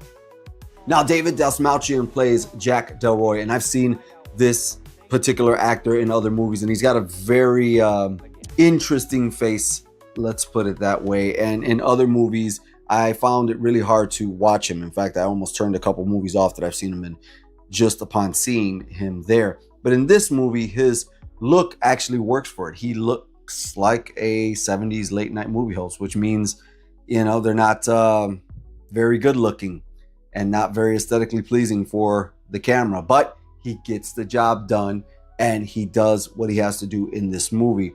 Now, with that being said, there's not a lot of character development for him. I feel like they tell you about his character, everybody else does, and they do these flashbacks to scenes of him and his wife who was ill and then passed away, but you don't get too much from him.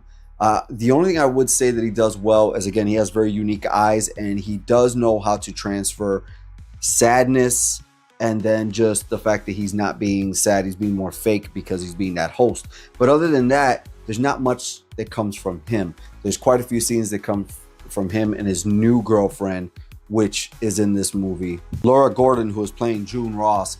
And even their interactions, just there's nothing that pops off the screen about him emotionally other than just his eyes. The first two acts of this movie, I'm going to be honest with you, man, is it a drag, especially because the characters on the screen. There's this one particular skeptic who is on the show, and I'm just like, my God, how has nobody clotheslined this guy? Like, how? I mean, I get it. He's supposed to be a skeptic. He's supposed to be a smartass. He's supposed to be condescending. But this guy is so dry to the point where it's like somebody needs to take a baseball bat to him, because, yeah, I can't put up with him. And then there's this other Latin mind reader psychic guy, and he's just so over the top in the way he acts that it's trash. I'm sorry. The way these two guys act are just to the extreme of the character. There's nothing unique about them. There's nothing genuine about them. It's just like, you keep bringing the quality of this down. And it sucks because they're heavily featured in the first 2 acts, especially the Hispanic guy. He's the psychic. He's featured in the first act. And it's just like, I don't want to keep watching because of this guy. Anything of interest really for a horror movie really gets presented on the tail end of the second act. And then there's literally, and I'm not kidding, about a minute of chaos that represents horror at the third act of the movie. And then there's the ending that just did nothing for me whatsoever. Nothing. So I'm not wrapping this up just yet, but I'm just saying, like, it's interesting to see this movie get so much praise. It's interesting to see this movie have a very interesting concept that I've actually heard and seen documentaries on true stories of different, variations of this. But the way it played out is a little off for me. Rolling straight into the special effects, there are particular special effects that are good. There's a scene with worms coming out of one of the characters, and that looks great. It's practical, so that's awesome. The reasoning that everybody can see it, the gentleman can feel it, but the cameras didn't pick up on it, doesn't make sense to me. And then you've got interaction with Lily, and Lily's great. Lily's really charismatic in her role, especially right next to Laura. And Laura genuinely looks like she cares about her and genuinely looks like she's interested in Jack's character. But man, it's just because, like I said, things move so slow that it's hard to stay interested in it. Once the chaos does begin, there are some really cool stuff that happens now. But I will say something about these demonic possessions movies that happen. It's just like they're always flailing people into the air. And I already had seen reviews for this 10 months ago when it came out because I was curious about it even then. And obviously not seeing the movie, I had already heard that the special effects were supposed to look hokey because it's in the 70s. But I'm like, but then wouldn't that be for us? The viewers, instead of the people there, wouldn't they see it as being real? So it should look more grounded. I get that the filter in the 4:3 thing is for the aesthetics of the movie, but that doesn't mean the effects have to look hokey, because then that would be fake. It's just like, yeah. So with all that being said, guys, you could tell I don't have a lot of great things to say. Maybe it was overhyped. Maybe I was expecting too much. But I think we need to get to the bandana rating for Late Night with the Devil. And I'm going to give Late Night with the Devil 2 bandanas out of 5. I just did not find it clear in its focus. I did not care for its execution entirely. I thought the concept was good. I by no means think that it's a bad movie, but it's not necessarily a movie that I would want to watch again. And I didn't particularly enjoy myself watching it. Like I said, they should have stuck with the narrative of it actually being entirely 4:3 and back then, and had the filter throughout. Even if you wanted to go to black and white, that's fine. But even that backstage footage is shot very well, very modern shot, as opposed to the TV show. And if somebody says, yeah, that's what we wanted to do, well, you keep taking me out, and there's too many times that we go back to the TV show where there's nothing happening. So where, by the time things do happen, I don't care because you've taken me in and out of this boring thing so long. But you tell me, what did you think of Late Night with the Devil? Am I being too harsh on it? Who was your favorite late night talk show host? I'll tell you mine, Arsenio Hall. I grew up watching him and occasionally catching Jay Leno, but outside of Arsenio Hall, nobody ever really caught me in the late night talk scene. I was more of a daytime television guy because, when I got sick from school, that's all that was on during the day, as well as game shows, and I wasn't watching that. So you let me know, what'd you think of Late Night with the Devil? Let's talk about it down in the comments below. And if you want to talk about Late Night with the Devil and more, you got to join this channel's memberships. That's right. Thorn Theater has real deal membership laminated cards for all of you Thornaholics out there and horror lovers. Not only that, but you get to request your own reviews. Let's say there's something out there you're really dying for me to review, but the masses may not want it, or it's not something that's gonna move the numbers. Guess what? You pay. You control the narrative. You get early access to videos, live only chats, as well as exclusive watch alongs just for members right here on this channel. And if you don't feel like committing to that, you can always gift me a super chat, super thanks, or buy me a coffee. Buy me a coffee right now is a way that you can support somebody like me for making videos just for you guys, doing what we love to do. But guess what? If you buy me a coffee, at least you're fueling the journey. And right now, Buy Me a Coffee has an update to where when you leave your note of why you have gifted me coffee, I can respond back to you in video form. And finally, if you like the lights that you see in these videos, whether they be TV lights or anything else that you've seen in my videos, head over to the description down below because I've got 10% off for you from Govee if you use my affiliate link. Guys, I'm Alex Thorn, and you know what I gotta do. I gotta rock out, watch some movies, and review them for you.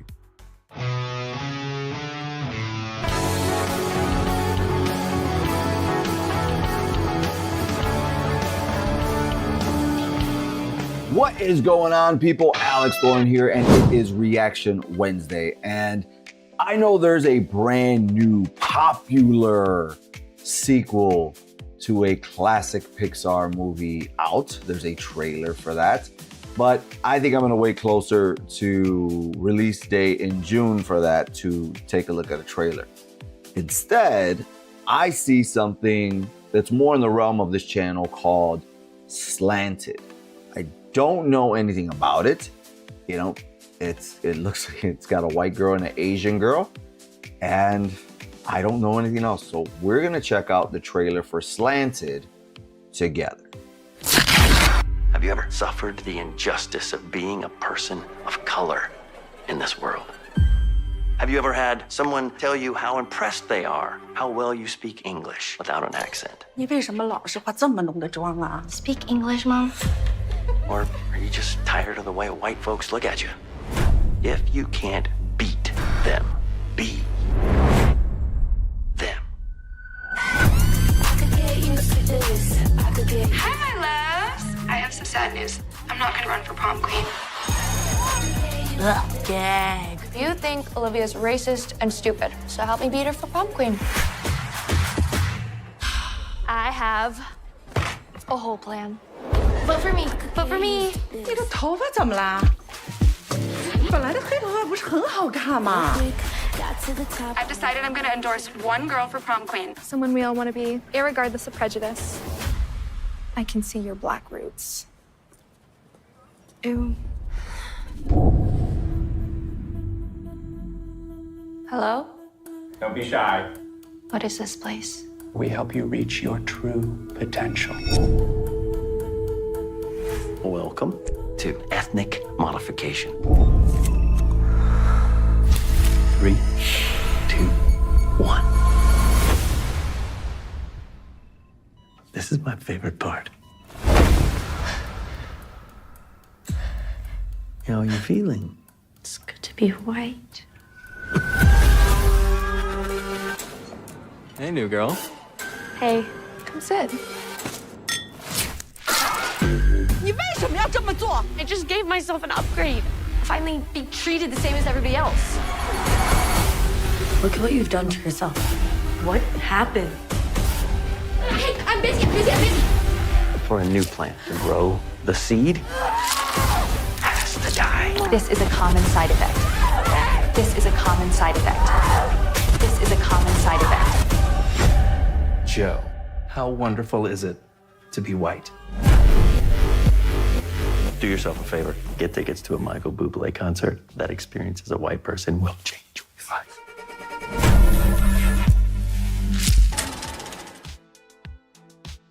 Yo, that is freaky weird. I didn't even notice it was a white girl and an Asian girl on the cover until I looked at it for the introduction of this video. Prior to that, I just thought it was like a face melting. I didn't notice it was two different people. on there. This is bold.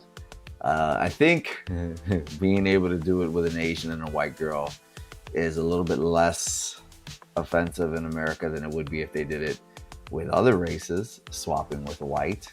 This seems daring. Everything that it said seems wild to me.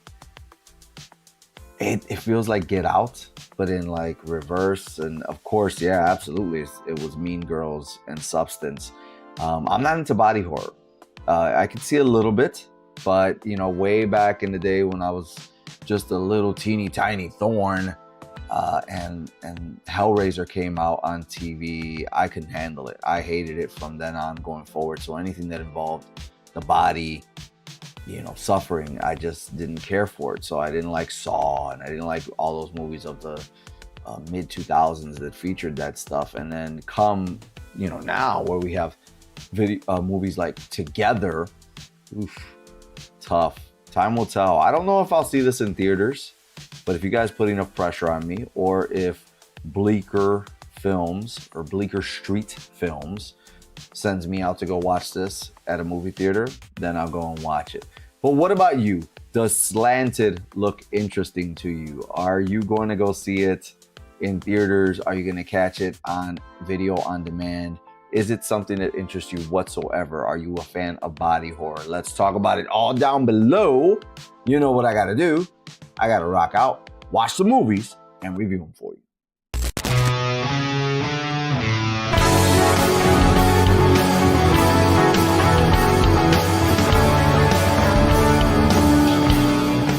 What's going on, people? It's Alex Thorn, and it's Reaction Wednesday. Scrolling down the timeline for inspiration for trailers, and what do I come across? The greatest horror documentary of all time, In Search of Darkness. Loved 1 and 2. Can't remember too much of 3, but now I see there's In Search of Darkness 90 through 94. Let's check this out together.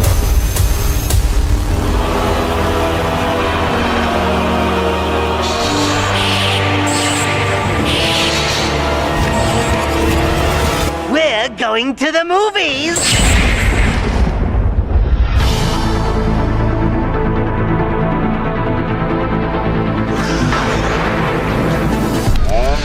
Come on!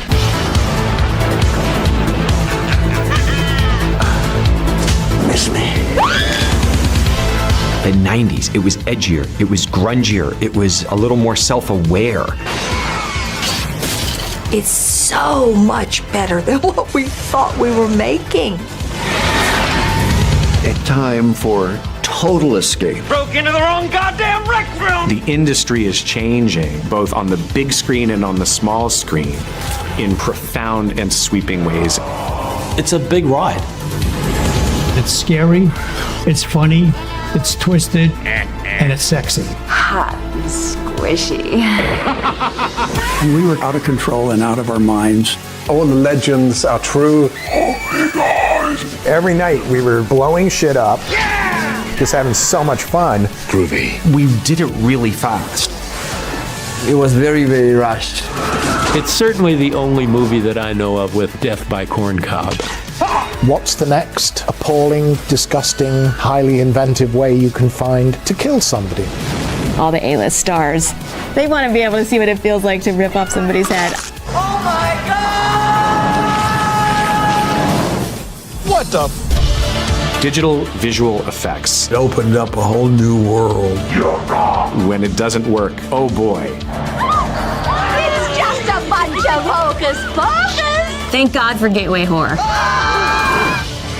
Tim Curry, man, that was a casting coup. I am your worst dream come true. Candyman, Candyman, Candyman. Be my victim. Hell no. I'm not gonna look in the mirror and say Candyman 5 times. I'm not stupid. It was an intense thing to do. It gives me the heebie-jeebies. You don't like it, huh? I said, we need the subspecies. That's the poster. Got to make the poster. We sent the footage back to the States, and Charlie was like, what the hell? He wasn't nothing but a big old pussy anyway. I called Jason a pussy, paid the price for it. No one on planet Earth knew that Freddy's glove was going to come up at the end of that movie. They jumped to their feet. I probably should have snagged one of those things when we were making that movie. Want a date? Want a date? Want a date? I kick ass for the Lord. This one's for the fans. The 90s was very self-reflexive. So it pushes a lot of buttons. Oh, we can't have eating babies on screen. I could go to jail for doing a movie. People were like, how dare you remake a classic? We were making a very weird movie. I tried to say my line through these giant teeth, and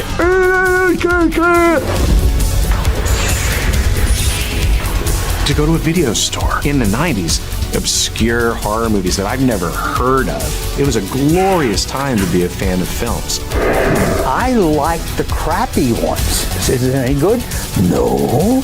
Is it fun? Absolutely. Is that kind of a movie? It's a horror film. A moment of film history that shall never be forgotten. As long as it's entertaining, I will watch the shit out of it. Oh, that stuff is really, really rich.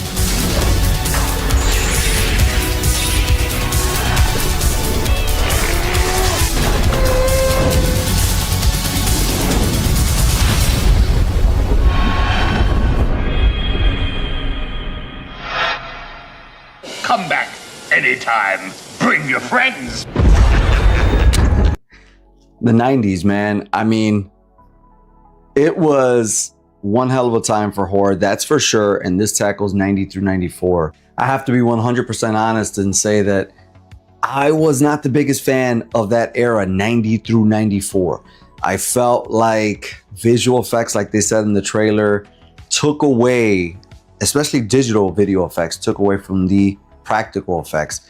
I felt like the lighting was really weird in the early 90s, especially the mid. There's like this time period between 92 and 95-ish where prosthetics were lit so much that you could tell where it started and where it ended. And these are not things that you can necessarily see in 80s films. It might be because of the move from film to digital. I don't know. But I felt like, again, one person said in that trailer, it was more self-aware of what it was. That's for sure, 100%.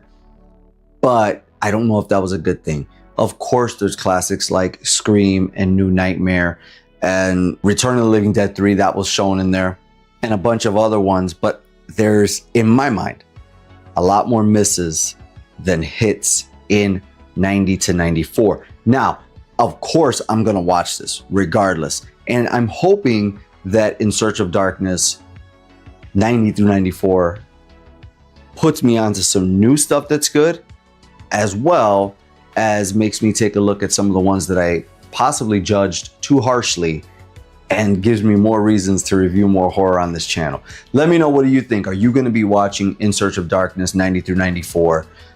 What did you think of the horror movies of the time, 90 through 94? What are some of your favorites, and what are some of the ones you think did not hit the mark? Guys, you know what I got to do. I'm Alex Thorn, and I got to rock out, watch some movies, and review them for you.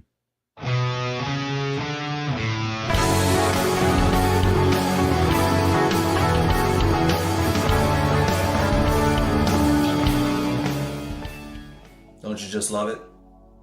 It's Halloween season.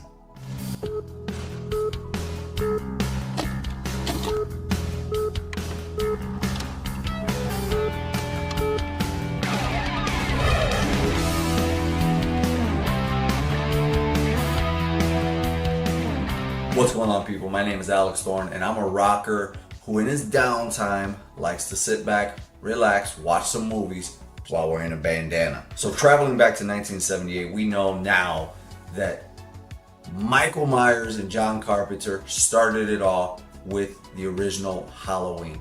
Now, look, I know the importance of this movie in the annals of history. I know Michael Myers existed before Jason, before Freddy, before any of the classics that would come about in the modern era. But I gotta tell you, this movie is slow. I know. Don't remove your subscription just yet. Don't cancel me. I'm just getting started. And I get it. It's all within context. Like, you gotta go back to what existed at that time and what, you know, the groundbreaking movement that this movie was doing. But in 2022, this was just, man, really slow. But I will tell you this movie has been cleaned up so much. I watched it streaming off of AMC Plus, and they have just, I don't know where they got their transfer from. I don't know if it's the 4K or the Blu-ray rip that they were playing, but my God, this movie, especially during the day, it looked amazing. I was like, wow, this movie doesn't look like it's 78. This looks like a 1995 movie or something. Like that they cleaned that up. That's how good it looked. You know, but if we go back in time really quickly for the movie, Michael Myers kills his sister in the house, kills the boyfriend, you know, is at 6 years old, is on Halloween night, is taken off to a mental institution, and he's watched over by Dr. Loomis, who has been with him since 6 years old until, you know, we catch up with the movie at that time. Now here's the thing, I've gone back and I've read about this, and John Carpenter planned on Halloween just being a one-off. So he didn't really give any reason for anything whatsoever, which is why she just happens to be the last one, her being Laurie Strode. And, you know, as we know, if you haven't watched it, sorry, I'm giving you spoilers on a movie that's so long ago, but, you know, as we know, Laurie turns out to be his sister. They reveal that in part 2. It's nowhere said in part 1. In part 1, he's just this maniac who's let loose, who, by the way, drives a car quite often in the original movie. The one thing that kind of throws me off about the original is that you can hear Michael breathing in a mask before he ever gets the mask. Okay, just a small little tidbit that kind of bothered me as I was watching it. It's the first movie to give you that thriller slasher, you know, thing that we got for decades and decades to come. I mean, there's a lot of staples of this movie that's still being used today. So for me, I would actually give Halloween 1978, the original, 3 bandanas out of 5. It is a classic. It is a good watch every few years. I couldn't watch it every year because it would bore me out to tears. But it is a good watch. It is a pioneer, and it's worthy of 3 bandanas out of 5.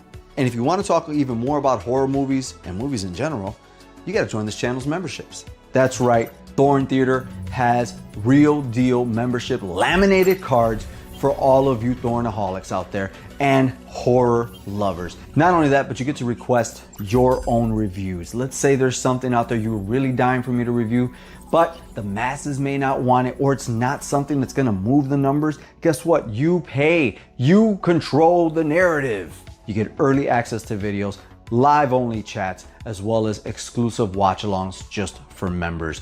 And if you don't feel like committing to that, you can always leave a super chat, super thanks, or buy me a coffee. That's right, buy me a coffee right now is a way that you can support somebody like me for making videos just for you guys, doing what we love to do. But guess what? If you buy me a coffee, at least you're fueling the journey. And right now, Buy Me a Coffee has an update to where when you leave your note of why you have gifted me coffee, I can respond back to you in video form. And with all that being said, guys, I hope you have a happy Halloween because we are in spooky season. There's more videos to come. I gotta go rock out, watch some movies, and review them for you.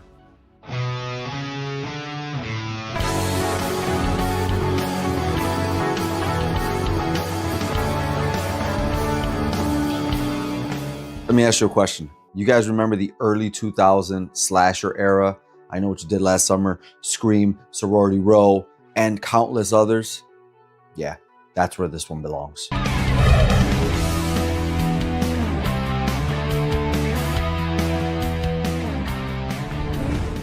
What's going on, people? Alex Thorn here, and I'm just a rock and roller who in his downtime likes to watch movies while wearing a bandana.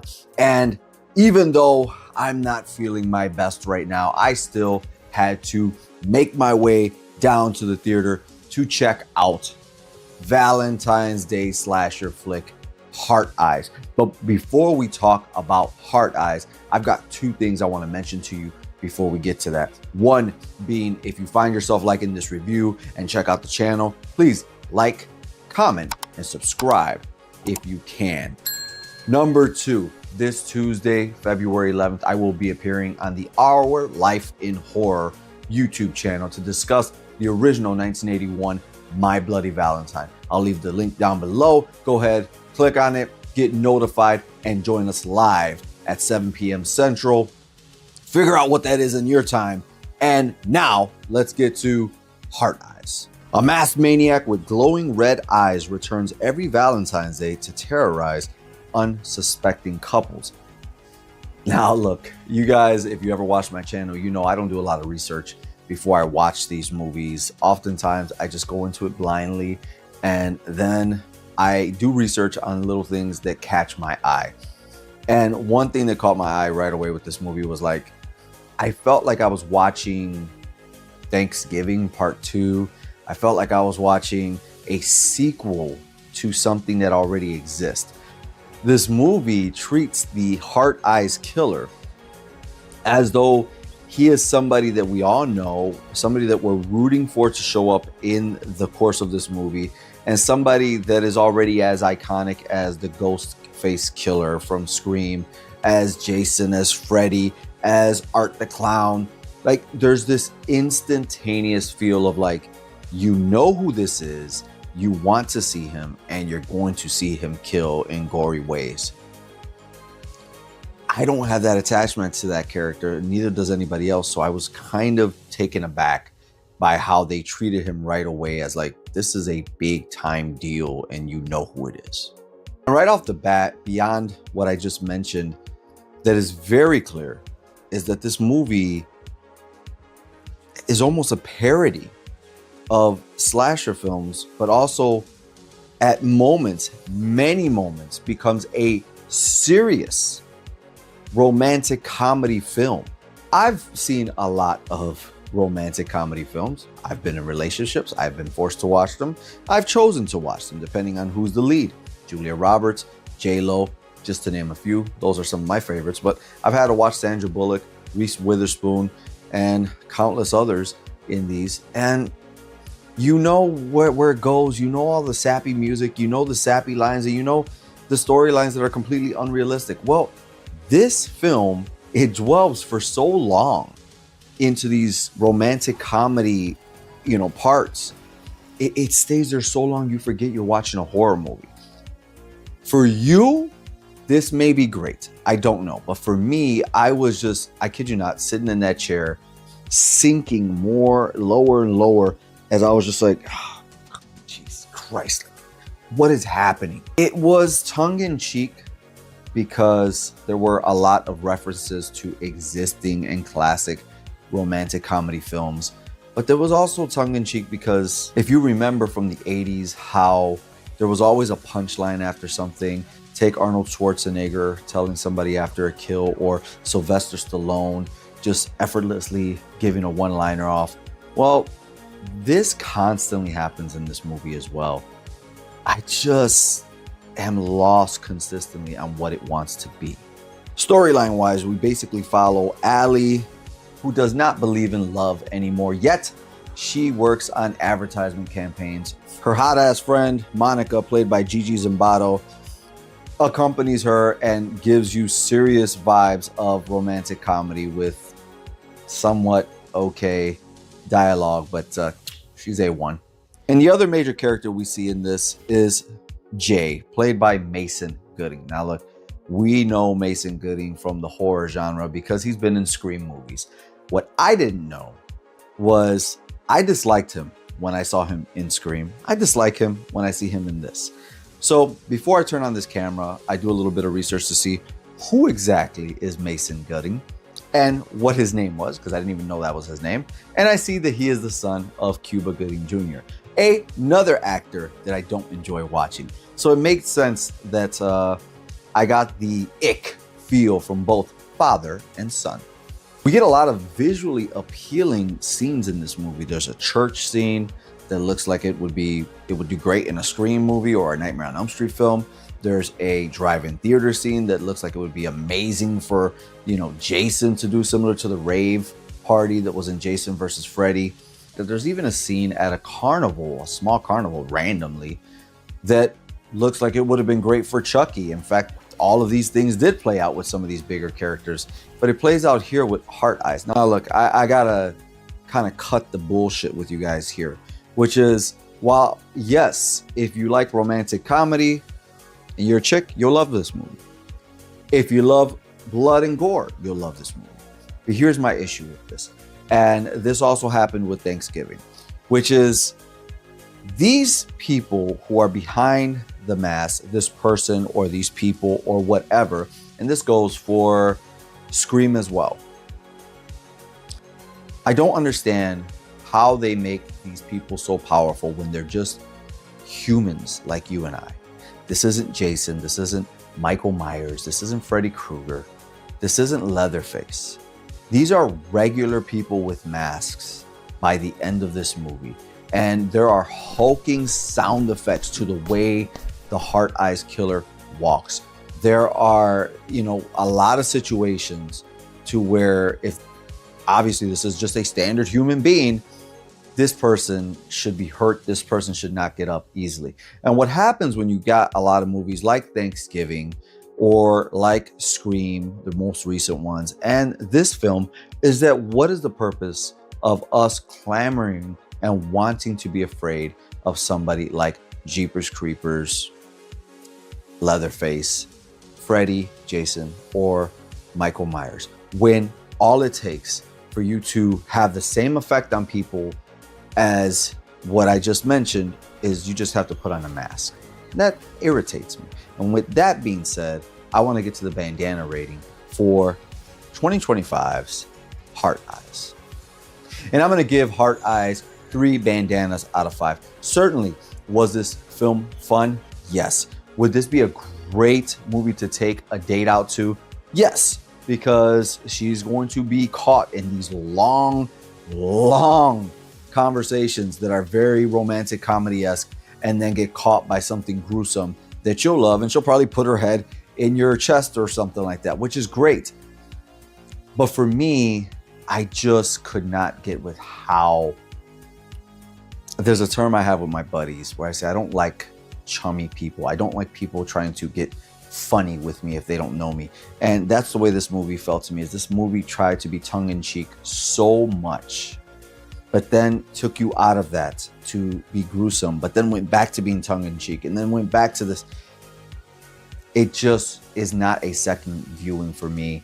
I did not enjoy watching this movie that much, but I can see how people would.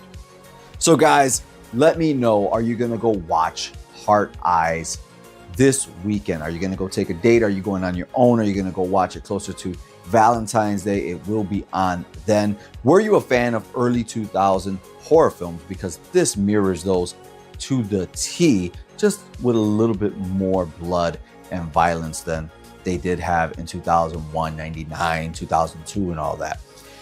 If you want to talk about early slasher films from the 2000s or more about Heart Eyes, you got to join this channel's memberships. That's right, Thorn Theater has real deal membership laminated cards for all of you Thornaholics out there and horror lovers. Not only that, but you get to request your own reviews. Let's say there's something out there you're really dying for me to review, but the masses may not want it, or it's not something that's gonna move the numbers. Guess what? You pay, you control the narrative. You get early access to videos, live only chats, as well as exclusive watch-alongs just for members right here on this channel. And if you don't feel like committing to that, you can always give me a super chat, super thanks, or buy me a coffee. Buy me a coffee right now is a way that you can support somebody like me for making videos just for you guys, doing what we love to do. But guess what? If you buy me a coffee, at least you're fueling the journey. And right now, Buy Me a Coffee has an update to where when you leave your note of why you have gifted me coffee, I can respond back to you in video form. And with all that being said, guys, I hope you have a happy Valentine's Day. And if you're not going to celebrate that, at least watch some good horror movies and at least get some if you can. But beyond that, also check out my appearance on the Our Life in Horror YouTube channel coming up this Tuesday, February 11th. Guys, I'm Alex Thorn, and I look forward to seeing you then. I gotta go rock out, watch some movies, and review them for you.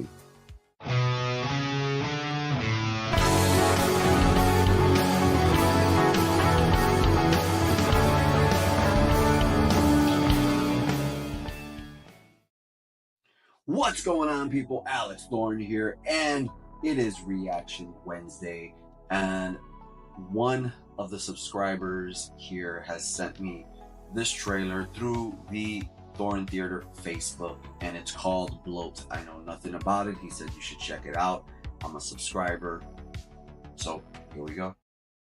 Hey honey, we've made it to Japan! How's the day? You're already in full swing, I can see. Oh, the boys are playing with the other boys. We're just relaxing. Let me see.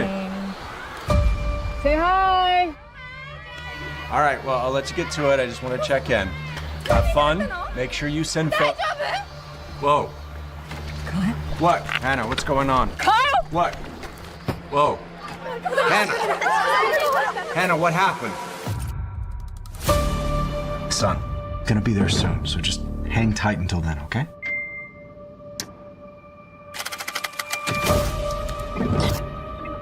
Dad, Kyle's been really strange. He bit his brother. Kyle just needs some time. Try to remember what you felt when you were drowning. My concern is he's not getting any better. There is something seriously wrong with our son. I am here alone. I'm doing the best that I can for Christ's sakes. Just need somebody who can check on my family. I'll do whatever you need me to do, bro. You know that. There was a case about 15 years ago. An American seemed to be controlled by a kappa. Kappa, the keeper of lakes and rivers. A kappa will swallow the boy's soul. This thing feels trapped in its own homeland. You think you're gonna wake up from the nightmare, but it ain't no nightmare. It's real. Don't you see what is going on? Open your eyes! Jack, we have to go. I can stream the whole thing in real time. You can see everything live. I'm gonna be there soon. Just hold on for a little while longer.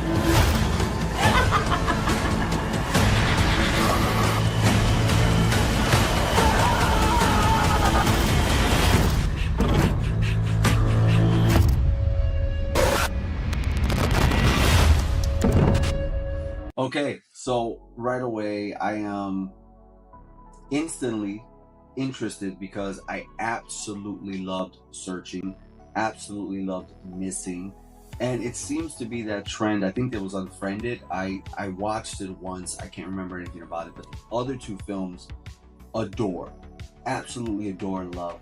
You know, I think I recognize the main actor from Gotham. I loved those other two movies. Now this is a little bit different because from my memory, Searching and Missing are very reality based. This, not so much. This obviously is going into the found footage territory as well as like urban legends for Japan and so forth, which is cool. You know, they found a reason to have this be over the web and phone calls and videos and searching for terms, right? They found the reason because he's away, his family is so far away, so everything is done that way, which means that everything you see in this movie is going to be from a camera like the news, like a surveillance camera, a web camera, a phone camera, and I like that idea. I do like that idea. So thank you for sending me this video. I really do appreciate it. I honestly, I thought it was, you know, I was worried. I thought it was gonna be terrible. I'm like, whoa, what is that? But no, this looks awesome, and it's probably just gonna be streaming, which is fine, but I look forward to watching it. Not often do I watch the actual movies that I see trailers for here, but I'm definitely looking forward to this. What about you? Are you a fan of found footage movies, and will you be watching Bloat? I'm Alex Thorn. You know what I gotta do. I gotta rock out, watch some movies, and review it for you.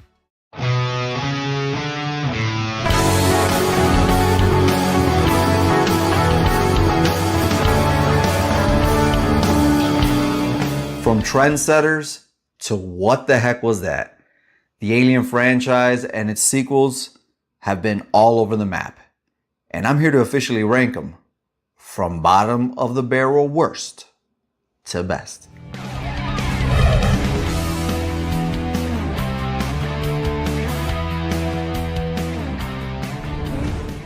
What's going on, people? Alex Thorn here, and I'm just a rock and roller who in his downtime likes to watch movies while wearing a bandana. And over the last month and a half, I've had a lot of firsts when it comes to watching this very series, Alien, on this channel. I've done my first live watch-alongs with Alien and you guys. I've watched Alien sequels that I've never seen before. And I've gotten to 2,500 subscribers because of Alien fans like you. So let's not waste any more time and get into what could possibly be the bottom of the barrel entry in this franchise. And that award's gonna go to AVP2.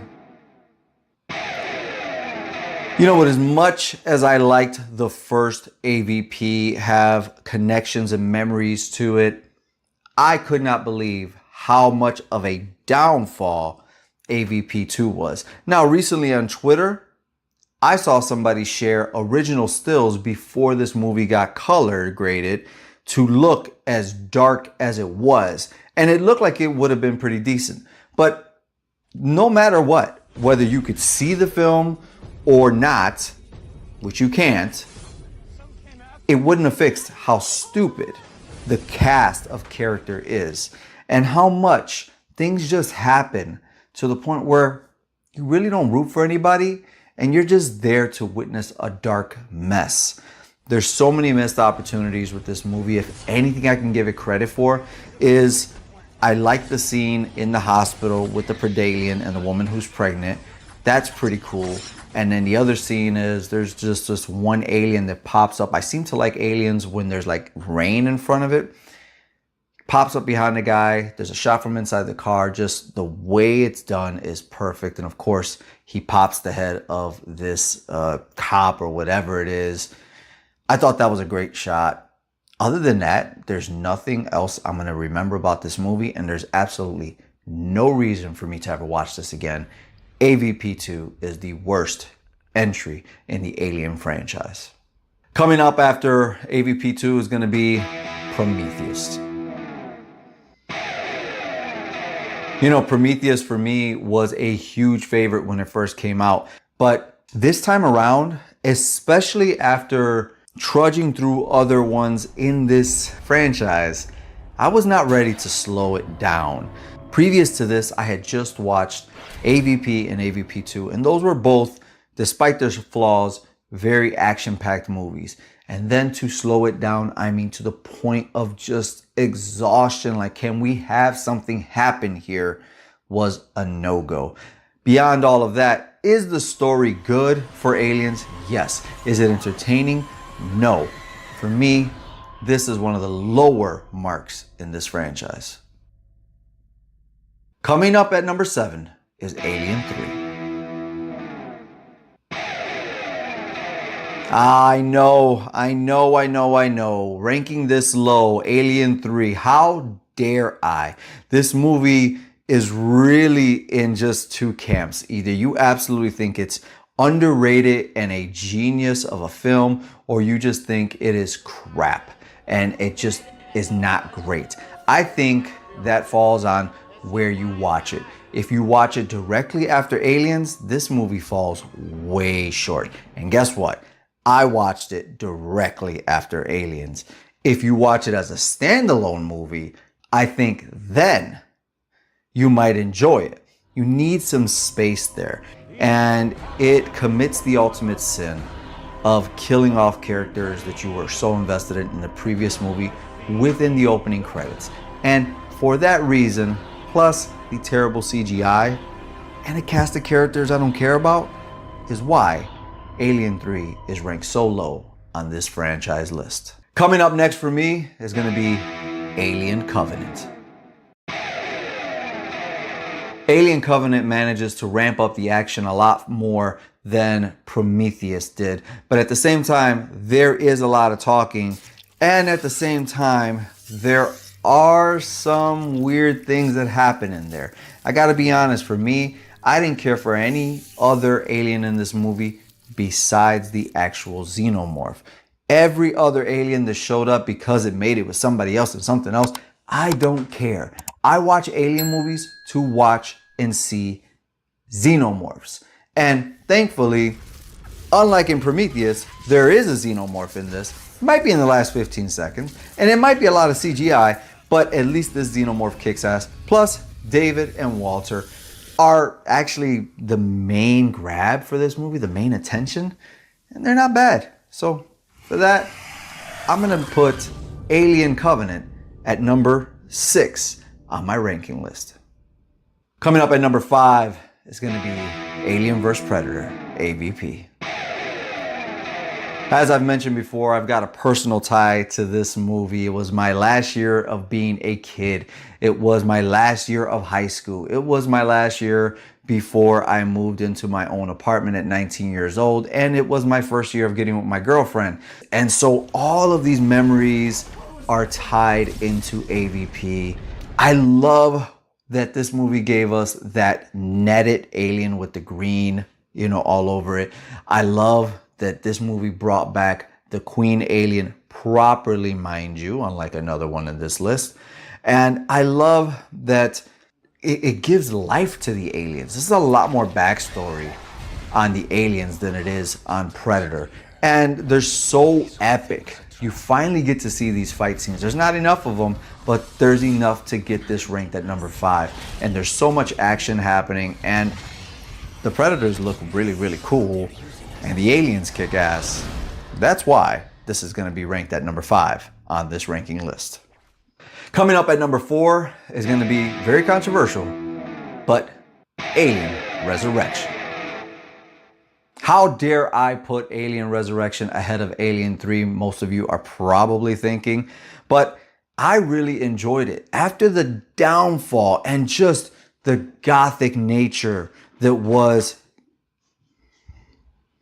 My cats are going nuts chasing each other outside this door. But after the gothic nature that was Alien 3 and just this somber prison atmosphere and a bald Sigourney Weaver, we finally got her back. And not only did we get her back, we got her back with hair. And now she was like part alien and part human and a creation. And she had expressions and sexual tension. And she started to resemble what a sexy woman could be. She finally showed some femininity in this one, and there was sexual tension. And we've got decent shots that are CGI that are cut very quickly, mind you. We don't linger on bad CGI. And we've got aliens swimming in water. Come on. This has to be ranked number 4. We're down to the nitty gritty. And now we got to look at the top 3 Alien films. Which, the order of these might make you mad, but it's my list, so let's go forward. Coming in at number 3, the original 1979, Alien. For its time, this movie broke barriers.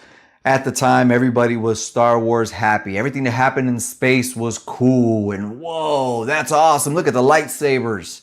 Look at the creatures. But Alien brought fear to space again, because now you're in the middle of nowhere.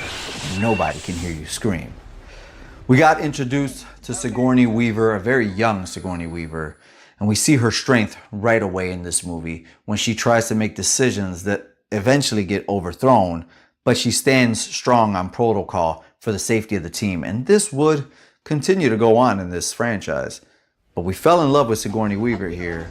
We also fell in love with the first ever xenomorph.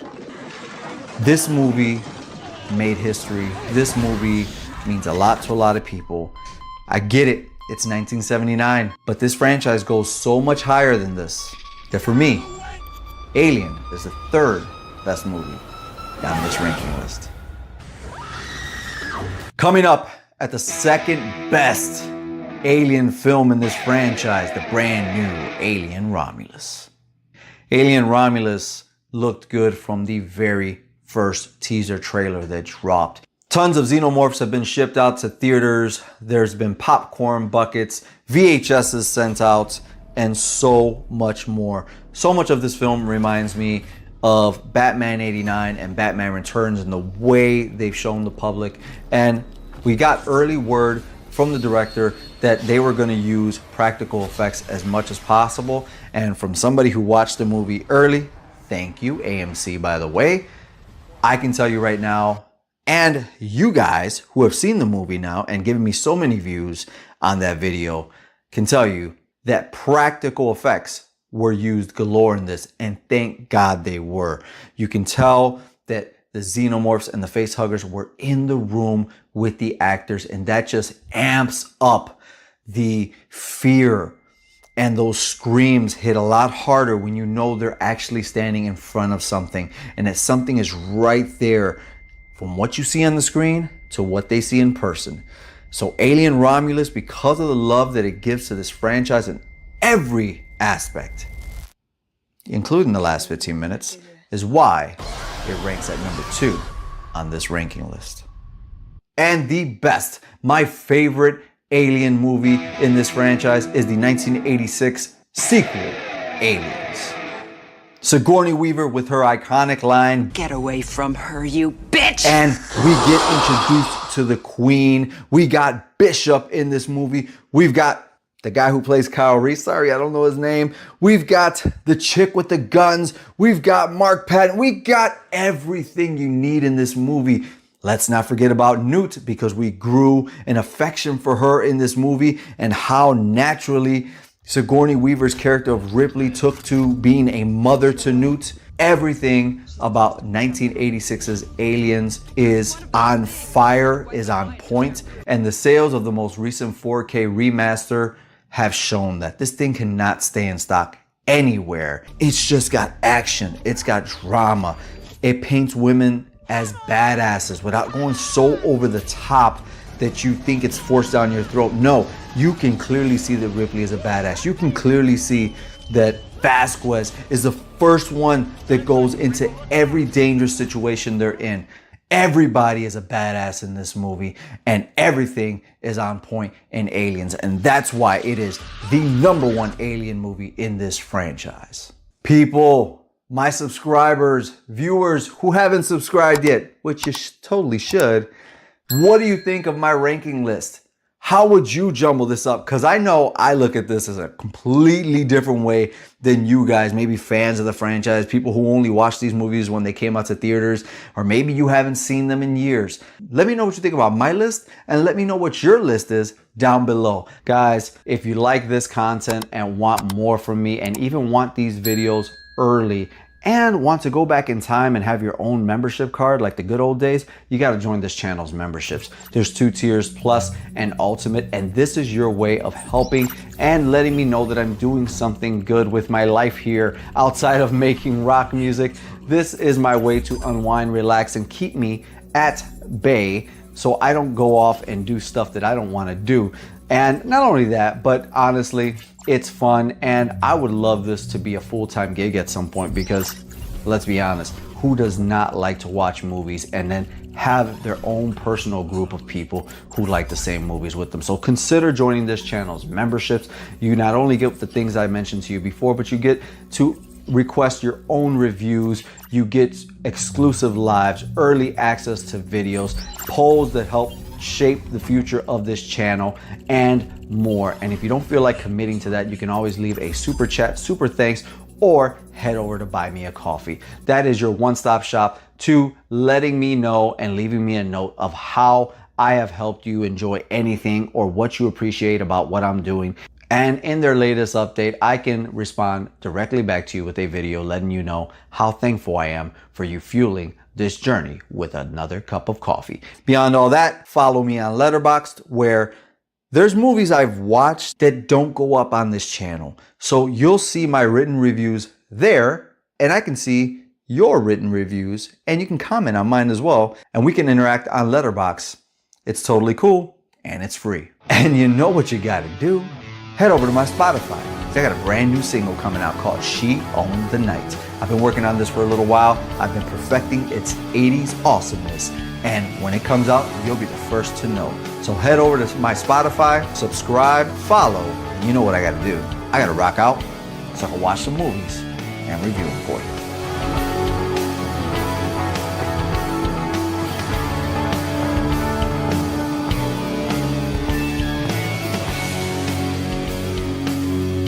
What is going on, people? Alex Thorn here, and it is Reaction Wednesday, and I don't know what is going on here. I think it's too soon to release another Little Mermaid movie, but here we are, And I know there was a bunch of controversy with the last one. I see that it's Lionsgate. Let's check this out together.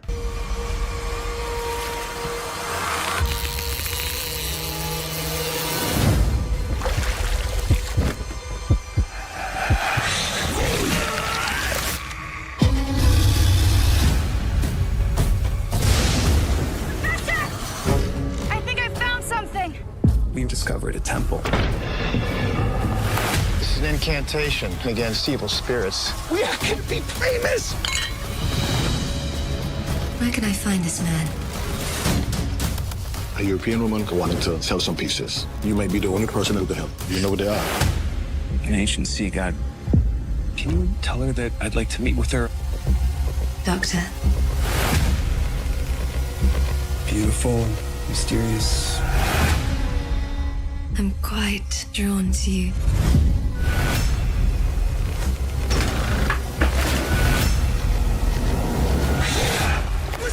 Professor, you saw it? Whatever it was. Mermaids are beautiful creatures. They also lead unsuspecting men to their deaths.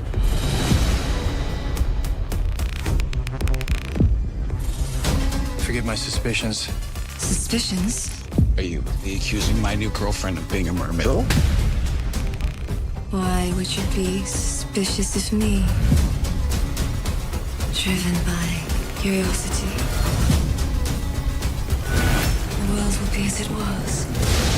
We have to stop her. The only way to stop the ancient evil by sacrificing a human. You need to stop, okay? You're losing it.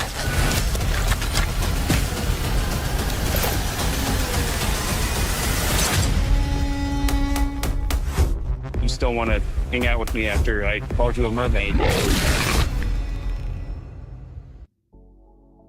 Why? Okay, wait. Hold on. So, I totally understand turning Little Mermaid into something like that. And I think the original lore is of this nature. And I get it. But, okay, let me rewind, okay? The cartoon, all right? The cartoon of Little Mermaid is my favorite Disney movie of all time. And it remains my favorite Disney movie of all time. No problem. When the new one came out, the live action one, I didn't take offense like every other stupid person that took offense did, because my Little Mermaid was always going to be the cartoon one. Nothing you put out today is going to match it for me. I'm not going to watch it. It's not a big deal to me.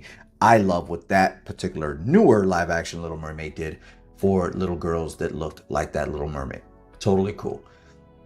This, I guess my problem is like two things here. One is that they call it the Little Mermaid. Did the IP give up on this? Give out on this? Do you want a lawsuit? Why are you allowed to call this and cause confusion by calling it the Little Mermaid? Why not call it anything else? The Mermaid. Maybe come up with something else from the Disney movie that they used, a term or something that you could use in this movie, right? Why would you call it the Little Mermaid? To cause confusion in the market. I know that's what it's for. You know that's what it's for. I think it's a bad move, especially with a big company like Disney who can come down on you. Secondly, this doesn't look good. And the actress they played to play this temptress Little Mermaid looks like a woman that you pass by a zillion times a day that is very uninteresting. It just doesn't look good. And I don't know. It's just, I don't like that they called it the Little Mermaid. I don't like that. I guess maybe the IP or something gave up on it. I don't like that. I think this movie looks like crap. I will not be watching this movie. Honestly, it looks like it should be on Sci-Fi or something like that.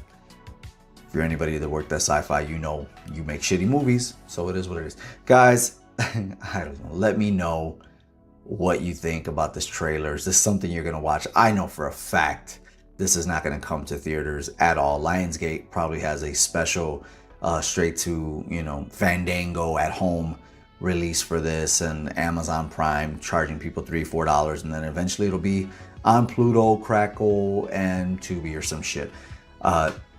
Yeah. I'm Alex Thorn, and you know what I gotta do? I gotta rock out, watch some good movies, and review them for you.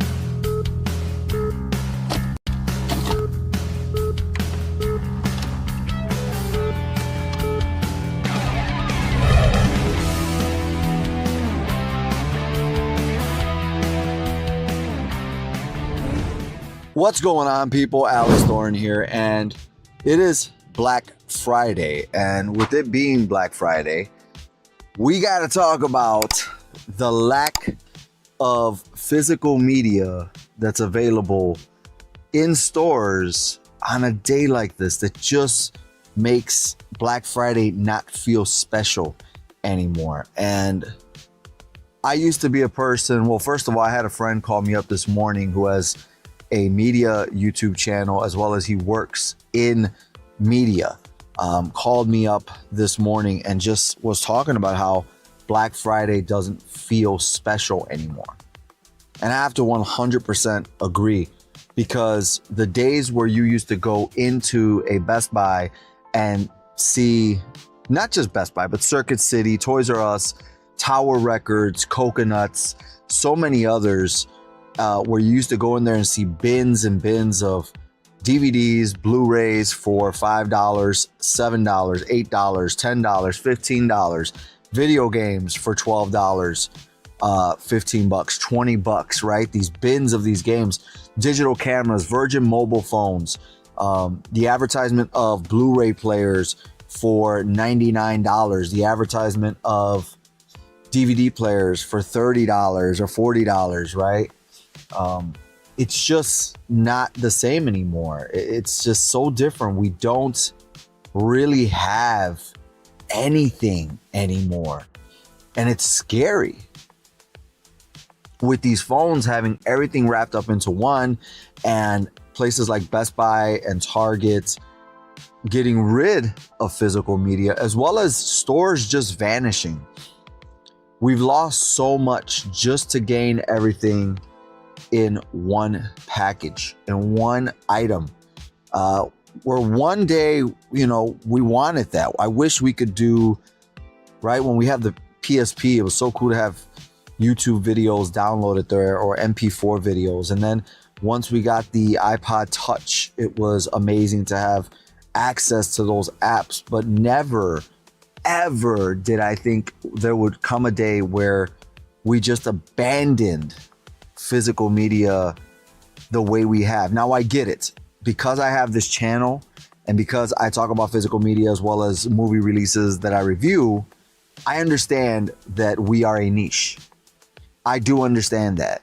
But at the very same time, like, we have to understand that most of the world has abandoned what we love, physical media. Stores, it's just like, well, go to a small store that may have it, or go online and get it. Again, is that still cool that we can do online? Yeah, but are we losing a lot? Have we lost a lot? Yes, we have. And this isn't the first Black Friday to feel this way, but this is the most recent, obviously, Black Friday, as we are here in 2025. And it just does not feel special. All I picked up physically from a store was God of War Ragnarok. I have the first one, and now that's the second one. And then I picked up this Google TV streamer because my telly has a very kind of cheap knockoff version of Google streamer or whatever, Google TV, and I prefer something that's speedy, and that's what I need. That's what I want. Nonetheless, outside of this on Amazon, I actually ended up picking up a smartwatch for my son, and I ended up picking up some lenses, some polarizers and ND filters for the Ace Pro that you're watching me on right now. I'll leave links to all of that down below. But outside of that, I think the other day, it's still the same Black Friday deal. I picked up one of those walking treadmills so I can get my steps in at the end of the night when, you know, you've barely gotten your steps in or you're just 2,000 steps away, boom, boom, boom, boom, boom, start walking on it. But truth be told, this just for me has not been a very exciting Black Friday. And with that, I bring it to you guys. I bring it to you who subscribe to Thorn Theater and those who are new to Thorn Theater. If you discover this video, what have you purchased on Black Friday? What is different about this Black Friday than other Black Fridays you've actually been to? And have we just lost too much? I'm Alex Thorn, and you know what I gotta do. I gotta rock out, watch some movies, and review them for you.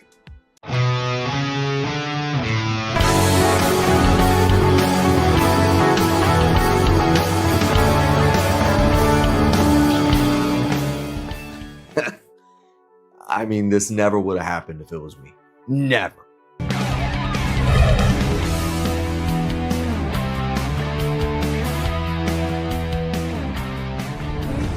What's going on, people? Alex Thorn here, and I'm just a rock and roller who in his downtime likes to watch movies while wearing a bandana. And this time, because of your votes, I watched Speak No Evil. Now, before we get into the review, what I think about it and all that, even what it was up against in the poll, I just want to ask you guys to subscribe, like this video, comment down below about this subject or anything else you want to talk about movie related. But let's keep it to this because I am so close to 3,000 subs. We are like 80 subscribers away.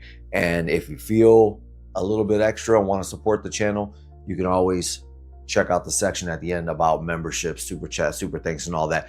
But now let's talk about Speak No Evil.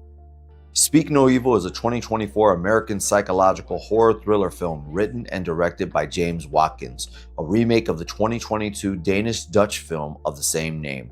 The film stars James McAvoy, Mackenzie Davis, and others.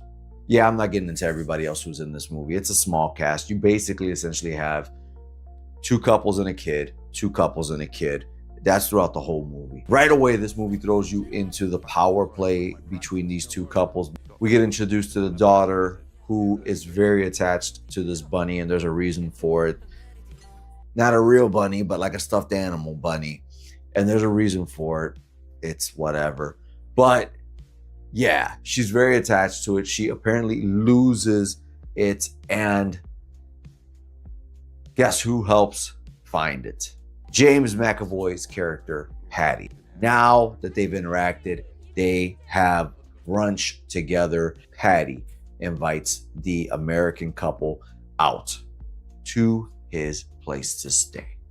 The American couple is so at odds with each other that they jump at the opportunity once they receive the postcard to just add a little bit of excitement into this relationship, and off they go. Now, one thing that's really odd is they are in a Tesla going out to a place where there is no way to charge that Tesla whatsoever. And as time goes on, Patty and his wife and their child, who cannot speak because he has a particular condition that they mentioned in here, and since there's no internet, you can't look it up. And there comes a point in this movie where like they're all sitting in a living room drinking and talking, and it's the kid is upstairs just making noises and crying or whining or something. And they're Mackenzie's wife character, her character.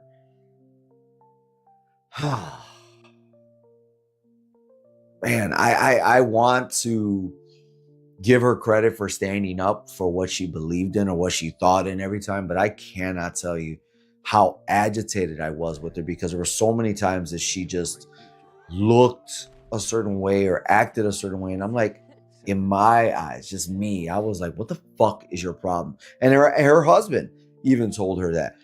The pansy that he is, he did mention it to her. What the fuck is your problem?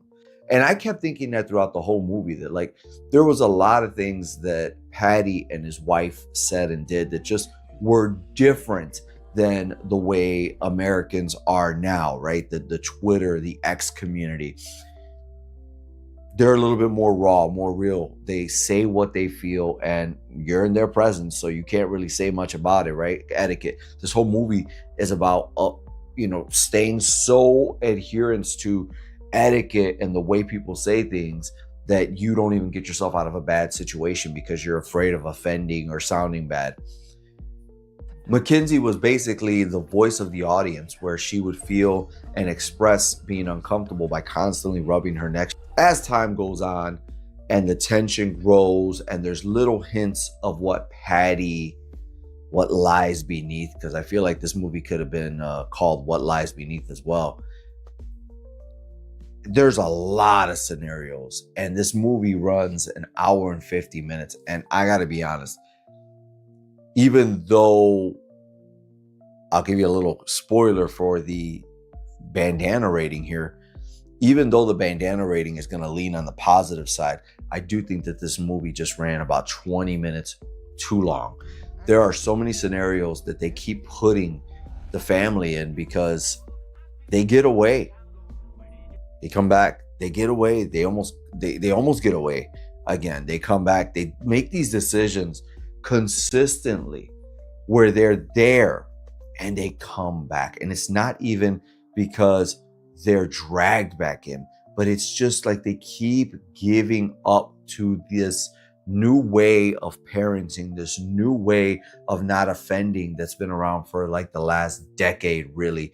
Especially when there's a moment in this movie where, after a conversation about having a daughter and so forth, or having a family like they wish they had, Mackenzie's daughter is suddenly in bed after the drunk night with Patty and his wife, that they're in their underwear along with the boy. That's obviously reason to leave, and you want to leave. But when they leave, this little girl fucking wants that bunny, and neither one of these two parents have the gall or the do it. Tell her, fuck off. No. James' character in this, Patty, is very charismatic and very slick and very quick-witted to come up with different scenarios and fake things about why they do things this way, why he said things like this, what they have in common or don't have in common. Basically, throughout the entire movie, he is actually telling them what he's going to do, what his plan is, how he truly feels. But they just like deer in the headlights constantly. They're so weak. They're so weak. I cannot believe how weak they are. The first two acts of this film, like I said, I think there's like 20 minutes of the second act that can be cut out. The third act is so opposite. You know it's getting there, but the third act ramps up so much. Everything gets to this boiling point where it's very clear, where they know, I'm not going to spoil why they know it, but they know what's going on. Patty's character and his wife know that they know what's going on, so they know they have to pull this all together right now. It's not out of place. It feels like you've been building to this the entire time. And on that note, I think we need to get to what the bandana rating is for Speak No Evil 2024. And I'm going to give Speak No Evil 4 bandanas out of 5. This is damn near a perfect movie. If I wasn't so absolutely annoyed, which I know is probably the point at this couple. On another note, I think one of the most amazing things about it is the shape that James McAvoy got into, because I saw a interview where they were doing promotion for the film and he looked nothing like he did in the film. In the film, he is jacked, brother, and a menace. I think the biggest lesson from this movie can be, stop being so damn nice. It's okay to offend people. It's okay to also be different and do things differently than others and have an older system of doing things. It's also okay to be vegetarian, right? Like Mackenzie's character is in here, but she literally took a bite of food without telling him that she was vegetarian because she didn't want to offend him because they're in their home. Like, it's just wild. And I met people like this couple. And throughout this whole thing, what I haven't done is talk about the husband, because honestly, I would have slammed this husband several times. There should have been an arc for his character, like as typical for American movies. There should have been an arc for a character. There wasn't. She was stronger than him throughout the entire movie, her being Mackenzie and his wife. She was stronger than him throughout the entire thing. No wonder she cheated on you. You deserved it. Guys, let me know what you thought about Speak No Evil. Am I spot on? Am I right on? If you did see it, are you going to see it now? By the way, I saw it on Peacock. Are you going to watch it now after this review that I did? Are you going to check out and see how pansy one couple is and how, okay James McAvoy's character was in this in terms of his belief system? Let me know if you already saw it.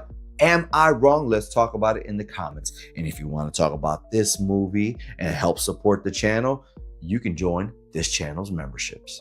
That's right. Thorn Theater has real deal membership laminated cards for all of you Thornaholics out there and horror lovers. Not only that, but you get to request your own reviews. Let's say there's something out there you're really dying for me to review, but the masses may not want it, or it's not something that's gonna move the numbers. Guess what? You pay. You control the narrative. You get early access to videos, live only chats, as well as exclusive watch alongs just for members right here on this channel. And if you don't feel like committing to that, you can always leave me a super chat, super thanks, or buy me a coffee.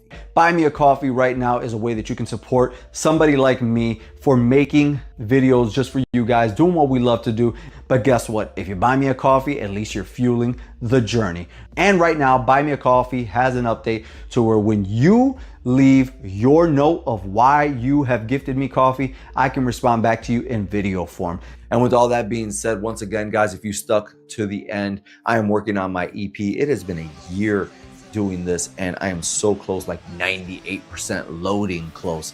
And I'm gonna reveal an entire song to you guys once this is already, before everybody else gets to hear it. So make sure you subscribe, like, and comment going forward. I appreciate every one of you. I'm Alex Thorn, and you know what I gotta do? I gotta rock out, watch some movies, and review them for you.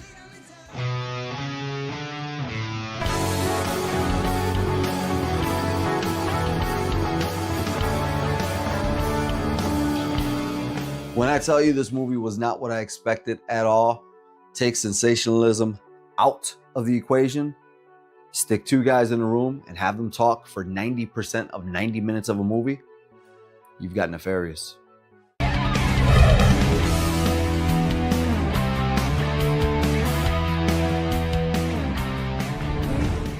What's going on, people? Alex Thorn here, and I'm just a rock and roller who in his downtime likes to watch movies while wearing a bandana.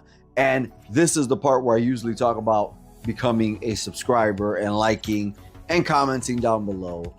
But I actually want to talk about becoming a member of this channel first, because this review today is the very first member requested review. And we're going to check out what Danny G, member of this channel, a longtime member of this channel, said about me possibly reviewing this movie. Hey Alex, what's up? It's your boy, I'm Danny G. Just wanted to make a video, man. I wanted to use my Thorn membership, my premium membership, day one power, right? To have you review a movie for me. I want you to check it out. The movie's called Nefarious. Now, it's probably not the type of possession movie that you're used to, right? It's a little bit slower paced, it's more dialogue. But I think it's really cool, it's really interesting. I want to see what you think about it. I like the movie so much, I actually got the book as well that relates to the movie. You'll see why when you watch it. I highly recommend it. So put that bandana on, brother. Watch that movie. Let me know what you think. Now that's pretty cool. If you want to start requesting your own reviews from me on this channel, you got to join this channel's membership, and we'll talk more about that at the end. But right now, much like this movie, we need to start talking about Nefarious. On the day of his scheduled execution, a convicted serial killer tells a psychiatrist that he's a demon who can possess his body. As the evaluation ends, he also tells the doctor that he will soon commit 3 murders. When I first heard about this movie, I thought that it sounded like a great concept, but I did not know that 90% of the movie, if not 95% of the movie, was going to take place with just these 2 guys at a table talking about theology and a lot of stuff from this world. Those 2 people talking are Sean Patrick Flannery, who plays Edward Wayne, and Jordan Belfi, who plays Dr. James Martin. Now, there are other people that trickle into this movie here and there, but they are there for like 2 minutes, and then it's right back to these guys. And then 20 or 30 minutes later, somebody will pop in there for another 3-minute stretch, and it's right back to James and Edward. And just off the bat, I want to tell you my impressions of James, the psychiatrist in this movie. Very clean cut, very much looks like my neck of the woods, like he would be somebody from downtown here in Chicago, walking around with his nice blue sports jacket and white shirt, very nice hair, clean shaven, all that stuff. He fits the bill. Now, as this movie goes on, he's a little bland, but I wouldn't expect him to be any other way, to be honest with you. Then on the other side, we have Mr. Death Row himself, inmate Edward. And Edward has done some heinous things, done a lot of killing.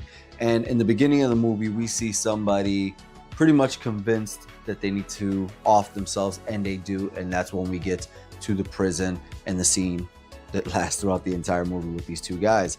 Edward apparently convinced his last psychiatrist, who has the power to send him to the chair, which is his choice, or has the power to say that he's insane and he cannot be executed. Therefore, he has to live his days in the prison, which the demon does not want.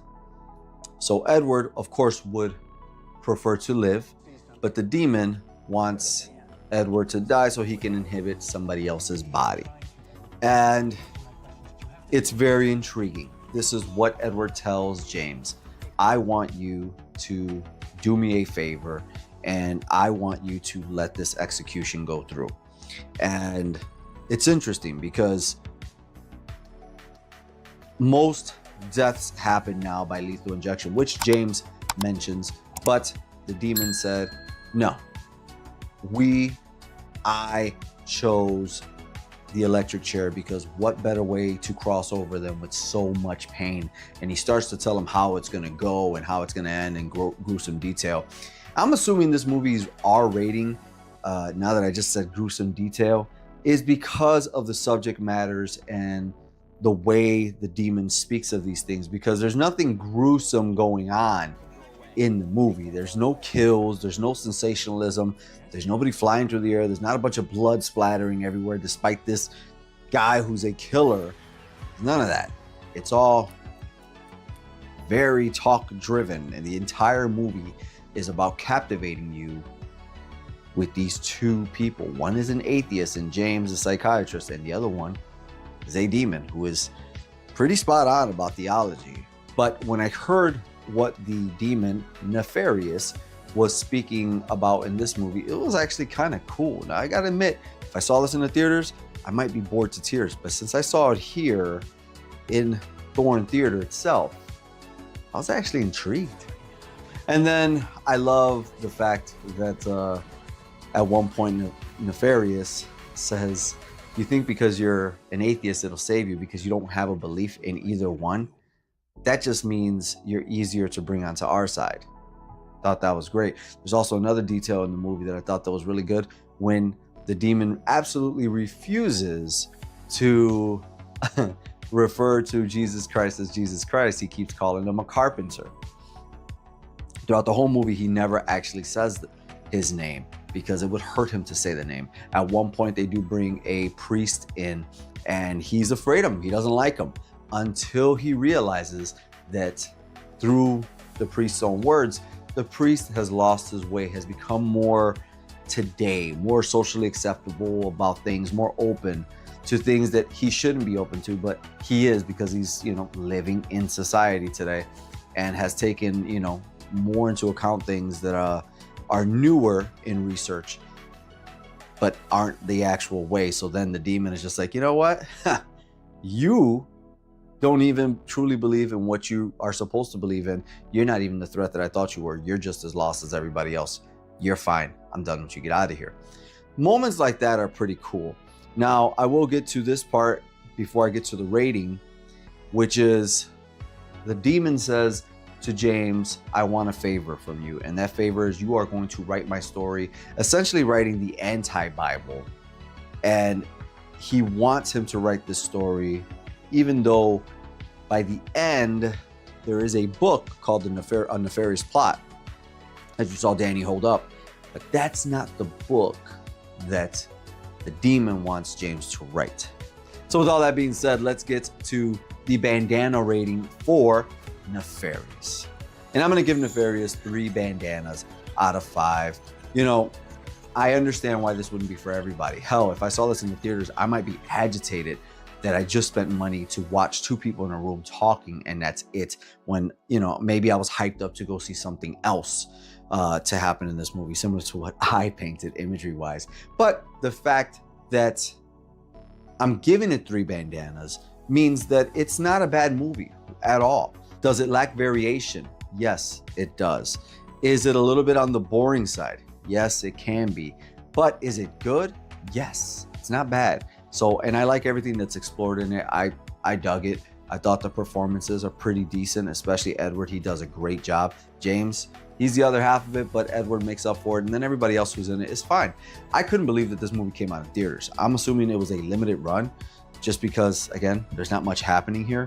But if you've seen Nefarious, let's talk down below and see what you think about it. Were there any hard-hitting things that they talked about that you didn't like? Are you religious and you agreed or disagreed with what the demon was doing? What did you think of the portrayal of possession in this movie? And I gotta ask you guys this question. Do you think Edward was faking it? And if you want to request your own reviews and send in a video and be featured on this very channel, you know what you gotta do. You gotta join this channel's memberships. That's right, Thorn Theater has real deal membership laminated cards for all of you Thornaholics out there and horror lovers. Not only that, but you get to request your own reviews. Let's say there's something out there you're really dying for me to review, but the masses may not want it, or it's not something that's gonna move the numbers. Guess what? You pay. You control the narrative. You get early access to videos, live only chats, as well as exclusive watch alongs just for members right here on this channel. And if you don't feel like committing to that, you can always give me a super chat, super thanks, or buy me a coffee. Buy me a coffee right now is a way that you can support somebody like me for making videos just for you guys, doing what we love to do. But guess what? If you buy me a coffee, at least you're fueling the journey. And right now, Buy Me a Coffee has an update to where when you leave your note of why you have gifted me coffee, I can respond back to you in video form. Guys, once again, thank you for tuning in to Thorn Theater Reviews. Thank you to Danny for requesting this review and sending in a video. And thank you for watching this review, liking this video, and hopefully commenting what you thought about Nefarious, or if you're gonna watch Nefarious now that you've seen this review. I'm Alex Thorn, and you know what I gotta do. I gotta rock out, watch some movies, and review them for you.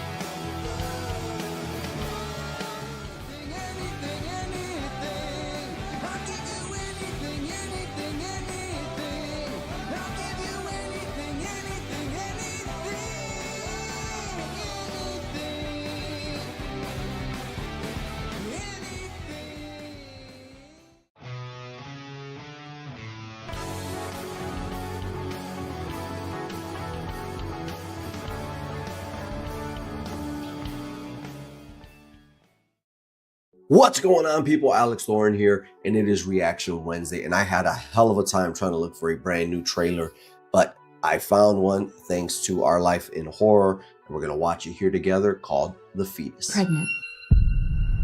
That can't be right. He always wears a condom. Oh, shit. Have you been lying to me? Whoa, wait a second. Do you remember when I told you that my body doesn't work the same as everyone else's? By the way, I should tell you a few things about my dad. He's a bit particular.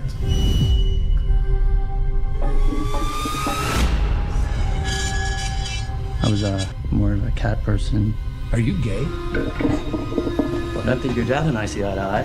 He doesn't really like anyone. Oh, hey! It's time. Dad! No, Dad! If we don't feed it, it will start sucking on her blood to survive. You can't give birth to this thing. Of course not! I've been freaking out since this morning. I really thought you would grow up normal. You ain't family. You are the turd in the way.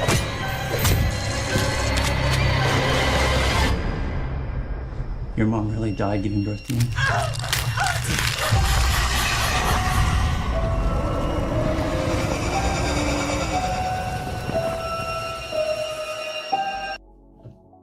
I mean, it looks a lot like, you know, movies that we've seen before. I think the one thing right away that stuck out to me is that the father, he like took out with chloroform or something like that. He took out his daughter. That was weird. I wasn't expecting that for sure. It looked like at some point, I think it looked like somebody stabbed the daughter. It might have been the same outfit that the dad had on. So that was completely weird. But I mean, otherwise, it looks like a fun little film. As long as the runtime is about 90 minutes, it should be fine. It should be fun as long as it runs about that time lane. Obviously, the special effects are what they are. You know, that's what movies got to do today rather than, it's probably easier to do that than it is to do practical effects. But hopefully there are some practical effects. I watched a movie here for the life of me. I can't remember what the name of it was, but I'll link it and then I'll like put an overlay here from Hulu that was based off of a short film. And I thought that was just terrible. It was about 2 years ago or so that I watched it. There was something similar, but it had to do with like insecurities and her having the baby. This time, obviously, this is something passed on from the mother, and the mother died and now the daughter has it. So it does seem interesting. As long as it has the right runtime, I can get into it. I'm not into body horror, but we'll see. What about you? Again, this came, thankfully, I saw that Our Life in Horror, again, check them out. The link to their page is right there. Their profile, they also review horror movies.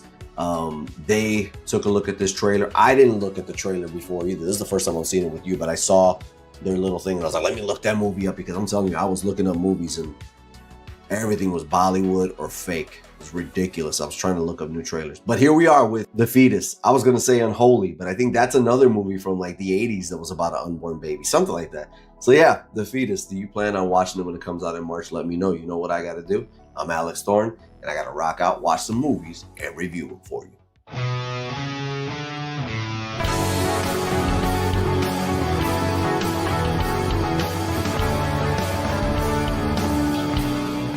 Who knew that Tyler James Williams from Everybody Hates Chris would grow up to be kind of a pansy in a Lifetime movie?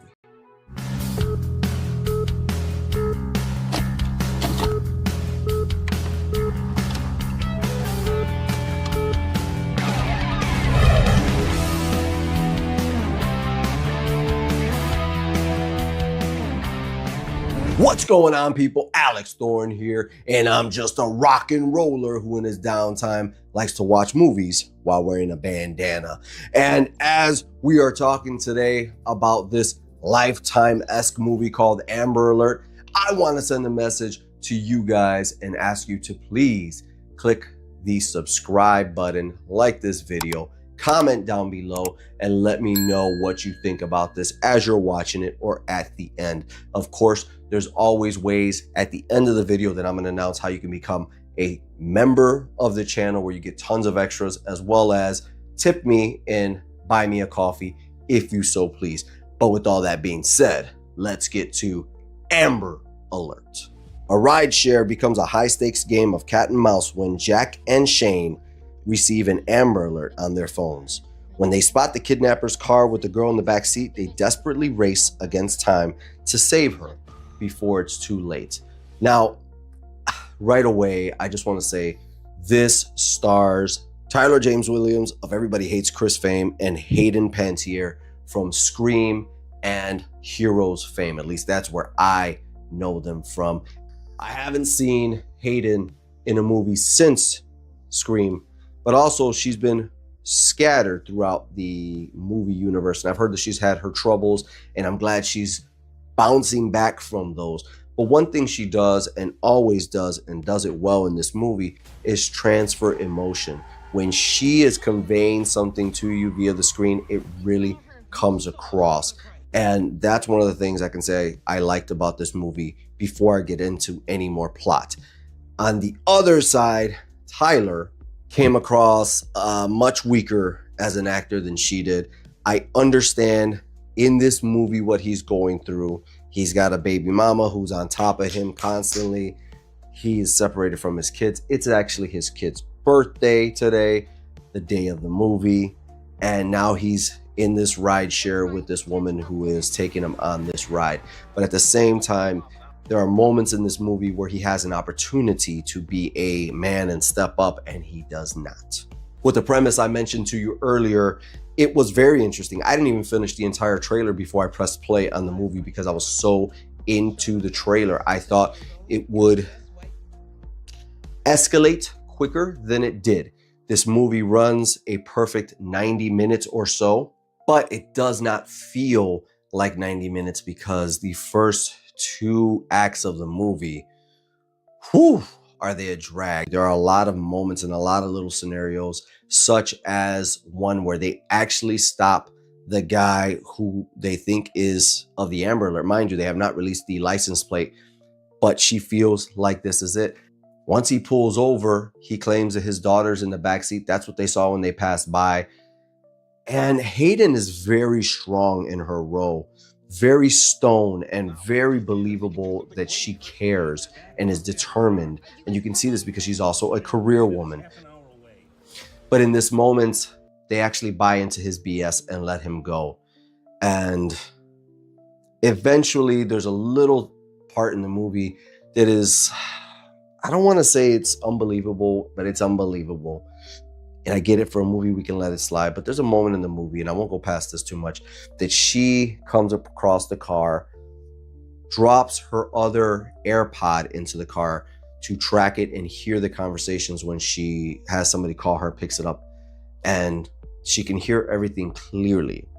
This is where she gets his phone number because he called somebody. The next part of it is just a real big drag. After that, there's just nothing happening in this movie, and you really have to stick with it. Does that make it disappointing? No, but does it make it a drag? Yes. By the end of the movie, there are some chilling visuals. I will kid you not. There are some things that were seen in the third act that I was just like, oh my God, that is wild. The eventual place where they arrive to, where the little girl is, really feels like a home straight out of Texas Chainsaw Massacre. It takes this sudden shift. There's even a part at the end when they find the little girl and they say she won't have to see him anymore. There's like this dowel behind them that I swear, I didn't rewind it, but I swear that the dowel talked and they looked at the dowel and then they covered the dowel up. It's moments like that in the third act that was just like, wait. Where was all this in the rest of the movie? And with this being a Lifetime-esque movie, and it's starring 2 pretty good actors, I think we get to the bandana rating for 2024's Amber Alert. And I'm gonna give this movie 3 bandanas out of 5. It was not a terrible movie. It wasn't a great movie. It certainly wasn't a waste of time, but it was okay for one watch, and it had some ideas and visuals that stuck with me. And forever in the future, I'm pretty sure I will be able to look in the compact areas of my brain, of my mind, and tell people about how things happen in this movie. But would I want to watch it again? Not unless a chick asked me to. But I'll tell you one thing, if you guys want to talk about this movie and more, there's actually a couple places you can hit up. One is Letterboxd. And if you don't know about Letterboxd, Letterboxd is a social media site for movie lovers. And if you love my reviews and other reviewers here on YouTube, I'm pretty sure they have a profile on Letterboxd. This is video, that's the written word, and you can interact with it, and you can see a log of all of the films that we have reviewed and all of the films that you have reviewed once you create your profile on Letterboxd. There's tons of exclusive opportunities for sneak previews and early showings through them. So I'll catch you on Letterboxd. But if you want to get more personal right here on this channel, you got to join this channel's memberships. That's right. Thorn Theater has real deal membership laminated cards for all of you Thornaholics out there and horror lovers. Not only that, but you get to request your own reviews. Let's say there's something out there you're really dying for me to review, but the masses may not want it, or it's not something that's gonna move the numbers. Guess what? You pay. You control the narrative. You get early access to videos, live only chats, as well as exclusive watch-alongs just for members right here on this channel. And if you don't feel like committing to that, you can always leave me a super chat, super thanks, or buy me a coffee. Buy me a coffee right now is a way that you can support somebody like me for making videos just for you guys, doing what we love to do. But guess what? If you buy me a coffee, at least you're fueling the journey. And right now, Buy Me a Coffee has an update to where when you leave your note of why you have gifted me coffee, I can respond back to you in video form. And with all that being said, guys, we are in the new year 2025, and I am on the road to 3,000 subscribers. We are about 80 away right now, and I need you to spread the word about Thorn Theater Reviews as much as you can. When you hit that like, when you hit the comment section and talk with me, and you hit that subscribe button, you're letting other people on the algorithm know that I'm somebody worth checking out. So with all that being said, we got new goals for 2025. I'm Alex Thorn. You know what I got to do. Rock out, watch some movies, and review them for you.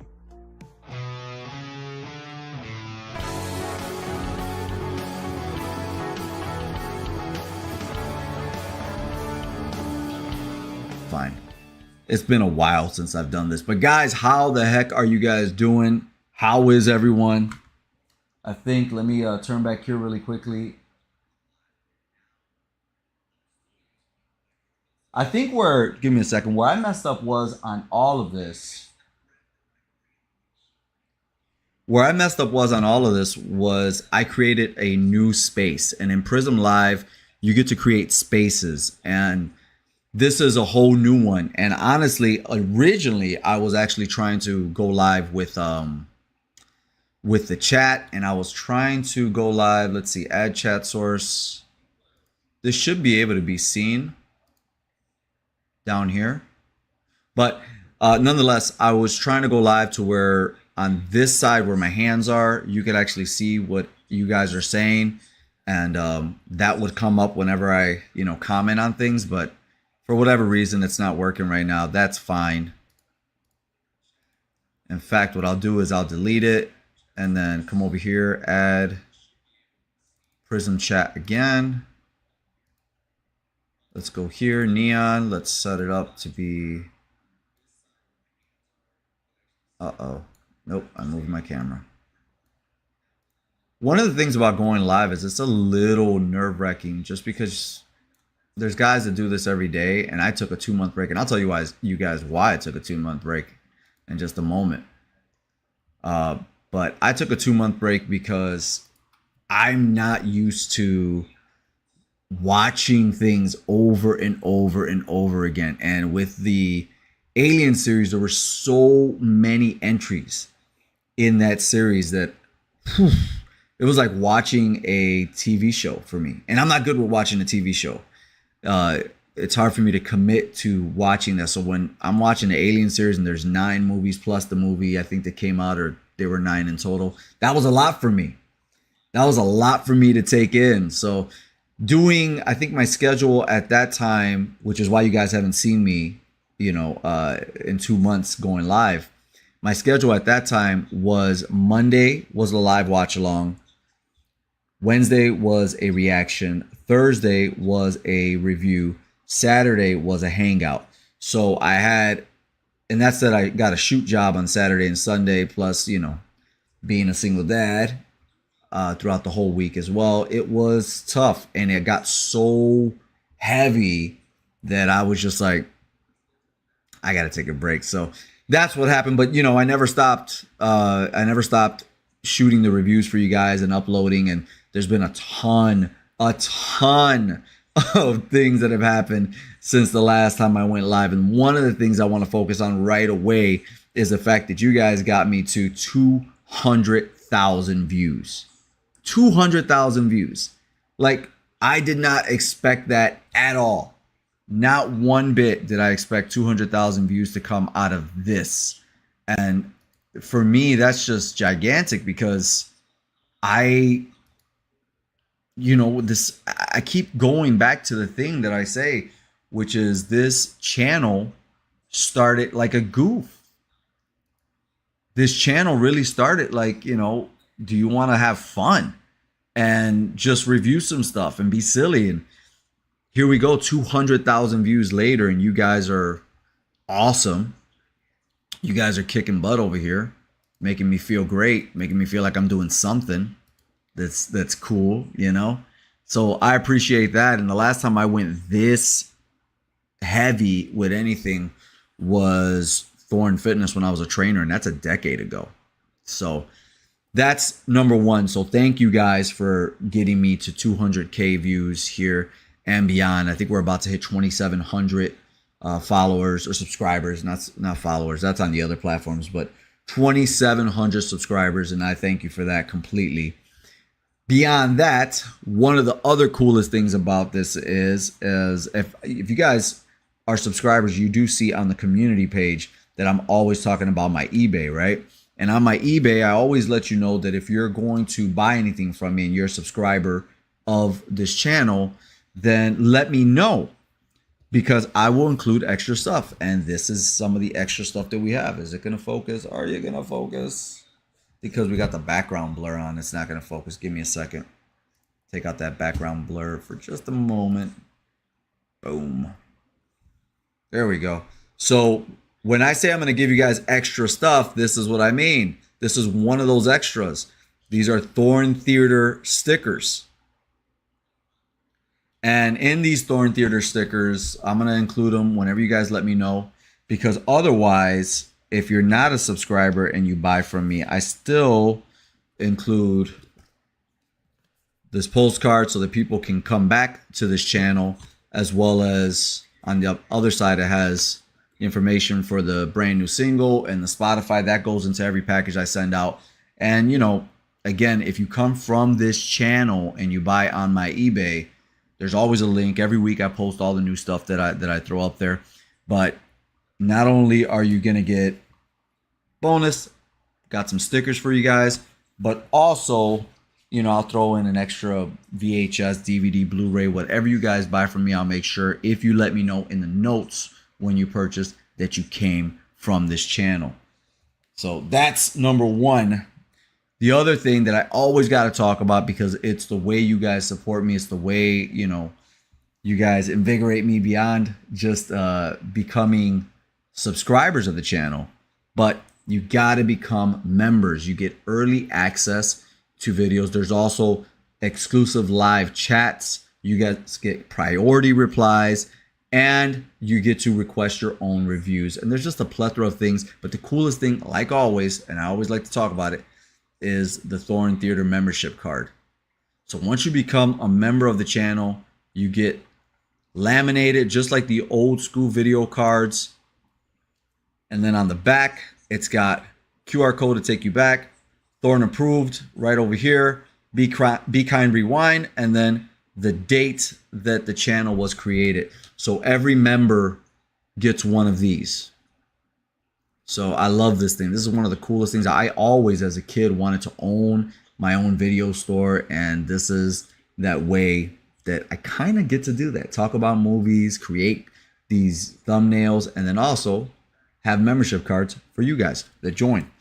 But beyond all that, I know that you guys have noticed something. There's been a lot of shorts that have been posted, right? And I can put on background blur again. Bam.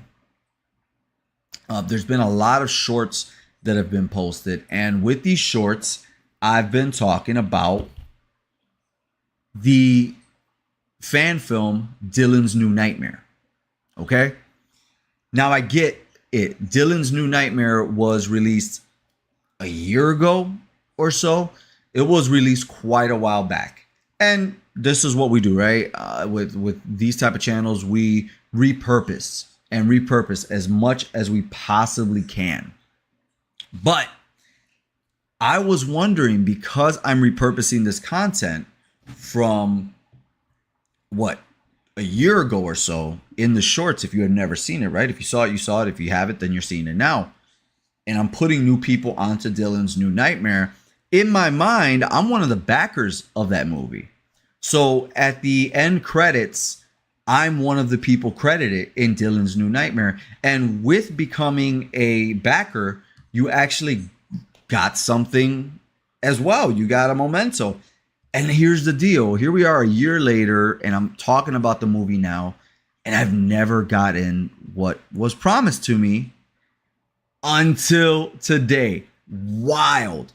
Absolutely wild that I've been posting about this movie just this last week, and then it goes into my mind, where's my stuff at, man? And boom, I actually got it. So we are going to open this package up together. Can't show you guys what it says, but we're going to open it together. And I know it's from them because I recognize, who it's from, the company. So let's check this out together. This is really, really cool. And I'm going to tell you, obviously, if you know me, then you know what I backed and what I ordered from them. Whoa.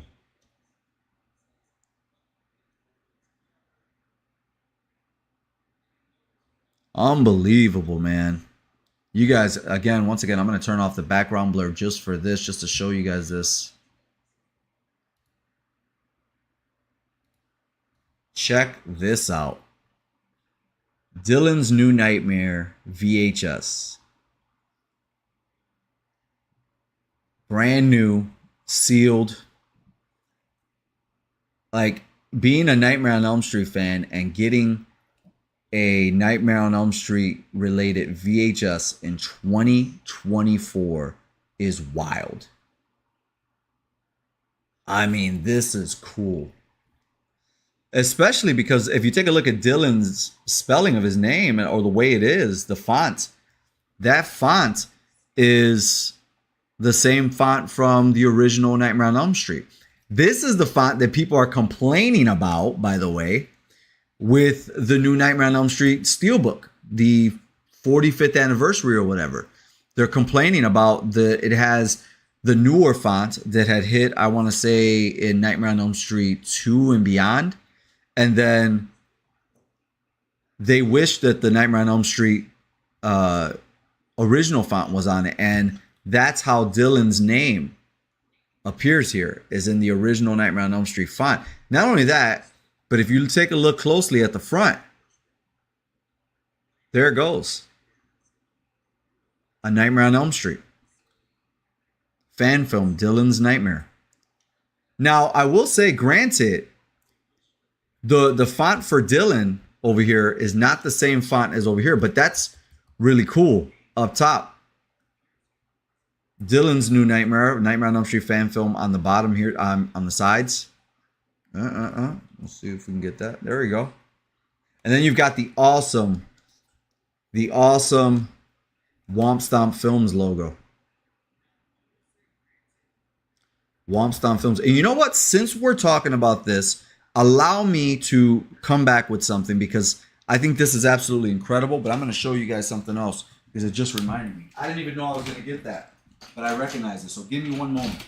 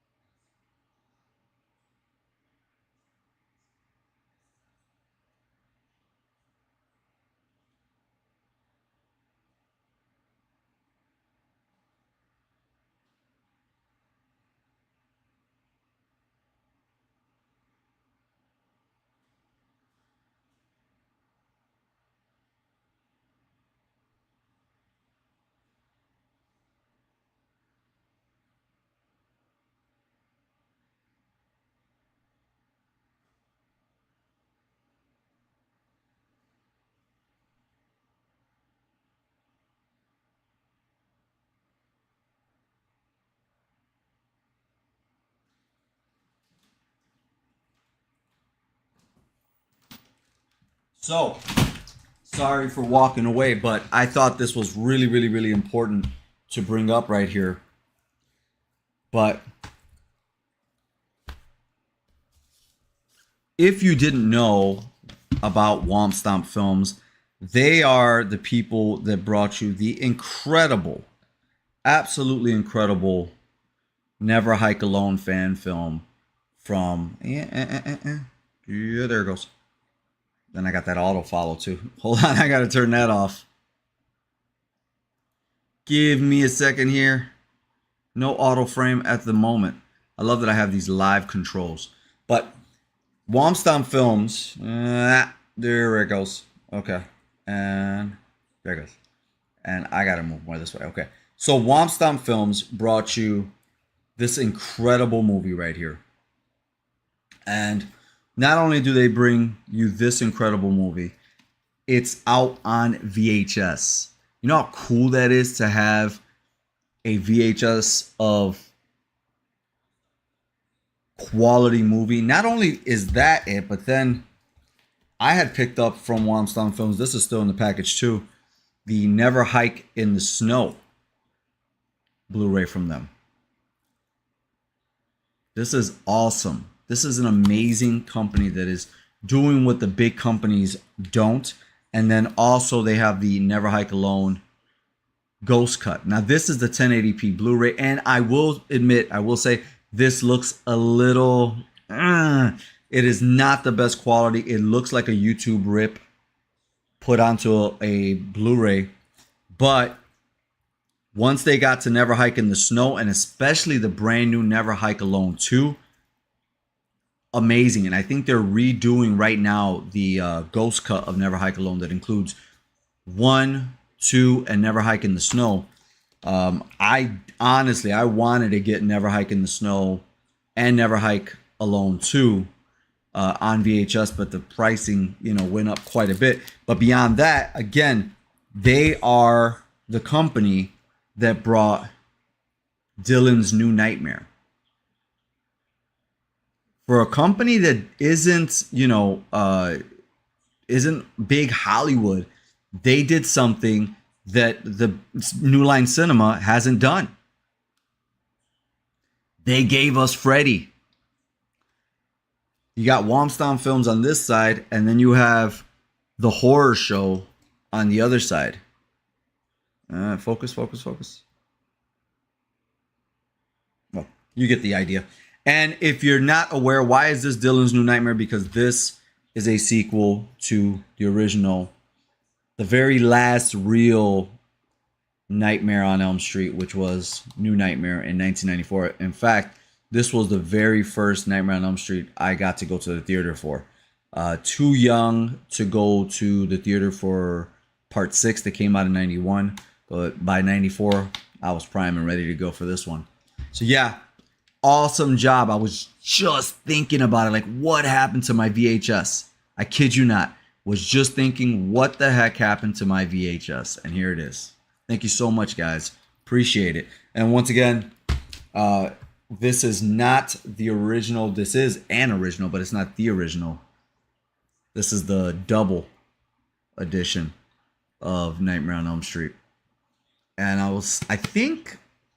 want to say I also own the remastered version that came out. But yeah, this is a limited collector's edition, digitally, not digitally, he's in trouble, but digitally remastered deluxe 2-tape edition. And again, it's these covers are amazing. I will say this. There was another drawing or painting, okay, that I feel like they got the same dudes who did the originals to do. There's another alternate poster for this. I wish that poster was what came here. Seriously. Because this is great too, because that's Rex, right? That's Dylan's plush doll Rex, and of course that's Freddy's. Oh yeah, Dylan Porter, returning as Dylan Porter, Miko Hughes. He does return in this role, but that's Freddy's claws tearing through him like you saw in the original New Nightmare as well. But yeah, man, This is cool. Thank you guys so much. Gots to move on from Womp Stomp Films and Dylan's New Nightmare. But thank you so much. And if you guys get a chance, check them out. They are amazing. Beyond that, if you do check out the shorts right now, you will see that for the first time ever on this channel, I'm not just talking about movies in my short. There's a short literally dedicated to a product that was not good. A product that is not performing, in my opinion, which is this Hohem iSteady Q. It's a single axis gimbal, acts as a selfie stick, 360 rotation. Now, I have nothing against Hohem at all. Nothing against them. In fact, I've seen a lot of innovative stuff from them. The M6 and all these other things. But this product, I bought this product 2 years ago. It was used for a music video shoot that I did with the Spanish rock band Evolucion. And I remember I charged it before I left. We got to the music video shoot. I turned it on. It started to do its thing. And then immediately turned off. So we just used it as, you know, a tripod, really. A mobile tripod. And this is what it looks like. We used it as a mobile tripod just to hold the camera and just go around like this. Remember, its intended purpose is to be a gimbal, so it auto balances itself, right? It never worked. But we're doing a music video shoot. We got no time to mess around and complain. So I use it for the music video. You come back home, you put it in a box, you don't use it again. So 2 years later, I picked it back up out of the box, charge it, nothing. There's a charging light for a split second and went off. So I reach out to Hohem. They say, hey, it's been 2 years. Pay the return fee and we'll send you out a new one if we find out what's wrong with it. Sure enough, I pay the $10. Boom, boom, boom. They send me one back. It works for like 2 minutes. Hohem, it works for like 2 minutes. And then just goes completely limp. At this point, this is just basically a glorified selfie stick that, you know, can have power. And then I don't want to crap on the company. I'm being dead serious with you. I don't mean to crap on the company, you know, but the instructions to make things work in the app need to be clearer.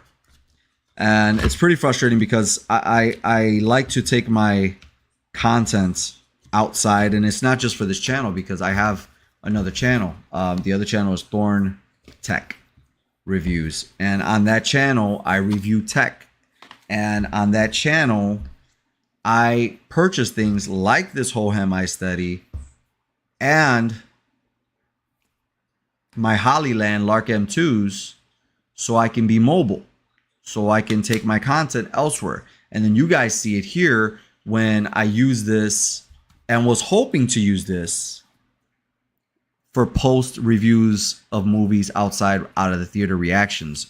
And yes, I can still use this as a glorified selfie stick, but it is not going to be used for its intended use, which is actually being a gimbal, which, because of the fact that the original didn't work and because of the fact that this new one does turn on and then does work for like 2 minutes and then just loses itself and goes limp, I won't be purchasing from Hohem again.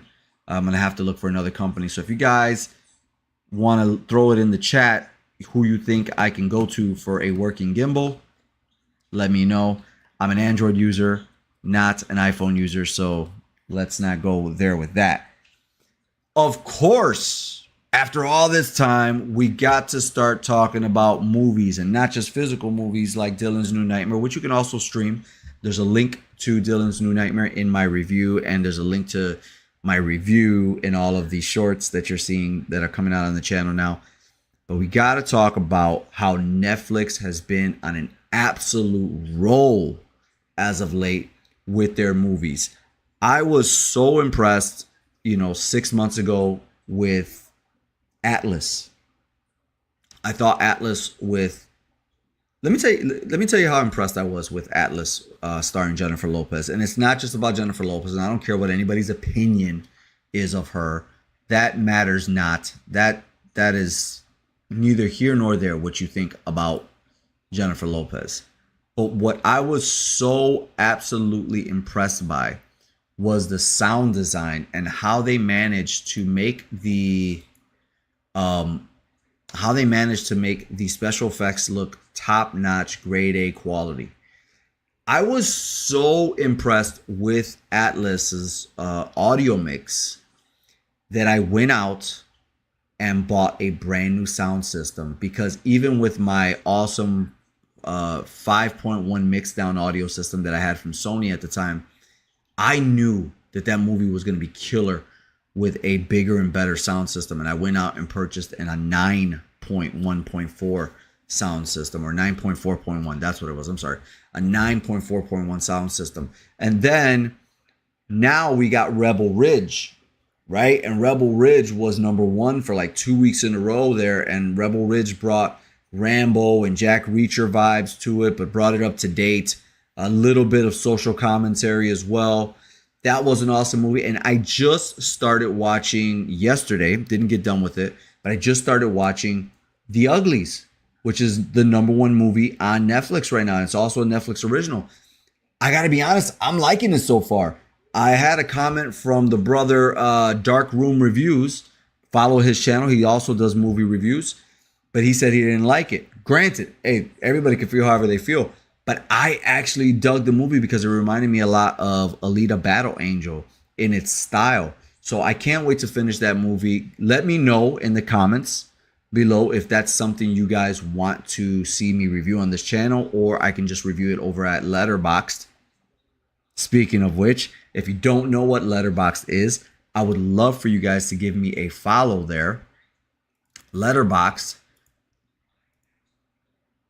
is an awesome social media site for movie lovers, and you post reviews on written reviews on what you've watched when you watched it, your star rating. I still use a bandana rating. You post that, and then other people can see who's commenting on that movie, what the review is, and you can comment to their reviews and start a thread on that. So again, Thorn Theater on Letterboxd. Follow me there. Let me know if my review of The Uglies is something you're looking forward to on this channel, or you just want to see me, or you just want to read the review on Letterboxd. So kudos to Netflix for coming out with banger after banger after banger. I'm enjoying it, and I want to say this is like one of the first times I'm actually enjoying the content from Netflix. I think they go through a lot of dry spells to where maybe something's good, maybe something's not. With that, I know that there's a new movie out right now that I was not going to watch because I was never interested in the live action versions of this movie. But a buddy of mine, I'm going to look up his channel right now so you guys can head over and give him a follow. But this buddy of mine, let's see. He talks about movies and he talks about games. I believe it's DCN Power Players. Let's see. DCN presents Power Players. Yeah.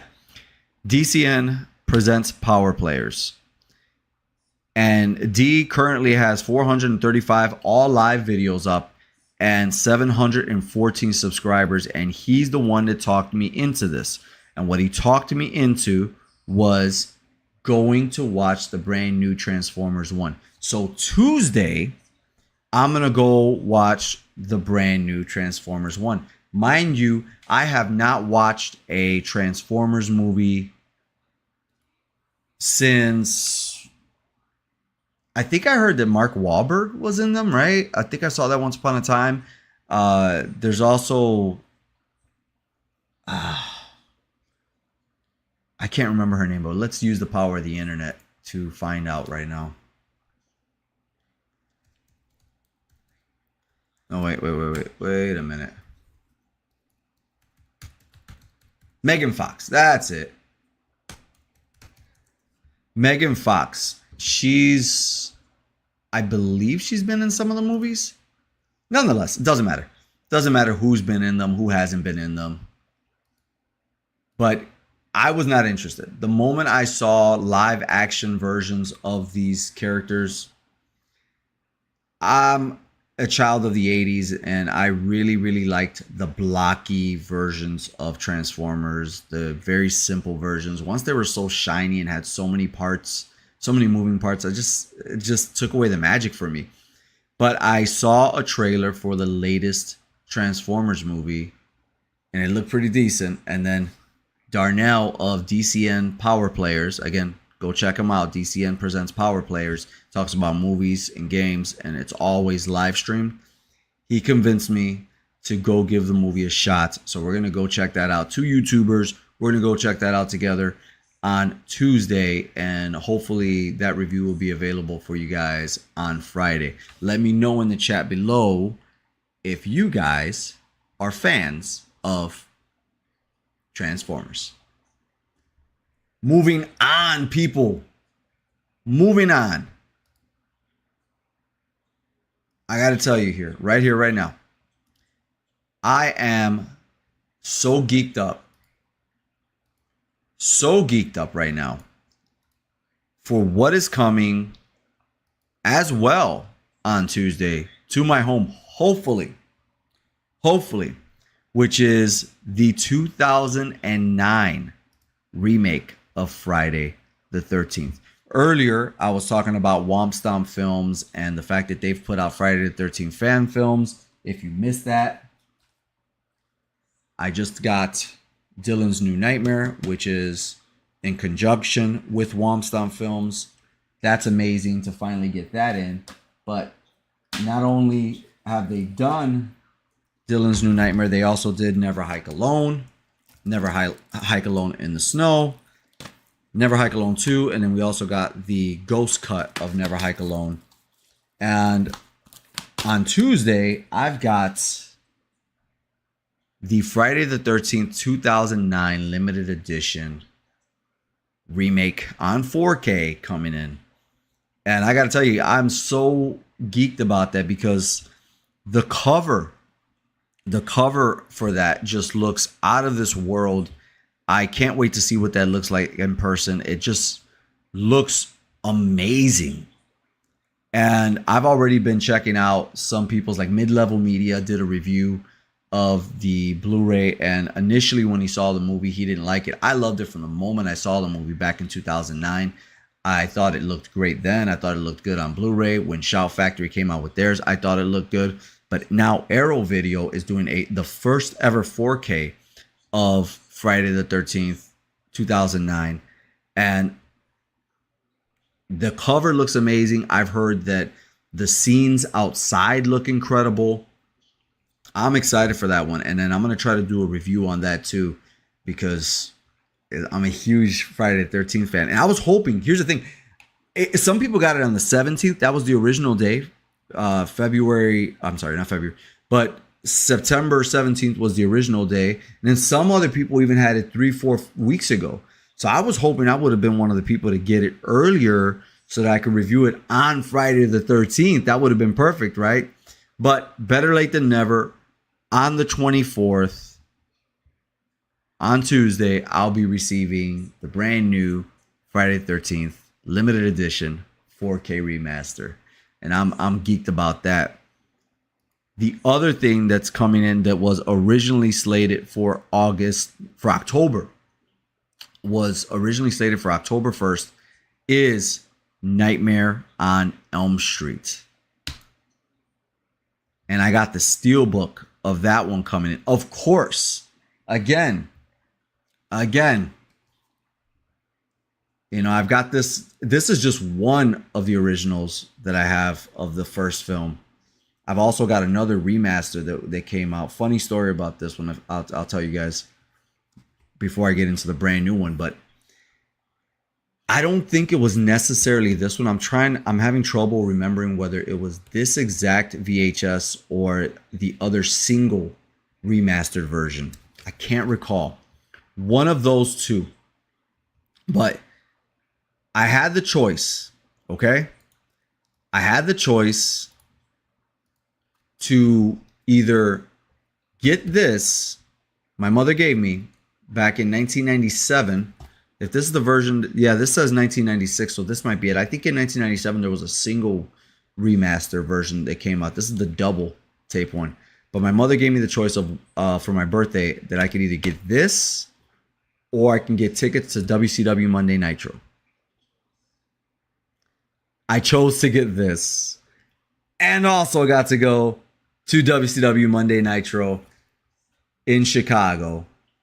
This is the widescreen transfer, but the brand new remaster of this film is coming out on October 15th, originally slated for October 1st. Again, geeked about that. That's the steelbook that I ordered because I really, really dig the retro cover of it.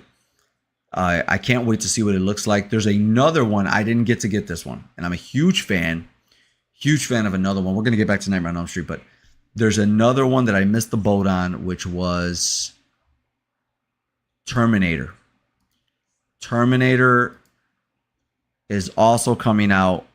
There's a 4K steelbook version, and that sold out instantly. Now, I have no doubts that eventually we'll be able to get our hands on that. Probably a second batch will happen.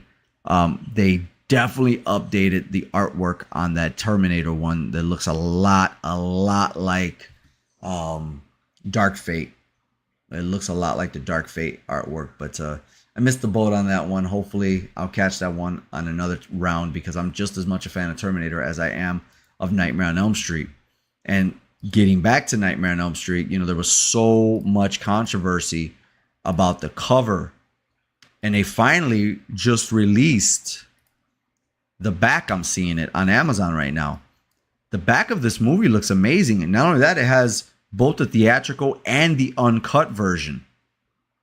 One of the most intelligent and terrifying horror films of the 1980s. It also has Ready Freddy focus points. See alternate takes and learn filmmaking secrets behind the Nightmare on Elm Street by jumping to video highlights while watching a movie. By the way, this is the first time I'm seeing what these special features are on this. 2 commentaries, one by the late great Wes Craven, co-stars Heather Langenkamp and John Saxon, who has also passed away, as well as a cinematographer. There's also the second one that includes Wes Craven, Robert Englund, Heather Langenkamp, and Ronnie Blakely, as well as producer Rob Shea. I don't think I've ever heard Rob Shea do any commentary on Nightmare on Elm Street outside of interviews. There's the alternate endings, and then there's 3 featurettes, which I instantly know this name.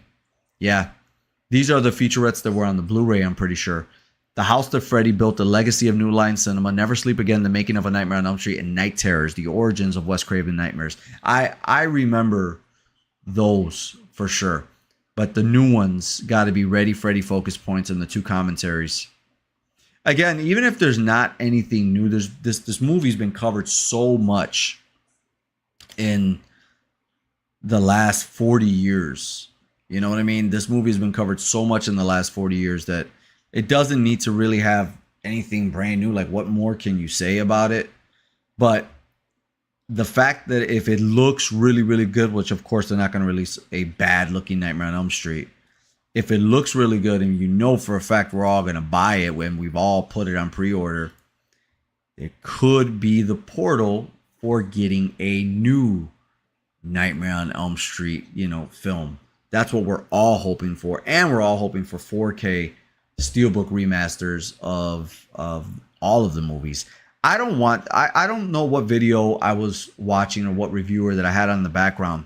I was doing an edit and I threw on somebody in the background, and this person was talking about whether or not we're going to get, the rest of the Freddy sequels, Nightmare on Elm Street sequels on 4K remaster. And it was like, maybe part 3 can come out on a single remaster and then the rest of them can come out on double disc editions or something like. No, absolutely not. I don't care what you think about the rest of the Nightmare on Elm Street films. Each and every one of those films deserves its own 4K remaster, deserves its own steelbook, deserves to be all in a huge pack of steelbooks, as well as standard edition, collector's edition. Whether you think Freddy got too silly or got watered down or whatever crap, every single one of those Nightmare on Elm Street films, including the 2009 one or 2010 one, don't care about it. I get it. It's awful. I don't like it either.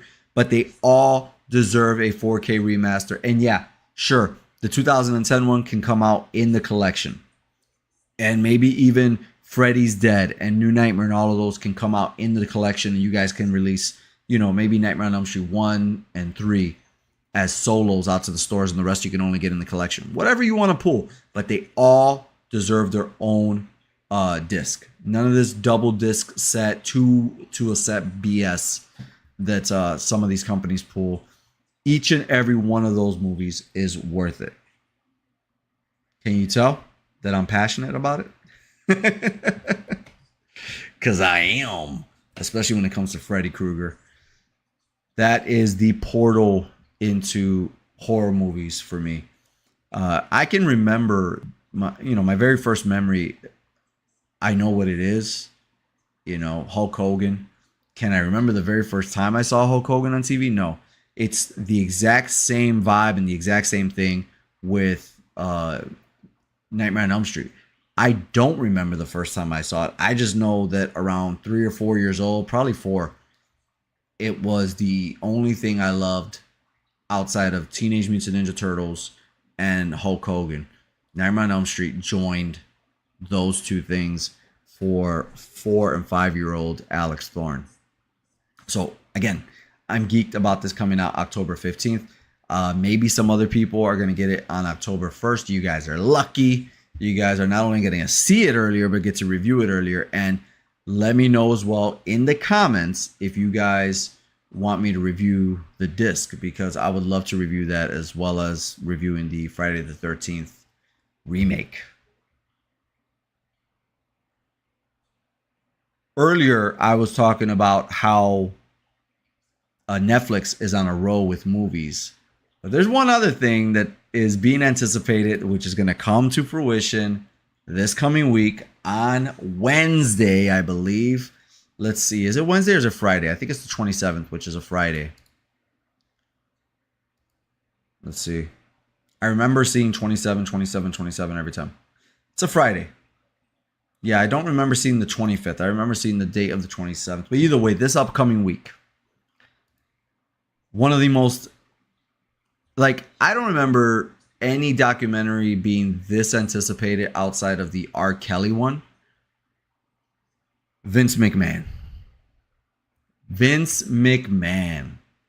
The documentary on Vince McMahon. This is a busy week, man. Let me tell you. Because this week, I will be doing a retro review. I know I made some promises to you guys, the way I say it like that. I made some promises about what's coming. And let me see in the community post. I got to look back and see what I told you guys I was going to do. How long ago did I talk about this? Okay. So I promised you guys 9 reviews coming up. And so far I have delivered on 1, 2, 3, 4 of those reviews.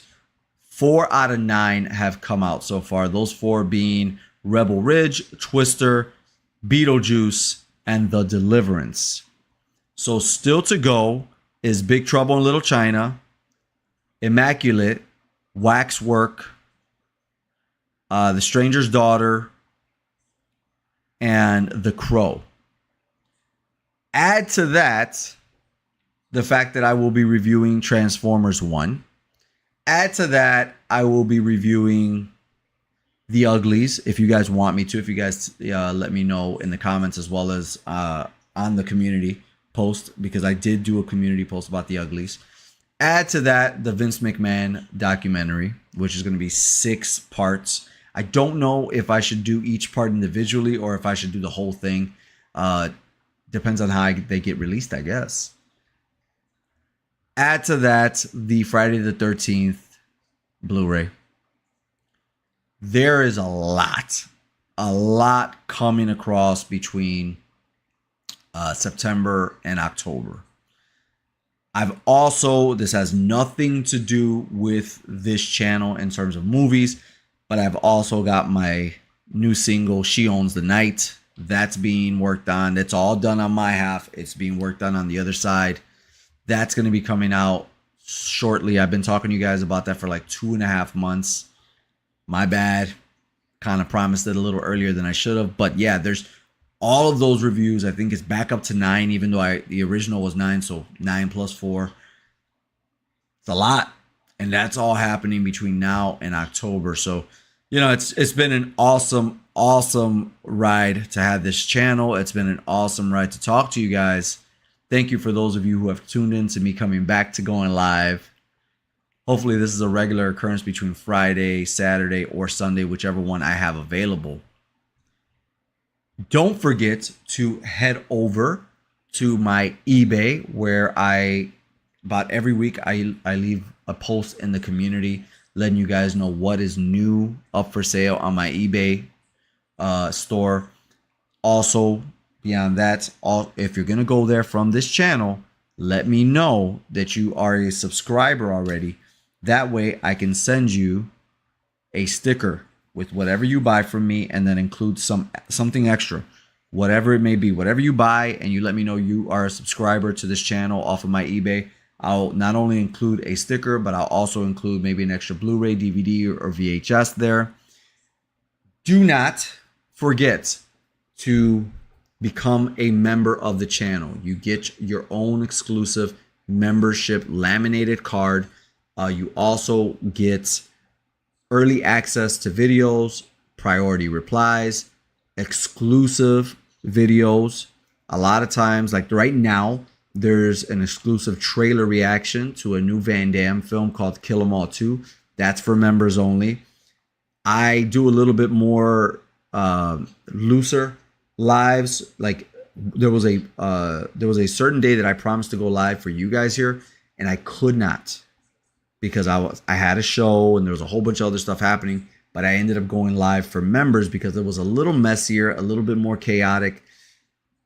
They got priority access to that stuff. So if you want to not only get your own membership card, you got to join the channel memberships. And it's a great way for you to support me. If you don't want to commit to that, you can always head over to Buy Me a Coffee. Every single video that I come out with has a link to Buy Me a Coffee. You can leave a note there. I can respond to you in video form of why you decided to buy me a coffee. Absolutely cool stuff. But once again, join this channel's memberships. I love this. I always wanted to have my own video store. Now I got my own membership cards. Early access to everything. Guys, thank you so much after 2 months of not going live for joining me, for sticking with me, for getting me to 200,000 views. Guaranteed we're going to get to 225,000 views by year end, if not 250. We're going to make it to 3,000 subscribers and beyond. And I remember saying that when I hit 300 videos, I was going to make a video for you guys. I'm already at 350. I'm almost at 400. It happens like this. So just that quick, as we rose up the ranks, we're going to keep on rising, and it's thanks to you. Guys, I'm Alex Thorn. Thank you so much for joining me. Continue to comment, like, subscribe, become members, and be on the lookout for the next review. See you guys. I got to rock out, watch some movies, and review them for you. All right, dude. So this is something I wanted to do for members only, which is check out trailers for older movies that I'll be reviewing on Does It Hold Up? This is something that we haven't brought to the channel yet, as Reaction Wednesday is always about new content and new movies, me reacting to those trailers. But what about the trailers for the older flicks that we review on this channel and the Does It Hold Up series? Well, today it starts, and it is for members only. So I am going to soon be reviewing Elvira, Mistress of the Dark. I don't remember the original trailer, but we're gonna watch it here together right now.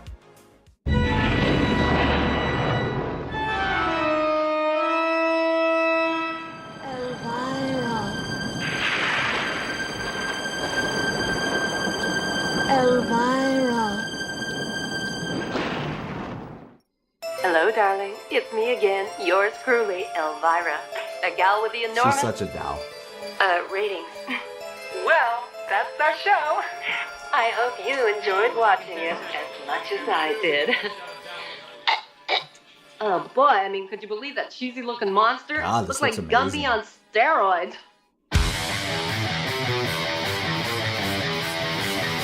This Elvira is a person of easy virtue. Slimy, slithering succubus. A concubine, a streetwalker, a tramp. Listen, sister, if that was your opinion, I'll beat it out of you.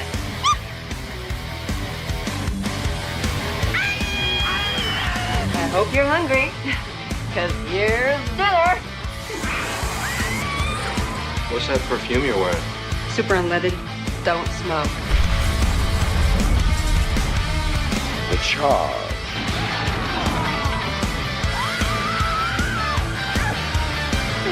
Witchcraft. Actually, it's great. You looking for me? I've never seen this movie look this good.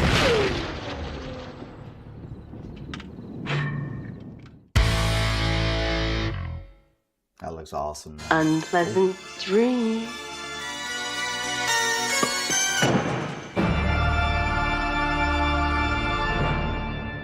I have got to pick this thing up, this 4K up for sure on Amazon from Arrow Video. First of all, Arrow Video did an amazing job with the packaging of the only Arrow Video release that I have, which is the Jason Friday the 13th from 2009, which we've talked about here on this channel as well.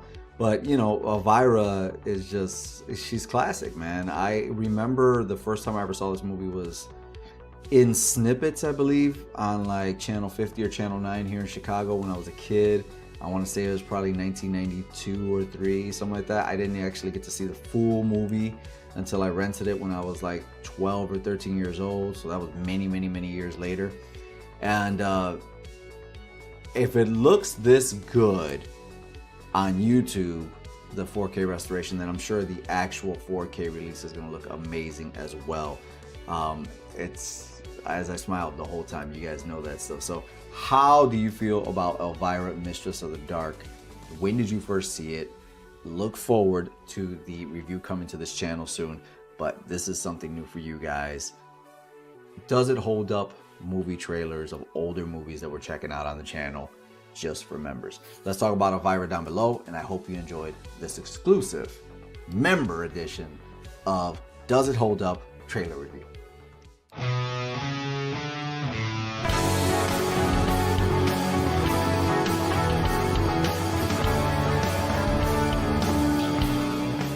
What is going on, people? Alex Thorn here, and it is Reaction Wednesday. And there are a lot of cool new trailers out as I'm scrolling on YouTube, but this one stuck out to me for two reasons. The title, Obsession, and two, the thumbnail that they used automatically hooked me. So if I'm interested, I'm hoping that you are interested. Let's talk after we watch this trailer together. What's up? I was calling to see if there's a way I can alter a wish. Like to cancel your wish? No. It's okay to keep the... I just want to know if I can, like, alter it a little. I'm sorry, we don't really do that. No? If you have any questions about how the wish works, or if you read the back of the box... Is it even real? Yeah, it's real. No, I know that the... Is her love real? Just because you chose this for her doesn't make it less real.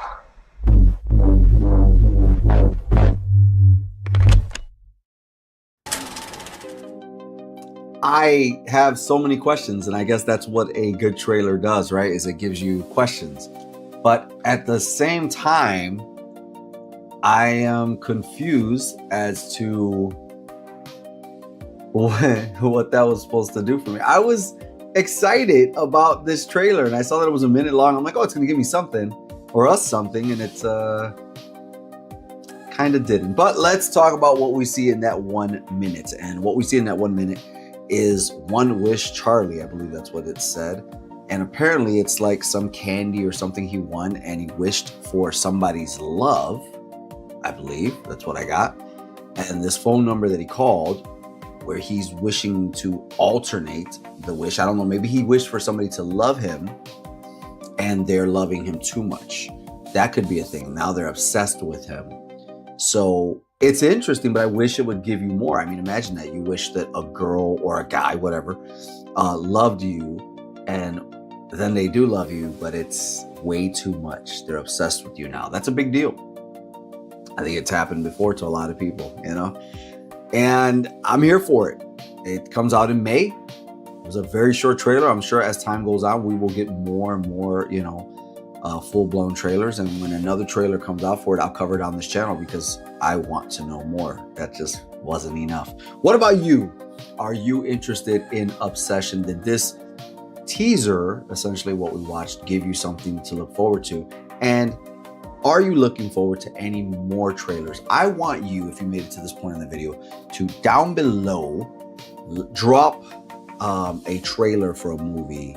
Drop the name for a new trailer that I should watch, because I feel like I probably need to do a trailer on Friday as well, because this just didn't hit the bill. But let's talk about that and new trailers down below. I'm Alex Thorn. You know what I got to do. On December 6th, I got to rock out with my band Broken Thorn, as you see there, and I got to watch some movies and review them for you.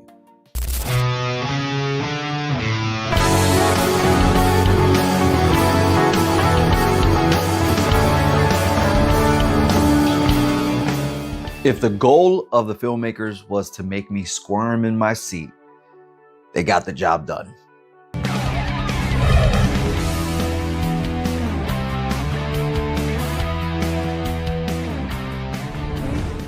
What's going on, people? Alex Thorn here, and I'm just a rock and roller who in his downtime likes to watch movies while wearing a bandana. And thanks to AMC's Screen Unseen, I was exclusively invited out to check out, 10 days early, mind you, Bring Her Back.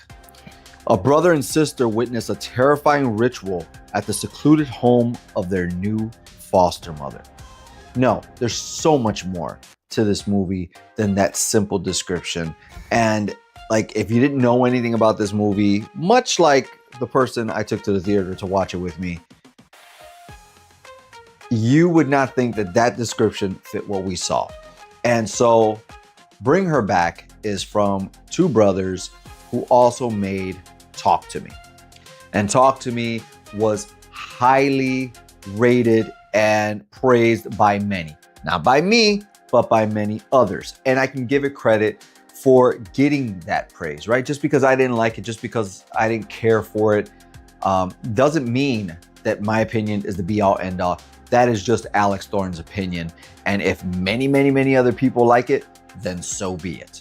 And A24, as I've mentioned before on this channel, they've kind of lost me when it comes to their horror movies. They're gross. Now, Sora Wong, who plays Piper, does an incredible job at being caring in her role, at being this light in a very dark movie.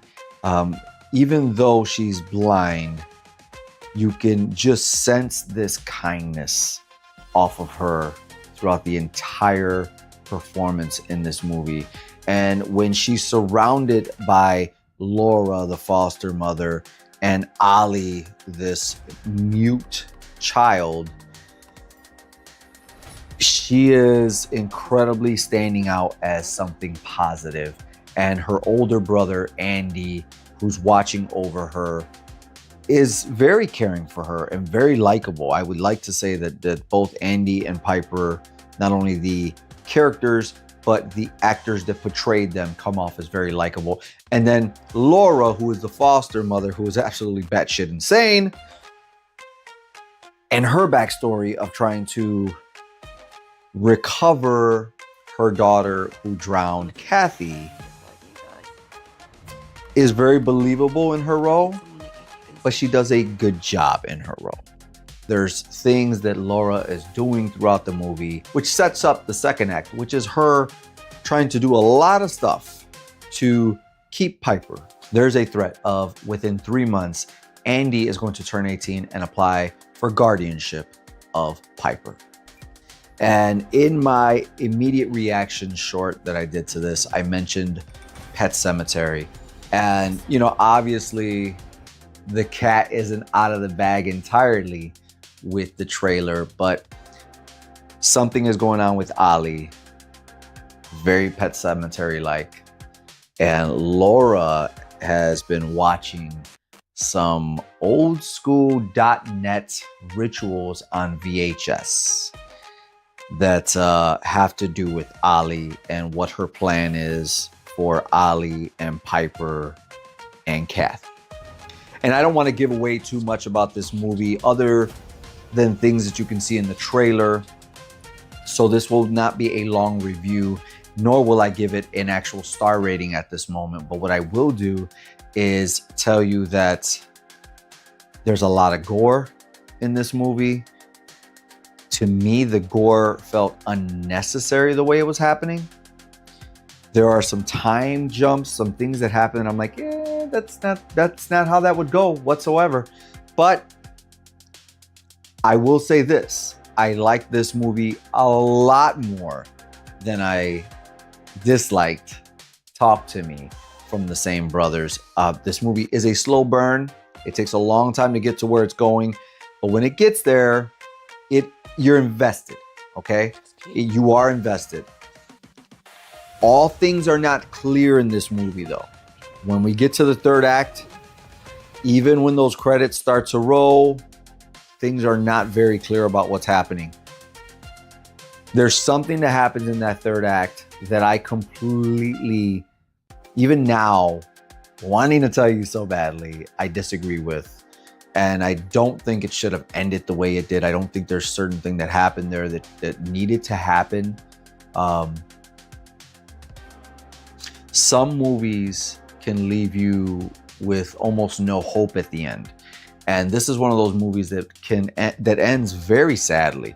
And it's just like, that's, you know, it's not really what I want to feel, especially when this has been building up, being so dark in nature and tone up to the very end. I needed something to draw me back in, to bring me back, brother. Bring Thorn back into the movie. And this one did not do it. So at the end of the day here, right now, I'm not going to give this movie a full bandana rating. We'll wait till the movie comes out to do that. But what I will say is, if you liked Talk to Me, you'll like Bring Her Back. If you didn't like Talk to Me, but you like Pet Sematary, you'll like Bring Her Back. And if you're just looking for something to watch and spend your hard-earned cash on that's horror, I think you'll enjoy this movie. Just understand that it is a slow burn and it is dark, and be ready to see some crazy shit. Guys, with all that being said, I want to thank AMC for sending me out to Screen Unseen. I didn't know the first time they sent me out that this is also something they offer to everybody, but I am grateful for the emails saying, hey, do you want to come and check it out? AMC, thank you. People who are watching this, thank you. And if you get a chance, check out this channel's memberships. Check out my account on Letterboxd. If you want to, buy me a coffee for bringing you these reviews. And if you are a fan of rock music, check out my EP, Rough Cuts, that's available everywhere right now. I'm Alex Thorn, and you know what I gotta do. I gotta rock out, watch some movies, and review them for you.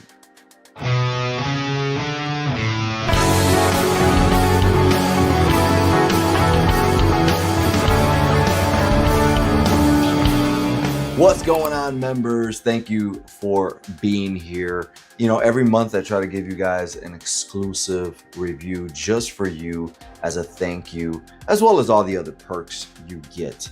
And especially at this point, because you are an ultimate member. But with all of that being said, I just got done watching Into the Deep on Hulu. Now, what makes this shark movie, or what made me choose this shark movie and made it stand out to me, was actually the premise. Let me read this to you. Modern day pirates on the hunt for sunken drugs kidnap a boat of tourists and force them to dive into shark-infested waters to retrieve the contraband. Now, here's the deal. I love that description. I think that description is interesting. It's different than other shark movies because you need a reason to get these people into these shark-infested waters. And you can get really tired of just we're on vacation or we're eloping, or now the popular thing seems to be that there's a psycho out there and you're going for like a little shark trip with your boyfriend or girlfriend. This, with modern day pirates, especially when the lead pirate is played by John Seda from Selena fame and others. He was also in like Bad Boys 2, he had a great role in that.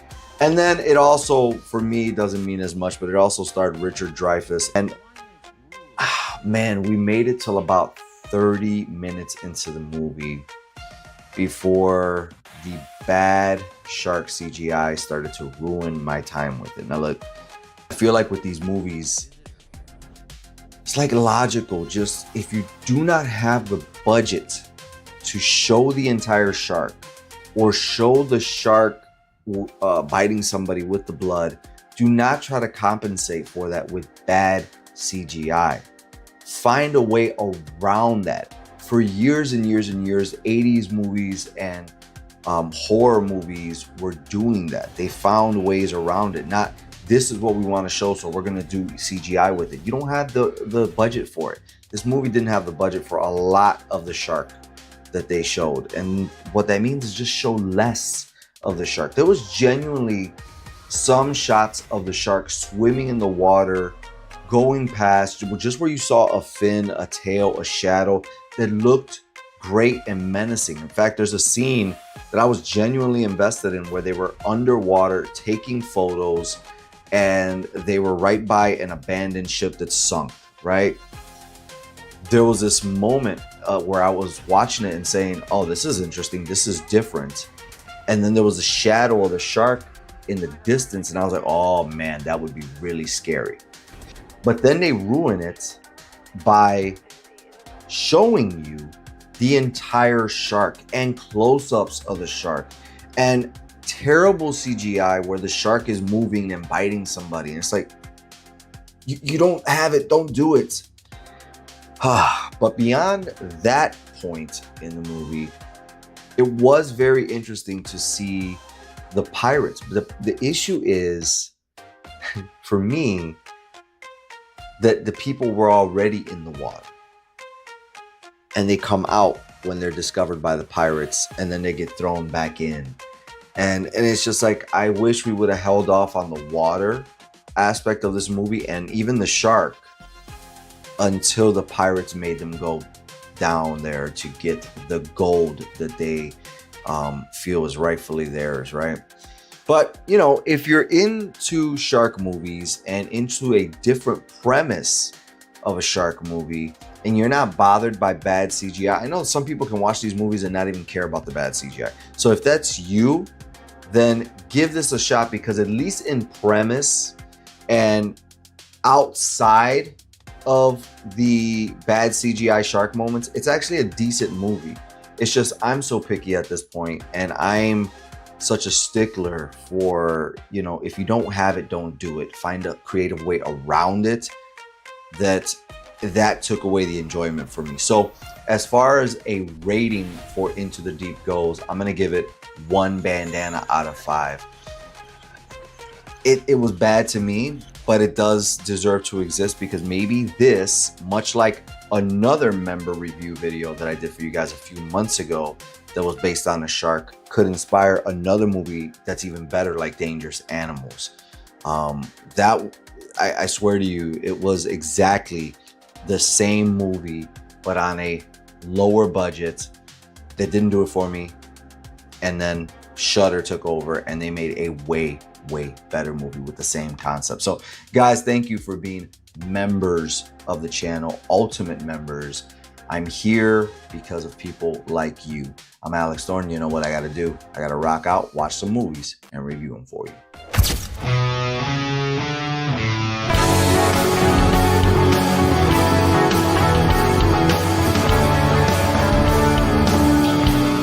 What's going on, people? Alex Thorn here, and it is Reaction Wednesday. And with it being Reaction Wednesday, I got sent a trailer for The Running Man by a buddy of mine, and I can't believe they're remaking this movie. You can remake it, but I didn't even watch it. I just saw a picture of a guy that doesn't look like he should be in the movie. But let's just reserve judgment for after the trailer. Let's watch The Running Man. Ben Richards, 35, married, one child, in medical crisis. We need money for a doctor now. Ben, watch yourself. Employment status, blacklisted. But there's still a way out for you. It's the biggest show in the country. Bloodlust is our birthright! Set it free! Welcome to The Running Man! People on these games never come back. I'm not trying to get myself killed, so kiss my ass twice. Right there is why you can win this game. The rules are simple. Survive 30 days, with the entire nation hunting you down. And get your family out of Slumside for good. I'm gonna come back here and burn this building down. I promise. That's the spirit. This is America, goddammit! And we don't put up with no bullshit! Yes! Hunt him down!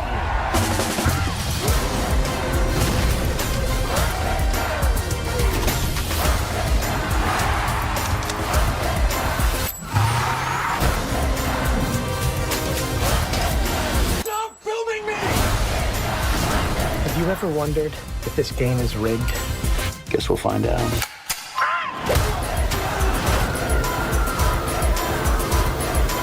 You might be moving up too fast. Hey, buddy. You're on Freebie.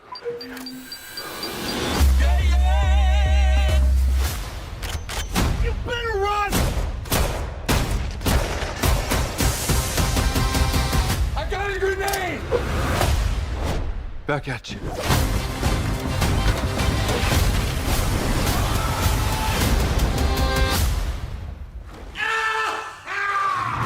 I'm still here, you shit eaters.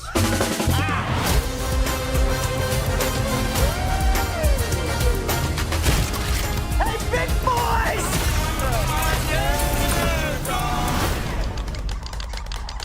Are you crazy?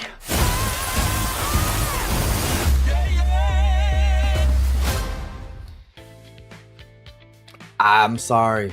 My thoughts are still valid. They're still there. Like, how do we go from Arnold Schwarzenegger, who's a working man, accused of a crime, who either must do the time or go prime time on the world's most highest rated show in 2017? How do we go from that to this, whatever this is?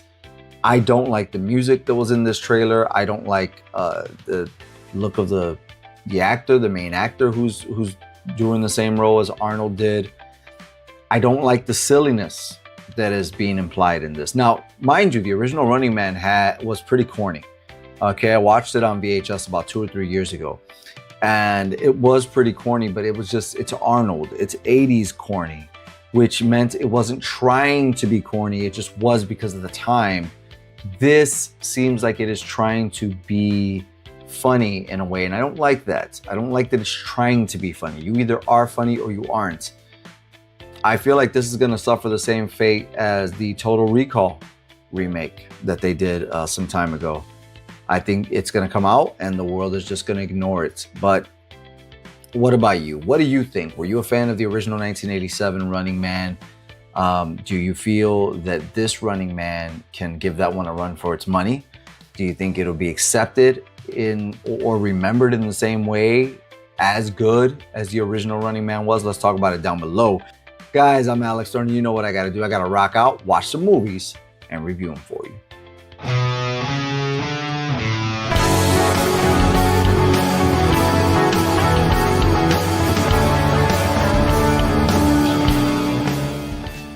Some novels work as movies, some novels work as series.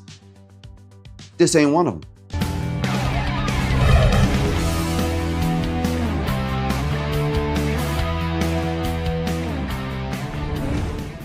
What's going on, people? Alex Thorn here, and I'm just a rock and roller who in his downtime likes to watch movies while wearing a bandana. And my local theater right here in Chicago, Logan Square Theater, was holding what is now a brand new Wednesday $5 movie night. Let's put it that way.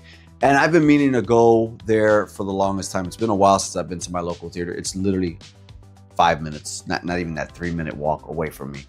Right here on the Strip. And if you live in Chicago, then you're definitely well aware of Logan Theater. If you're not, you need to be. There's been this uptake of slasher movies being released. And, you know, there's been a lot more blood in theater releases. So I was slightly curious about Clown in a Cornfield. Now, I have not seen a trailer for this movie yet. I have only heard hype about the movie in the movie community, and the story is simple.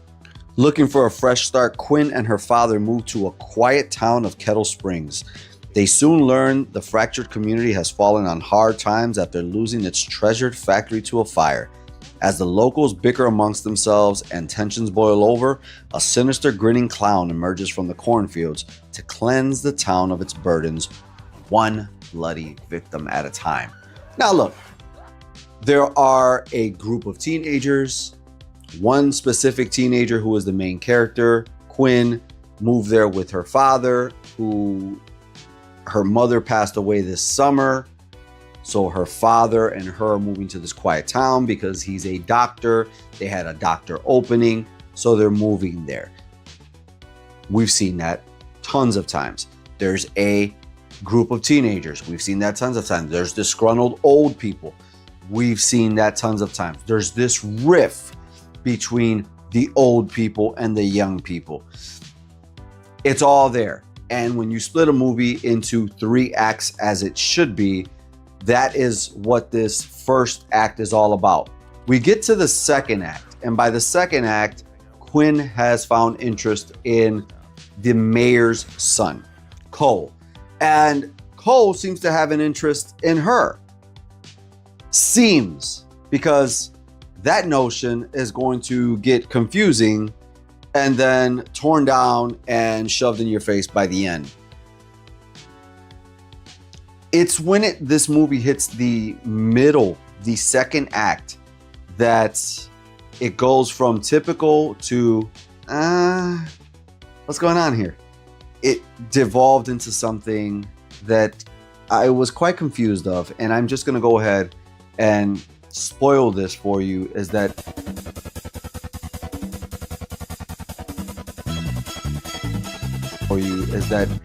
the clown in a cornfield is not a clown. It is a person in the mask. I won't reveal who the person is, because then that person becomes persons. And there's a bunch of people in masks in this movie as the clown. And I forget what the name of the clown is, Friendo or some shit like that. And at that point, for me, all right, for me, I like a character that we can't explain. And I'll tell you why I like a character that we can't explain, that we have to find its origins, but we can't really explain what the origins are. And if they were once upon a time human, maybe something got a hold of them, or they made a deal where they fell into something that made them inhuman. I like stuff like that. And when this movie called Clown in a Cornfield gives you deaths that have a lot of strength in the death, in the killings. I'm talking about rakes lifting people up really high and strongly. I'm talking about people's heads flying off. I'm not talking about stabby, stab, stab. I'm talking about stab going through a person to the other side. That is not human strength. That is the strength of something you can't explain. And when you've got several people doing that, and you even have somebody talking behind the masks in certain scenes, a regular human voice, it gets killed for me. There's a lot of hinting to what I've talked about earlier, where this seemed interest from Cole to Quinn comes to play and comes to fruition in the third act. And in this third act, we have this Scooby-Doo dynamic to the reveal of who is under these clown costumes. And even more so at that point. Here's the deal. I like the third act of this movie. I really do.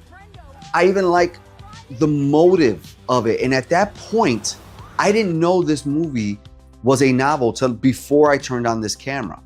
But in the theater, as the reveal was going on, I said, this would work really well as like a book. Because in a movie, you have this issue of those people moved like that clown did, or those clowns did. Those people had that strength. I don't think so.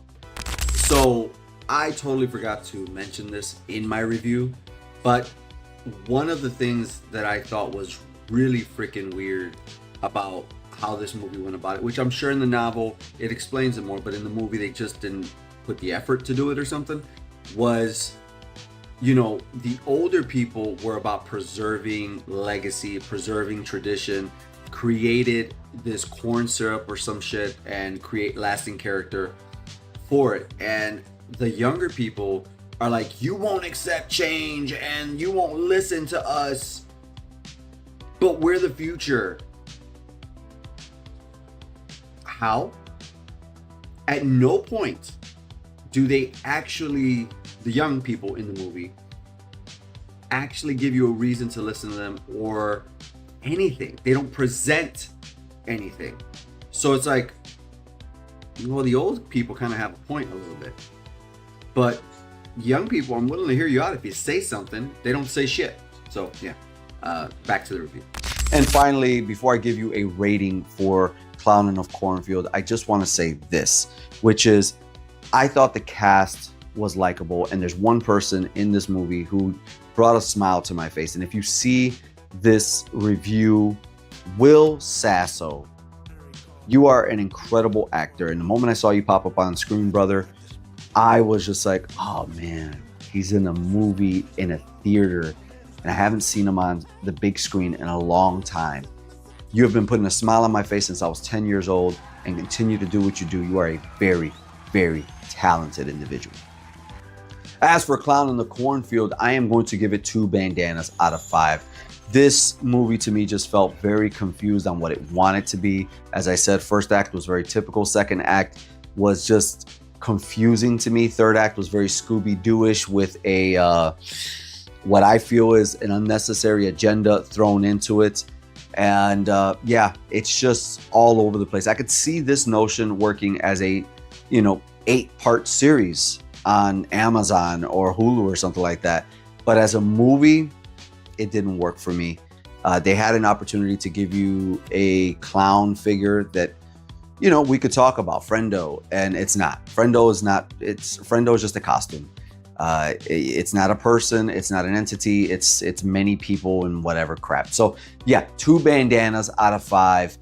It is going to come to Shudder because it is a Shudder original. So if you already have a Shudder subscription, you don't have to go out to the theater and waste money on it. Yeah, I don't have nothing more to say about this movie. It was fun and dumb until it wasn't. And with all that being said, guys, earlier I mentioned Letterboxd, and if you like my reviews here, and there's other people you follow here for reviews, I'm sure they're on Letterboxd too. But you can be a critic just like us by joining Letterboxd. And if you don't know about Letterboxd, Letterboxd is a social media site for movie lovers. And if you love my reviews and other reviewers here on YouTube, I'm pretty sure they have a profile on Letterboxd. This is video, that's the written word, and you can interact with it, and you can see a log of all of the films that we have reviewed and all of the films that you have reviewed once you create your profile on Letterboxd. There's tons of exclusive opportunities for sneak previews and early showings through them. So I'll catch you on. And if you want more content like this, and you want to go behind the scenes and see some posts, and also have exclusive lives and have a chance to review a movie on this channel yourself, you got to check out this channel's memberships.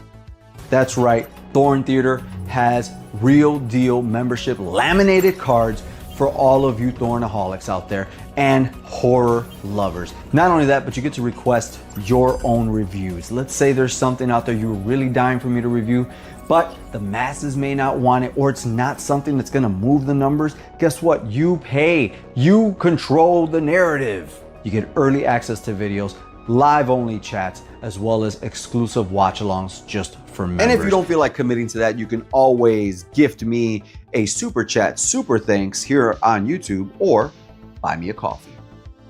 Buy me a coffee right now is a way that you can support somebody like me for making videos just for you guys, doing what we love to do. But guess what? If you buy me a coffee, at least you're fueling the journey. And right now, Buy Me a Coffee has an update to where when you leave your note of why you have gifted me coffee, I can respond back to you in video form. And that's enough shilling for me, but maybe it's not, because you also got to check out my EP Rough Cuts, and I'll leave the link for that down below as you see it right over here on the corner. It has been awesome to rock and roll. I'm working with a new publicity company that had me go to Fozzie's show out here in Belvedere, Illinois, and I'm getting to know so many people. Rock and roll is not dead, people, and I'm here to prove that as well. So check out my new EP, Rough Cuts. It is out right now on your favorite streaming platform. I'm Alex Thorn. You know what I gotta do. Rock out, watch some movies, and review them for you.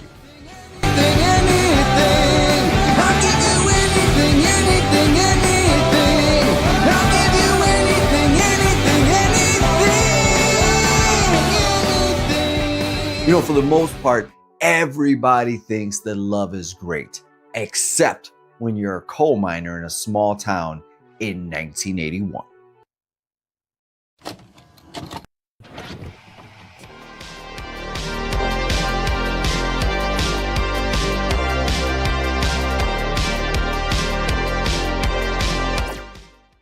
What's going on, people? Alex Thorn here, and I'm just a rock and roller who in his downtime likes to watch movies while wearing a bandana. And today we are reviewing and checking out My Bloody Valentine to see if it holds up. But before we talk about all of that, I just want to ask you, if you dig this review, let's talk about it in the comments. Check out the channel and subscribe to the channel if you like what you see.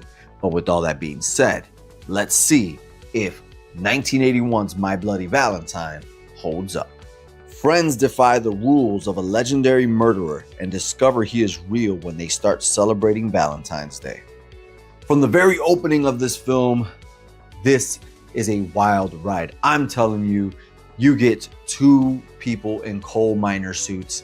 One starts to undress and then show some skin, and there's a heart on her chest, which causes the other coal miner to lose his shit.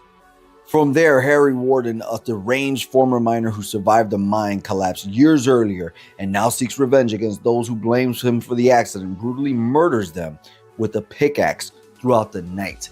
And by the end, this is really a whodunit film because it is not Harry Warden, but we'll get into that a little bit later. Before that, we have this huge cast of 20-something-year-old, maybe 30-year-olds, which are treated like they're 19, but they're clearly late 20s, early 30s. They're all legal to drink. None of them have to hide anything. So I thought right away this was something that felt familiar, but also separated itself from movies that would come later on, such as Friday the 13th, right? Totally cool to get a bunch of teenagers together who need to get away from the adults to do the stuff that eventually gets them killed. In this, there's a lot of survivors by the end of the movie, but they're all adults making stupid decisions. Because of the tragedy that happened with Harry Warden, Valentine's Day is canceled in the small town. So the group of adults decide to go underneath with the mines and throw a Valentine's Day party. And once Harry Warden gets a hold of this information and they do what he warned them not to do, celebrate Valentine's Day, there's a killing spree, and there's some really gnarly deaths. It's incredible. There's also another great scene where one of the female characters gets hung up on something, and the hook, or the pipe rather, goes right through her mouth, and the water is coming out through her mouth while she's just up there hanging dead. And besides the slasher-esque kills, there's not much more going on with this movie. I mean, you really do go into this movie expecting a decent horror movie, but what you get is a great slaughter fest, a slasher, true and true. Nice deaths and a killer that is memorable by his look. There's not much more than that. By the end, the killer is not Harry Warden, because the chief reveals that Harry Warden's been dead for 4 years. Like, when did he get this information? It's actually one of the love triangle guys from earlier, Axel. And when I tell you this is a weak reveal, it is a weak reveal, especially with the way it's done. A face from down here where when I first saw it, I was like, who is that? Then it clicked in my head, oh, that's one of the love triangle guys with this lame storyline. And then they do flashbacks to Harry Warden killing his father. And since he witnessed that, he now has mental trauma and wants to kill people like Harry Warden did. I just thought it was a weak ending. But the ending does feel like it's going to lead to a sequel that we never get. In fact, there's a remake that's made in the later 2000s, but we never got the sequel. And then this story by itself, there's so much of Harry Warden's story to be explored that this feels like it should be a sequel to the original story, but it's just a standalone movie. And because it's a standalone movie, I think we need to get to the standalone rating of My Bloody Valentine and find out, does it hold up? As for acting, I'm going to give this film 2 bandanas out of 5. Everybody, I guess, does what they have to do, but nobody really stands out to me, and most of the cast is pretty annoying. As for effects, I'm going to give this 4 bandanas out of 5. The effects are undoubtedly great. Are they a little dated? Yes. Do things get better in the 80s as we go forward? Yes, but this is amazing for 1981. As for story, I'm going to give this movie 2 bandanas out of 5. I just thought it's kind of a weak story to get a slasher film going, especially with what we find out in the end. So to answer the all-important question of, does My Bloody Valentine still hold up today? I'm actually going to have to say no.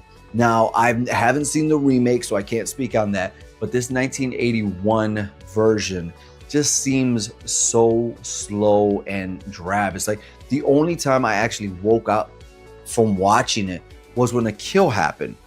That might be the point, but I need more from my horror movie than just a gnarly kill and boring. Oh, gnarly kill, boring.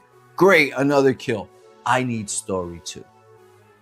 So tell me, with it being Valentine's Day, have you ever seen My Bloody Valentine?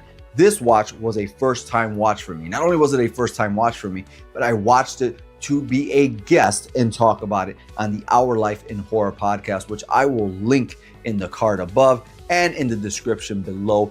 Go check them out. They are awesome. They are live, constantly collaborating with people, introducing you to new people, and introduced me to a brand new movie for myself. I hope to be on there again. Let them know Thorn sent you. But Valentine's Day, are you taking somebody out to see a Valentine's Day movie like Hard Eyes? Are you staying home traditionally to watch a horror movie on Valentine's? Let me know. Did you watch this movie in the theaters, or have you only seen the remake? Let's chat about it down below in the comments section. And if you want to chat about this movie and more, you got to join this channel's memberships.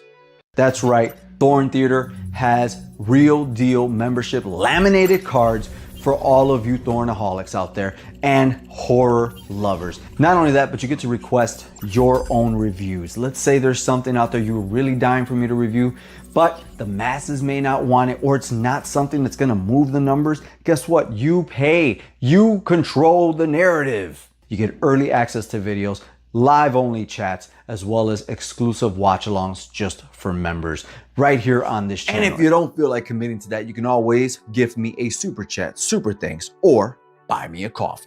Buy me a coffee right now is a way that you can support somebody like me for making videos just for you guys, doing what we love to do. But guess what? If you buy me a coffee, at least you're fueling the journey. And right now, Buy Me a Coffee has an update to where when you leave your note of why you have gifted me coffee, I can respond back to you in video form. And if you dig the lights behind me and all the lights you've ever seen in any of my videos, I've got 10% off for you with a code down below in the description for Govee. That's right, head there and you will not only just get a sale, but 10% off on top of that by using the code on the screen right now. Guys, and with all that being said, you know what I gotta do? I gotta go on a Valentine's Day date. Come back, rock out, watch some movies, and review them for you.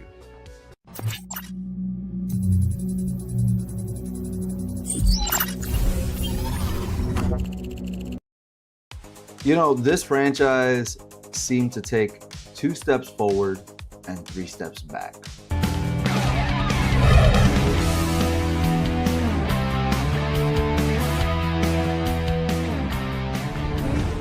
What's going on, people? I'm Alex Thorn, and I'm just a rock and roller who likes to review movies while wearing a bandana. And this time, I went out to check out Scream 7. Now, we all know this Scream is a successful franchise. I've even looked at every entry and ranked them on this channel.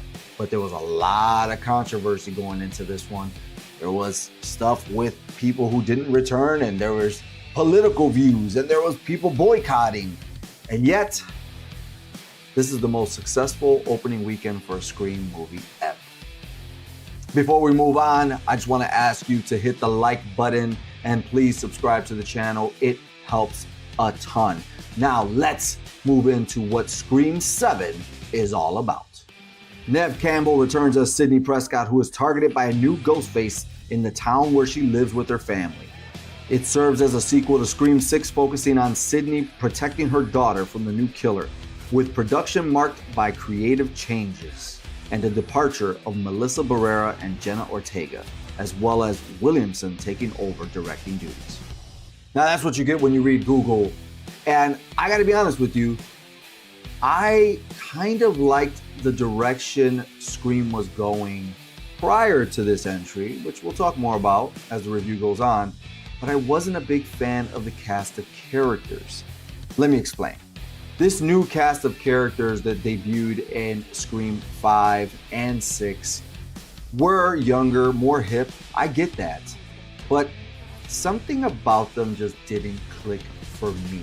Nothing like the original cast of Scream and the one that would develop and grow slightly through Scream 3 and 4. This one just felt like we are trying to appeal to the biggest general audience of kids now, or teenagers now, that we can. That's not what I liked about it. I obviously disliked the cast of characters. What I did like was that Ghostface himself seemed to be getting rougher. The kills got gnarlier. The lighting in the Scream movies definitely got darker. And then they moved it to New York, which was awesome, right? In Scream 6, the biggest thing was, selling point was New York, as well as suddenly Ghostface will yield a gun or a shotgun now. Even though I sit here and I review movies for you, I'm just like you in the sense that I want to enjoy the movies and I don't want to get into any of that behind the scenes mess and muck. And I have no affiliation with any side when it comes to these politics at all. So I just see another Scream movie coming, and I see Neve Campbell returning, and I see Gail Cunningham, who is played by Courtney Cox, returning. And I say, you know what? Let's give it another shot. Scream returns back to a small town and becomes a paint-by-numbers horror movie. You see, for this one, everybody wanted Stu back, played by Matthew Lillard. And he's there, just not the way you may think he is. I don't want to give it all away, but I will say AI has to do a lot with it. They aren't using AI, but the script is. He's not the only one that gets brought back. Several of the old killers get brought back in a AI kind of plot. And what's really confusing about that is AI would be using these characters as they looked in the public eye before they died. Unfortunately, all of these actors are much older and they look nothing like they did when they were in the Scream movies. So it's a little hard to buy that AI would also age these characters. So for Scream 7, after viewing it and partly enjoying it, I'm gonna give it 3 bandanas out of 5 because the people you want to see are all there in one way or another. Everything you would expect from a Scream movie is there. And by the 7th entry of any series, you're gonna feel like you've already seen this done before, and this one's no different. It gives you exactly what you come to a Scream movie for. As far as what I would like to see in a Scream movie, at this point, I'm tired of the whodunit. I'm tired of the Scooby-Doo kind of endings that these movies have and that they've passed on to so many others, like Heart Eyes that I saw last year. I remember saying this is just, you know, a Valentine's Day Scream. And at this point, I don't see why we can't just forge the Scream Ghostface mask onto somebody, have them die Jason style, and then have them come back, because that would truly give this series new life. What about you? Did you go out to watch Scream 7 this weekend? Do you plan to? I watched it in IMAX, and I can tell you right now, that was an amazing experience. It has been a long time since I watched IMAX, and it was a lot better experience than Dolby Cinema. Dolby was just way too loud for me. IMAX was just right. So if you get the chance, head out to AMC and check out IMAX version of Scream 7. But all down below, let's talk about Scream 1 through 6. And even if you want to talk about why you didn't or didn't watch it, if it involved controversy, I'm down to talk and chat in the comments. Guys, you know what I gotta do? I gotta rock out, watch some movies, and review them for you.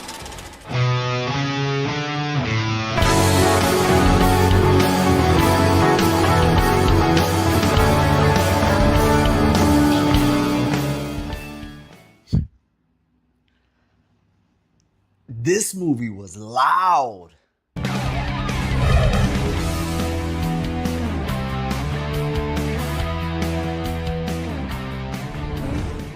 What's going on, people? Alex Thorn here, and I'm just a rock and roller who in his downtime likes to watch movies while wearing a bandana. And this time, I went to the theater on the premiere date to watch Smile 2.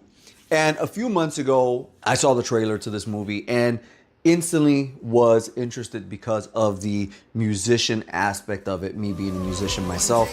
And if we go all the way back to Smile 1 last year, just wasn't impressed. I thought the psychiatrist or whatever gimmick was cool for the lead character, but it could have been any run-of-the-mill movie. This time, with Smile 2, this stepped it up a lot. About to embark on a new world tour, global pop sensation Sky Riley begins to experience increasingly terrifyingly inexplicable events. Overwhelmed by the escalating horrors and pressures of fame, she must face her dark past to regain control of her life before it spirals out of control.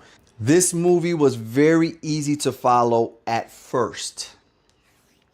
And at first, when we're introduced to Sky Riley, I kid you not, I swear to you, I thought that this chick looks so much like another industry star, a Bella Danger. That's all I'm gonna say about that. If you know her work, you know what I'm talking about. But I love that she had a more relatable look prior to what happens to where she's at in this movie. As I mentioned in the description, Sky Riley is trying to adapt and regain control of her life after certain events. Those events being that she was in a car accident that killed an actor friend of hers. And she had a lot of substance abuse, narcotic abuse issues prior to that. Now, there's a lot of stars in our real life that we know like this. I don't want to go into details about who they are, but pop singers who were popular in the late 90s and early 2000s that come off as unstable to us today, because they are. And then they have family members and PR that is constantly pushing them to do things that they clearly are not ready to do. We've seen it over and over and over again. And in this movie, finally, they explore something like this, obviously with a supernatural element. There's very few death scenes, but the death scenes that are there, CGI is really good. Let's just put it that way. It is brutal.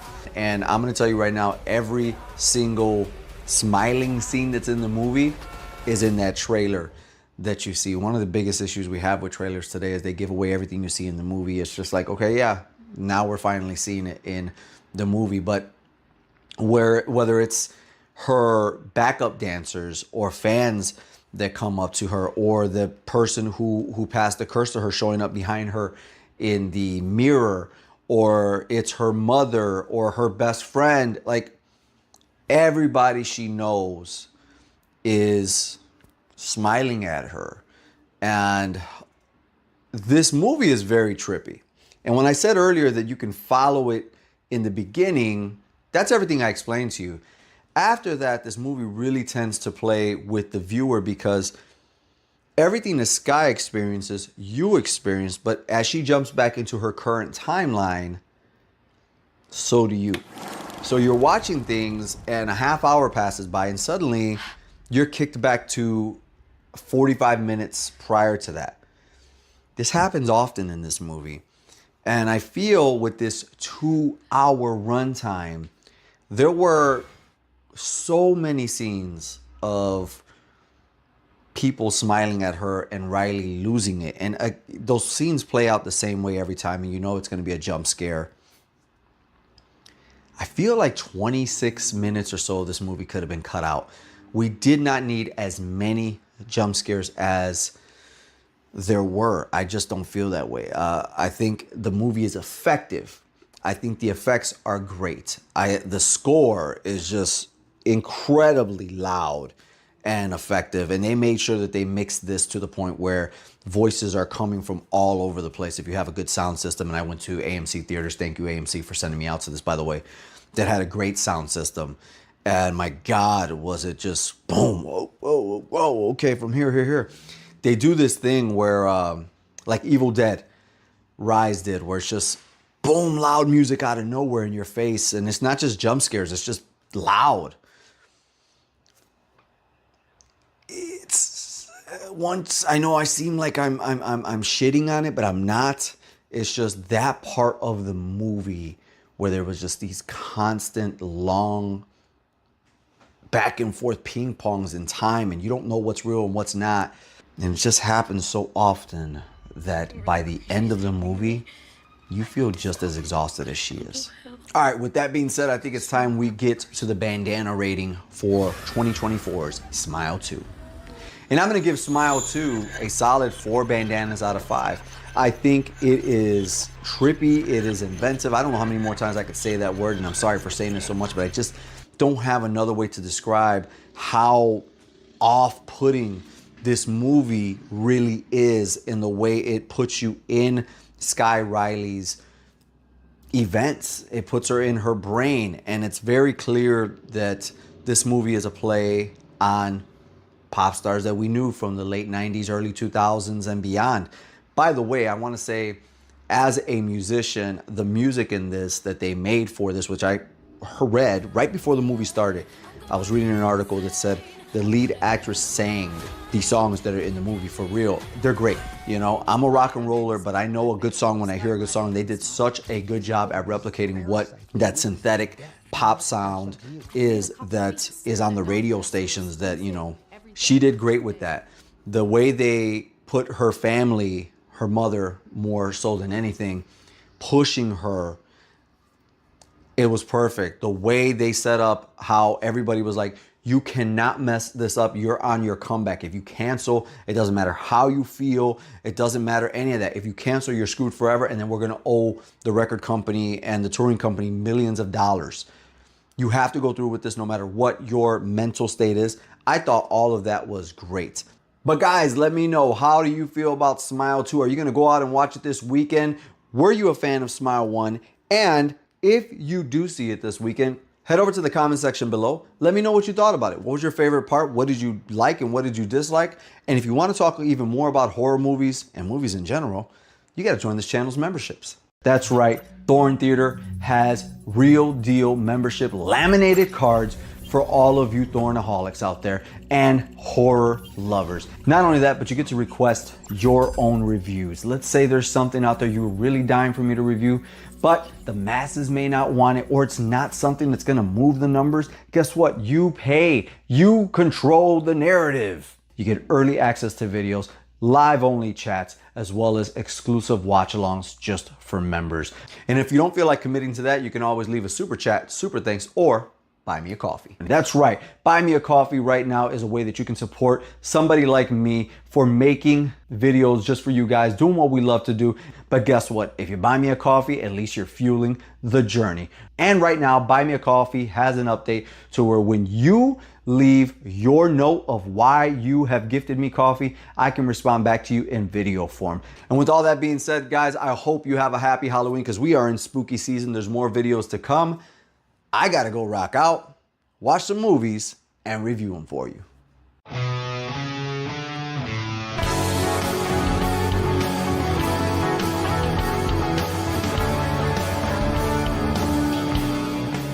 What's going on, people? Alex Thorn here, and it is Reaction Wednesday. And I wanted to give Tubi a chance again. I know, it is one of those rocky relationships with their Tubi originals where two of them can be bad and then one of them are halfway decent and then one's really good and then 3 or 4 of those originals are bad. But I just reviewed another movie for members only that is a Tubi original, and I want to give this movie a shot because right away, just by the title Adoption, it reminds me of The Good Son. So let's see if the trailer follows suit. His name is Dylan. He's 10 years old. I think this is the perfect fit.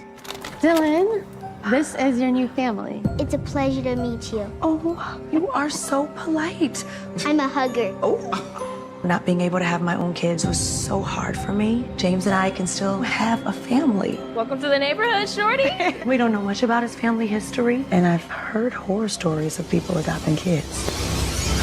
Dylan! Maybe you should close the door next time. What's the worst that could happen? Ryan got me in trouble with the police when it was his idea. You're a liar. It's all my fault. It had nothing to do with you. I think there's something really off with Dylan. Dylan is a good kid. Guys, meet our newest family member. This is Bella. Ever since Bella came, everything has changed. I think he tried to drown his little sister in the pool.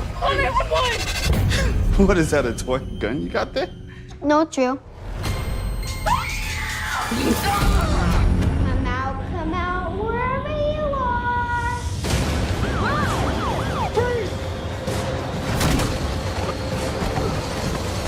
What's wrong with you? Are you guys gonna give me away? No one is getting rid of you ever.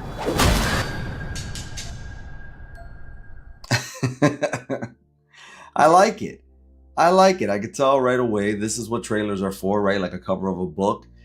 You read the synopsis. I think I'm going to enjoy this one. At the very least, it should move much better than the other movie that I just reviewed for members only that was a Tubi original.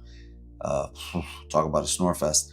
This does not seem like so. I already know I'm going to nitpick a little bit at the mother for the way she delivers her lines. It's very clear that she's acting, but the kid looks like he's doing a good job. I hope that flash that they used in the trailer is truly only for the trailer and none of that pops up in the movie. This doesn't seem like a movie that needs it. Very Lifetime-esque, very much like I said in the beginning, The Good Son, right away. Just seeing Adopted and the face there reminding me of Macaulay Culkin's The Good Son, which we should revisit for this channel, and it doesn't hold up for sure. that's been an easy 5 years or so since I've seen it, around pandemic time. Tubi's an interesting platform. I like Tubi. I give Tubi a lot of chances because there's truly something for everybody. And like I've said before, they remind me of my mom and pop video store. They don't remind me of Hollywood Video. They don't remind me of Blockbuster. They remind me of your local neighborhood video store. And that's cool. That's cool because they got a lot of cult classics there. And their originals are surprising sometimes. Hopefully this takes me by surprise because I am intrigued to watch it. What about you? Are you going to watch Adopted on Tubi? Remember, it's free. It might be a nice way to spend 90 minutes. If you do, let me know down below because I think as soon as I turn off this camera, I'm going to head over there and watch Adopted. I'm Alex Thorn. You know what I got to do. I got to watch some movies. Rock out. That's not the way you say that. I'm Alex Thorn, and you know what I got to do. I got to rock out, watch some movies, and review them for you.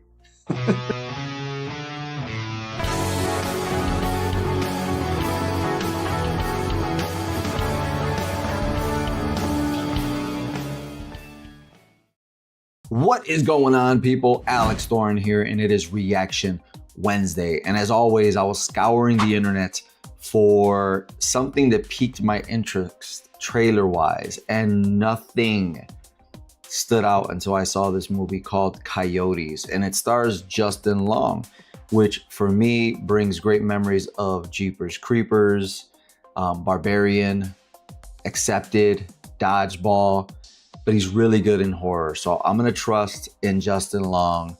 And he was also in Drag Me to Hell. And we're gonna watch the trailer for Coyotes together. Gigi, walk. Oh my god, I'm so done with this dog. Oh my god, I love your dog. Gigi, go potty now. It's exhausting being this hot.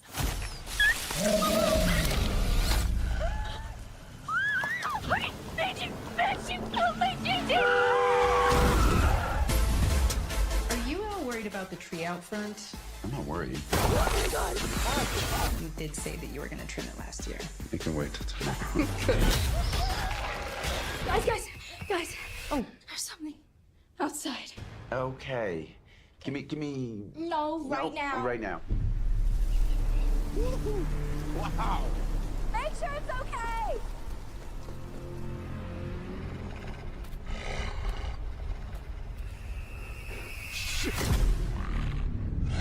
Shoot! Just.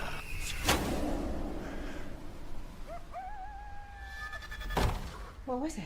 Oh, she's a sketchy little coyote. No big deal. Get it. Do you hear that sound? Sounds like somebody singing or dying. No, it's gone now. Hard. Make an open door. Get it. Hard. Go inside. Is it bad? No, don't look. Why? Why don't you want me to look? Everybody in? Everybody okay? Okay. This is definitely a bad idea.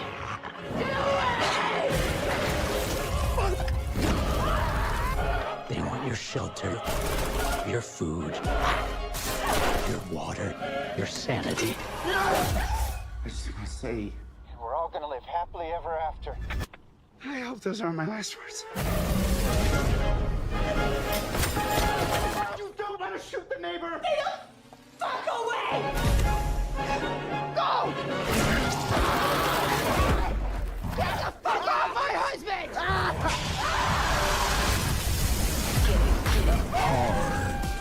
It's like in that movie. You know the one where all the birds attack everyone? The birds. No, that's not the one.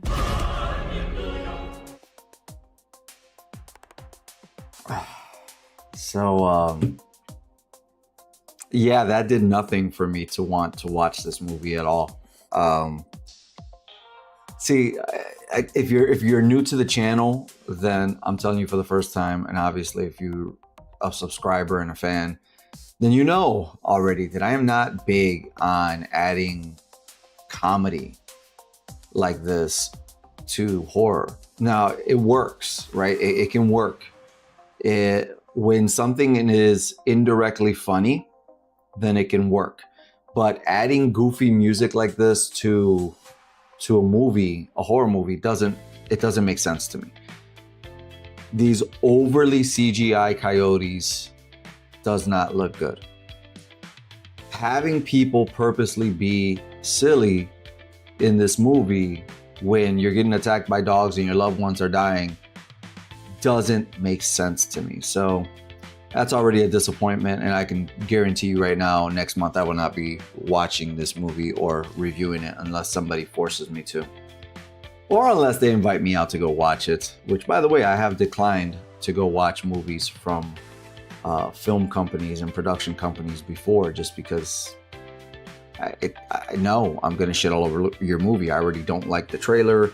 Therefore, you're going to also get a negative review from me. Let's just avoid that until you make something that looks good to me and I'm at least interested to talk about.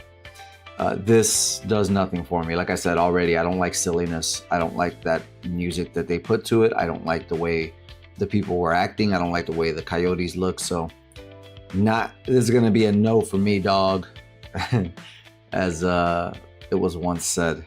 But yeah, what about you? I'm a fan of Justin Long. This one just doesn't seem like it's going to hit for me, but will you be watching Coyotes in theaters October 3rd or that weekend going forward? Let's talk about it all down below in the comment section. Guys, I'm Alex Thorn, and you know what I got to do. I got to rock out with my band Broken Thorn. If you haven't seen, we've got a Instagram and a Facebook, and we're playing all of the Alex Thorn music that's been released over the last 5 years. Check that out on my socials down below. I gotta rock out, watch some movies, and review them for you.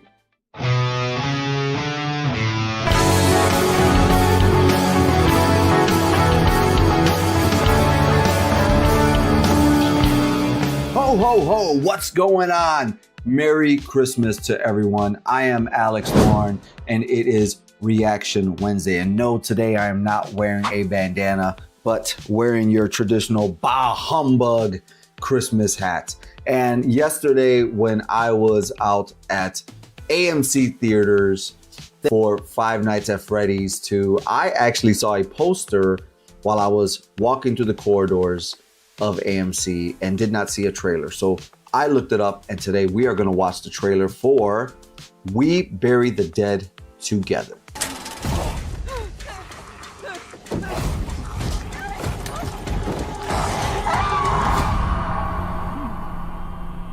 Tragic images emerge following the deployment of an experimental weapon. Next, please. I'd like to join the body retrieval unit. Who was down there? Just a little farther. My husband.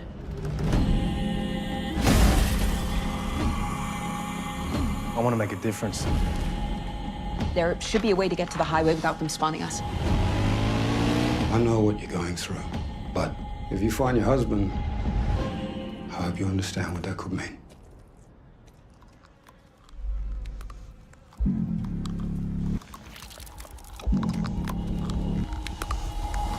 The odd ones that do come back online are docile. You have nothing to fear.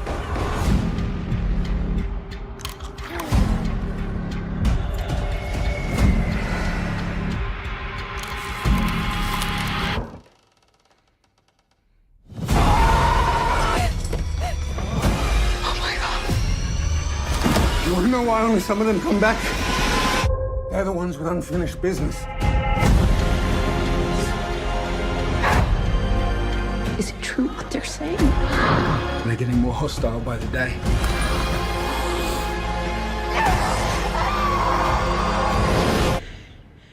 Just a little farther.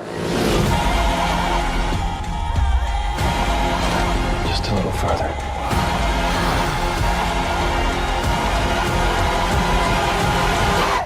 Just a little further.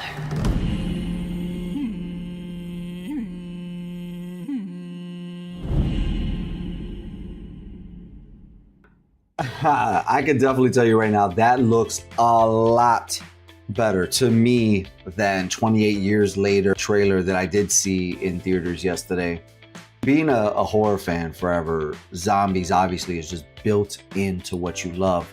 But everybody loves a different kind of zombie, and the zombies from 28 weeks, 28 days, 28 years just never got me. These kind of look like those zombies or seem to be as fast, but the premise of this looks a little more interesting to me. One thing that stuck out right away for me was this one shot of them riding a motorcycle on the highway. Directly has to be taken from the video game Days Gone, which is one of my absolute favorite video games. I've beaten it 100%. Their new DLC came out, and ever since that came out, I did purchase it, pre-ordered it actually, and haven't played the game much. I've been extremely busy, but that reminded me of Days Gone big time. If you're a Days Gone fan, please leave a comment down below. Let's chat about that. But you know, I find it interesting that she's looking for her husband. Obviously, he's probably going to be turned, you know, just like in Days Gone, he was looking for his wife. Nonetheless, this is coming right up in less than 2 weeks, January 2nd, and I haven't heard any hype for this. Before I saw it walking through the corridors, through the hallways of AMC, I didn't even hear about this movie. And that's that I've been looking for trailers for a while, you know, every Wednesday, and this trailer's been out roughly a month and I never saw it, never came across it, so it's kind of buried. What about you? Does this look like something you want to watch? Is this bringing you Christmas joy? As this video is the second to last video of the year, I do want to talk to you guys and let you know that I wish and hope that you have an amazing Christmas with those you love. And if you are alone physically, know that you aren't alone, because we are all fans of media. And if there's a movie that you love, I guarantee you there's others who love that movie as well. Please find a Facebook group, find YouTube videos, find groups that talk about the same things you love, because you are not alone, even if you are physically only alone in your home. Merry Christmas, everyone, from Thorn and family.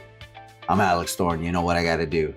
I gotta rock out, open some gifts, watch some movies, and review them for you.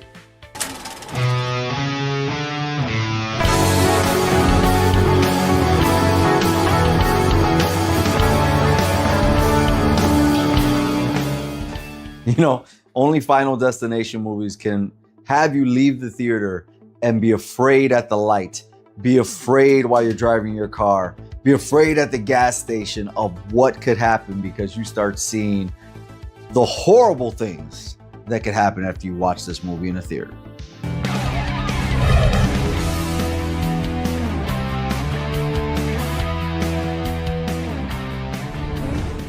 What's going on, people? Alex Thorn here, and I'm just a rock and roller who in his downtime likes to watch movies while wearing a bandana. And yeah, I'm a little bit late to the game when it comes to this Bloodlines review. You know, this is only the second Final Destination movie I've ever seen. The first one I saw when it first came out, and I never got to see any of the sequels, which one of you are going to actually be the lucky winners of this Final Destination 3-pack.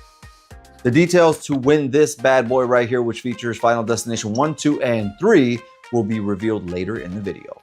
With this being only the second Final Destination movie I've ever seen, I've been aware of it. I saw a lot of the trailers back in the day. I only saw the first one when it first came out, and then there was this huge gap. So I'm going into Final Destination Bloodlines completely brand new, not aware of any of the tropes or legacy characters or anything like that that I've heard people talk about on the way to this. As someone who is on Letterboxd and on YouTube, you hear a lot of leaks and a lot of chatter, and you try to avoid it. So I went into this movie with hearing little things, but keeping an open mind as much as I could. With the opening scene, I was geeked up because I thought this was going to be a period piece. It's like the 1950s or 60s, and to see this stuff happening in that time is really, really cool. Now, that opening scene, by the way, is my favorite scene. Just a slight little spoiler for the movie. But yeah, it was my favorite scene throughout the whole movie. What an opening scene. What an awesome thing. And what happens here, what makes this movie 15 years later stand out from all the rest, apparently, is that we've actually got a storyline here, which I guess the other ones didn't. This one, she has this premonition of what's going to happen and saves everyone. So there's this huge amount of people in this Sky restaurant that were supposed to die, but didn't. So now death has to come to the entire bloodline. He said it! He said it! And take them out because they weren't supposed to exist in the first place. And when we move out of the past and into present day, we follow Erica, who is a descendant of the woman we see in the first scene. That's Grandma. And she's having these reoccurring nightmares, which are the exact premonition that Grandma had so long ago. And what I do like about this movie, it does get explored in some horror movies, but not enough, I think, is that this generational trauma that happens. This thing where Grandma was so nervous about something bad happening to her kids that she did not let them go out. She did not let them do anything. So then that passes on to the mom, and the mom starts to treat the kids that way. And so that they don't grow up messed up, she leaves. And of course, you know that the current generation of kids isn't going to understand that. They're just going to think she ran away. With that dynamic of having family and bloodlines and so forth, we do get introduced to characters that you tend to care for, that you tend to like. Not so much on the female front, but definitely on the male front. There's more personality on the male side of this family than there is on the female side. Really, you take a liking to a lot of characters in this movie outside of the main character. I don't know, man. She's the one that kind of just brought me down every time she was on screen. I get her character. I get who she's supposed to be and what she's supposed to be. But I don't know if it's the writing or the delivery, but one of those two weren't clicking for me. Obviously, when you come to a horror movie, especially one that's Final Destination, you're coming for the death scenes. And the deaths are plentiful in this movie. And as it was so eloquently put by several characters, you don't fuck with death. So there's this bloodline that you know everybody's gonna get picked apart. But there's certain rules that the movie establishes that, well, you're not gonna get picked apart because you're not part of the family, and you're not gonna die, or you shouldn't die because you're not part of the family, or you're an extension. But then certain people die, and you're like, is this because they fucked with death? So they're just gonna get caught in the middle? Is there a rule or is there not? Throughout my critique journey on this channel, I've noticed 3-act structures of movies more than ever before. And this is a movie that the first 2 acts are great. And by the 3rd act, which is somewhat of a rushed, in my opinion, 3rd act, even though this movie is almost 2 hours long, it gets into that 3rd act slightly rushed, and you know you're there. Once it goes there, you know you're there. I think that's where, for me, this movie starts to fall apart a little bit. Not detracting from the fun factor whatsoever. This is a fun horror movie. It's got the gore, it's got the one-liners, it's got people you care for, it's got everything. But again, when it got to that 3rd act, I felt it and I was like, oh, okay. And it's interesting / perplexing to have a 3rd act against something you don't see. So with that being said, I want to get to the bandana rating for Final Destination Bloodlines. And I'm going to give Final Destination Bloodlines 3 bandanas out of 5. It is fun. It is easy to rewatch. It is everything you're looking for from a Final Destination movie. But the reasons it's not at a 4 or 5 bandana is the lackluster performance of the main actress. I mean, she's a main person we're focusing on throughout most of the movie, and she's not captivating or charismatic in any way, shape, or form. And then there's a couple of deaths that feel repetitive sometimes. That's like the same trick keeps happening. And then the ending was unnecessary to me and also fell flat. But that's only one man's opinion. I want to know, this movie's been out there now at the time of this review about 15 days. Have you seen Final Destination Bloodlines? What is your favorite death in this movie? Who was your favorite character? And beyond that, I want to let you know how you can win a copy of this Final Destination 1, 2, and 3 DVD combo. Down below, I need you to write a comment saying what your favorite death is from one of these 3 movies, one of the first 3 Final Destinations. Let me know down below. I will pick at random and I will reveal the winner and get your information over on Thorn Theaters Facebook. Guys, if you want to support the channel, a like helps the algorithm. Commenting down below lets people know you care. And you can also leave me a super chat, super thanks, buy me a coffee, check out this channel's memberships, and support it that way. Guys, thank you so much for watching my review of Final Destination Bloodlines. I'm Alex Thorn, and you know what I gotta do? I gotta rock out, watch some movies, and review them for you.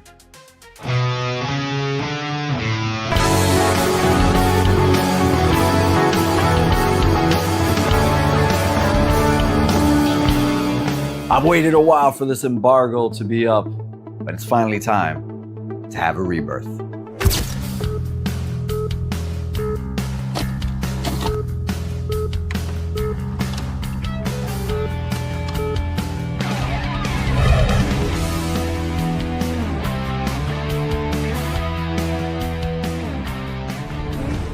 What's going on, people? Alex Thorn here, and I'm just a rock and roller who likes to watch Jurassic World and park movies while wearing a bandana. And we are all the way to the end of this journey with Jurassic World Rebirth. You know, there was a lot of concern surrounding this movie. Is it time? Is it played out? Is this just gonna be another Terminator reboot? But seeing this movie 2 weeks early with an excited crowd around me, I gotta tell you, I was pleasantly surprised. With a whole new cast led by Scarlett Johansson, Jonathan Bailey, and Mahershala Ali, let me lay it down to what Jurassic World Rebirth is all about. Zoe Bennett leads a team of skilled operatives to the most dangerous place on Earth, an island research facility for the original Jurassic Park. Their mission is to secure genetic material from dinosaurs whose DNA can provide life-saving benefits to mankind.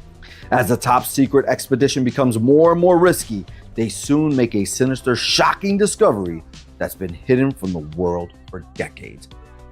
Obviously, the whole new thing about this movie is Scarlett Johansson and these mutated dinosaurs that didn't work out for Jurassic Park. So remember that. These aren't the dinosaurs for Jurassic World.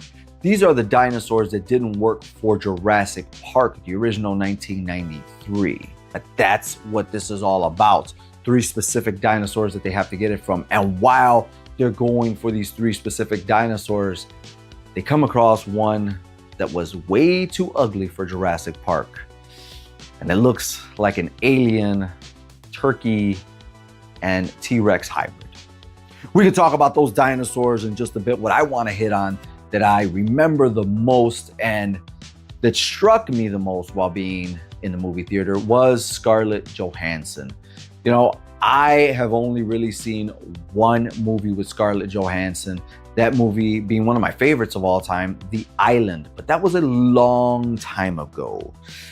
Scarlett in this movie, and I hate to say it this way, she feels like she's just paint by numbers, showing up and doing her job.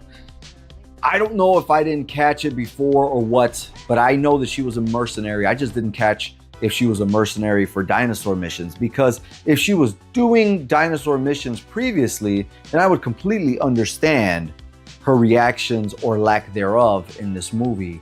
But if she's never been around dinosaurs, one of you guys let me know down below. I can't justify her lack of being scared in any of these scenes. I don't give a shit how many marine missions you've done. You see something like the D-Rex or the other dinosaurs that are in this, you are not going to be so stone cold faced like you're Steven Seagal or something. You should be a little scared from time to time. It's called acting. Outside of that, Ali, who's really the other big part of this movie, does a great job. I don't know if there's ever one role that this man has ever played that he doesn't nail. He does empathy really well. He does leadership really well. He does concern really well in this movie. He acts really well in this movie. There's one other big actor in this movie, and that's Jonathan Bailey, who plays Dr. Henry Loomis. And I honestly think that he probably does the best overall job of acting from every cast member here. He's just incredibly funny, sarcastic, witty, and you buy into everything he's doing. I mean, I'll be honest, I think he stole the show in this movie. There must be some type of commandment or rule or Bible for Jurassic Park where you have to have kids, because this other group, this other family of a father and his two daughters, as well as one of the daughter's boyfriends. I mean, just because society is the way it is, I'm pretty sure what I'm about to say is an unpopular opinion. But if there was anybody I ever wanted to see get eaten by a dinosaur and just get obliterated, was this girl's boyfriend. And I'm talking about from beginning to end. I don't care if he had a hero's journey or not. I did not want to see this kid make it to the end of the movie. But let's talk about what we really came to see Jurassic World Rebirth for. The dinosaurs, these new mutated dinosaurs. When the movie starts out, you get a glimpse of the new D-Rex, and he looks scary as hell. And thankfully, by the end of the movie, when he does come out once again, he is kept in a lot of red smoke. He is kept in the shadows because that makes him much, much scarier. He is the main attraction for sure. There's also a lot of callbacks to the original Velociraptors in the first Jurassic Park. And there's a scene in this movie that is a complete callback to the kitchen scene in Jurassic Park. When you see it, you will know it beat for beat. It is there. Those particular dinosaurs that replaced the Velociraptors in this kind of look like bird turkey dinosaurs to me. I think they definitely looked interesting, but I kind of missed the Velociraptor. But guys, I'm done flapping my lips. I'm done flapping my gums. I gotta give Jurassic World Rebirth a bandana rating. And I'm gonna give Jurassic World Rebirth 3 bandanas out of 5. It is a perfectly good summer blockbuster movie. You know, I would love to give this entry 5 bandanas, but the kids and that second group's inclusion really feels shoehorned in there, and I personally felt like the movie would have done just fine without it. That's -1 bandana. And unfortunately, Scarlett Johansson is the other reason I'm taking away a bandana. And I'm not saying she didn't want to be there, but I'm definitely saying that she looks like she didn't put all the effort she could have in this role. But what about you? Are you going out to watch Jurassic World Rebirth this 4th of July weekend? This entire week is Jurassic Week. And if you're gonna enjoy it by going to the theater, then kudos to you, do so. Be safe on July 4th. Guys, I am so excited to rank these movies. Stay tuned to the channel for that. It has been a Jurassic World / park month for Thorn Theater Reviews. Also check out this channel's memberships. There's so much going on there. I think I've just released like 4 exclusive members only trailer reactions and reviews, among so many other perks. Check it out down below. I'm Alex Thorn, and you know what I gotta do. I gotta rock out, watch some movies, and review them for you.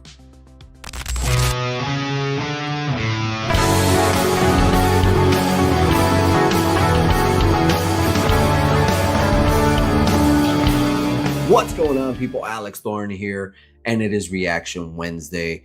And before we check out this trailer, I just want to ask for you to please hit the subscribe, like, and comment down below during this trailer reaction or afterwards. I was sent this particular trailer by a channel member here. They want me to check it out. I'm sure I know why they want me to check it out, but it's going to be fresh for both of us. Here we go. Peter Pan, a horror version of Peter Pan.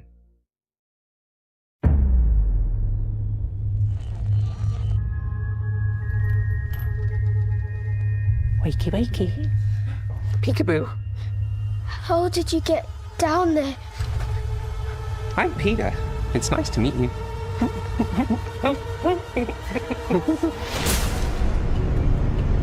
When Timmy went missing, what do you remember? He's close to Neverland, and he must act now to take the children with him. It's time to collect. Oi, freak! You gonna pay for that?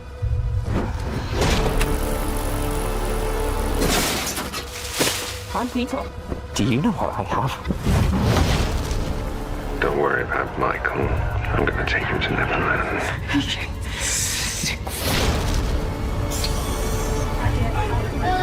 So if you need a hand...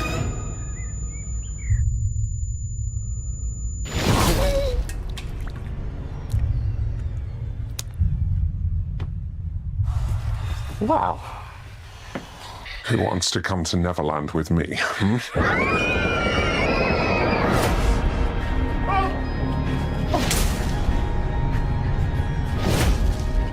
It's my duty to send the kids to Neverland and protect them from this world.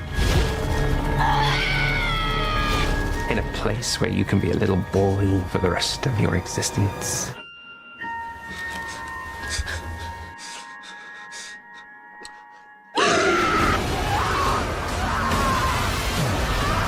Get back to me!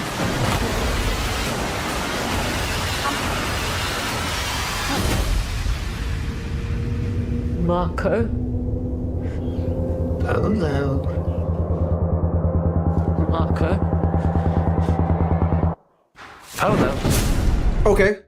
Hey, I'm not going to say it looks terrible. It does not look terrible. But I will say this. Right away, that opening scene or shot, I mean, that's a carbon copy of it. So it looked like the shot is supposed to be reminiscent of it, while he looks reminiscent of that newer Joker and has the voice of the Joker from The Dark Knight. And then immediately after that, when it had the missing thing, I thought of it, but I also thought of the Black Phone. Even the way he looks and he put on the mask reminds me of Black Phone. And I wasn't a fan of that at all. I did like the look of the movie. I liked the concept of the movie. I didn't like how the lead antagonist, I didn't like how Ethan Hawke came off or how he played it at all. This could be a weird, mix of everything. But also, it looks gory as hell. Which is cool. I'm not big on gore, but, as long as it's in the right place, I'm cool with it. The channel member who sent it to me also made mention that this was part of the Pooniverse. I don't like saying that. That just sounds ridiculous. So hopefully there's another, phrase for that universe. I'm not very familiar with Peter Pan himself. I've only seen that animated Disney movie once in my life when I was a kid. I know those Winnie the Pooh movies are out and I have no desire to watch those. I've never been a Winnie the Pooh fan, so it means nothing to turn him into a heel to me. I don't know. What about you guys? This does look halfway decent. I'm willing to give it a shot for sure. I see that it's going to go through a limited run in theaters, so that's cool. I'm glad for the studio and the director and everybody who made this movie that they're going to have a short run in the theaters. That's cool. But let me know down below, what do you think of Nightmare, Peter Pan's Neverland Nightmare? It looks halfway decent. All right, guys, I'm Alex Thorn. You know what I got to do. I got to rock out, watch some movies, and review them for you.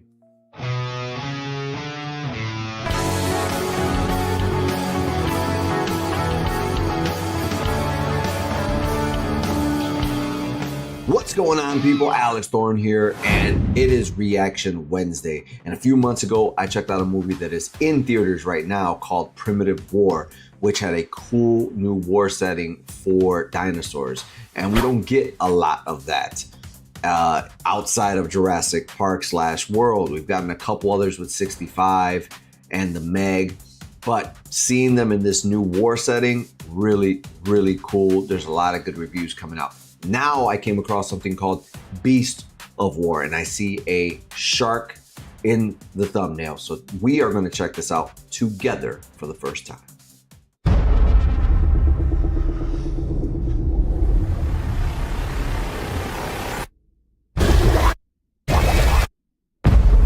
Pretty soon, you boys will be sailing into war. And in that place, there's only you and your mates. We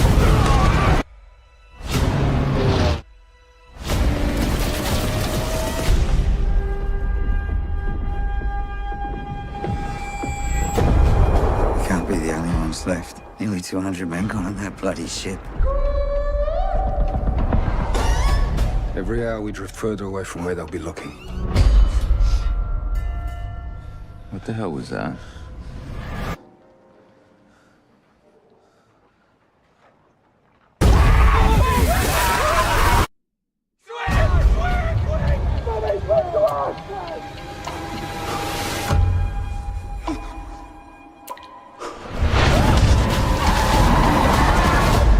Never seen a shark like that before. There's dozens of dead bodies out there for it to munch on. He's gonna die. Shut up, this. On the battlefield, there's only you and your mates. All you've got are your mates.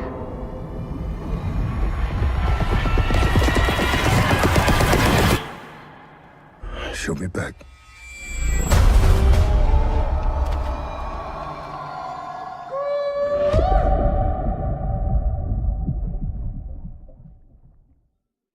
Wow, that looks good. That looks really good. You know, I'm a huge fan of shark movies, and Dangerous Animals was really the last one that I saw that was really, really good. Anticipating that coming to physical media soon. But this, putting it in Australia in 1942 and making it inspired by actual events is wild, man. I did not expect to see that in here at all. So that's really, really cool. I thought the shark looked really good in every shot.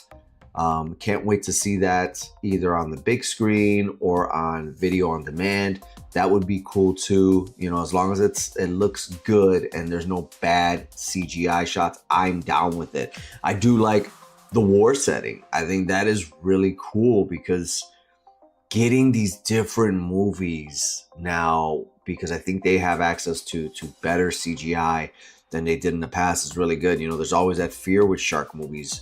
Is it going to look really, really bad? There's a Tubi original that's out right now that is a shark movie. There's got a couple, but I tried and I looked at the trailer here and I was just really disappointed, and I didn't even want to review it or watch it for this channel.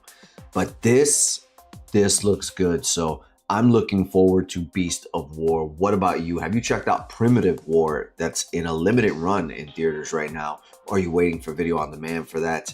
And will you be checking out Beast of War when it comes out? Guys, let's talk about it all down below. I'm Alex Thorn, and you know what I gotta do. I gotta rock out, watch some movies, and review them for you.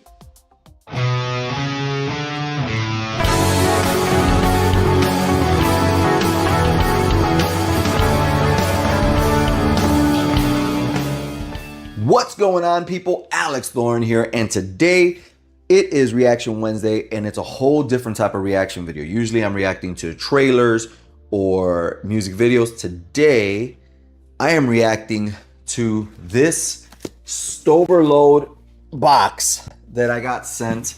I usually get one sent to me every year around holiday time, and it is from my personal friend Mike Stover, former host of the Stover Load Music Podcast. He is a huge physical media junkie. He's always in and out of like these physical media stores in Green Bay, Wisconsin, as well as thrift shops.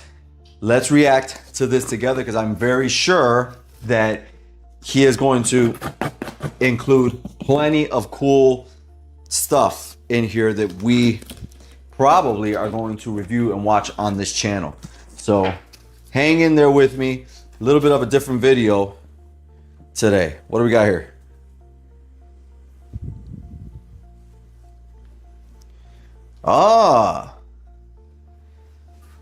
Paying homage.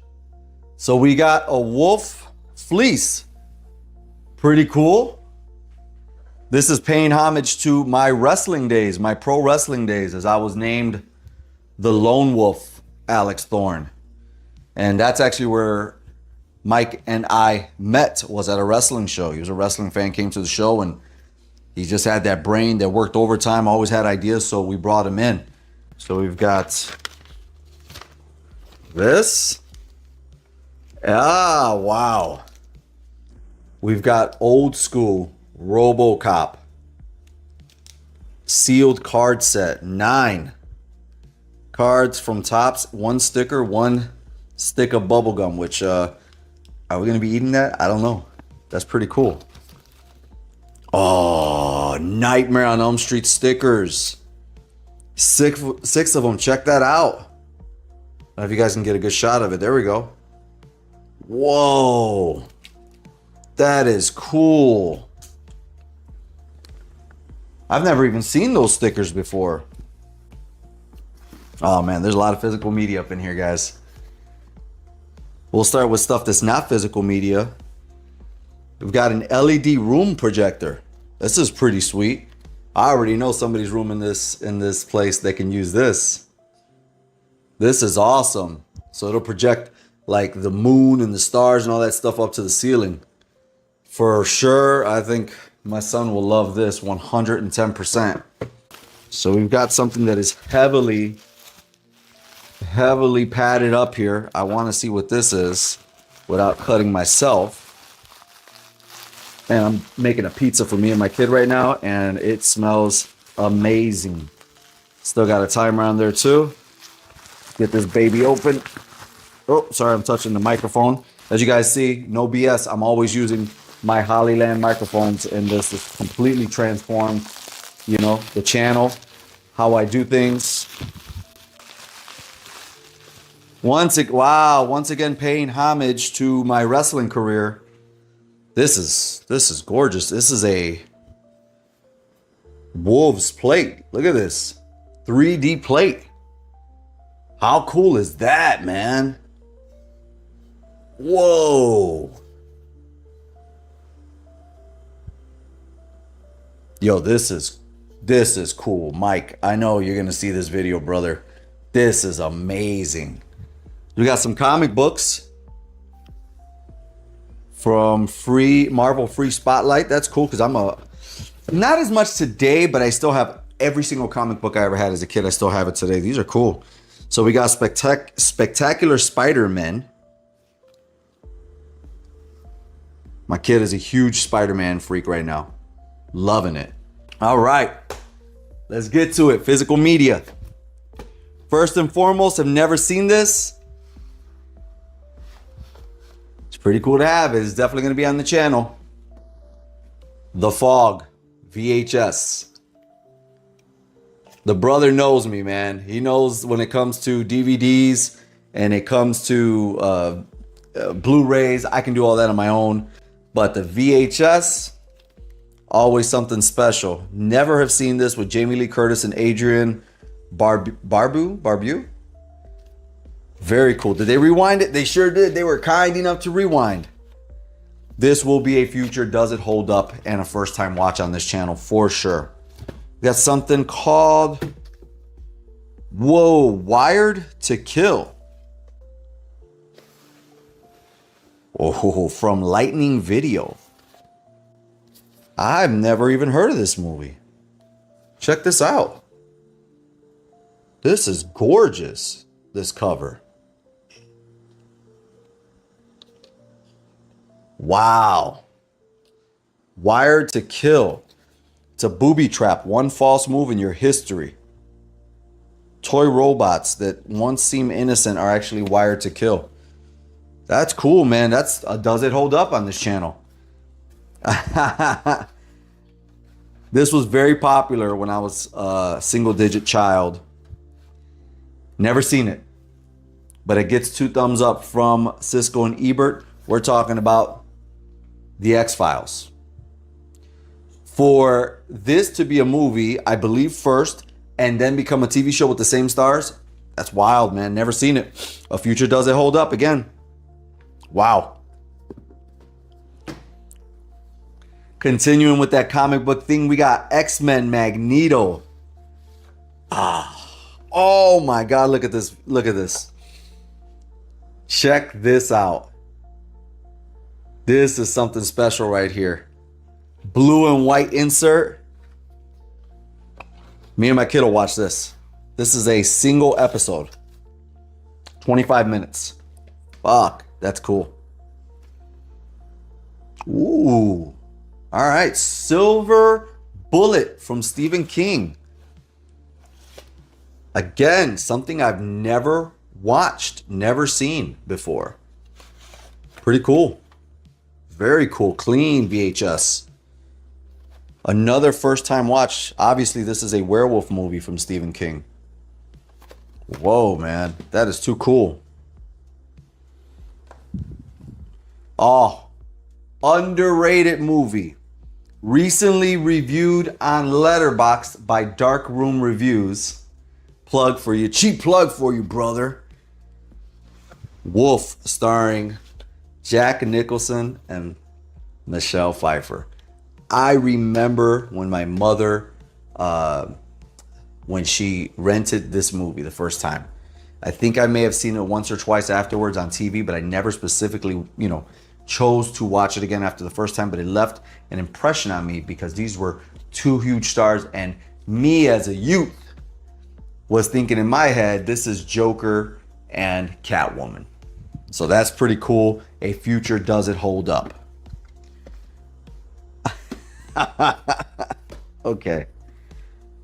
This is a double header right here. This is not a future does it hold up, but this is amazing. Holy crap. I can't even believe this. This is wild.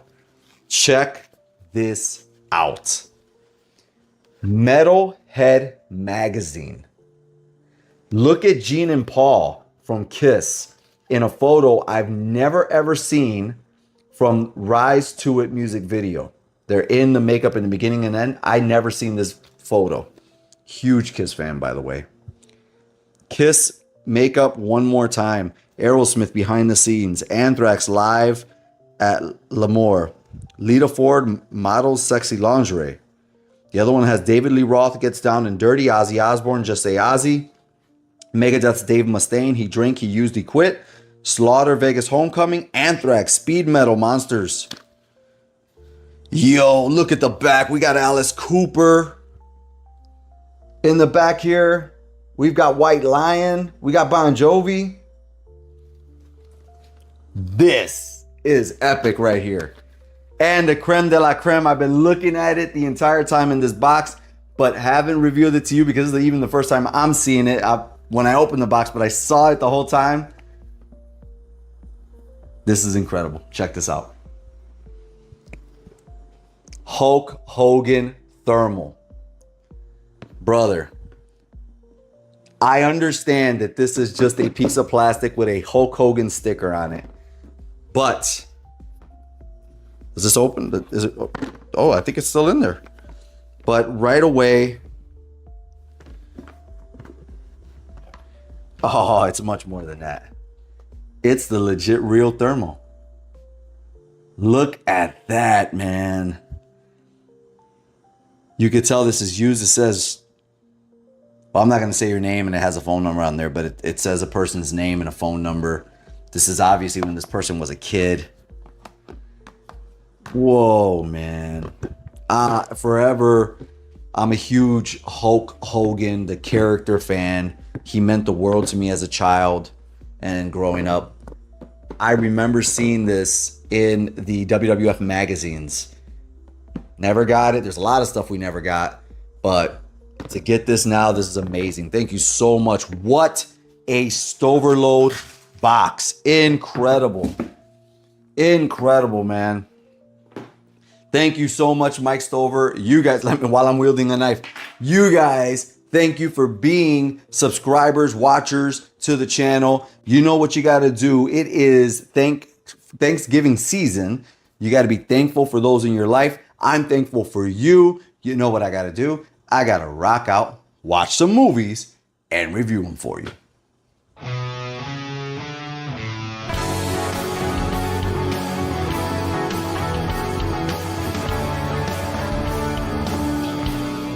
Ow! Back when I was in the ring, I was the lone wolf. In this movie, this wolf may not be alone.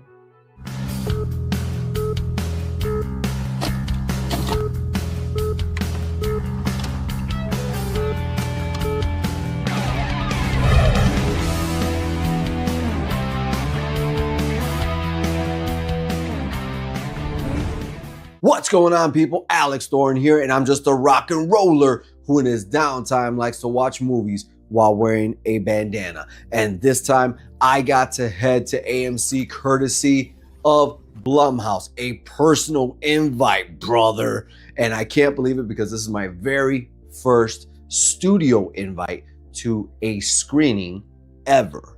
Before we get into the full details of Wolfman in 2025, I'd like to ask you to hit the subscribe, like, and comment down below on what you think about this review, about this movie, and if you're gonna watch this movie. But with that being said, what is Wolfman in 2025 all about?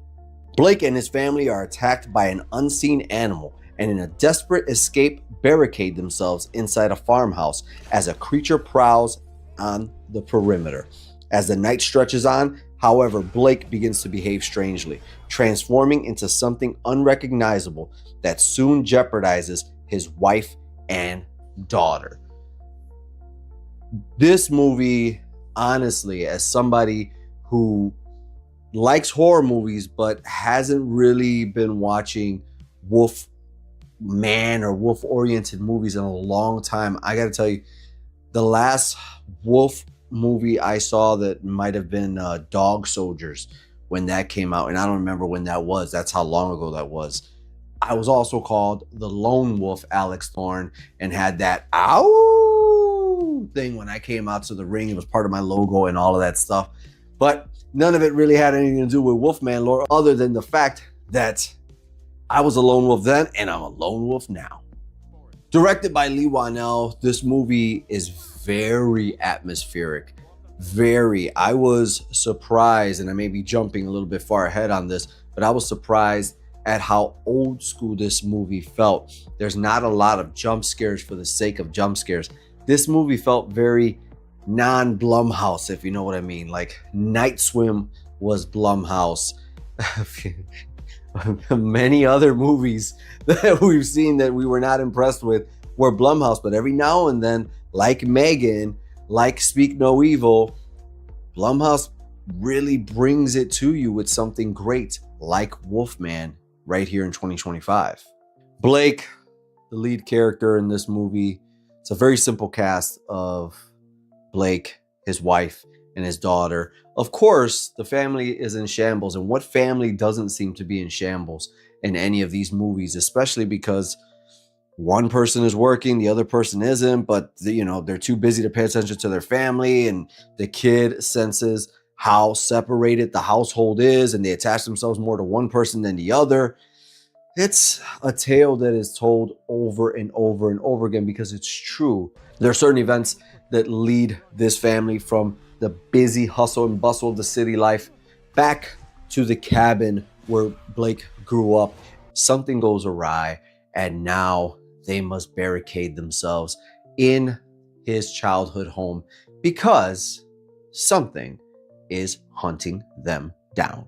And as I said earlier, the movie is very atmospheric. Something that adds to that atmosphere is the sound in this movie. The sound in this movie is, maybe it's because I watched it in IMAX, and you know, this particular theater had some great speakers, but you know, it was everywhere. Those sounds of the wolf not only breathing and doing its thing and running were coming from behind and to the front, but it's a really, really good soundscape that's in this movie. And with it, me talking about the atmosphere and with me talking about the sound, I have to speak on something that it kind of boggles my mind on how everybody has gone crazy over this, which is the look that has been revealed of the Wolfman. Look, let me tell you this. There's a lot of people who are prejudging, and I'm assuming that they're prejudging because they want clicks and they're over exaggerating the fact that they hate it and they don't like it. The way this movie is shot, the filters, the coloring of this movie, you rarely can tell what this Wolfman looks like. And let's be honest here, there is no perfect look for the Wolfman. There's the old Don Chaney ones, there's the ones from The Howling, there's the ones that came out in the late 1990s and 2000s, there's the action ones, there's the new werewolf ones. There's a ton of different versions. And this particular version that's in this movie, it fits the tone of the movie. You have to watch it, you have to be there, you have to feel the sense of not knowing what's happening, of being chased around. All I gotta say is the look works for the movie and the movie works for the subject. Towards the end of the movie, there was this feeling of like, oh, this is the end. Oh no, well, that's the end. Oh, well, no, then that's the end. So it did one of those things. And I've noticed that there's a few movies that have been doing that lately, where you feel like this is it. No, and it just keeps going and it keeps going. And I'm like, why? That didn't add anything to this. That would be the only drawback. And with me saying that, I think we need to get to the bandana rating for Blumhouse's 2025 Wolfman. I'm going to give this movie 4 bandanas out of 5. There's really not much I didn't like about it at all. I think it ran a perfect runtime of about 90 to 95 minutes, which is perfection. Movies need to get back to that time. It had great coloring. It was dark. It was atmospheric. It was claustrophobic. It was old school. There wasn't jump scares. There's a twist in the movie that you don't expect from the trailers that everybody's hopping on and going crazy for. I think this is going to be an unexpected hit for those that watch it, but I think it's going to be a hit for those that watch it that go in blindly. Those that go in with all the premonitions and all the things they thought about when they saw the trailer. I think if you didn't like the trailer, you're not going to like the movie. But if you just came in there fresh like me, who I saw the trailer once a few months ago and never saw it again, this was a pleasant surprise.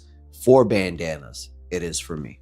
Guys, with all that being said, let me know down below, are you going to watch Wolfman this weekend? And if you have seen it, please, let's talk about it in the comments. I want to chat with you guys. What did you guys think about the way he looked? What did you guys think about the story? What did you guys think about the characters? And most importantly, if you want to talk about this and more, you got to join this channel's memberships. That's right. Thorn Theater has real deal membership laminated cards for all of you Thornaholics out there and horror lovers. Not only that, but you get to request your own reviews. Let's say there's something out there you're really dying for me to review, but the masses may not want it, or it's not something that's gonna move the numbers. Guess what? You pay. You control the narrative. You get early access to videos, live only chats, as well as exclusive watch-alongs just for members right here on this channel. And if you don't feel like committing to that, you can always leave me a super chat, super thanks, or buy me a coffee. Buy me a coffee right now is a way that you can support somebody like me for making videos just for you guys, doing what we love to do. But guess what? If you buy me a coffee, at least you're fueling the journey. And right now, Buy Me a Coffee has an update to where when you leave your note of why you have gifted me coffee, I can respond back to you in video form. And with all that being said, guys, there's also another place that we can chat about things and we can talk about things, and you can log your favorite movies and be a critic as well on Letterboxd. And if you don't know about Letterboxd, Letterboxd is a social media site for movie lovers. And if you love my reviews and other reviewers here on YouTube, I'm pretty sure they have a profile on Letterboxd. This is video, that's the written word, and you can interact with it and you can see a log of all of the films that we have reviewed and all of the films that you have reviewed once you create your profile on Letterboxd. There's tons of exclusive opportunities for sneak previews and early showings through them. So I'll catch you on Letterboxd. Guys, thank you for watching my review of The Wolfman, and thank you once again to Blumhouse for sending me out to my first ever studio screening of a movie. I'm Alex Thorn, and you know what I gotta do? I gotta rock out, watch some movies, and review them for you.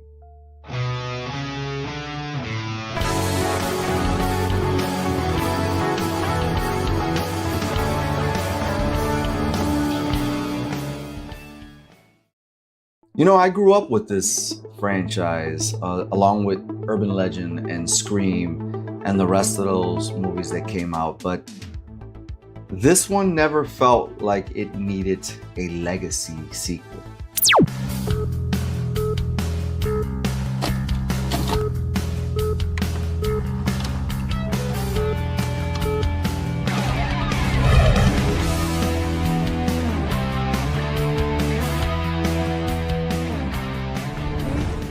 What's going on, people? Alex Thorn here, and I'm just a rock and roller who likes to watch movies while wearing a bandana.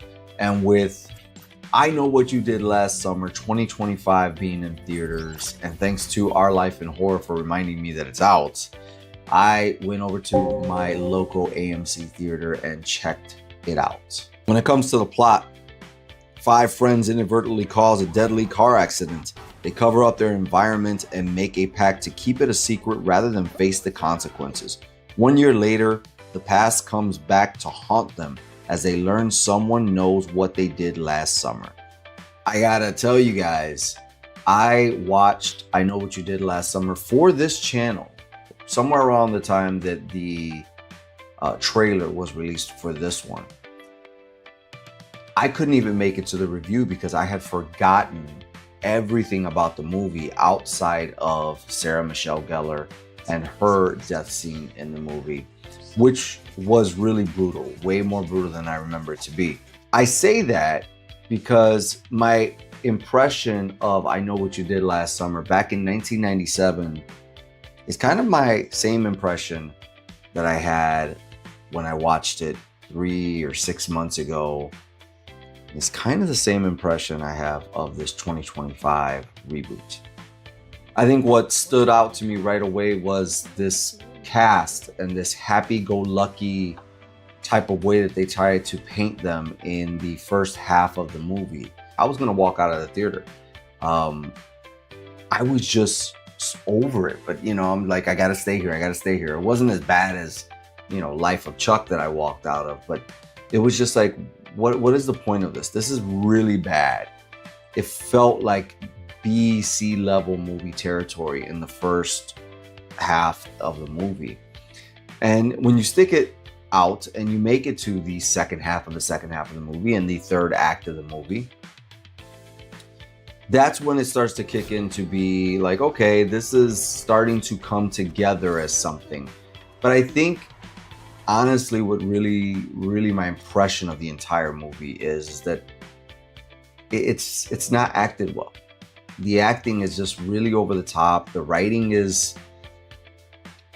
these movies are very Scooby-Doo like, right? We watched a movie on this channel, My Bloody Valentine, and that did it too. They've been doing this formula forever. This is nothing new, which is what we're gonna get into, is that they throw some very obvious people in your way to say, no, that's the killer. No, that's the killer. You know what? Maybe that guy's the killer. And I know that's what it's supposed to do, but they do it in such an overt way that you're just like,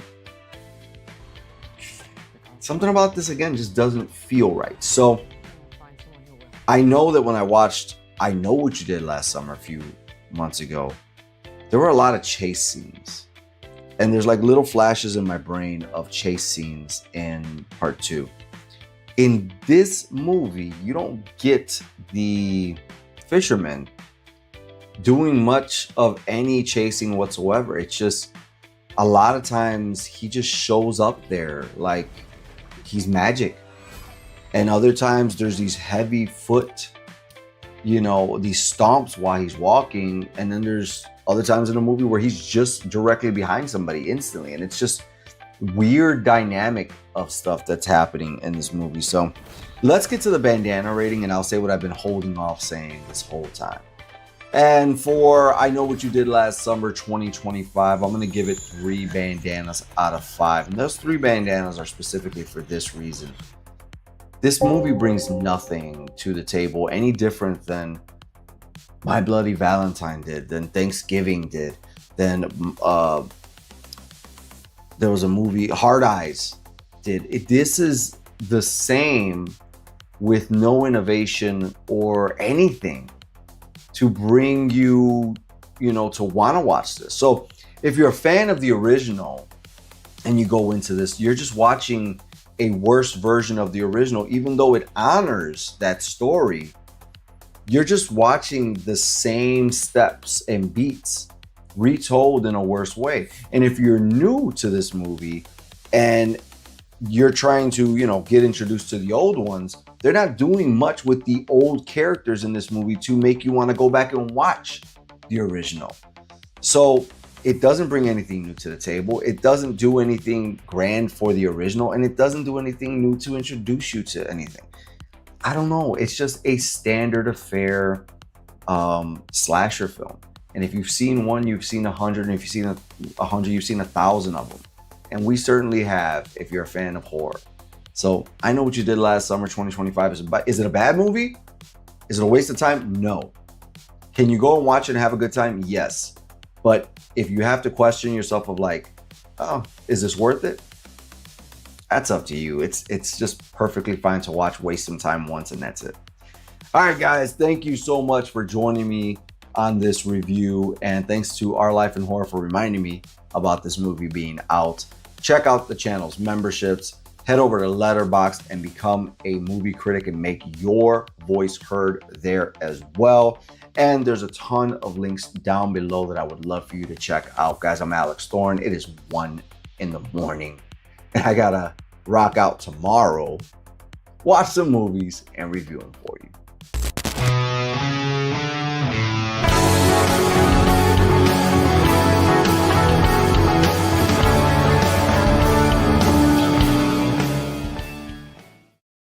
If domestic AI looked like Megan Fox, I'd buy it in a heartbeat.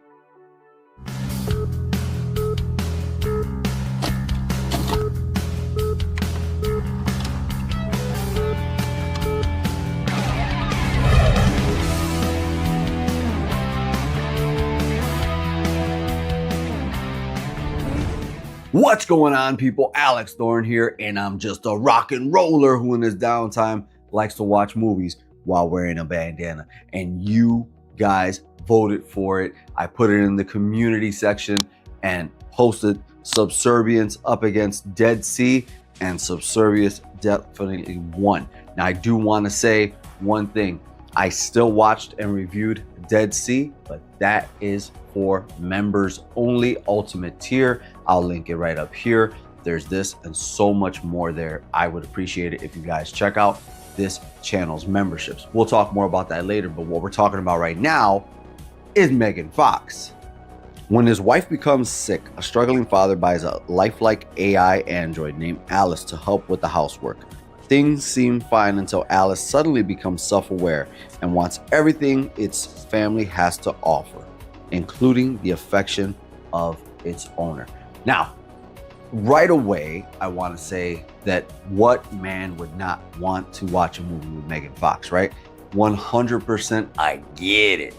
But I gotta say this, the last time I saw Megan Fox in a movie was Expendables 4, and I was like, what does this chick offer other than looking good? Of course I like looking at her, but she literally brought no charisma to that movie and brought no action to that movie. So I did not have the highest impression of her. And prior to that, I've only seen photos and trailers of Transformers movies that she was in or something like that.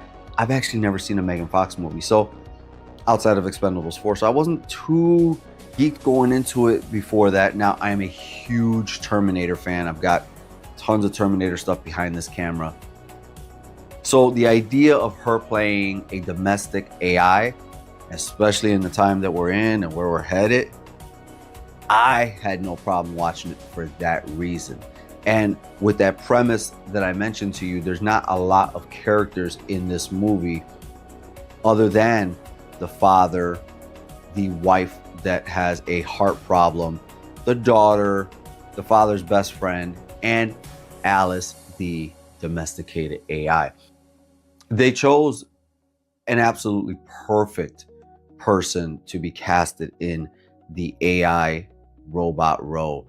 I mean, she has the glaze down, this blank stare. I actually really dug the daughter and Alice's relationship. I like that a lot. I thought they got along really well. I guess my trepidation when I'm speaking about this movie instantly comes about because I have to speak about the husband. And I feel like I've seen him in something before, but he's not incredibly memorable because he's such a great actor and he hasn't been a part of anything that's amazing that I've seen. I just know I've seen him before. And in this movie, he plays a construction worker. And in this film, his buddies are all being replaced with an AI robotic workforce, everyone except for him.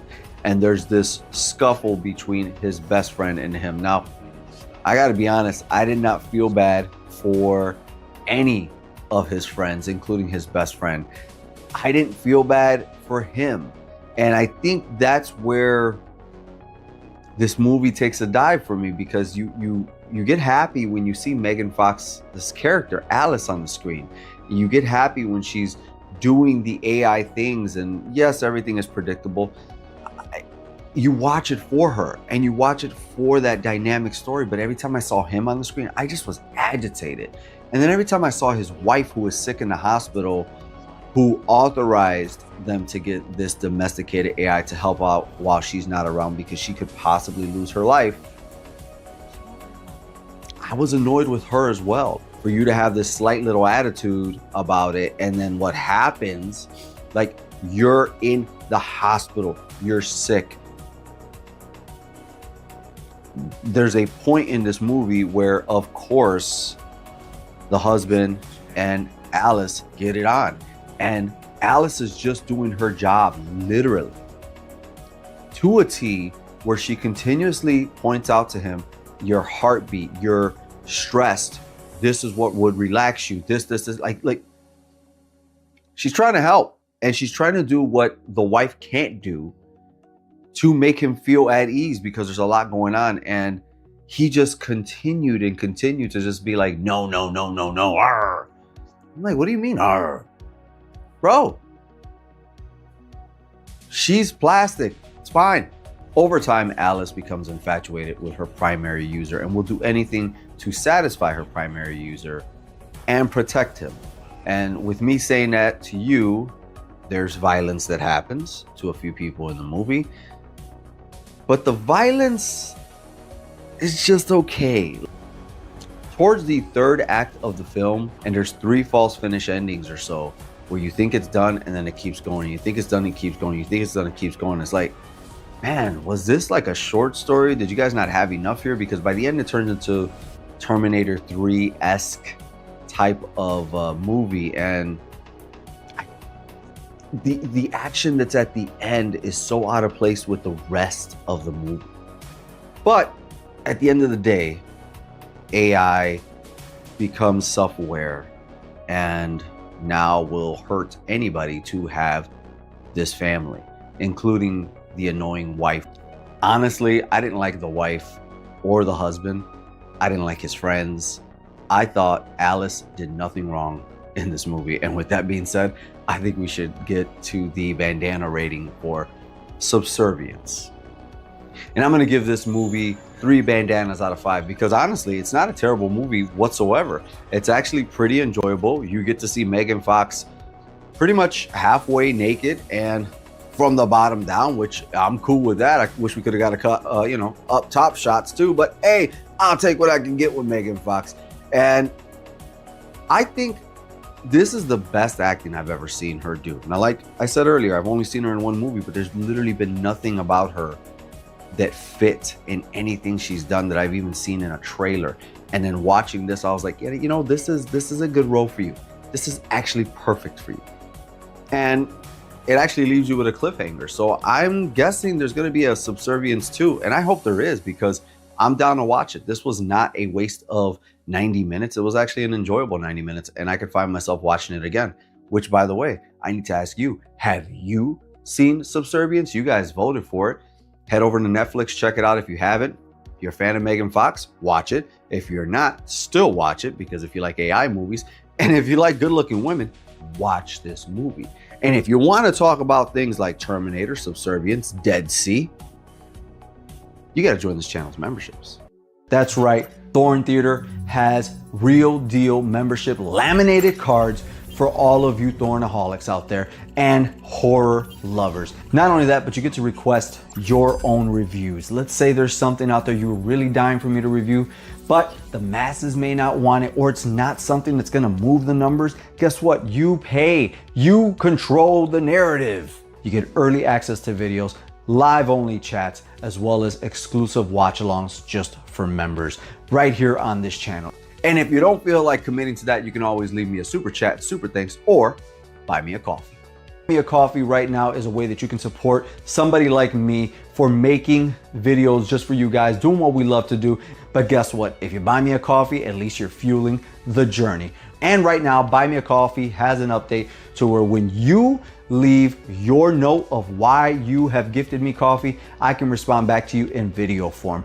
Guys, with all that being said, we are in the holiday season and I'm in the home stretch of my EP. I started working on this thing last year and it's finally like 98% done. And I'm gonna reveal to you guys a whole song right before it comes out. So stick with me on this channel. If you haven't subscribed, please do. I would appreciate it.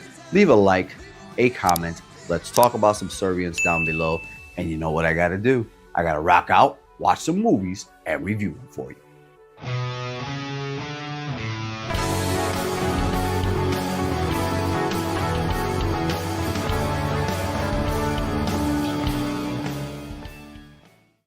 You know, I absolutely love being a critic, and who thought that once upon a time, former pro wrestler, personal trainer, turned into rock star would also turn into a film critic and get invited to special pre-screenings like the one I did today from AMC. But at the same time, these pre-screenings could even leave a bad taste in your mouth.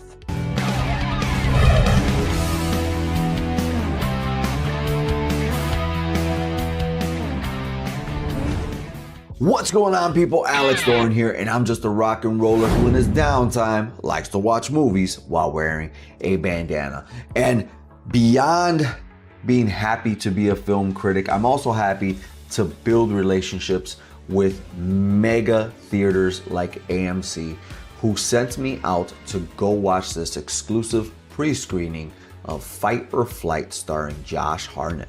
If you've never heard of Fight or Flight, let me give you the lowdown right now. A mercenary takes on the job of tracking a high-value asset known as the Ghost on an international flight. Realizing the plane is filled with assassins assigned to kill them both, the pair must work together in a fight for their lives. Now, let's just take that on its own. And that sounds pretty cool. It sounds pretty interesting. And if you would have just described that to me, I would have been like, yeah, I'll give it a shot, before you told me that Josh Hartnett was a star. Do I have anything against the brother? No, I don't. I just don't buy him in this role. Controversial opinion here, I'm sure. But much like Tom Cruise in action roles, I just don't buy Josh Hartnett as this badass mercenary. As I watched this movie, I kept thinking to myself, you know who could play this role really, really well in his prime? Jean-Claude Van Damme. From the very opening scene of this movie, I knew we were in for something very silly, and I definitely wasn't prepared for that mentally whatsoever. And I had this scowl on my face the entire time. There was a couple chuckles I got out of the movie, but my buddy laughed, and a lot of people in the theater laughed. Okay, so what I'm telling you is not an indicator that this is a bad movie, just my reaction to this movie, because I was fully aware, even though I feel a certain way about the actor or the writing, and there was another actor in this movie that was absolutely, I mean, atrocious. The crowd that attended this enjoyed it, and I could tell they did. You know, one of the only people that I actually bought in their role in this movie was the ghost herself, Isha, played by Charintha Chadran. She was great in her role. I bought everything she did. I bought that she grew up the way she said she did in this movie, being trafficked, but she was actually smart and she became a hacker. Like, all the details that they added to her character, as well as her being physical in the movie, I bought it. She was really, really good. I kind of want to say she's the only character and actress that I bought in this movie. Everyone else just almost feels like they didn't even know this movie was going to be as silly as it was. And that silliness that I don't like in this particular movie comes into play not only from the dialogue, but it's such a weird thing, because if I had to give this movie a big compliment, it would be the action scenes. The action scenes actually look like what they're doing hurts. It's filmed in a way that you feel the impact of every single hit. And there's a lot of hits and a lot of sequences as this plane is full of assassins trying to take out Josh's character and the ghost.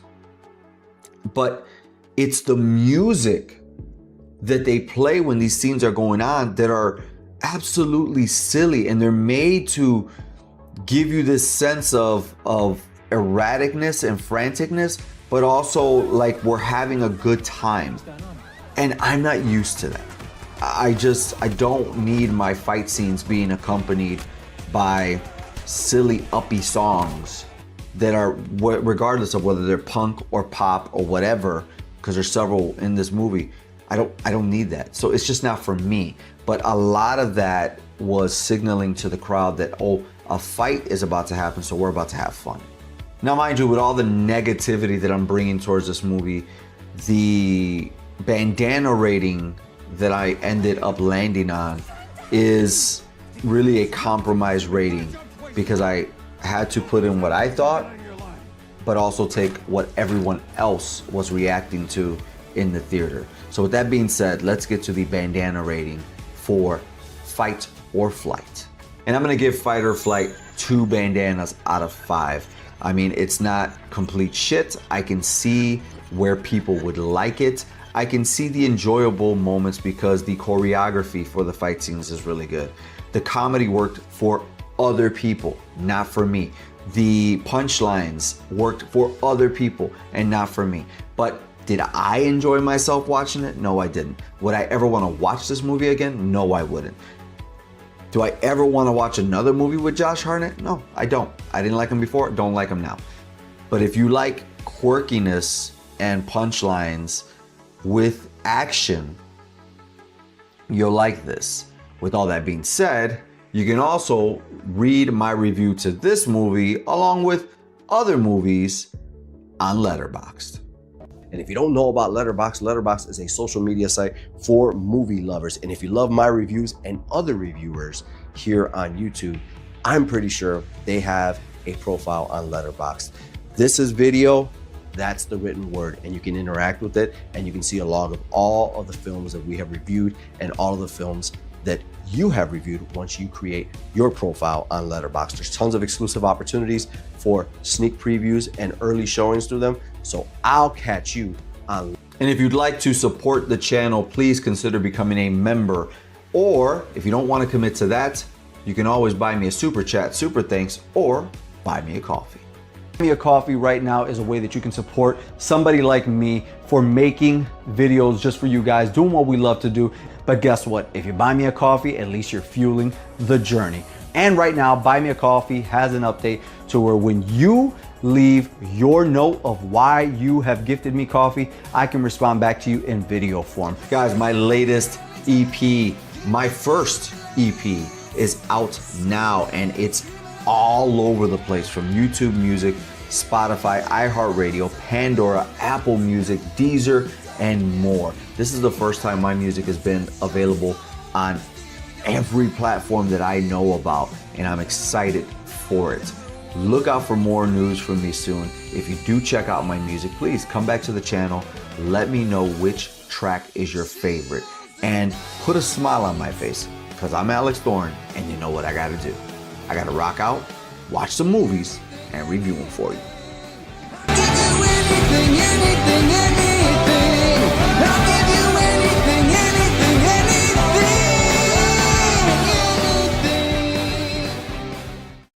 What's going on, people? Alex Thorn here, and it is Reaction Wednesday. And in fact, it is New Year's Eve Reaction Wednesday. And I thought there would be no better way to end 2025 than to take a look at something that I used to love. And I hope that this movie makes me love this franchise again. We're talking about Return to Silent Hill. We'll talk about the first two entries after we check out this trailer together.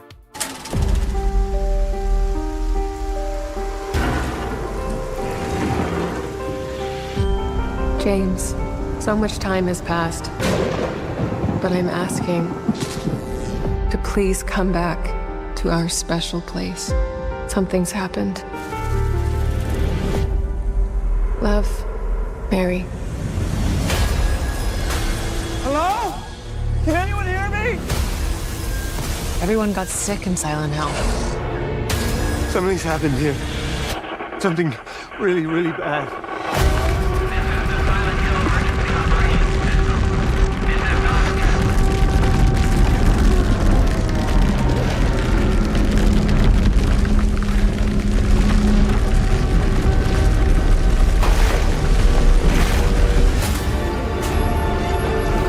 What you're doing, it won't be enough to save her.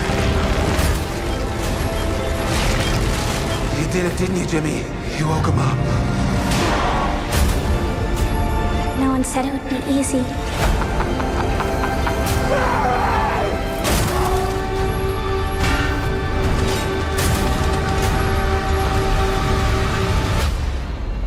I'm here. I'll always be here.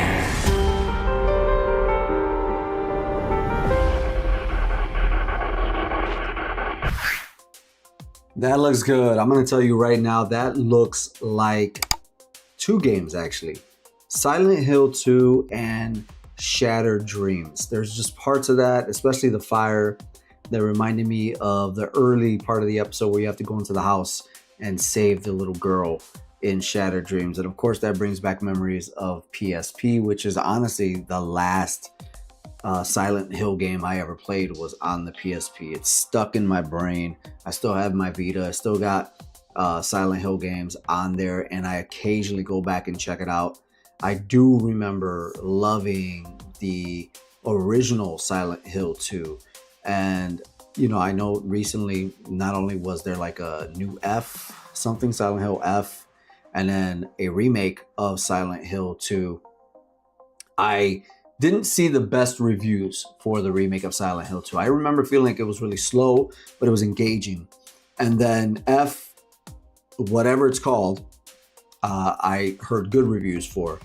And like to take it back a little bit more to the actual movies, when the first Silent Hill came out, I was so geeked and so into it. And it was such a good movie, despite it not really, you know, tying in closely, as many movies then didn't tie into the video games really well. I liked it. I liked it a lot. Then the second one hit, and I kid you not, it was just like, it was like a, for lack of a better term, a fart in church. Just didn't go over, man. I didn't watch it. I didn't care. I didn't hear anything about it. In preparation for this movie, which I hope somebody sends me out to, wink, wink, AMC, Regal, or the company that's making it themselves, go ahead and send me an invite and I will be there early to give you a review. But, you know, I think in preparation for this entry, I'm going to go back and rewatch part 1 and watch part 2 for the very first time. Let me know if you want me to do a first time watch on that, maybe even a live watch along here on the channel. I would love for those to return in 2026. But what about you? Are you a fan of Silent Hill? Were you a fan of the first movie, the second movie? Are you excited for this third? But which Silent Hill game got you into the franchise if you like it? Hell, which Silent Hill game turned you off of the franchise? Let's talk about it all down below. I do hope that you have an amazing 2026 year ahead. 2025 rocked, and we are all going to make 2026 even better than the last year. I'm Alex Thorn, and you know what I got to do. I got to rock out, watch some movies, and in 2026, review them for you.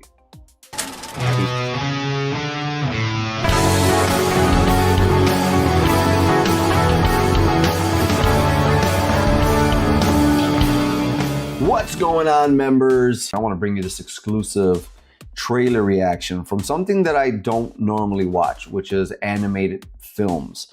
In this case, Marvel's Zombies. Now, I was a huge fan of the comic book of Marvel Zombies when it came out. But now they're coming out with an animated film, and we're going to check out this trailer together.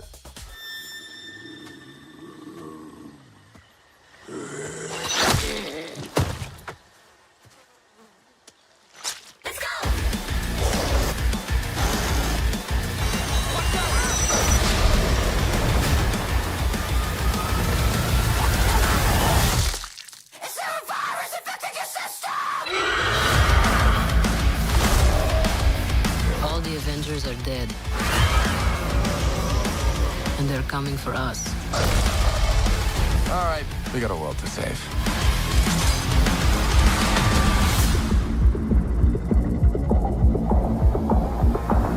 Namor.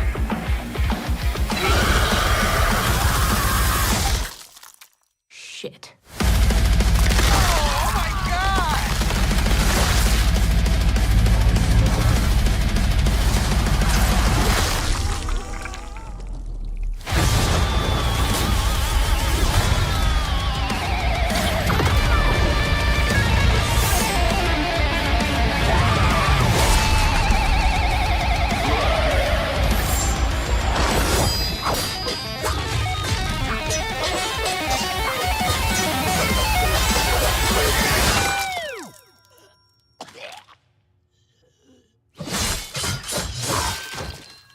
Whoa, that's how you do that then. Wow.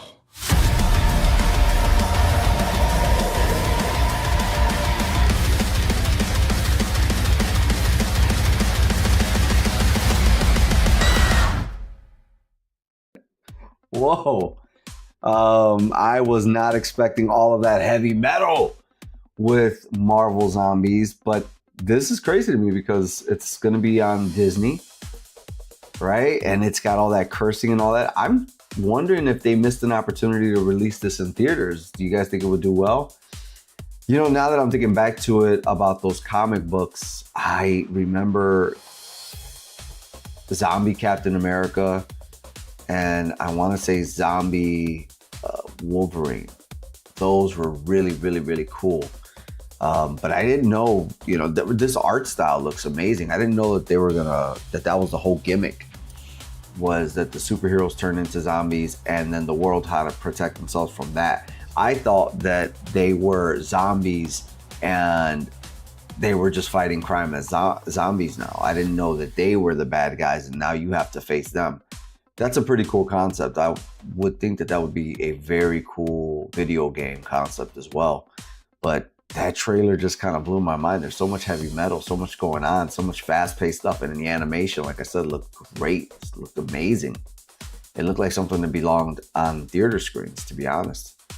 But I might have to get Disney Plus just to watch Marvel Zombies. What about you?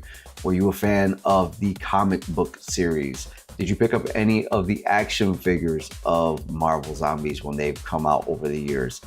And will you be watching Marvel Zombies on Disney Plus. Let's talk about all that and more down below. I'm Alex Thorn. You know what I gotta do, members? I gotta rock out, watch some movies, and What's review going them. on, people? Alex Thorn here, and it is Reaction Wednesday. And since I'm a huge Jurassic Park and dinosaur fan, I'm assuming Google knows that, and it suggested to me Primitive War, the trailer, over on Google Home when I was just strolling through there one day.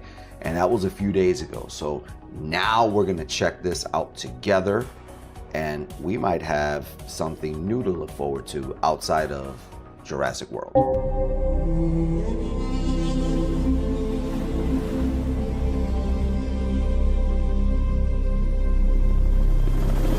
RT Vulture looking for SFC Baker. Yeah, you found them. You ordered, Sarge. We all made some poor life choices, Baker. The old man would love to discuss the consequences with you. 3 days ago, I lost my Green Berets. There is something going on in that valley. RT Vulture. Reconnaissance is your business. And I need you all to find them for me. What is it? Track. Is it our guys? No. Animal. Something big.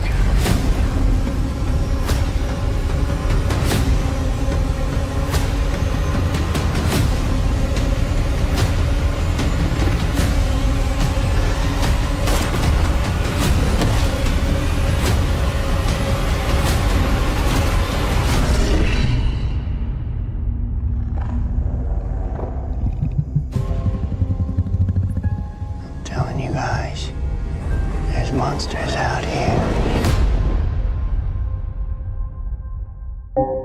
Hey, I dig that. Wow. You know, there's been this surgence of good-looking dinosaurs for like the last 3 or 4 years with Meg 2 and 65 having really good T-Rexes in them. For the longest time, let's not kid ourselves, dinosaurs outside of the Jurassic Park / Jurassic World universe did not look good. I think the first time we really took notice of dinosaurs looking good outside of that was King Kong in 2005. That's when people were like, you know, they didn't look bad. But I gotta tell you, they still didn't look on the level of integration with the humans as Jurassic Park and Jurassic World. There was just still something about it that, as good as it looked, that you could still tell that they weren't in the same space with each other. And I feel like now, in the last few years, they have gotten to that level where they can make it look just as good as Jurassic Park and Jurassic World. Now this Primitive War that just said coming soon, so I don't know an exact date on it. Everyone should be worried about movies like this when they hear about dinosaurs, because you run the risk of getting one of those sci-fi type of dinosaur movies, and Lord knows I don't want to watch that ever.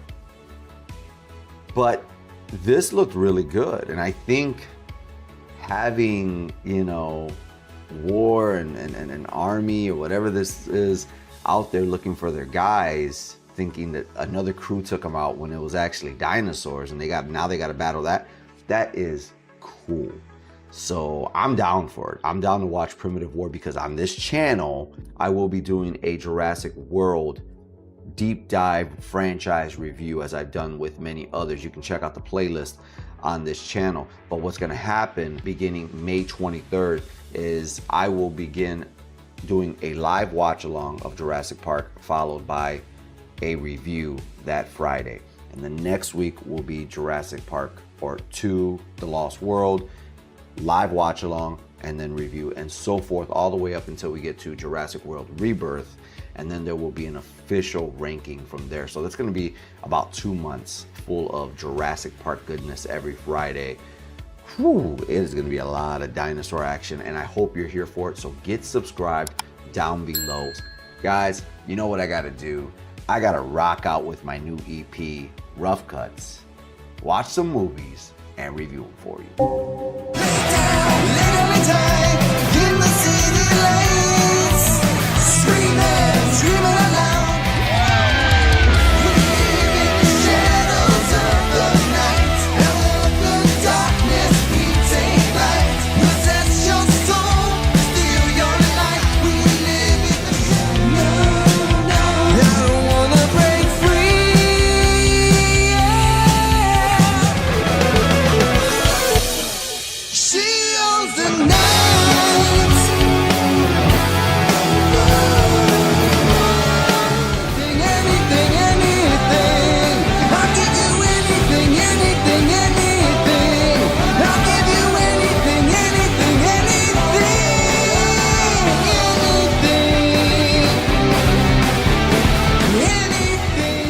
It's 1985, and Romero comes at us with the third entry in his Dead series. We go from night to dawn to day.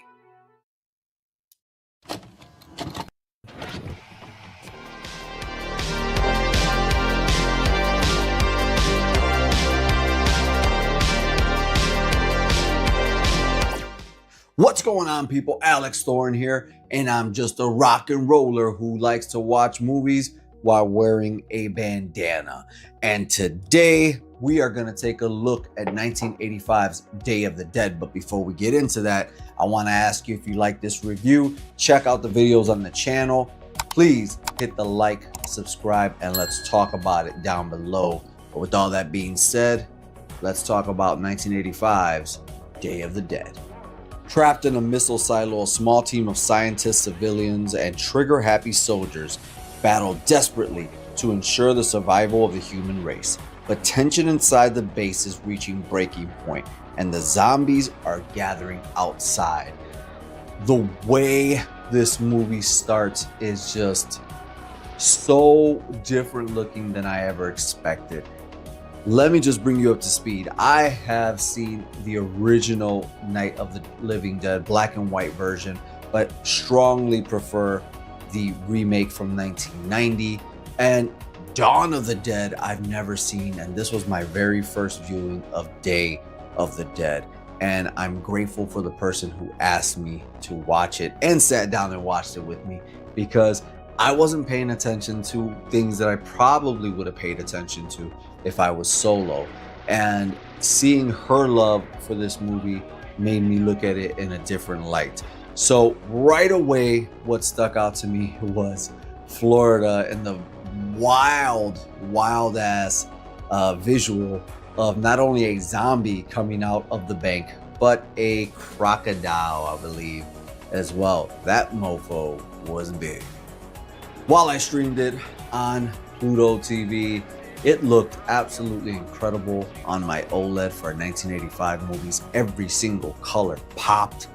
And I'm really surprised, because I never thought that this movie would be this cool and have such an amazing soundtrack at the same time.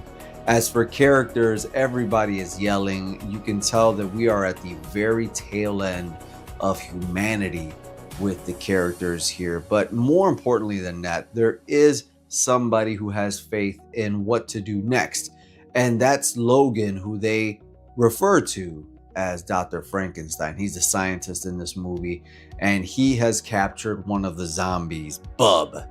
And he wants to, since we can't beat them, we might as well try to control them and basically domesticate Bub. And Bub is the poster boy for everything Day of the Dead. He is on the VHS cover, he is on the poster, he is on the advertisements for this movie. And because I saw Bub when I was a kid on that poster and on that VHS cover, I was never too interested in this movie.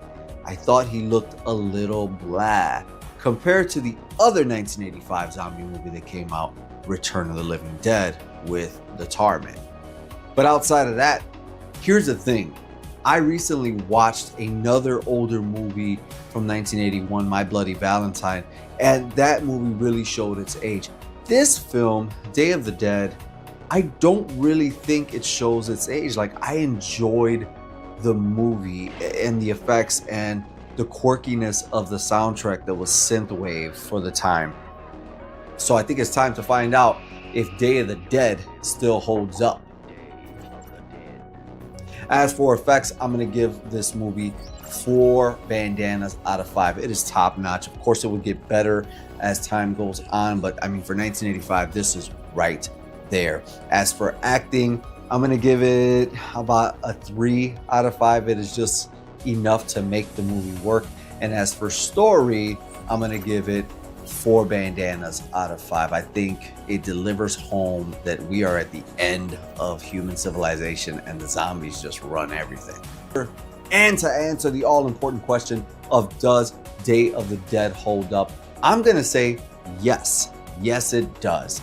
And I don't know if I would have felt that way if I didn't watch it with the person who recommended it to me. I don't know if I would have felt that way if I would have watched it on anything but an OLED TV, but I did. And this is how I feel about it, which is it definitely holds up. Now, I read some reviews online and I heard that Dawn of the Dead in the mall is even better than this film, and I can't wait to watch that. So let me know down below how you feel about Day of the Dead. Are you old enough to tell me that you went and saw it in theaters? Did you watch it first on VHS, DVD, on TV, on cable?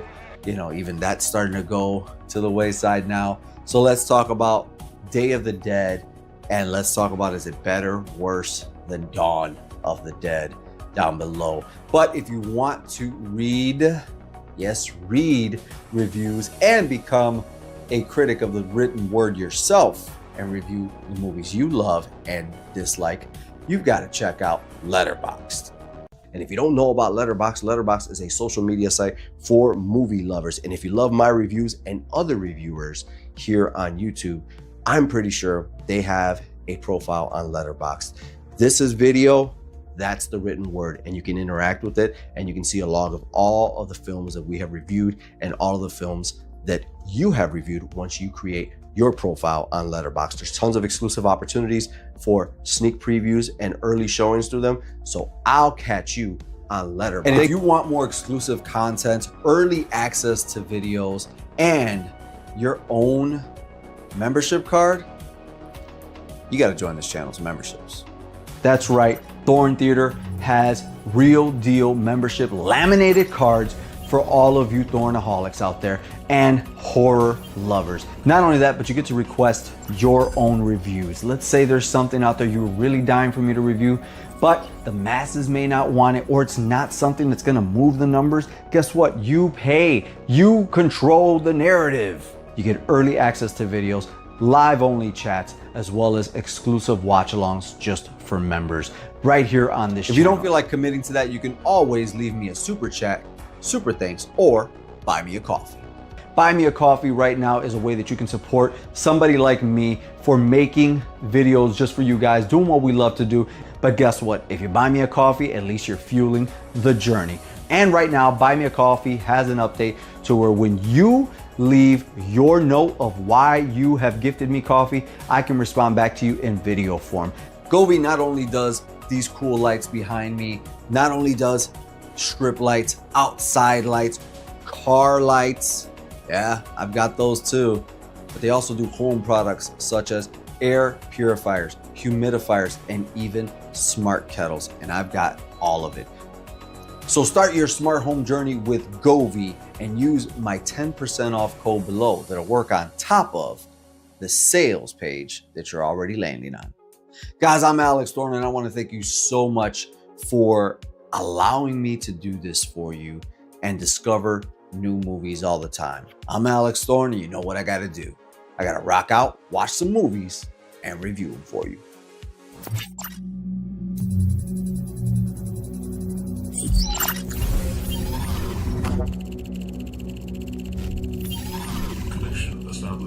What's going on, people? Alex Thorn here, and today we are going to look at finally the trailer for Good Boy. Ever since I heard about the synopsis for this movie, I've been dying for the trailer to be released. It is finally out. We're going to watch it together.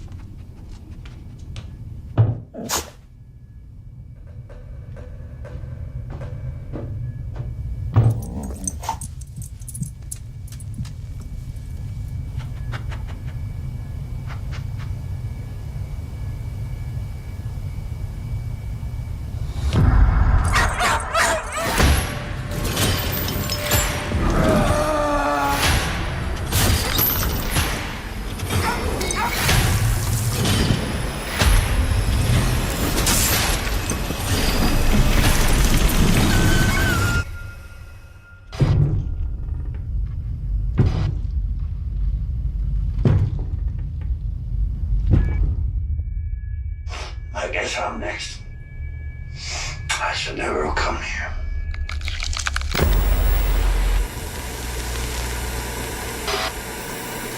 Man, oh man, does that that tugs at my heartstrings.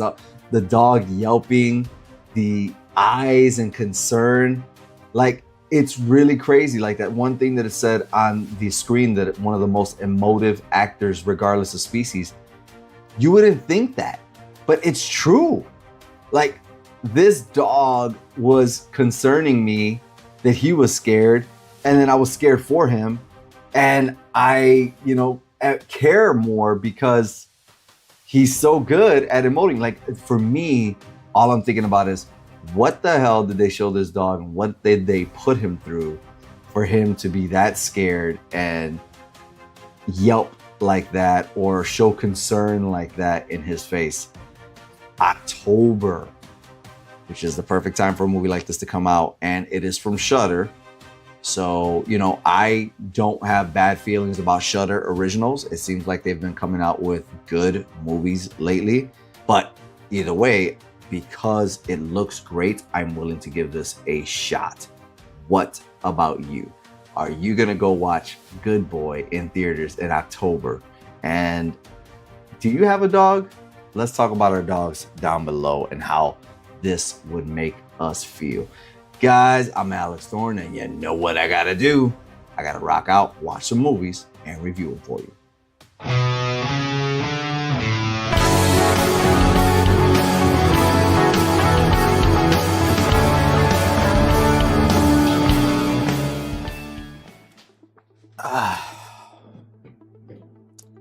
The fact that this movie presents a situation that could be very real and very crazy is wild. Let's talk about it.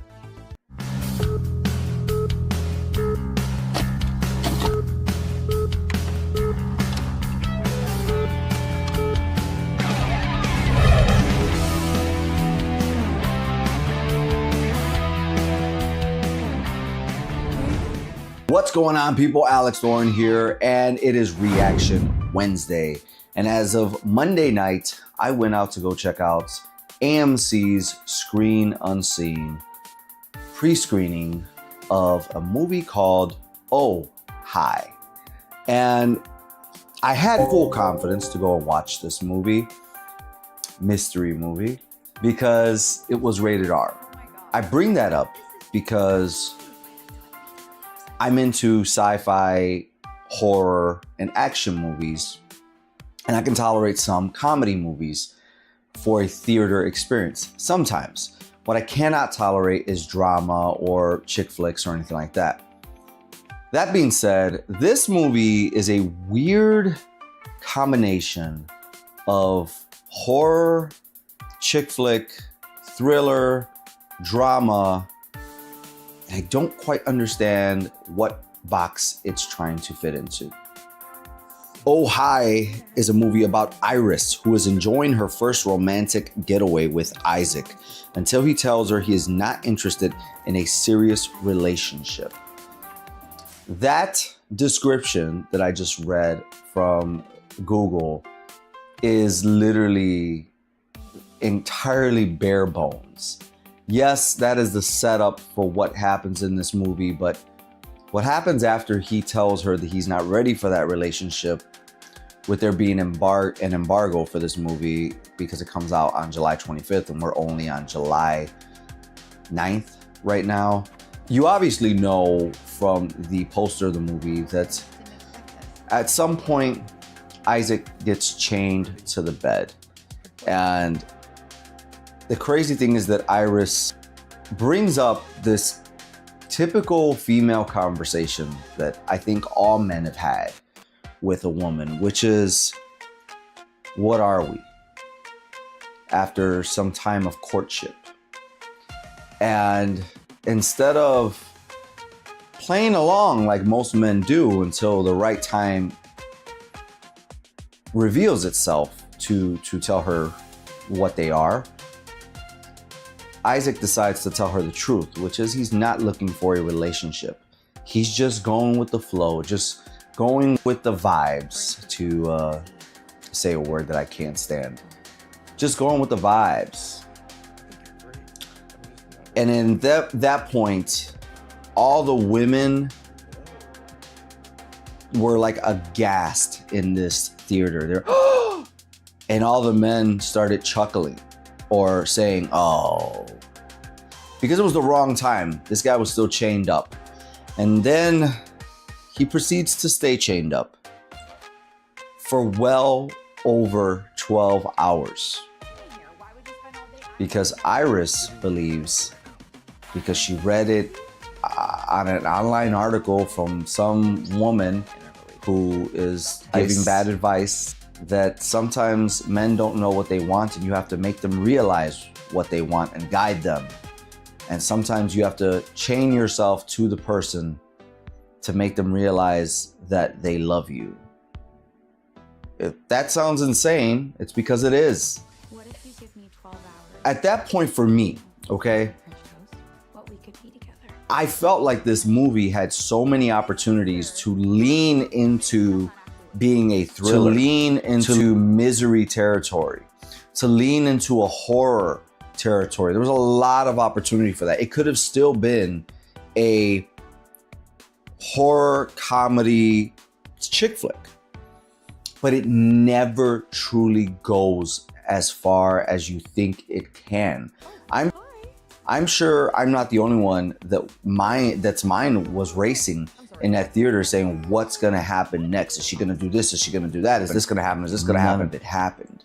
And so without giving you actual plot details and scene details, that's as far as I'll go with it.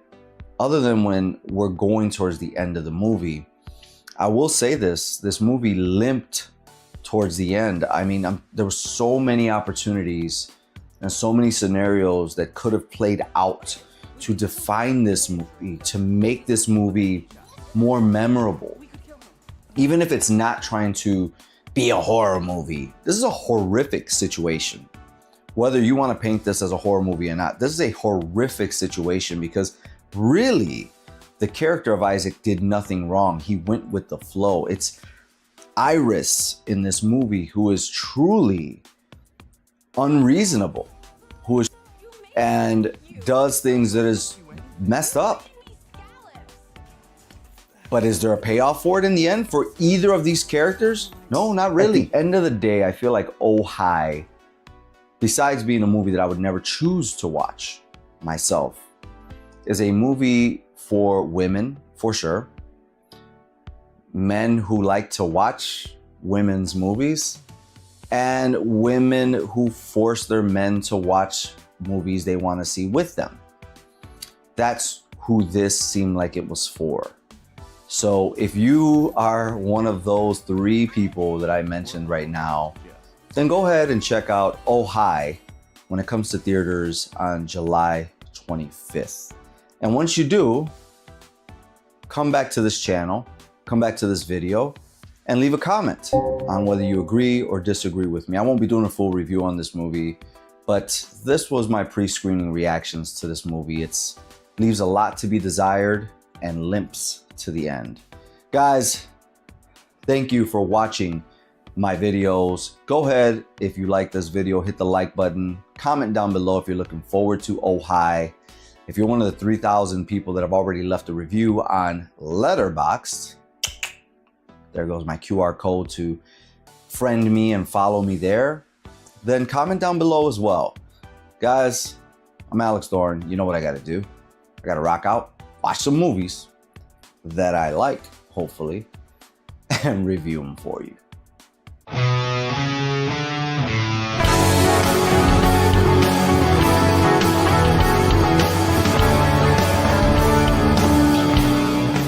What's going on, members? Alex Thorn here, and this is an exclusive for you guys, bringing you more value to your memberships. But also, I read about this movie on my Google feed, looked it up, and it clicked in my head.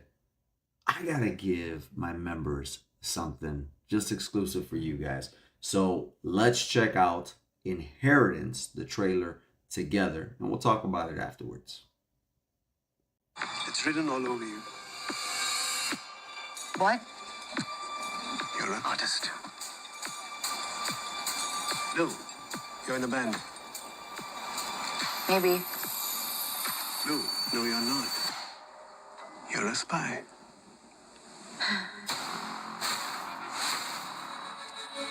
You've had a brutal year.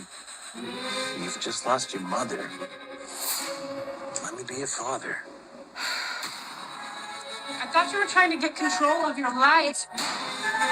I'll do anything to get out of this place. I built something here, and I want you and I to run it together. Doing what? Gathering information. Like a spy. It's a big word. Maya, leave now. Where are you? What is going on? Where's my dad? Something happened to him. This is Interpol. You're in possession of stolen U.S. government property. If you go to the police, he's dead. If you don't bring it to us, you are dead. Do not go to India. I'll do it.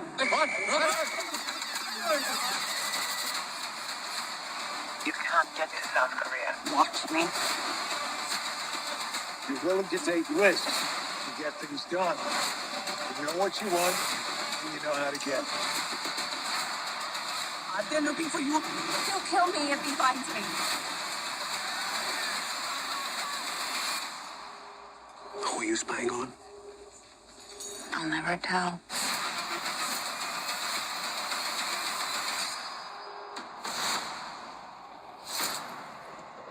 So when I tell you I did not expect it to be like an action spy movie, I mean it. I didn't expect that one bit. Going into this trailer, all I saw was inheritance and that girl looking out the window, and I said, oh, she's gonna inherit, you know, a hotel or a home that's haunted, of course. So I thought we were going down that horror route. No, this is an action movie, but an interesting perspective. You could tell that this is an indie movie for sure. You could tell a lot of it is handheld, and that's cool. It's doesn't always have to be this huge Hollywood production. So, I mean, the last female-led spy movie that I remember watching and enjoying, so I may have watched something after that but didn't enjoy it, who knows, but what I can remember is Salt with Angelina Jolie, which really I should watch it for this channel soon anyways, because I love that movie. Just saying it makes me smile, so you know it's a good movie. There's others. I know there's tons and tons of other movies where a female is an action spy. I might be wrong about that. I think Mother with Jennifer Lopez, she was a spy. Seems to be something they do quite often. In this one, they're kind of duping her into it. Her own father is kind of duping her into it in this movie. I don't know. It looks decent. I don't know if I will watch it. The weird camera angles are not really for me. To rewind, like what I said, you don't always need huge Hollywood productions. You may not need Hollywood productions. I kind of need something like that, or else I feel like I'm just watching a YouTube, fan-made film, which is fine for the small screen. I don't feel like putting that on my big screen TV or paying for it at a theater or anything like that. But how does Inheritance look to you? Let me know down in the comments. Members, you know what I got to do. I got to rock out, watch some movies, and review them for you.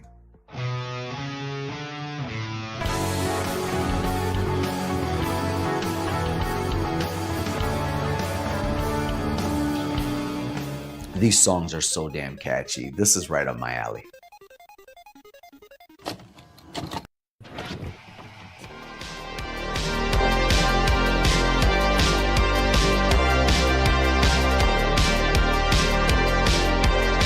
What's going on, people? Alex Thorn here, and I'm just a rock and roller who likes to watch movies while wearing a bandana. And I gotta tell you, I remember seeing this VHS cover many, many times in my youth and my mom and pop video stores. Black Roses. At the time, I was not a rock and roller. I was single digits. I was 4, 5, 6, 7, 8 years old. Was not heavy into rock and roll or any real music yet. It was just whatever my mother played around, our home, blasting it when she was cleaning or something. But I've always known about this movie. What I remember is turning it around after looking at the cover, saying, this is a really cool cover, turning it around and saying some of this looks a little silly. As I watched this movie, I saw where the silliness came from. But nonetheless, if you don't know about what Black Roses is about, let me lay it on you right now. A small town teacher saves teenage souls from a heavy metal rocker, Damien, and his band from hell. As you know, as a rock and roll musician that I am, and my music being a lot like the music that's in here, I think the first thing that stuck out to me right away was the singing. How clean this guy's vocals are. How clean his vocals are. And yet it was considered evil. It's amazing to see what these old fogies and all these old ass people who got hot and bothered, as they point out in the movie. The mayor of the movie starts to point out that, like, you got hot and bothered over the Beatles and Elvis and Little Richard and all these people. Like, this is just a new form of that. It's about rebellion, rock and roll. It really does seem like these older women who were all hot and bothered about this rock and roll band coming to their small town and removing the sanctity of the innocence of the children. We're all up in arms over music that sounded like that. Like, if you would fast forward to how nervous they were about that type of music to what would become screamo and all the heavy metal stuff that exists today, there's rah, rah, rah, rah, rah. I can't do that. And when I hear that music, I'm just like, you're killing your vocals, brother. Like, you're not going to be able to. Or now we got chicks who do it. There's women who sing, that screaming stuff now. It's just like, that I'd be nervous about. Maybe I would be considered the old fogey now, because if my kids started listening to that, I'd be like, you better take that shit off before you release something in my house right now, bro. There is a score in this movie, and I'm not talking about the heavy metal hard rock score. That's pretty cool. That's all my stuff right there. But I don't know if there's ever a moment in this movie where there's not soundtrack music playing, and it is the worst of the worst soundtrack music. If you watch TV and made-for-TV movies in the mid-90s, early 2000s, especially the late 90s, oh my God. And you just knew that this was going to be a crappy made-for-TV movie because of the soundtrack music. Real fluty, real just so bad. And there's constantly soundtrack background music happening. And there doesn't need to be. There's even times where there's even times where the hard rock music stops and the next like soft music begins for the soundtrack. Like, bro, let it breathe. Like, fade that shit out. Anyways, see, this is why it's good. I don't think this was marketed as a horror comedy like Once Bitten was, or like Waxwork was. Literally, the back of the box, I think it says horror comedy, or Vamp tried to be a horror comedy. This is just funny because I really do think they were being serious.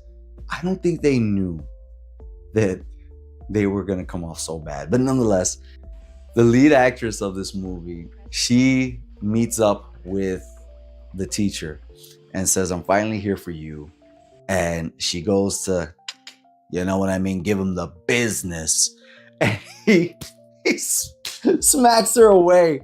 And when he smacks her away, all this purple stuff, like the backlights from Gobi, down in the description, by the way, there's a link in the description for 10% off. There's a bunch of purple lights like behind me that go all over her body as she transforms into what literally looks like a bald eagle or a turkey. I was laughing. I couldn't take it. It was awful. At the very tail end of the movie, the news is on. They say, turn it up. The mayor and the teacher are watching it, and they say that this happened, by the way, in another movie, Smile 2. that Black Roses is coming to Madison Square Garden, and they've got like 10 dates at Madison Square Garden. 500,000 people are going to attend, and that's where the movie ends. And basically saying that they're going to possess 500,000 people now in New York, which easily could have led to, you know, Black Roses too, but it didn't. But what that does lead to is the Does It Hold Up rating system for 1988's Black Roses. So in terms of effects, I'm going to give this movie 3 bandanas out of 5. As corny as they are, there are some good effects, and they're so funny that it's just like the 3 bandanas are not because they're good, it's just they made me laugh. As for acting, I'm going to give it 3 bandanas out of 5 because the whole movie is cheap, but you start to enjoy this cheesy acting. And as for story, I'm going to give it 3 bandanas out of 5. It's a cool story. It's fun. You get some beers, some pizza, some boys around you, and it's a good time. So if you're going to ask the question that we have to answer anyways, does 1988's Black Roses hold up?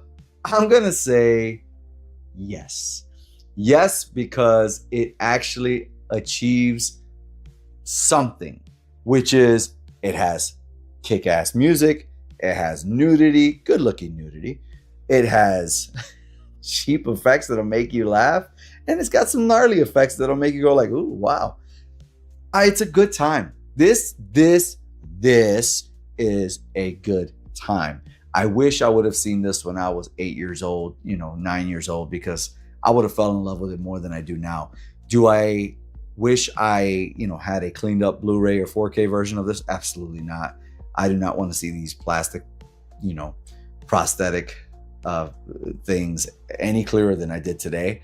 But if I ever come across the VHS, will I buy it? Absolutely. Let me know in the comments down below. Are you a fan of Black Roses? Did you see it when it came out? Did you see it in the 90s? Is it one of your favorites now? If you have not seen it, it is actually available where I watched it, which is Peacock. And just use the power of Google to find out where you can watch it, because it may be on your favorite streaming site and you don't know it. And let's say you want to talk about Black Roses. Give me recommendations for more movies. Actually, tell me what to do if you got them. You got to join this channel's memberships. That's right. Thorn Theater has real deal membership laminated cards for all of you Thornaholics out there and horror lovers. Not only that, but you get to request your own reviews. Let's say there's something out there you're really dying for me to review, but the masses may not want it, or it's not something that's gonna move the numbers. Guess what? You pay. You control the narrative. You get early access to videos, live only chats, as well as exclusive watch alongs just for members right here on this channel. And if you don't feel like committing to that, you can always leave me a super chat, super thanks, or buy me a coffee. Buy me a coffee right now is a way that you can support somebody like me for making videos just for you guys, doing what we love to do. But guess what? If you buy me a coffee, at least you're fueling the journey. And right now, Buy Me a Coffee has an update to where when you leave your note of why you have gifted me coffee, I can respond back to you in video form. And with all that being said, guys, you know what I gotta do. I gotta rock out, watch some movies, and review them for you. What's going on, people? It's Alex Thorn, and it's Reaction Wednesday. Scrolling down the timeline for inspiration for trailers, and what do I come across? The greatest horror documentary of all time, In Search of Darkness. Loved 1 and 2. Can't remember too much of 3, but now I see there's In Search of Darkness 90 through 94. Let's check this out together.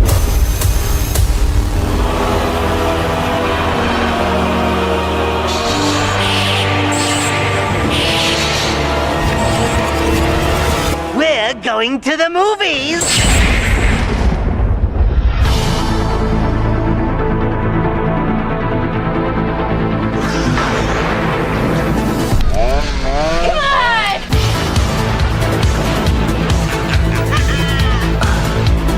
Miss me.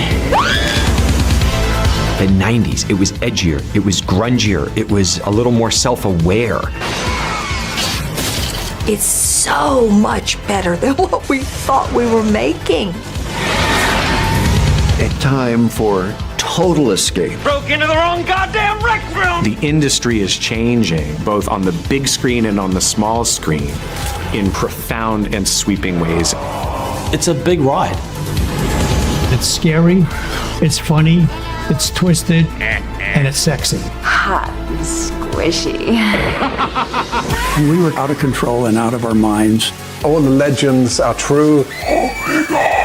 Every night we were blowing shit up. Just having so much fun. Groovy. We did it really fast. It was very, very rushed. It's certainly the only movie that I know of with death by corn cob. What's the next appalling, disgusting, highly inventive way you can find to kill somebody? All the A-list stars. They want to be able to see what it feels like to rip off somebody's head. Oh my God! What the?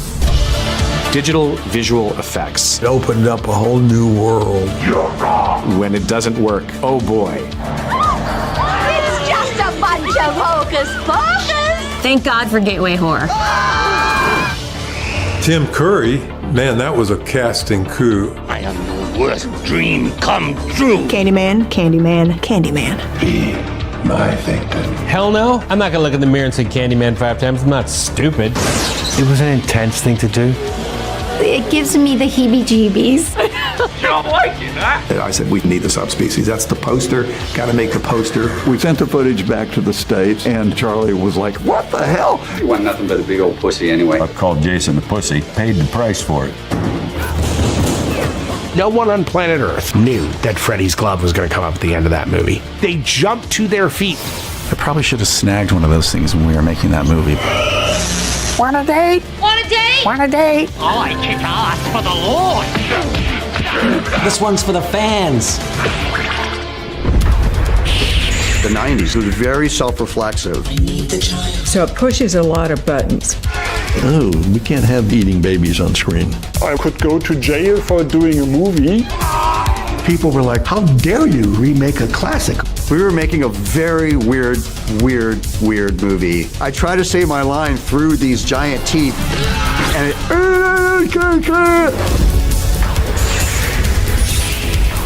To go to a video store in the 90s, obscure horror movies that I've never heard of.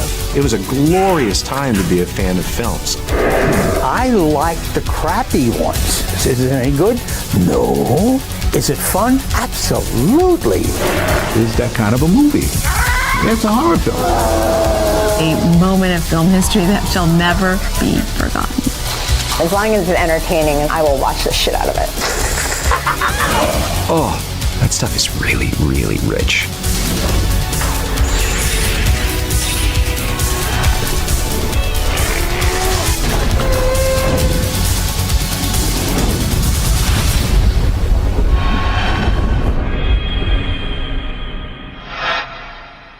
Come back anytime. Bring your friends.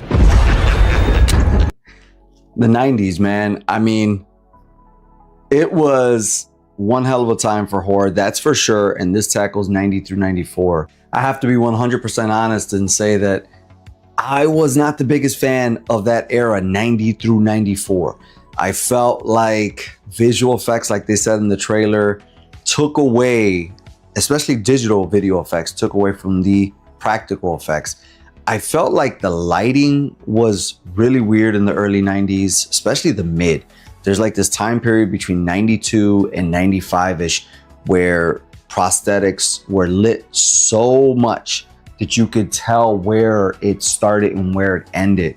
And these are not things that you can necessarily see in 80s films. It might be because of the move from film to digital. I don't know. But I felt like, again, one person said in that trailer,